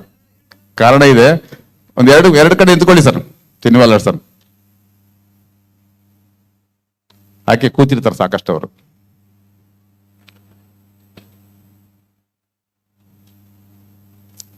ಡಾಕ್ಟರ್ ವಿಜಯಶ್ರೀ ಬ್ಯಾಶೆಟ್ಟಿ ಮೇಡಮ್, ಇವರೇನು ನಮಗೆ ಹೊಸವಲ್ಲ, ನಾವು ಕರ್ನಾಟಕ ರಾಜ್ಯ ಶಾಖೆಗೆ ಚಿರಪರಿಚಿತ, ಮಾಜಿ ಉಪಾಧ್ಯಕ್ಷರು ಕೂಡ, ಮಹಿಳಾ ಉಪಾಧ್ಯಕ್ಷರು.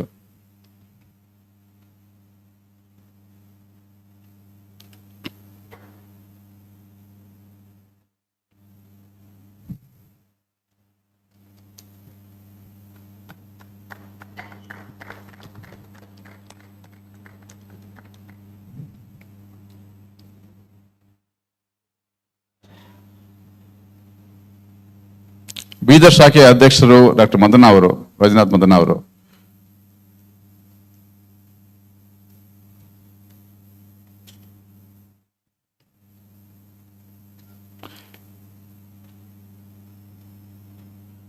Shantala madam please. Doctor Shantala Kojalige ಅವರು ಕೂಡ ನನ್ನ ಮಕ್ಕಳ ವೈದ್ಯಕೀಯ ವಿಭಾಗದ ಅವ್ರು ಹೇಳ್ತಾ ಇದ್ರು, ನಿಮ್ಮನ್ನ ಏನೋ ದೊಡ್ಡ ಬಹಳ ದಪ್ಪ ಉದ್ದ ಏನೋ ಅನ್ಕೊಂಡಿದ್ರಂತ ನಮ್ಮನ್ನ, ಆದ್ರೆ ನಿಮ್ಮೊಂದಿಗೆ ನಾನು ಇರ್ತೀನಿ ಅಂತ ಅವ್ರು ಬನ್ನಿ ಪ್ಲೀಸ್.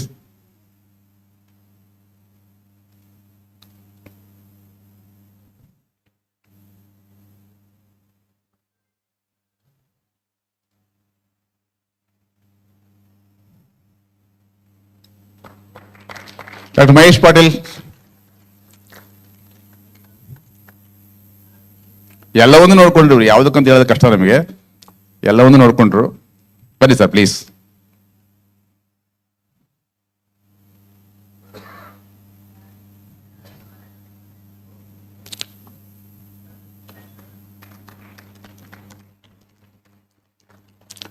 ಸ್ಮರಣ ಸಂಚಿಕೆ ತಂದುಕೊಟ್ಟ ಡಾಕ್ಟರ್ ಮಹೇಶ್ ತಂಡೂರು ಇದ್ದಾರಾ? ಮಹೇಶ್ ಇಲ್ಲೇ ಇದ್ದೀರಾ doctor? Please Mahesh sir please. ಸ್ಮರಣ ಸಂಚಿಕೆ ತುಂಬಾ ಕಲರ್ಫುಲ್ ಆಗಿ ಬಂದಿದೆ. ಇದು ಬಹಳ ಒತ್ತಡದ ಕೆಲಸ, ಕಡೆ 2 ದಿನದಲ್ಲಿ ಮಾಡಿ ಮುಗಿಸ್ಬೇಕು. ಅಲ್ಲಿವರೆಗೂ ನಮಗೆ ಅವಕಾಶನೇ ಕೊಡಂಗಿಲ್ಲ ಪ್ರಿಂಟಿಗೆ ಹೋಗೋದಕ್ಕೆ.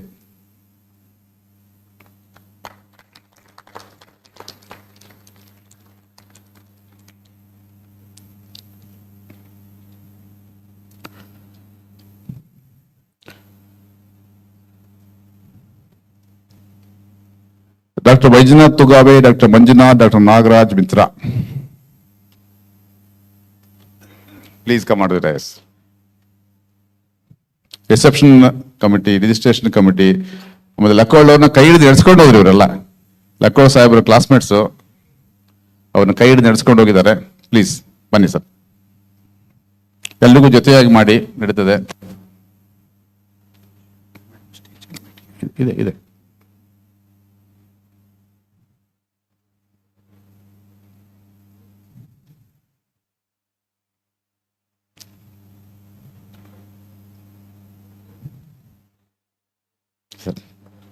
ಡಾಕ್ಟರ್ ಹನಮ್ ಶೆಟ್ಟಿ ಇದೆ ಇದೆ ಇದೆ ಇದೆ ಇಲ್ಲಿದೆ ಸರ್, ಇದೆ ಸರ್, ಲಿಸ್ಟಲ್ಲಿದೆ.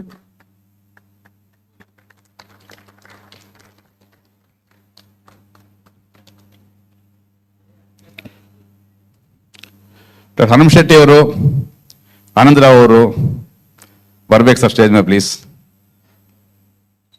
ಅವ್ರನ್ನ ಕರೀರಿ ಸರ್, ಬನ್ನಿ ಸರ್ ಪ್ಲೀಸ್.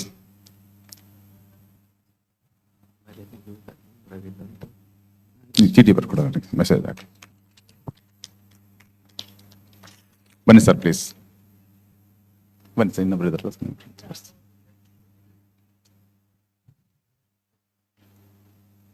ಎಸ್.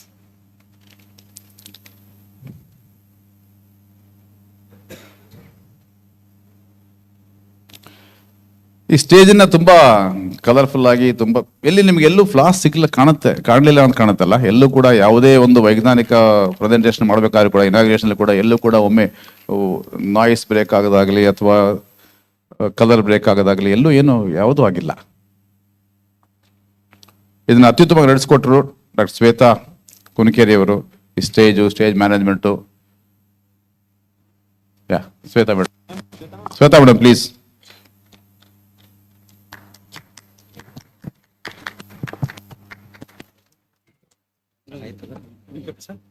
ಇನ್ನೊಂದು ಸರ್ಪ್ರೈಸ್ ಮಾಡಿ ಕಡೆ ತಗೊಂಡ್ಬಂದು ಬರ್ಕೊಡ್ತಾರೆ. ಈ 2 ದಿನಗಳ ಕಾಲ ಈ ಕಾರ್ಯಕ್ರಮಕ್ಕೆ ಜೀವಾಳವಾಗಿ, ಮುಖ್ಯವಾಗಿ ವೈದ್ಯ ವಿದ್ಯಾರ್ಥಿಗಳು ನಿರೂಪಣೆ ಮಾಡತಕ್ಕಂಥ ಅದ್ಭುತವಾಗಿರ್ತಕ್ಕಂಥ ಮತ್ತು ಹೊಣೆಗಾರಿಕೆಯ ಜವಾಬ್ದಾರಿಯನ್ನು ಹೊತ್ಕೊಂಡಿರತಕ್ಕಂಥ ವಿದ್ಯಾರ್ಥಿಗಳ ಪರವಾಗಿ ಡಾಕ್ಟರ್ ಶ್ರೇಯಸ್ ಬಂದು ಸ್ವೀಕರಿಸಬೇಕು ಕೇಳ್ಕೊತೇನೆ. ಅಧ್ಯಕ್ಷರು ಶ್ರೇಯಸ್ ಜೊತೆಗೆ ಇರಿ ಸರ್, ಅವರಿಗೆ ಮೆಮೊರಬಲ್ ಫೋಟೋ ಆಗುತ್ತೆ ಇದು. ನಿರ್ದೇಶಕರು ಪ್ಲೀಸ್, ಅವರಿಗೆ ಸದಾ ನೆನಪಿಲಿರ್ತಕ್ಕಂಥ ಫೋಟೋ ಆಗುತ್ತೆ ಇದು, ಯಾಕಂದ್ರೆ ಮಕ್ಕಳವರು.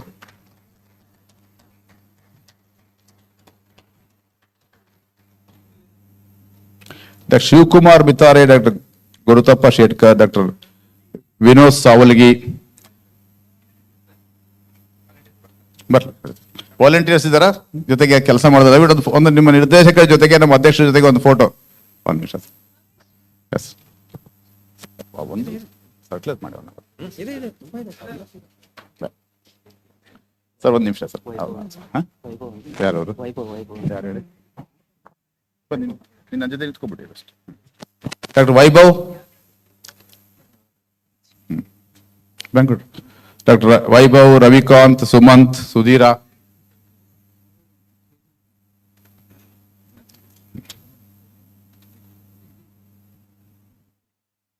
ಯಾರು ಕಲ್ಚರಲ್ ಕಮಿಟಿನ ಅವರೆಲ್ಲ ನೀವು ಮತ್ತು ಹೆಸರು ಲಲಿತಮ್ಮ ಅಲ್ಲ. ನಮಗೆ 2 ದಿನ ನಾವು ಬಂದ ದಿವಸ ಶುಕ್ರವಾರ ಶನಿವಾರ ಸಾಯಂಕಾಲ ಸಾಂಸ್ಕೃತಿಕ ಕಾರ್ಯಕ್ರಮ ನಡೆಸ್ಕೊಟ್ರು, ತುಂಬ ಉತ್ತಮವಾಗಿ ನಡೆಸ್ಕೊಟ್ರು. ಕಲ್ಚರಲ್ ಕಮಿಟಿ ಪರವಾಗಿ ಡಾಕ್ಟರ್ ಲಲಿತಮ್ಮ ಅವರು, ಡಾಕ್ಟರ್ ನಾಗರಾಜ್. ಡಾಕ್ಟರ್ ಲಲಿತಮ್ಮ ನಮಗೇನು ಹೊಸಬರಲ್ಲ, ನಾವು ಬೆಳಗಾಂ ಚಲೋ ಅಂತ ಒಂದು ಮಾಡಿದ್ವಲ್ಲ, ಅವತ್ತು ನಮ್ಮ ಜೊತೆಗೆ ಇಲ್ಲ ಇಲ್ಲಿಯ ಅಧ್ಯಕ್ಷರಾಗೋ ಅಥವಾ ಕಾರ್ಯದರ್ಶಿಗಳಾಗಿದ್ದರು.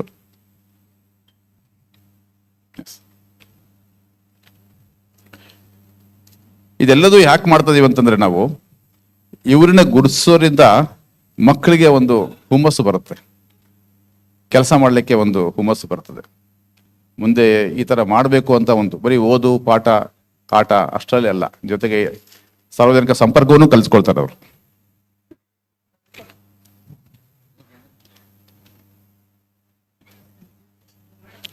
ಡಾಕ್ಟರ್ ಅನಿಲ್ ತಲವಾಡೆ ಬಿಟ್ರು. Okay. Doctor Ravikant scientific session, doctor Ravikant ಮತ್ತೆ Uma Deshmukh please. Ravikant Uma Deshmukh. Doctor Sumant K, doctor Sudhira. ಕೆಲವರು ನಮಗೆ ಮುಖ ಪರಿಚಯ ಇದೆ, ಯಾಕಂದ್ರೆ ಎಲ್ಲರೂ ಹೆಸರು ತಿಳ್ಕೊಳಕ್ ಆಗ್ಲಿಲ್ಲ. ನಾನು 2 ದಿವಸ ಇದ್ರೆ ಬೀದರ್ ಎಲ್ಲರೂ ತಿಳ್ಕೊಂಡ್ಬಿಡ್ತೀನಿ.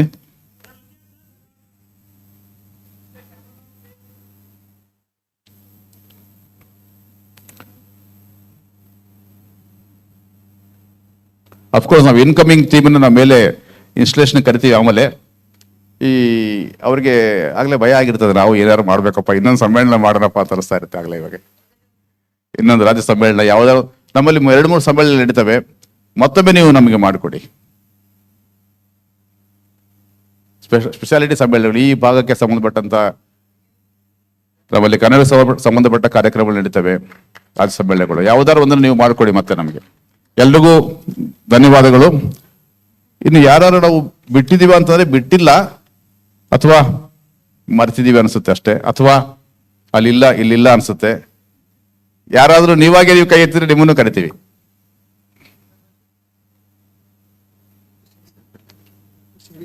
Srikanth sir, doctor Sharikar please.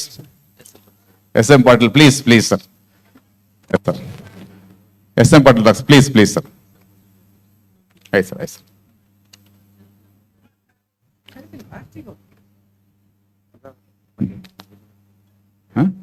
ಬಂದ್ರಲ್ಲ ವೈಜನಾಥ್ ಬಂದ್ರು ಅವರು.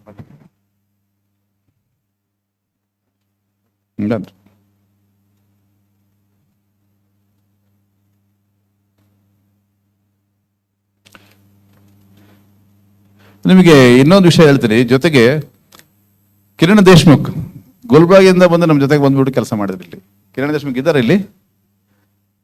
ಅವರು ನಮ್ಮ ಇಂದಿನಿಂದ ಅವರ ಅಧ್ಯಕ್ಷರು, ಅವರು ಕೂಡ ನಮ್ಮ ಜೊತೆಗಿದ್ರು. ಕರೆದಲ್ಲ ಲಲಿತಮ್ಮ ಬಂದ್ರಲ್ಲ ಮೇಡಮ್. ಡಾಕ್ಟರ್ ಲಲಿತಮ್ಮ ಅವರು ಬಂದ್ರಲ್ಲ, ಮೇಲ್ಗಡೆ ಬಂದ್ರಲ್ಲ ಮೇಡಮ್. ಬನ್ನಿ ಮೇಡಮ್, ಬನ್ನಿ.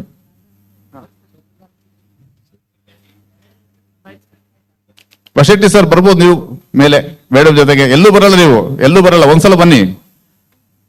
ಎಲ್ಲೂ ಮೇಲೆ ಬರಲ್ಲ.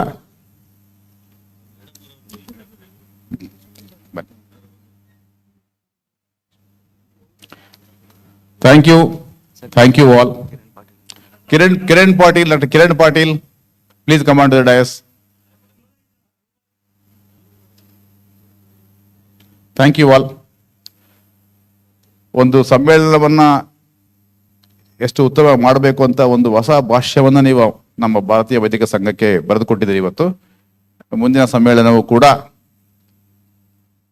ಒಂದು ಈ ಮಿನಿಮಮ್ ಮಾನದಂಡವನ್ನು ಇಟ್ಟುಕೊಂಡೇ ಮಾಡಬೇಕಾಗ್ತದೆ.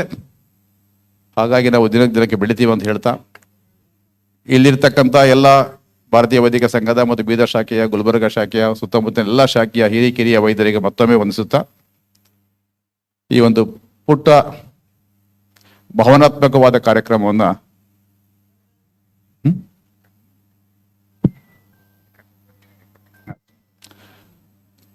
ಈ ಪುಟ್ಟ ಒಂದು ಕಾರ್ಯಕ್ರಮವನ್ನು ಅಂತಿಮಗೊಳಿಸೋಕ್ಕಿಂತ ಮುಂಚೆ ಎಲ್ಲರೂ ಸ್ಟೇಜ್ ಮೇಗಿದೆ ಸರ್, ದಯವಿಟ್ಟು ಸ್ಟೇಜ್ ಮೇಗಿದೆ ಸರ್, ದಯವಿಟ್ಟು ಕೊಡ್ತೀನಿ. ಅಂತಿಮಗೊಳಿಸೋಕ್ಕಿಂತ ಮುಂಚೆ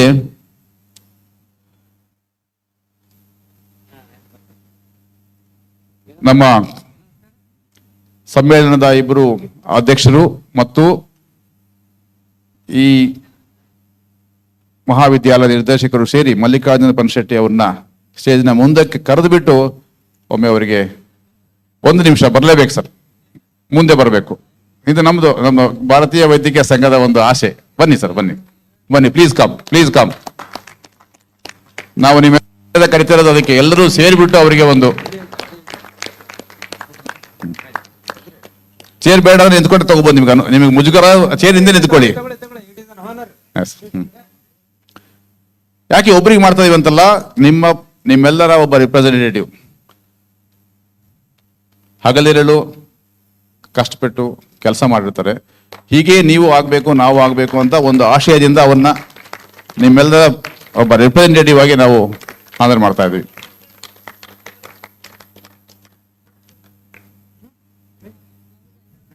ಬನ್ನಿ, ಎಲ್ಲರೂ ಹೋಗಿ ಮೇಡಮ್, ಎಲ್ಲರೂ ನಾನು ಬರ್ತೀನಿ.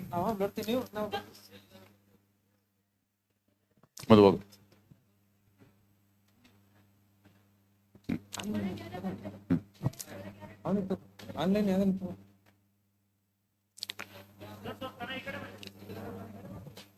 ಬನ್ನಿ ಸರ್, ಎಲ್ಲರೂ ಸೇರ್ಕೊಳ್ಳಿ ಸರ್.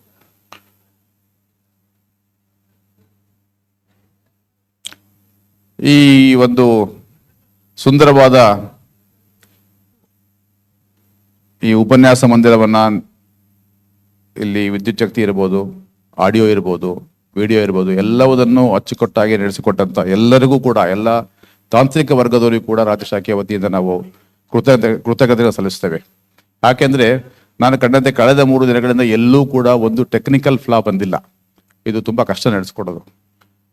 ನಾವು ನಿಮಗೆ ಬಿಲ್ಡಿಂಗ್ ಕಟ್ಸ್ಕೊಡ್ತೀವಿ, ಎಲ್ಲ ಮಾಡ್ತೀವಿ, ಆದರೆ technically flawless conduction of the scientific session which runs over for 3 days is very, very, very good. And we really appreciate you. And in the registration committee also, the registration of the delegates went on so smoothly, and it's also maintained very well. We thank you all once again. ಯಾರು ದಯವಿಟ್ಟು ಎದ್ದು ಹೋಗ್ಬೇಡಿ, ಮುಗೀತು ಅಂತ.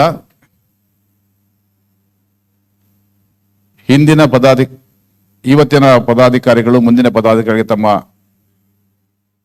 ಅಧಿಕಾರವನ್ನ ಹಸ್ತಾಂತರಿಸುವ 10 ನಿಮಿಷಗಳ ಕಾರ್ಯಕ್ರಮ ಮುಂದೆ ನಮ್ಮ ಇವರು ಮಾತಾಡ್ತಾರೆ. ಅಲ್ಲ, ನಮ್ಮ ಗುದಿಗೆ ಸಾಹೇಬರು ಮಾತಾಡ್ತಾರೆ 1 ನಿಮಿಷ. ಅಷ್ಟರೊಳಗೆ ಇನ್ಕಮಿಂಗ್ ಪ್ರೆಸಿಡೆಂಟ್ ಬನ್ನಿ. ಗುದಿಗೆ ಸಾಹೇಬರು ಆದ್ಮೇಲೆ ಡೈರೆಕ್ಟರ್ ಮಾತಾಡ್ತಾರೆ. ಯಾರಿಗೆ?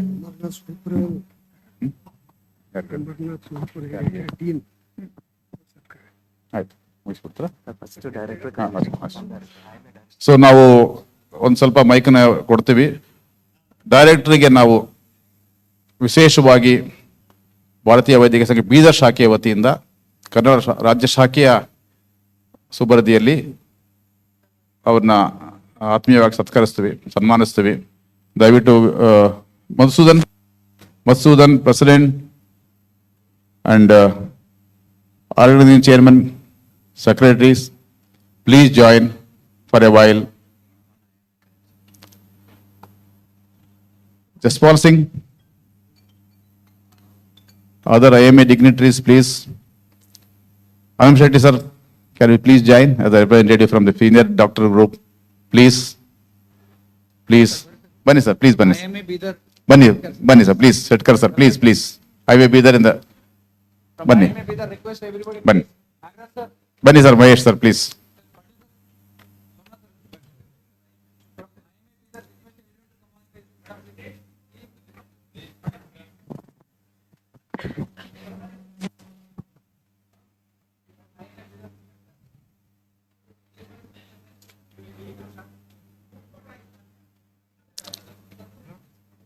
Dr. Virendra Patil, please. Kiran ಹೋದ್ರ? ಕಿರಣ್ ದೇಶ್ಮುಖ್. ಎಸ್ ಸರ್, ಆಯ್ತು, ಪ್ಲೀಸ್ ಥ್ಯಾಂಕ್ಸ್. ಮೇಡಮ್ ಬರ್ತೀರಾ ಮೇಲೆ?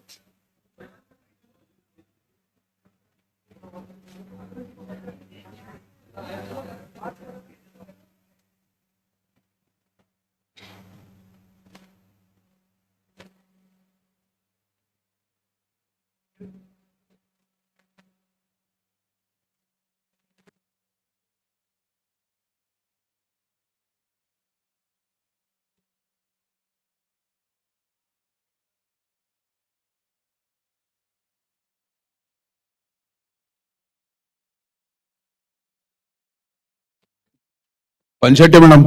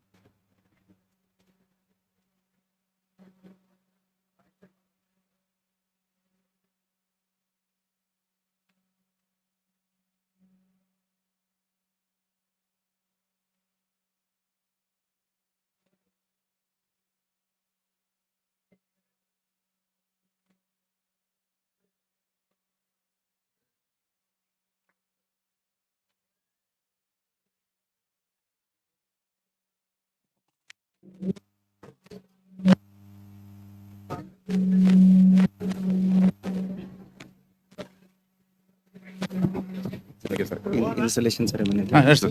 Installation ceremony.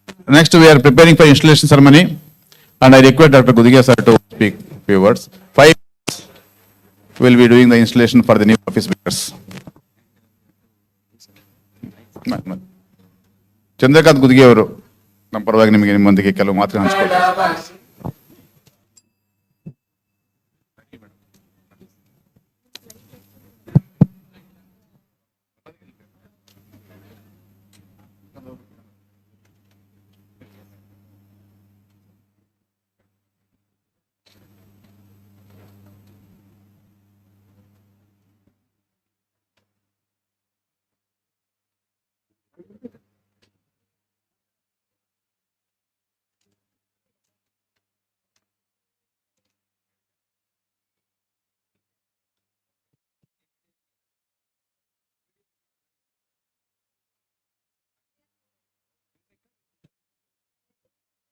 A warm good evening to one and all.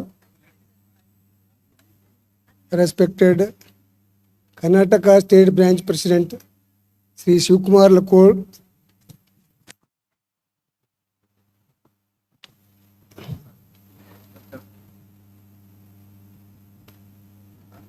President Sinivalar, IMA President Dr. Madana Vajnath, Conference Chairperson Dr. Vijay Sri Vashetti, Conference Secretary Dr. Mallikarjun Panshetti, all the IMA members, Dr. Hanam Shetty, Dr. Anand Kumar, Dr. Sherikar, Dr. Balurkar, to bring the conference to Bidar, as all of you know, Dr. Anand Rao, Dr. Hanam Shetty, Dr. Mallikarjun Panshetty, they quarreled in the Moodibidre to get the conference to Bidar. They were not knowing what will be the problems and how to do it.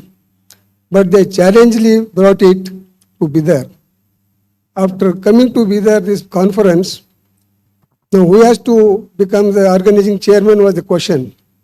Madam Vijayashree Bashirti, somebody proposed her name, she easily accepted her. Somebody proposed my name also, but I was very reluctant because of my age.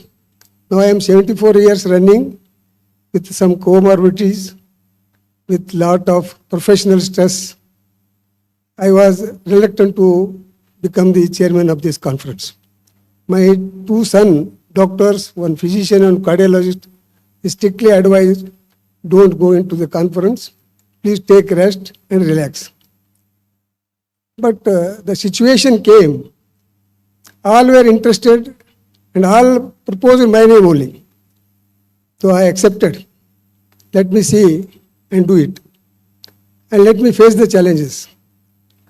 Because in 2005, when the medical college was sanctioned to Bidar, I was working as a medical officer in Police Health Center. It was a challenging job to start the medical college in Bidar because it is at the remote place, at the 700 kilometers away from Bangalore, and you will not get the staff and the necessary infrastructure.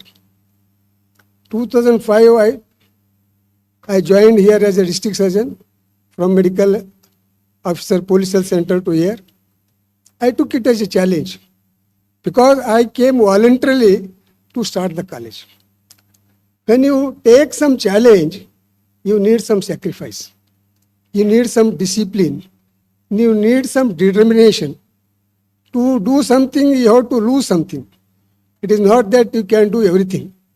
In life, I struggled a lot.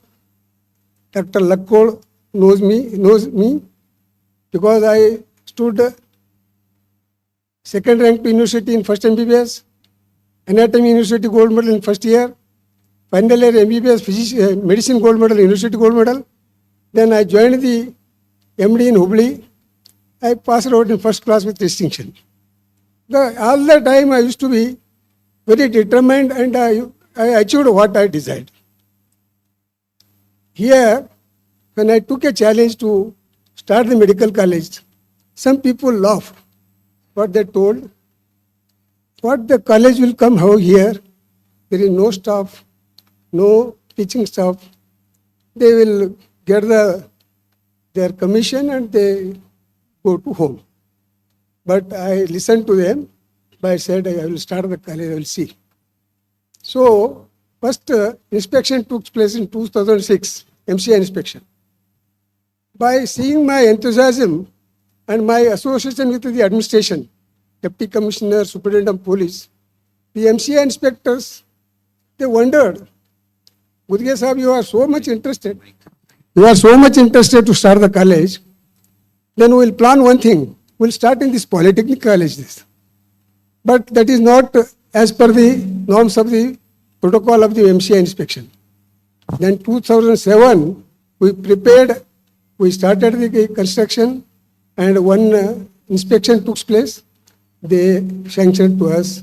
2007, July, the letter of commencement came, LOC came, and the college started in 2007. I retired in 2007, October.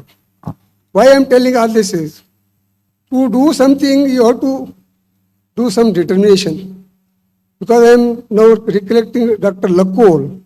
at the age of 74, he has stood 158 IMA headquarters, IMA centers. He is not connected to his family since 2 years. This is a great sacrifice. See, we all IMA doctors who are interested to getting honored and getting all felicitation, everything. But what is our commitment to the society? What is our commitment to the IMA? Do we attend the IMA regularly? Is it not our responsibility to attend the IMA? It is our responsibility. If we all together, we can win. All together, we can go ahead. That is what I say. We are not against anybody or any person or any group, but we should do something to our profession and our society. Then I retired 2007. I determined to start one multi-super specialty hospital. In 2016, I built a 100-bedded specialty and super specialty hospital. My son and 2 sons and daughter and daughter-in-law, they are working and they are doing well. Now, to this conference, Dr. Hanam Shetty, Dr. Anand Rao, Dr. Sherikar, myself, we didn't sleep for 2 months. We used to dream only the conference only. So we went around, collected the donations from the various people with their like-mindedness. We got a respect in the society because we have treated so many VIPs here, all the MLAs, ministers, bureaucrats. Now, present Director General of Police, he was once upon a time Superintendent of Police here. He is in contact with me. They remember our services rendered to them. The society definitely recognizes your service if you are doing a selfless service. They understand, are you money-minded or you are service-oriented? If you are service-oriented, definitely you have respect and you are treated as second to God. Then to this conference, make all our youngsters, Mahesh Patil, Vivi Nagaraj, then our Gurutappa Shetkar, our Shivkumar Mutare, all the people, they helped us. Particularly scientific session was very much meticulously done by Dr. Shantala Kaurisili, Dr. S.M. Patil and their team. And the stage management is very well done by Sweta Kunkeri and all other people. So what I wanted to tell, it is a teamwork. It is not a one-man show. It is not done by Gurge or Dr. Madana Vaishnath or Dr. Vijay Bashetti. It is a collective work. So here, there will be some differences will be there. In a family, there will be differences. In an organization, there will be differences. But we have to forget what is our aim. Our aim is to make the success of this conference. The delegates who come from outside, they should feel homely. They should feel that everything is provided to us, whatever is required. And all the doctors who have really arrived here,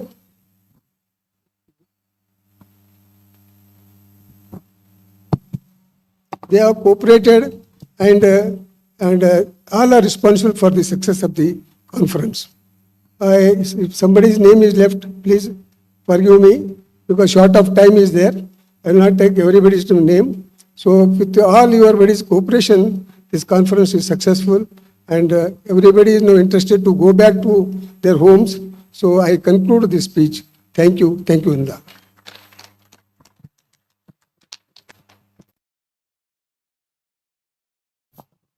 thank you sir. 74 ವರ್ಷದ ರಾಜ್ಯಾಧ್ಯಕ್ಷರು, 74 ವರ್ಷದ ಸಮ್ಮೇಳನಾಧ್ಯಕ್ಷರು. ಇದರಿಂದ ನಾವೇನು ಕಲಿಬೇಕು ನೋಡಿ. ದೇಹ ಮುಪ್ಪಾದರೂ ಕೂಡ ಮನಸ್ಸು ಮುಪ್ಪಾಗೋದಿಲ್ಲ. ಈಗ ಸರ್ ಡೈರೆಕ್ಟರ್ ಸರ್ ಮಾತಾಡ್ತೀರಾ ಸರ್? ಇದ್ದಾರೆ ಏನಾರು ಹೇಳ್ತೀರಾ ಸರ್? ಬನ್ನಿ ಸರ್, ಒಂದೆರಡು ಮಾತು ಅಲ್ಲೇ ಅಟ್ಲೀಸ್ಟ್ ನಮಗೆಲ್ಲ ಹುರು ದಿವಸ ಒಂದೆರಡು ಮಾತು ಹೇಳ್ಬಿಡಿ ಸ್ವಲ್ಪ. ಇನ್ನೊಮ್ಮೆ ಮಾಡ್ತಾರೆ ನಮ್ಮ ಹುಡುಗರು ಸರ್. ನಮಸ್ಕಾರ. ಇದು IMA ಕಾನ್ಫರೆನ್ಸ್ ಮಾಡೋಕ್ಕೆ, ನಮ್ಮ ಪ್ರಿನ್ಸಿಪಲ್ ಮಾಡೋಕ್ಕೆ ನಮ್ಗೆ ಅವಕಾಶ ಕೊಟ್ಟಿದ್ದಕ್ಕೆ ತುಂಬ IMA ದವರಿಗೆ ಧನ್ಯವಾದಗಳು.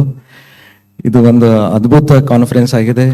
ಇದರಿಂದ ಬೀದರ್ IMAಗೂ ಒಂದು ಒಳ್ಳೆಯ ಹೆಸರು ಬಂತು. ಈ IMA ಕಾನ್ಫರೆನ್ಸ್ ಮಾಡಿದ್ಕು ನಮ್ಮ ಮಿನಿಸ್ಟರ್ ಎದುರುಗಡೆ ನಮ್ಮ ಎಲ್ಲ ಪಾಯಿಂಟ್ಸ್ ಇನ್ಕ್ರೀಸ್ ಆಯಿತು, ನಮ್ಮ ಎಲ್ಲ ಒಳ್ಳೆಯ ಹೆಸರು ಬಂತು. ಅದಕ್ಕೆ ಥ್ಯಾಂಕ್ಸ್ ಫಾರ್ IMA. ನೀವು ಇದೇ ಥರ ಕಾನ್ಫರೆನ್ಸ್ ಮಾಡ್ತಾ ಇರ್ರಿ, ನಮ್ಮ ಮಿನಿಸ್ಟರು ನಮ್ಮ ಮೇಲೆ ಪ್ರೀತಿ ತೋರಿಸ್ತಾರೆ, ಒಳ್ಳೆಯದಾಗಿ ನೋಡ್ಕೋತಾರೆ ನಮಗೆ. Thank you very much. Thank you Bidar IMA.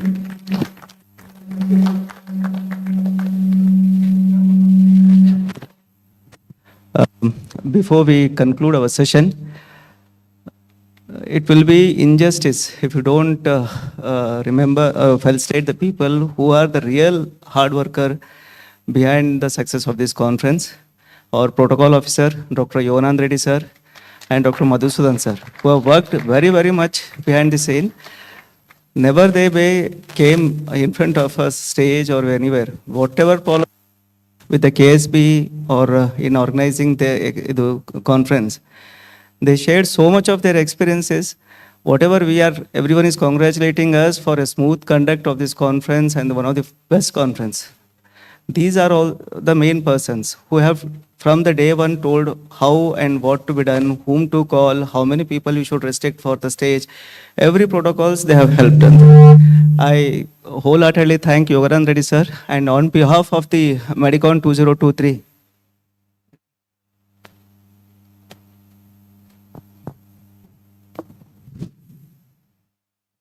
ಎಲ್ಲರಿಗೂ ಈಗಾಗಲೇ ನಾನು ಮಾತಾಡಿದ್ದೇನೆ, ಈಗ ಮಾತಾಡೋಂಥ ಸಮಯನೂ ಅಲ್ಲ. ಈಗ ಮಲ್ಲಿಕಾರ್ಜುನವರು ಹೇಳಿದರು, ಇದುವರೆಗೆ ತೆರೆಮರೆಯಲ್ಲಿದ್ದು ನಿಮಗೆಲ್ಲ ಈ ಸುಂದರವಾದಂಥ ಸಮ್ಮೇಳನವನ್ನು ಮಾಡಿಕೊಟ್ಟಿರ್ತಂಥ ಮಹಾ ಶಕ್ತಿ ವ್ಯಕ್ತಿ ಅಂತಂತಂದರೆ ನಿಮಗೆಲ್ಲ ಆಶ್ಚರ್ಯ ಪಡ್ಬೋದು. ಎಂದು ಯಾವುದೇ ಕಾನ್ಫರೆನ್ಸ್ನಾಗಲಿ, ಸಮ್ಮೇಳನದಾಗಲಿ, ಸಭೆಗಳಲ್ಲಿ ಫೋಟೋ ತೆಗೆಸಿಣದಾಗಲಿ, ಸನ್ಮಾನಗೊಂಡಿದ್ದಾಗಲಿ ನಾನು ಇಷ್ಟು ವರ್ಷ ನೋಡೇ ಇಲ್ಲ. ಅದು ನಮ್ಮೆಲ್ಲರ ಸೌಭಾಗ್ಯ. ಮಲ್ಲಿಕಾರ್ಜುನ ಪನಶೆಟ್ಟಿ ಅವರು ಮಧುಸೂದನ ಕಾರ್ಯಜ್ಞರವ್ರನ್ನ ಕರೆದು, ಹಾಗೆ YC ಯೋಗಾನಂದ ರೆಡ್ಡಿ ಪ್ರೋಟೋಕಾಲ್ ಆಫೀಸರ್ನ ಕರಿತಿದ್ದಾರೆ. ಎರಡು ಮಾತುಗಳನ್ನು ನಾನು ಹೇಳಲಿಕ್ಕೆ ಇಷ್ಟಪಡ್ತೇನೆ. ಡಾಕ್ಟರ್ ಮಧುಸೂದನ ಕಾರ್ಯಜ್ಞರವರು ನನ್ನ ವಯಸ್ಸಿನ ಅರ್ಧ ವಯಸ್ಸಾಗಿರ್ಬೋದು, ಅವರ ಅನುಭವ ಅಪಾರ, ಅವರ ಕಾರ್ಯಕ್ಷಮತೆ ಅದ್ಭುತ.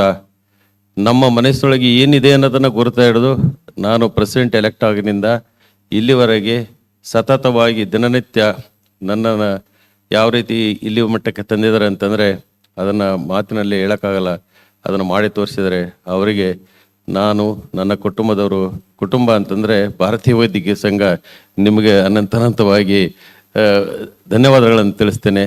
ಹಾಗೆ ನಮ್ಮ IMA ಚಾಣಾಕ್ಷರು ಎಲ್ಲ ಕಾರ್ಯಕ್ರಮಗಳನ್ನು, ಕಾರ್ಯಕ್ಷಮತೆಗಳನ್ನು, ಎಲ್ಲ ಸಮಸ್ಯೆಗಳನ್ನು ಅಗದಿ ಸರಳವಾಗಿ, ಸುಂದರವಾಗಿ, ಆತ್ಮೀಯವಾಗಿ, ಸುಖಾಂತವಾಗಿ ಮಾಡ್ತಕ್ಕಂಥ ಒಂದು ಅಗಾಧವಾದಂಥ ಶಾಂತ ಸಮಾಧಾನದ ಶಕ್ತಿ ಅಂತಂದರೆ ನಮ್ಮ YC ಯೋಗಾನಂದ ರೆಡ್ಡಿರು.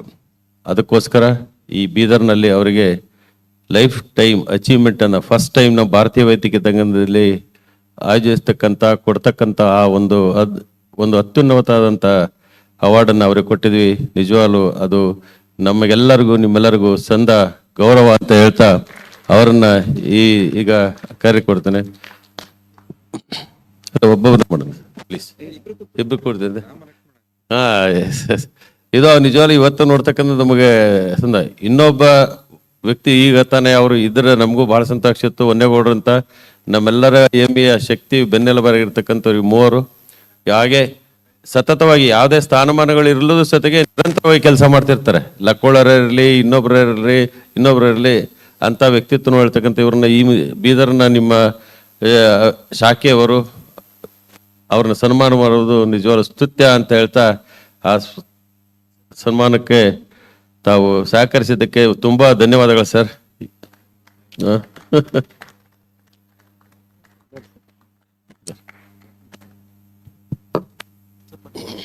ಇಲ್ಲ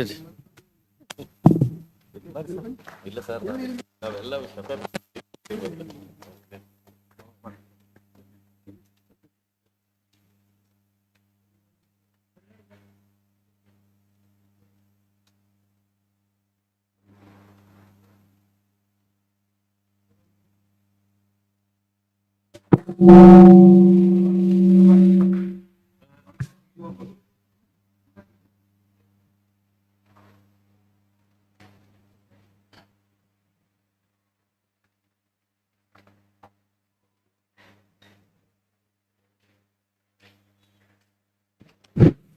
Even we students are very thankful, sir.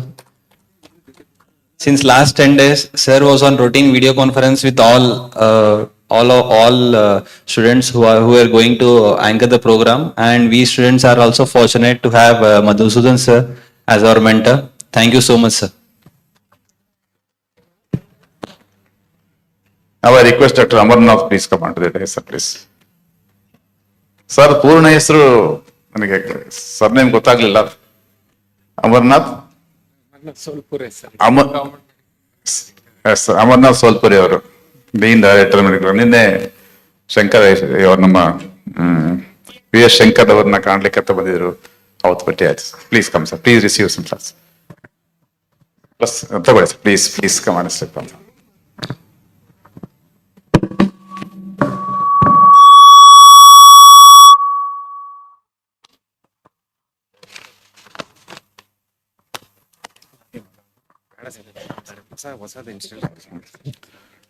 Next we call upon the next installation.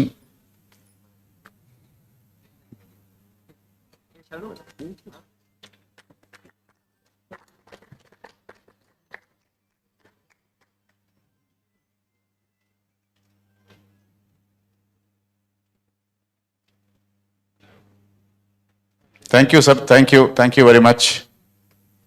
Thank you very much. Now we'll go on to the installation ceremony. Thank you, sir. Thank you, sir. Want to say a few words, sir? Just very fast. Thank you, sir. Sir. We're running out of time. Yes. Thank you, sir. Thank you, sir. ಈ ವಿಮಾನಗಳು ಬಂದ ಮೇಲಿಂದ ಟೈಮಿಂದ ಭಾಳ ಕಷ್ಟ ಆಗ್ಬಿಟ್ಟಿದೆ. ಎಲ್ಲರೂ urgently ಇರ್ತಾರೆ sir. ಮೊದಲು ಬಸ್ಗಳಿದ್ದ ಭಾಳ ಚೆನ್ನಾಗಿರ್ತದೆ ನಮಗೆ. ಸರ್ ನಾವು I request all the dignitaries to be on the dais, sir, please. Dr. Madana, sir, Dr. Mallikarjun, Dr. Lakol, Dr. Chiniwalar. And now I call upon the new team led by Honorary Secretary Dr. Virendra Patil, whom I know since when I was president. Please come out to the dais, sir, and invite all your presidents. And Dr. Sanjay Chanda, president, incoming president, please. Dr. Sangeeta Halmadge, Vice President. And I now request Dr. Virendra Patil to call upon others onto the dais from his team, sir. Thank you, sir. It's my great pleasure.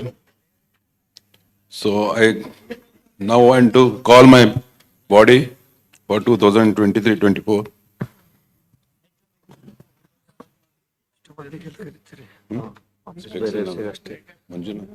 Manjunath, sir. Gurtappa Shettikar. Anand Jabshetty. Mahesh Patil. Kote. Sir Anil Talwade, sir. Shailendra Somshekar Bhalke. Vijay Halmadgi. Vajnath Tugame, sir. Shivakumar Mitare, sir. Vinod Sauragi. Sachin Gudge, Santosh Rajantal, Vijay Bulgandi, Vaibhav, Mahesh Tondar, Raghavendra,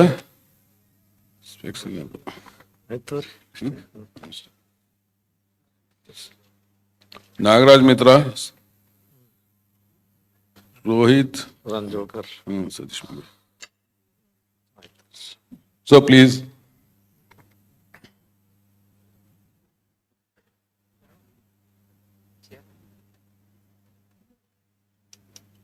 Dr. V. Nagaraj, Senior Advisory.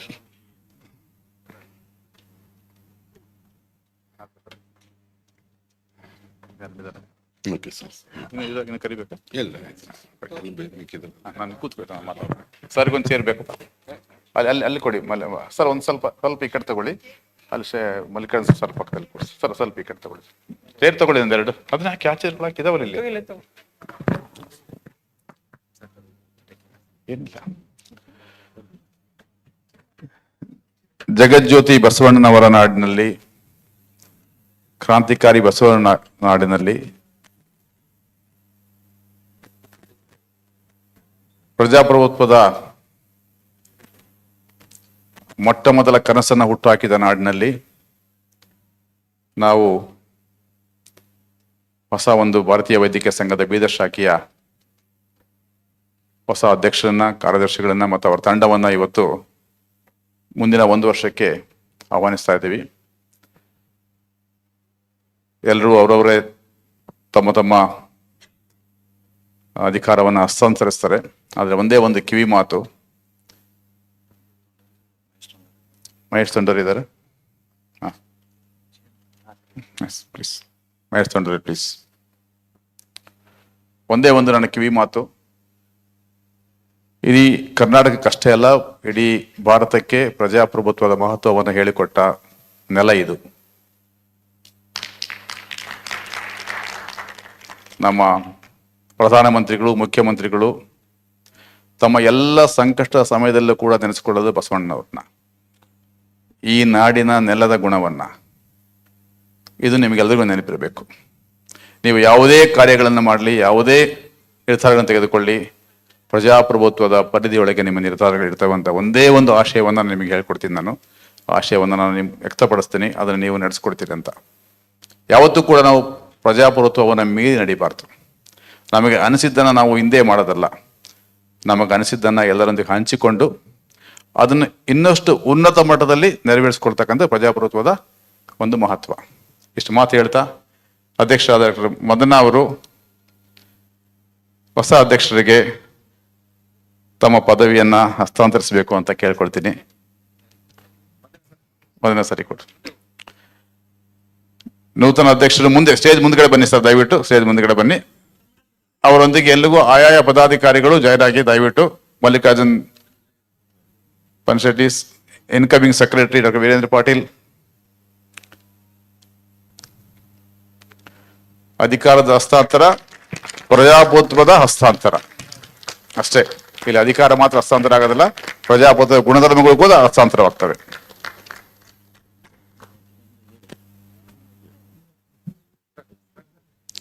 ಹಾಗೆ ಕಾರ್ಯದರ್ಶಿಗಳು ಎಲ್ಲರೂ ಕೂಡ stage ಮುಂದ್ಗಡೆ ಬಂದ್ಬಿಟ್ಟು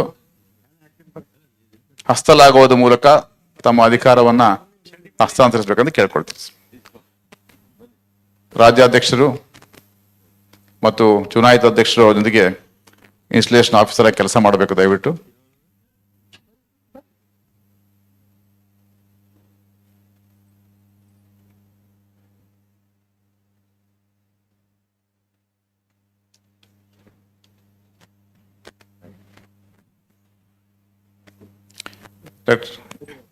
secretary Mallikarjun and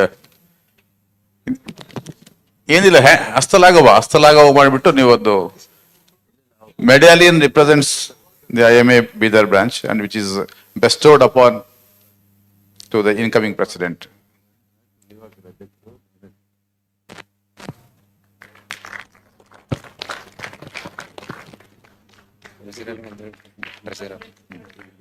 ಖಜಾಂಚಿಗಳು ದಯವಿಟ್ಟು ಮುಂದೆ ಬನ್ನಿ. ಖಜಾಂಚಿಗಳು ಇಬ್ಬರು ಇರಬೇಕು. ಟ್ರೆಜರರ್ಸ್ ಹಣಕಾಸಿನ ವಿಷಯ ಕೀಲಿಕೈ ಇಟ್ಕೊಂಡಿರ್ತಕ್ಕಂಥವ್ರು. ಆಯ್ತು ಆಯ್ತು, ಇರ್ಲಿ, ನೀವು ಹಸ್ತಾಂತರ ಆಗ್ತದೆ ಅಷ್ಟೇ, ಮಾತಿನಲ್ಲಿ ಹಸ್ತಾಂತರ ಆಗ್ತದೆ ಸರ್. ಉಪಾಧ್ಯಕ್ಷರು, vice presidents please command to the Dias.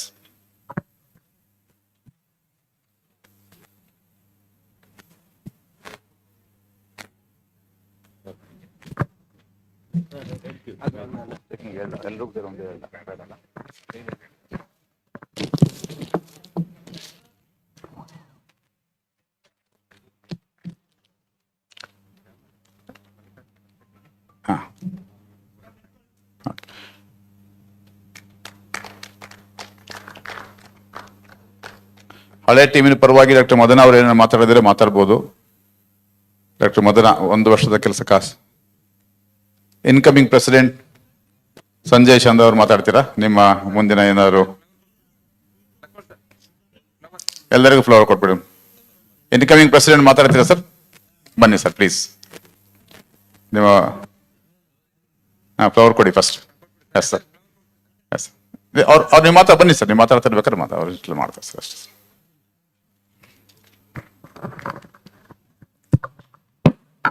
Good evening, everybody,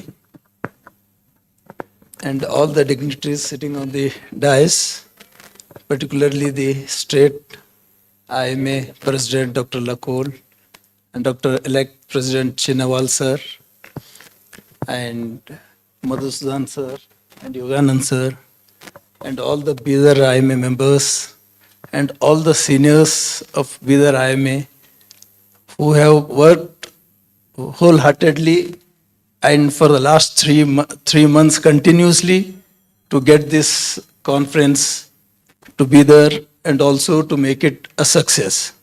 And I really thank IMA state body giving us an opportunity to conduct this 89 MEDICON in Bidar, and all the doctors, all the IMA Bidar, all the doctors of BRIMS took it as a challenge to make it a success of this MEDICON conference 89.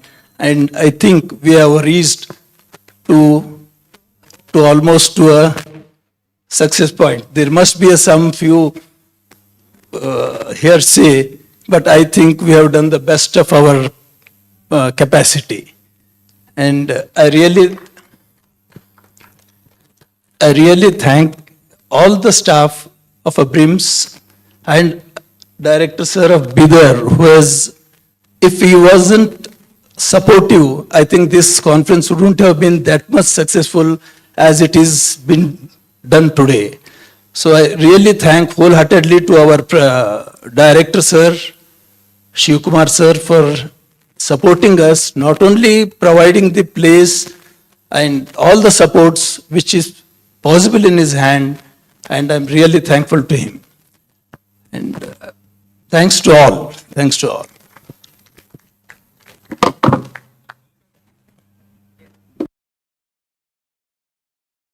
Vote of thanks ಹೇಳ್ಬೋದು.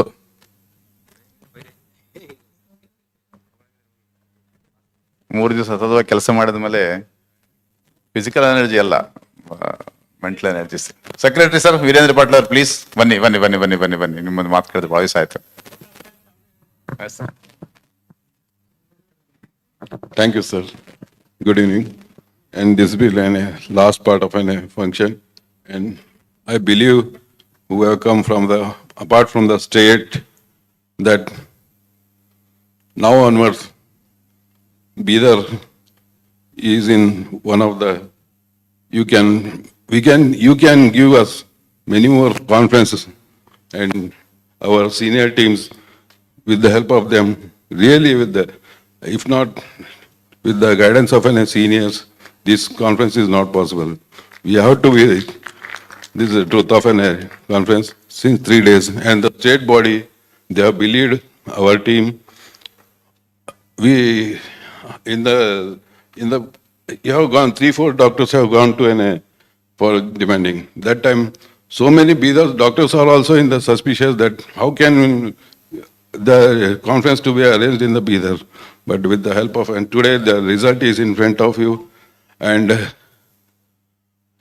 it's a great responsibility, the next team which are taking, and they are not going then outgoing president or secretary, they will be our team only. So Mallikarjun Pancheti sir really hard work since I have seen 6 months here really, and many more seniors to be taken name. Wholeheartedly they have, with that result, the impression of Bidar, I think now onwards, it will change. So many more conference can be, individual clinical conference can be there, present, can be conducted.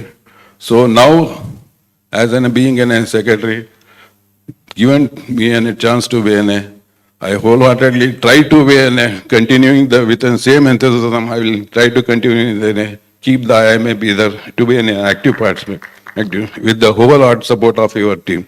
Thank you, sir. Thank you. No. Thank you.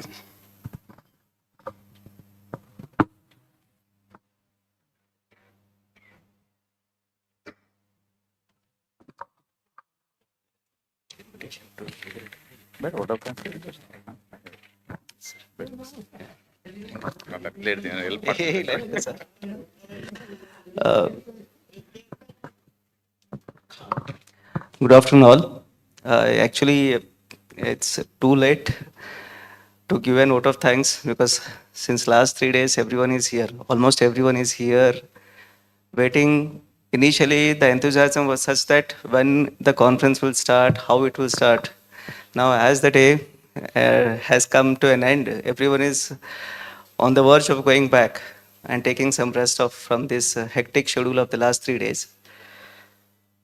For me, it's an honor to stand here in front of this august gathering of eminent specialities, that too from the state bodies, IMA KSB state bodies, the President, Dr. Lakol sir, President-elect Chiniwal sir, and all the office bearers of the IMA KSB. When we went to Moodbidri to ask for the conference, to bid, in fact, it is called a bidding for the conference. When I took the new body, when we did an installation on 15th of October, we had in the first EC meeting, I proposed this idea of getting a MEDICON conference to Bidar. Like everyone supported it, almost everyone supported it. And for that matter, when I asked what is the procedure, how should we get it, I called up the new President, Lakol sir. He said you have to send a DD of 5,000 rupees and you have to send a resolution in the EC meeting that you have planning to bid. And the last date was over 1 month back itself. In the 20th was the last date, and we gave a letter on 20th October. I have to give a backdated checks to the KSB office stating that it was done 1 month back. We have written a letter stating that EC meeting was done 1 month back. And then we forwarded it to the state IMA KSB branch. And I personally requested Lakol sir, because since he was very close friend of Tugave sir, I had a liberty to ask him easily, sir, you should help us in getting this conference. And also, I especially thank the past president, Dr. Suresh Pudva, who was from Mangalore. I requested him, sir, please put our name also in the agenda of bidding, because already the bidding was for 3 IMA branches had given their names. One was from Bangalore, Ballari, and another was from Yelahanka. And almost like it was decided that it will go to either Ballari or Yelahanka. When our name came, it was a big surprise for many of the audience because our name was added at the last minute. And since I'm very much, when we proposed this name, 5 members like Tugave sir, Hanam Shetty sir, Anandrao sir, Sherikar sir, Vadna sir, they immediately booked the bus because we don't have a direct access to the Moodbidri. So from there, they went to Gulbarga. From there, they catched a VRL bus to Mangalore. From Mangalore, they came to Moodbidri. For any person of that age, traveling continuously for 15 hours is unbelievable. And the enthusiasm what they had, that something should big happen, some big thing should happen in Bidar, that made us very much more strength to request everyone. And believe me, when our Bidar's IMA name came, first thing was Ballari team led by Yoganand Reddy. They withdrew from the race. Now Bangalore team were not much interested. It was only between ours and Yelahanka. But the people who are assembled there, they all said, we have never seen Bidar, we want to go and see Bidar. That was the main reason why they wanted to come to Bidar, because we had been to the maximum to the Gulbarga, not beyond that. And many of the branches who I personally don't even know the names of those branches, they also supported us. Illa Bidar ke kudubeki sari antane. And we got the conference. After getting it, it was becoming very difficult day by day because our strength of IMA or the attendance of IMA was too short to conduct this conference. But somehow as the time passed, then this momentum increased. Thing was the most biggest hurdle for me as a secretary was to form the committees. Because without that, how should I alone work? I wanted the people who can take care of someone from scientific, from someone from reception, registration, chairperson, everything. And the delay was so much that we thought it should have been done by February or March. We had the committees formed in the month of August. And very reluctantly, Gudge sir accepted initially. But we all were interested for him to be the chairperson. And one always, like since during our installation ceremony, we also had the first time women's doctor's wing was installed. So at that time, we decided very much that one person from the women's doctor wing should be also the organizing chairperson. So both, even Bashetti madam at that age and so much of work, still she accepted it. Gudge sir, I have no words to thank him. His energy is unbelievable. We had been to the Bangalore during for giving invitation to the RGHS VCs. Then we went to Arogya Sauda, met every commissioner, NHM director, and so many joint directors. It was unbelievable for me to continue. He was there continuously throughout us with me.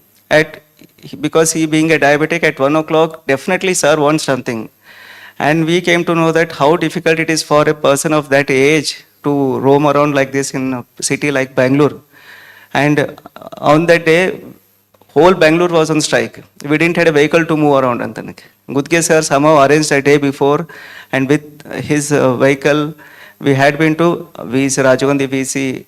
And when we went and met the Rajiv Gandhi VC, he readily agreed to contribute to the conference. And because of our Lakul sirs, who was a syndicate member of the Rajiv Gandhi University, we could get 5 lakhs from the RGHS, which was given for the first time to any of the IMA conference, probably. How did sir? It was the first time the Rajiv Gandhi University is giving a donation, or not donation, I must say, contribution to non-medical, means not any institute. Other than institute, they are giving to an organization for the first time. They gave 5 lakhs rupees. Readily they gave 5 lakhs. And not only that, they also helped us in arranging the basic cardiac life support through Jeeva Raksha Trust. And in many ways, our conference is unique for many of the things. First time we are conducting a workshop in IMA conference. Second time we are having a postgraduate papers being presented. It is too good. So many people, PGs, nearly more than 70 postgraduate students today came and presented paper and posters at PRIMS. This is for the first time such a thing is happening in the PRIMS.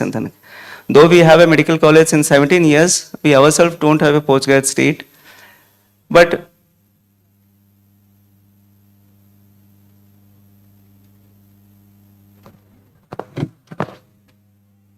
hello. PGs presented papers, so many scientific sessions, lectures, all too much was very much appreciated by everyone.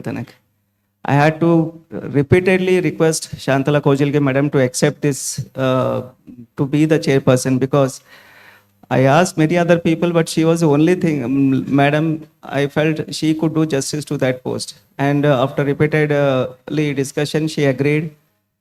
And really amazing is, she, like even at 12:30, 1 o'clock also, she, whenever I assigned a new name, like we had a contribution from various hospitals from Hyderabad. And the nth minute or last minute, they used to send a topics to include in the conference.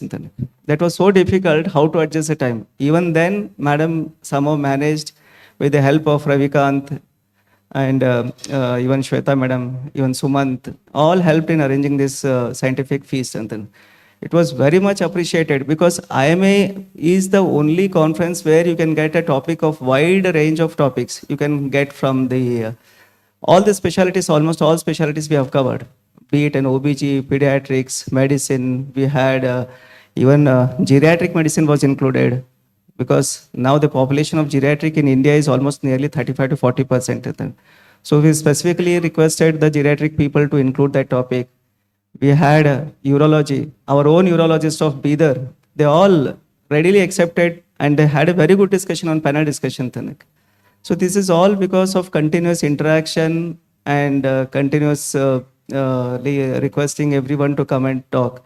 Even today, the transplant, first time probably the Transplant Society has come forward, and that madam, she is a joint director in Arogya Sauda. She came all the way from Bangalore to increase the awareness, because in North Karnataka, we have the least number of donors, organ donors. For that matter, specifically, I requested madam, she accepted, she came yesterday, and she also gave very meaningful talk on the organ donation. So lots of other scientific sessions were there. And the best thing is, even last Mutubidri when I went, second day that was hardly not even more than 20-25 people in the hall. We almost had more than 250 to 300 today people in both the halls. Many of the localites, I'm very much thankful to the local IMA members. Almost all, I must say, have come, have attended few of the sessions. Even today we have at least more than nearly 100 people. In the Mood-Bidri valedictory function, we didn't even had the members. Only the office bearers were sitting on the stage and off the stage also. So we had a very good participation. I immensely thank all the IMA members of Bidar who have taken active participation. Of course, some have come forward and taken their responsibility. Some are behind the scenes. By participation in the conference itself is a big contribution towards the conduct of this conference. I'm very much thankful to one and all. And at the last moment, last in the sense, only with 15 days of time, we had to give invitation to the chief guests. It was a big task because they are newly elected members, ministers are there. Every now and then they have a tour programs. In spite of that, because of Gudge sir's persistently requesting them, calling them, almost all the ministers or dignitaries, they readily accepted our invitation. They gave time, they came in time. That's also important. They didn't make us wait for a longer period. It was hardly on 10 to 15 minutes delay. Otherwise, there was no delay. Compared to the previous conference, there was postponed many times, inauguration for the delay of the chief guest. That didn't happen to us. That's all because of the personal touch what Gudge sir had with these dignitaries. They were almost like readily accepted. Not only they accepted our invitation, they even contributed to our conference, financially also.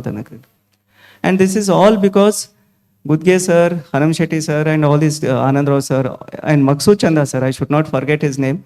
They all very much were interested. हम कैसे तो लाएंगे पैसे, हम तुम tension मत लो, तुम करो बोल. Almost every time he used to tell us something.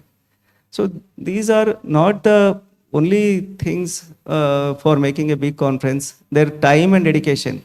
And at this age of 74, 70 plus, it is really, I can't imagine because we can't be able to do beyond 55, definitely. Because the amount of stress what we have gone in the short period, I'm sure we cannot continue have such a big event above 55 or 60 age. We cannot be able to conduct. And because we have conducted this IMA MEDICON conference, now it becomes much more easier for the specialty conference. We can conduct state level specialty conference at this hall. Is quite, it's not because such a good infrastructure is there. Now the people, almost like many of the branches, they have come. So this message will go to almost all the branches of the Karnataka IMAs that Bidar can conduct a very good conference. This is enough for us to get the state level conferences in e-specialty, particularly OBG, pediatrics. It's a big departments are there, even the medicine, surgery. They 100% they can get a conference and all should, we can definitely conduct a very good conference in a near future. And many things are there to tell, but because many of us are almost exhausted and tired, it is difficult for me to continue. But at this outset, I definitely thank my family members, and especially my wife, Dr. Jyoti. Many times, I have never informed that I will be going next day to Ballari, I'm going to Hubli, or I'm going to Bangalore. Just within 24 short hours notice, I used to go. And almost all the time, I'm very much thankful to Manjunath sir, Satish Mudvi sir, Mahesh Patil sir. Whenever we have called them for, sir, sir, ready, immediately they used to be ready. They never said, no, even Gurtaba Shetkar also, sir. You won't believe we left at 6:30 in the morning to Ballari. And on the way, we covered more than 10 branches. Every branch used to stop. We have to meet individually many of the people. We have to, on the way, we used to call everyone to help us to get registration. And while coming even back also, we are registered. We had been to Gangavati. We had been to many places, Hospet, Ballari, everywhere. And many of the people have registered from that place. And not only that, they have even given contribution to our souvenir as a ad from their hospitals, which was unthinkable because I they have never seen me, they have never heard of about the IMA Bidar, or means not much interaction with the IMA Bidar, but we went and requested to contribute for the conference. They readily gave it. One doctor, orthopedicians, madam, that Naz madam, at Salia, sir, orthopedician. When I went to hospital, sir, now arrange madio, I know how difficult it is. Immediately 25,000 rupees check harkotunam chala conference. Togolri ನೀವು ಮಾಡ್ರಿ, whatever any more you want from our side help, will help you. In that way, we had been to Hubli also, we had been to Belgaum. Almost all the majority of the branches of North Karnataka, we had been there. And this personal touch helped us in getting the delegates to be there. And it's not just about the conference. Our personally, when we went and met them, they were so surprised. How come you people are moving such, roaming around such, branches? You don't have to do it. The persons who are interested, they will come. But we had means our team or myself had one wish that almost from every branch, people should come to Bidar and see Bidar. And see to it how well we can arrange the conference. That's also was important motive of getting this. And most important thing, what I, at the end of this day, learned is when we arrange such a big event, our branch becomes more strong, Antanak. We hardly had so much of interactions, we hardly had so much of gatherings. Every now and then, almost last 15 to 20 days, every day, morning and evening, we used to meet. This itself helped us to know each other better, which probably we would not have had this opportunity if we didn't had Antanak. I had a lot of misconception about some people. They also had a lot of misconception about me. Sometimes they felt that I'm the person who is taking calls all the time. Then later they understood that what I'm doing is probably correct, and they supported me in all the activities. I said, we have invited these many guests. No one said no. When we said that we are arranging venue at Brims, everyone supported us, Anthony. And our director is a dynamic person.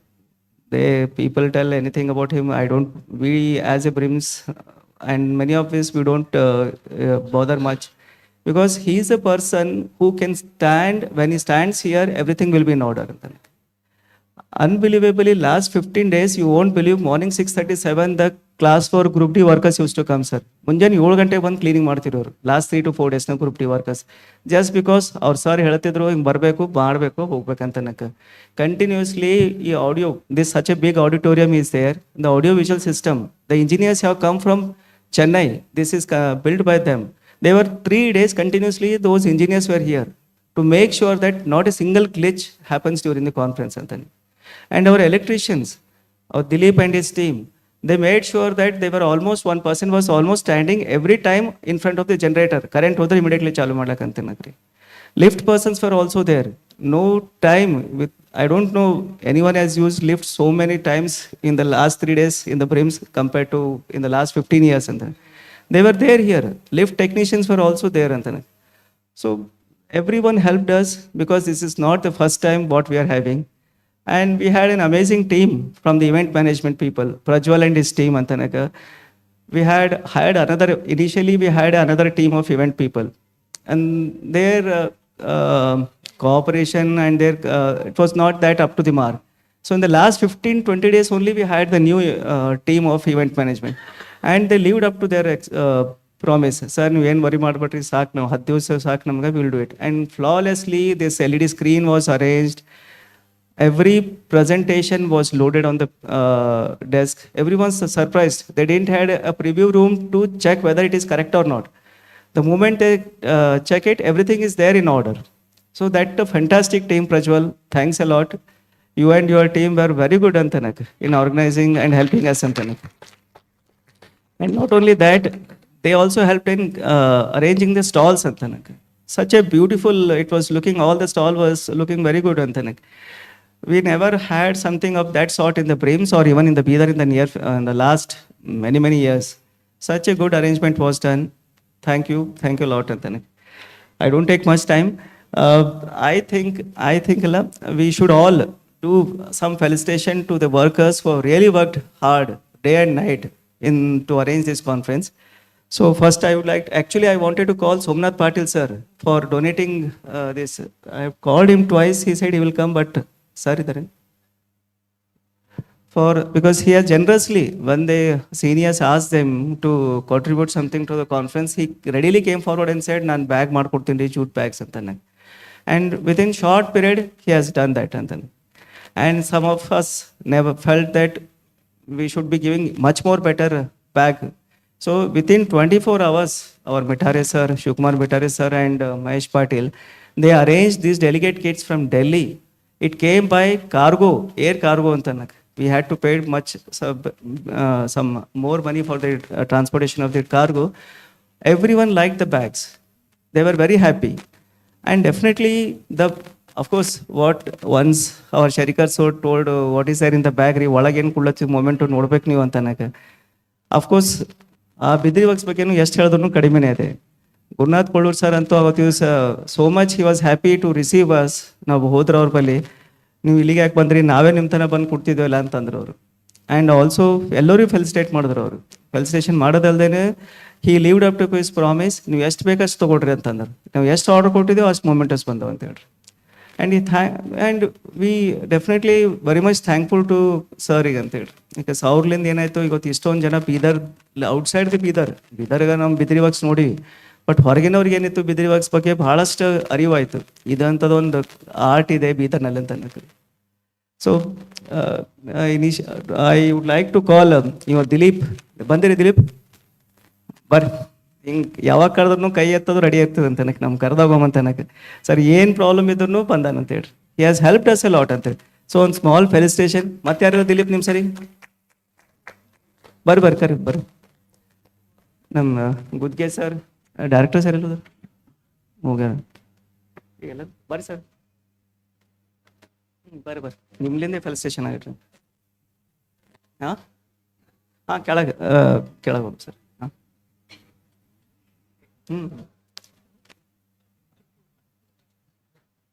ಯಾರಿಗೆ fight ಎಲ್ಲರೂ ಓಡಿ ಹೋಗೋರು ಮಾತಾಡಿ.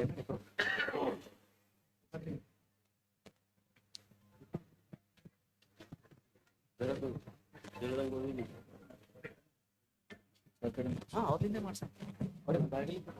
ನಾವು ಕುರ್ಚಿಗಳು ಮುಂದೆ ಕೂತ್ಕೊಂಡಿರ್ತೀವಿ, ನಾಲ್ಕೈದು ಕುರ್ಚಿಗಳು. ಇವು ಚೇರ್ ಮುಂದಕ್ಕೆ ಹಾಕಿ ಸರ್ ಇವು ಮುಂದಕ್ಕೆ ಹಾಕಿ.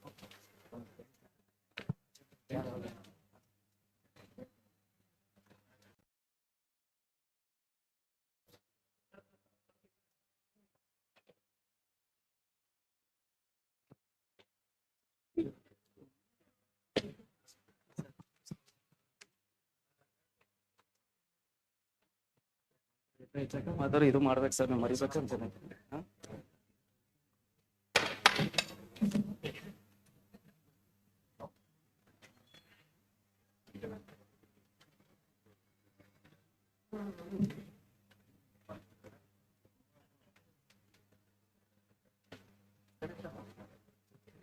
ದಿಲೀಪ್ ಮತ್ತೆ ಯಾರು? ಇಲ್ಲ ಎಲ್ಲ. ಹಾಂ first Prajwal, come up. You and your team, please come.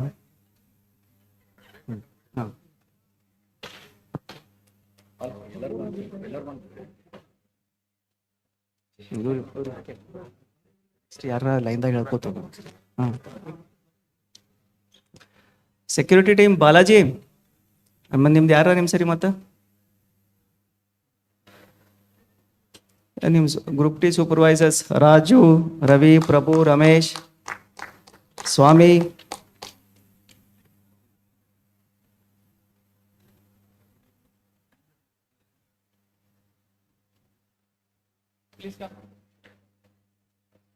Ismail कहाँ पे?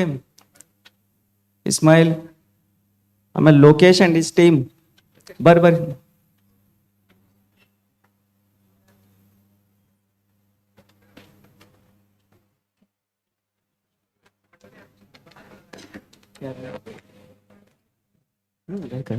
ए ओमकार, नागराज, ओमकार, राहुल, आओ ताजुद्दीन.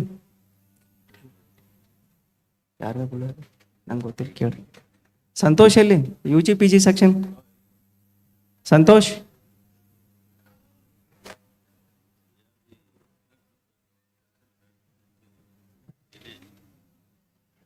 ಕುರ್ಚಿ पूरा कड़े हाकरी पटापट हाकरी जल्दी हाकरी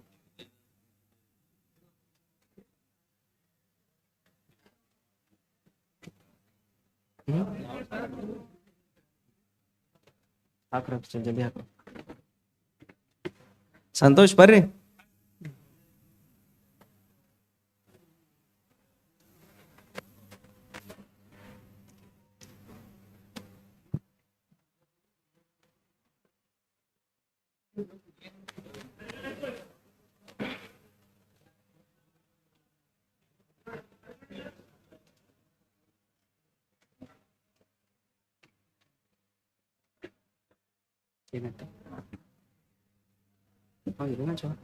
John, hey, your team, where is John? Your team, Martin.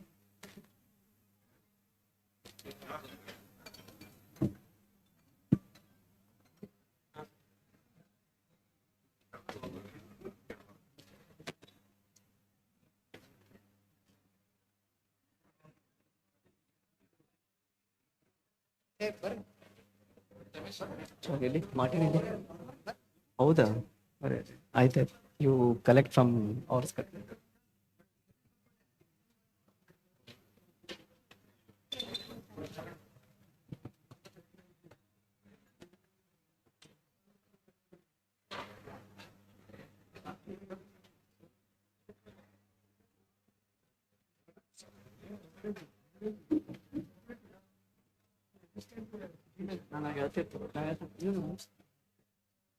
Sarfraj, Shine College, Sarfraj and his team. Madam.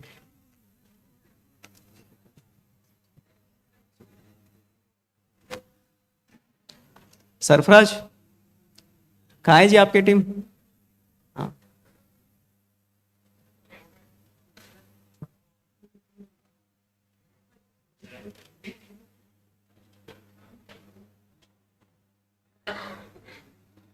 Sarfaraz आइए, सब लोग आइए।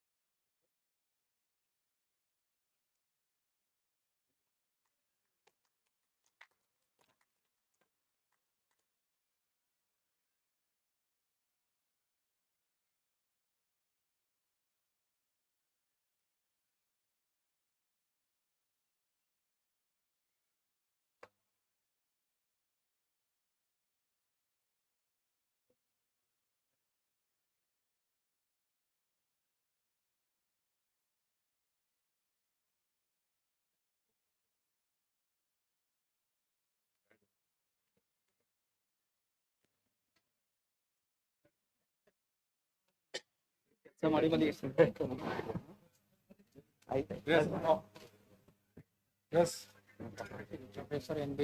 ಸಾರಿ ಏನು ಮತ್ತೆ ಬಯಸ್ಕೋಬೇಕಾಯ್ತು ಮತ್ತೆ ಒಂದೇ ದಿನ ಮುಗಿಯಲ್ಲ ಮತ್ತೆ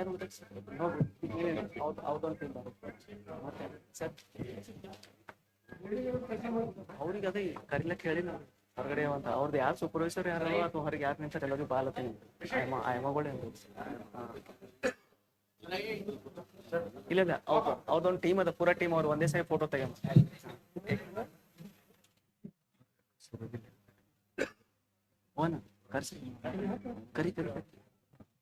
ಐ ಆಲ್ಸೋ ರಿಕ್ವೆಸ್ಟ್ ನಮ್ಮ ಸುರ್ಬಿ ಕೇಬಲ್ ಚಾನಲ್ದವ್ರು ನರೇಂದ್ರ ಪಾಟೀಲ್ CCTV ಕ್ಯಾಮ್ರಲ್ಲಿ ನರೇಂದ್ರ ಪಾಟೀಲ್ ಇದ್ದಾರ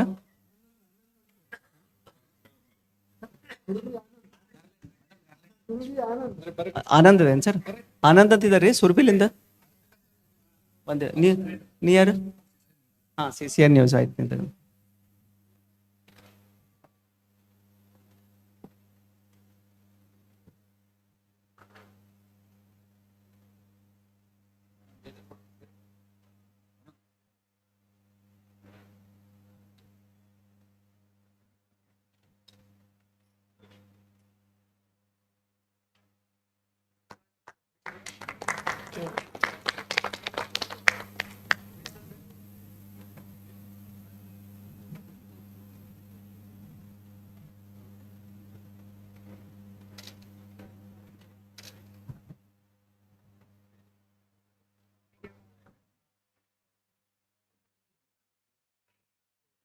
Rishi Films and his team. Udayna, ಬರ್ರಿ ಅವ್ರು ಸರಿ ಹೋಗಿ ಮಾಡಮ್ ಬಾರು ಒಂದು 2 ನಿಮಿಷ ನೀರಾಗಲ್ಪ ಅದು ಫಿಕ್ಸ್ ಮಾಡಿ ಬರ್ರಿ ಕಡೆ ಬರ್ರಿ cameraman who have covered almost all the aspects and every person's photo is there in the gallery. ಬರ್ರಿ ಪಟ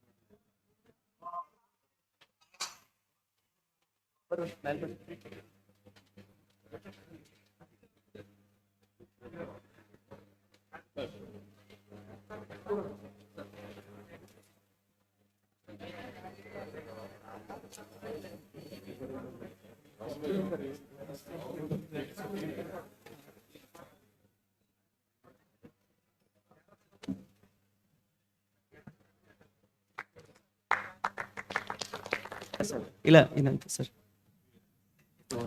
I now call upon our registration main person who has done all the registration online.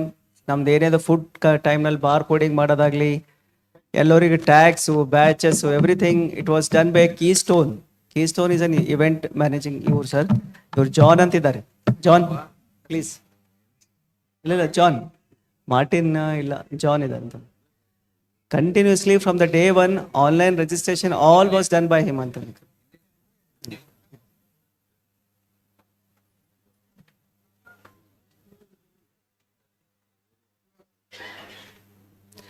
literally so many times it has happened that some names were missing in the list. They used to immediately correct it and made sure that everyone with the names only they are given the delegate kit or even allowed them to enter the food area. And from the beginning he had helped a lot, and every time IMA related website is being taken care by John and his team.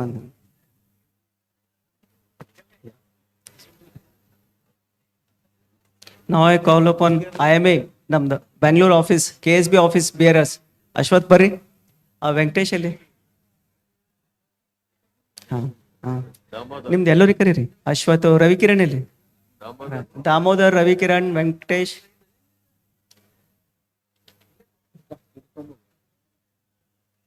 ಬರ್ರಿ ಅಶ್ವಥ್ ಎಲ್ಲೋಗಿದ್ದಾರೆ ವೆಂಕಟೇಶ್ ಅಲ್ಲಿ ರವಿ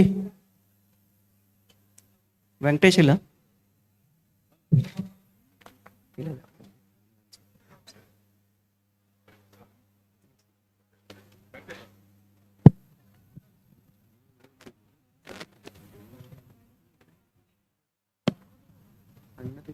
ಅಶ್ವಥ್ ನಾರಾಯಣ ರವಿ ಕಿರಣ್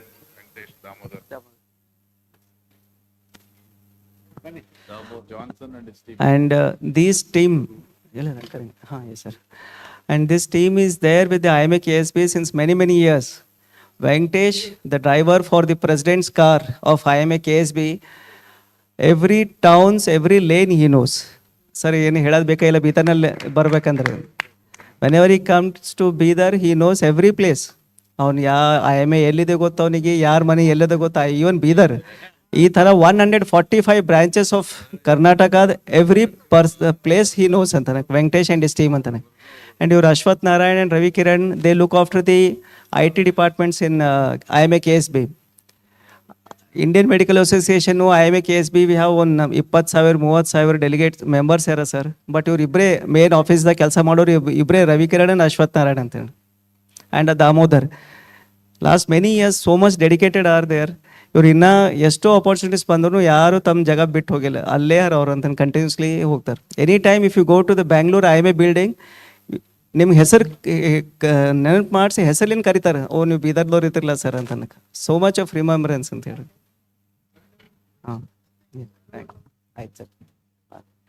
ಶರಣು ಪಾಪ since ಇವನು ಅಷ್ಟೇ ನಮ್ಮ ಶರಣು many years ಹಿಡಿದು IMA ಅಂದರೆ ಶರಣುಗೆ ಗೊತ್ತಿಡ್ತಾರೆ ನಮ್ಗಿಂತ ಹೆಚ್ಚಿಗೆ ಅಂತ ನನಗೆ. ಹಾಂ ಇಲ್ಲ ಸರ್ ಹಂಗೆ ಅದ. ಹಾಂ ಅಯ್ಯೋ ಮಾಡಿದೆವು ಸರ್, ಲಾಸ್ಟ್ ಟೈಮ್ ಮಾಡಿದೆವು. ಲಾಸ್ಟ್ ನಮ್ಮ ಟೈಮ್ನಾಗ ಮಾಡಿದೆವು ಪಗಾರ ಹೆಚ್ಚಿಗೆ ಅವ್ರಿಗೆ.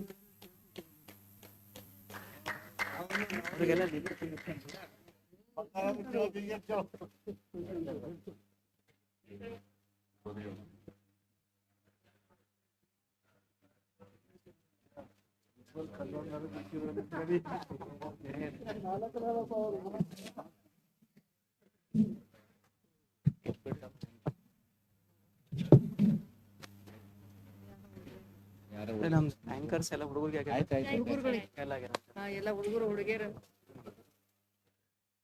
I thank one and all for staying back even at this hour ಅಂತ ನನಗೆ. Thank you sir, thank you very much.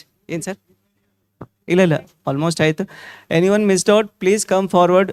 ಈಗ ಯಾವ ಬೈ ಮಿಸ್ಟೇಕ್ ನಾವು ಮರ್ತಿರ್ಬೋದು, ಯಾರಾದರೂ ಇದ್ರೆ ವರ್ಕಿಂಗ್ ಸ್ಟಾಫ್ ಪ್ಲೀಸ್ ಕಮ್ ಅಂತ. Yeah of course students R real good audience ಅಂತ ನನಗೆ. They were sincere. ಇವನ್ ತಮ್ಮ ಕ್ಲಾಸ್ನಾಗ ಅಷ್ಟು ಕರೆಕ್ಟಾಗಿ ಕುಂತಿಲ್ಲ, ಬಟ್ ಈಗ ಇಲ್ಲಿ ಕುಂತಾರ ಅಂತ ನನಗೆ. ಥ್ಯಾಂಕ್ ಯು ಅಲಾಟ್ ಅಂತ ನನಗೆ.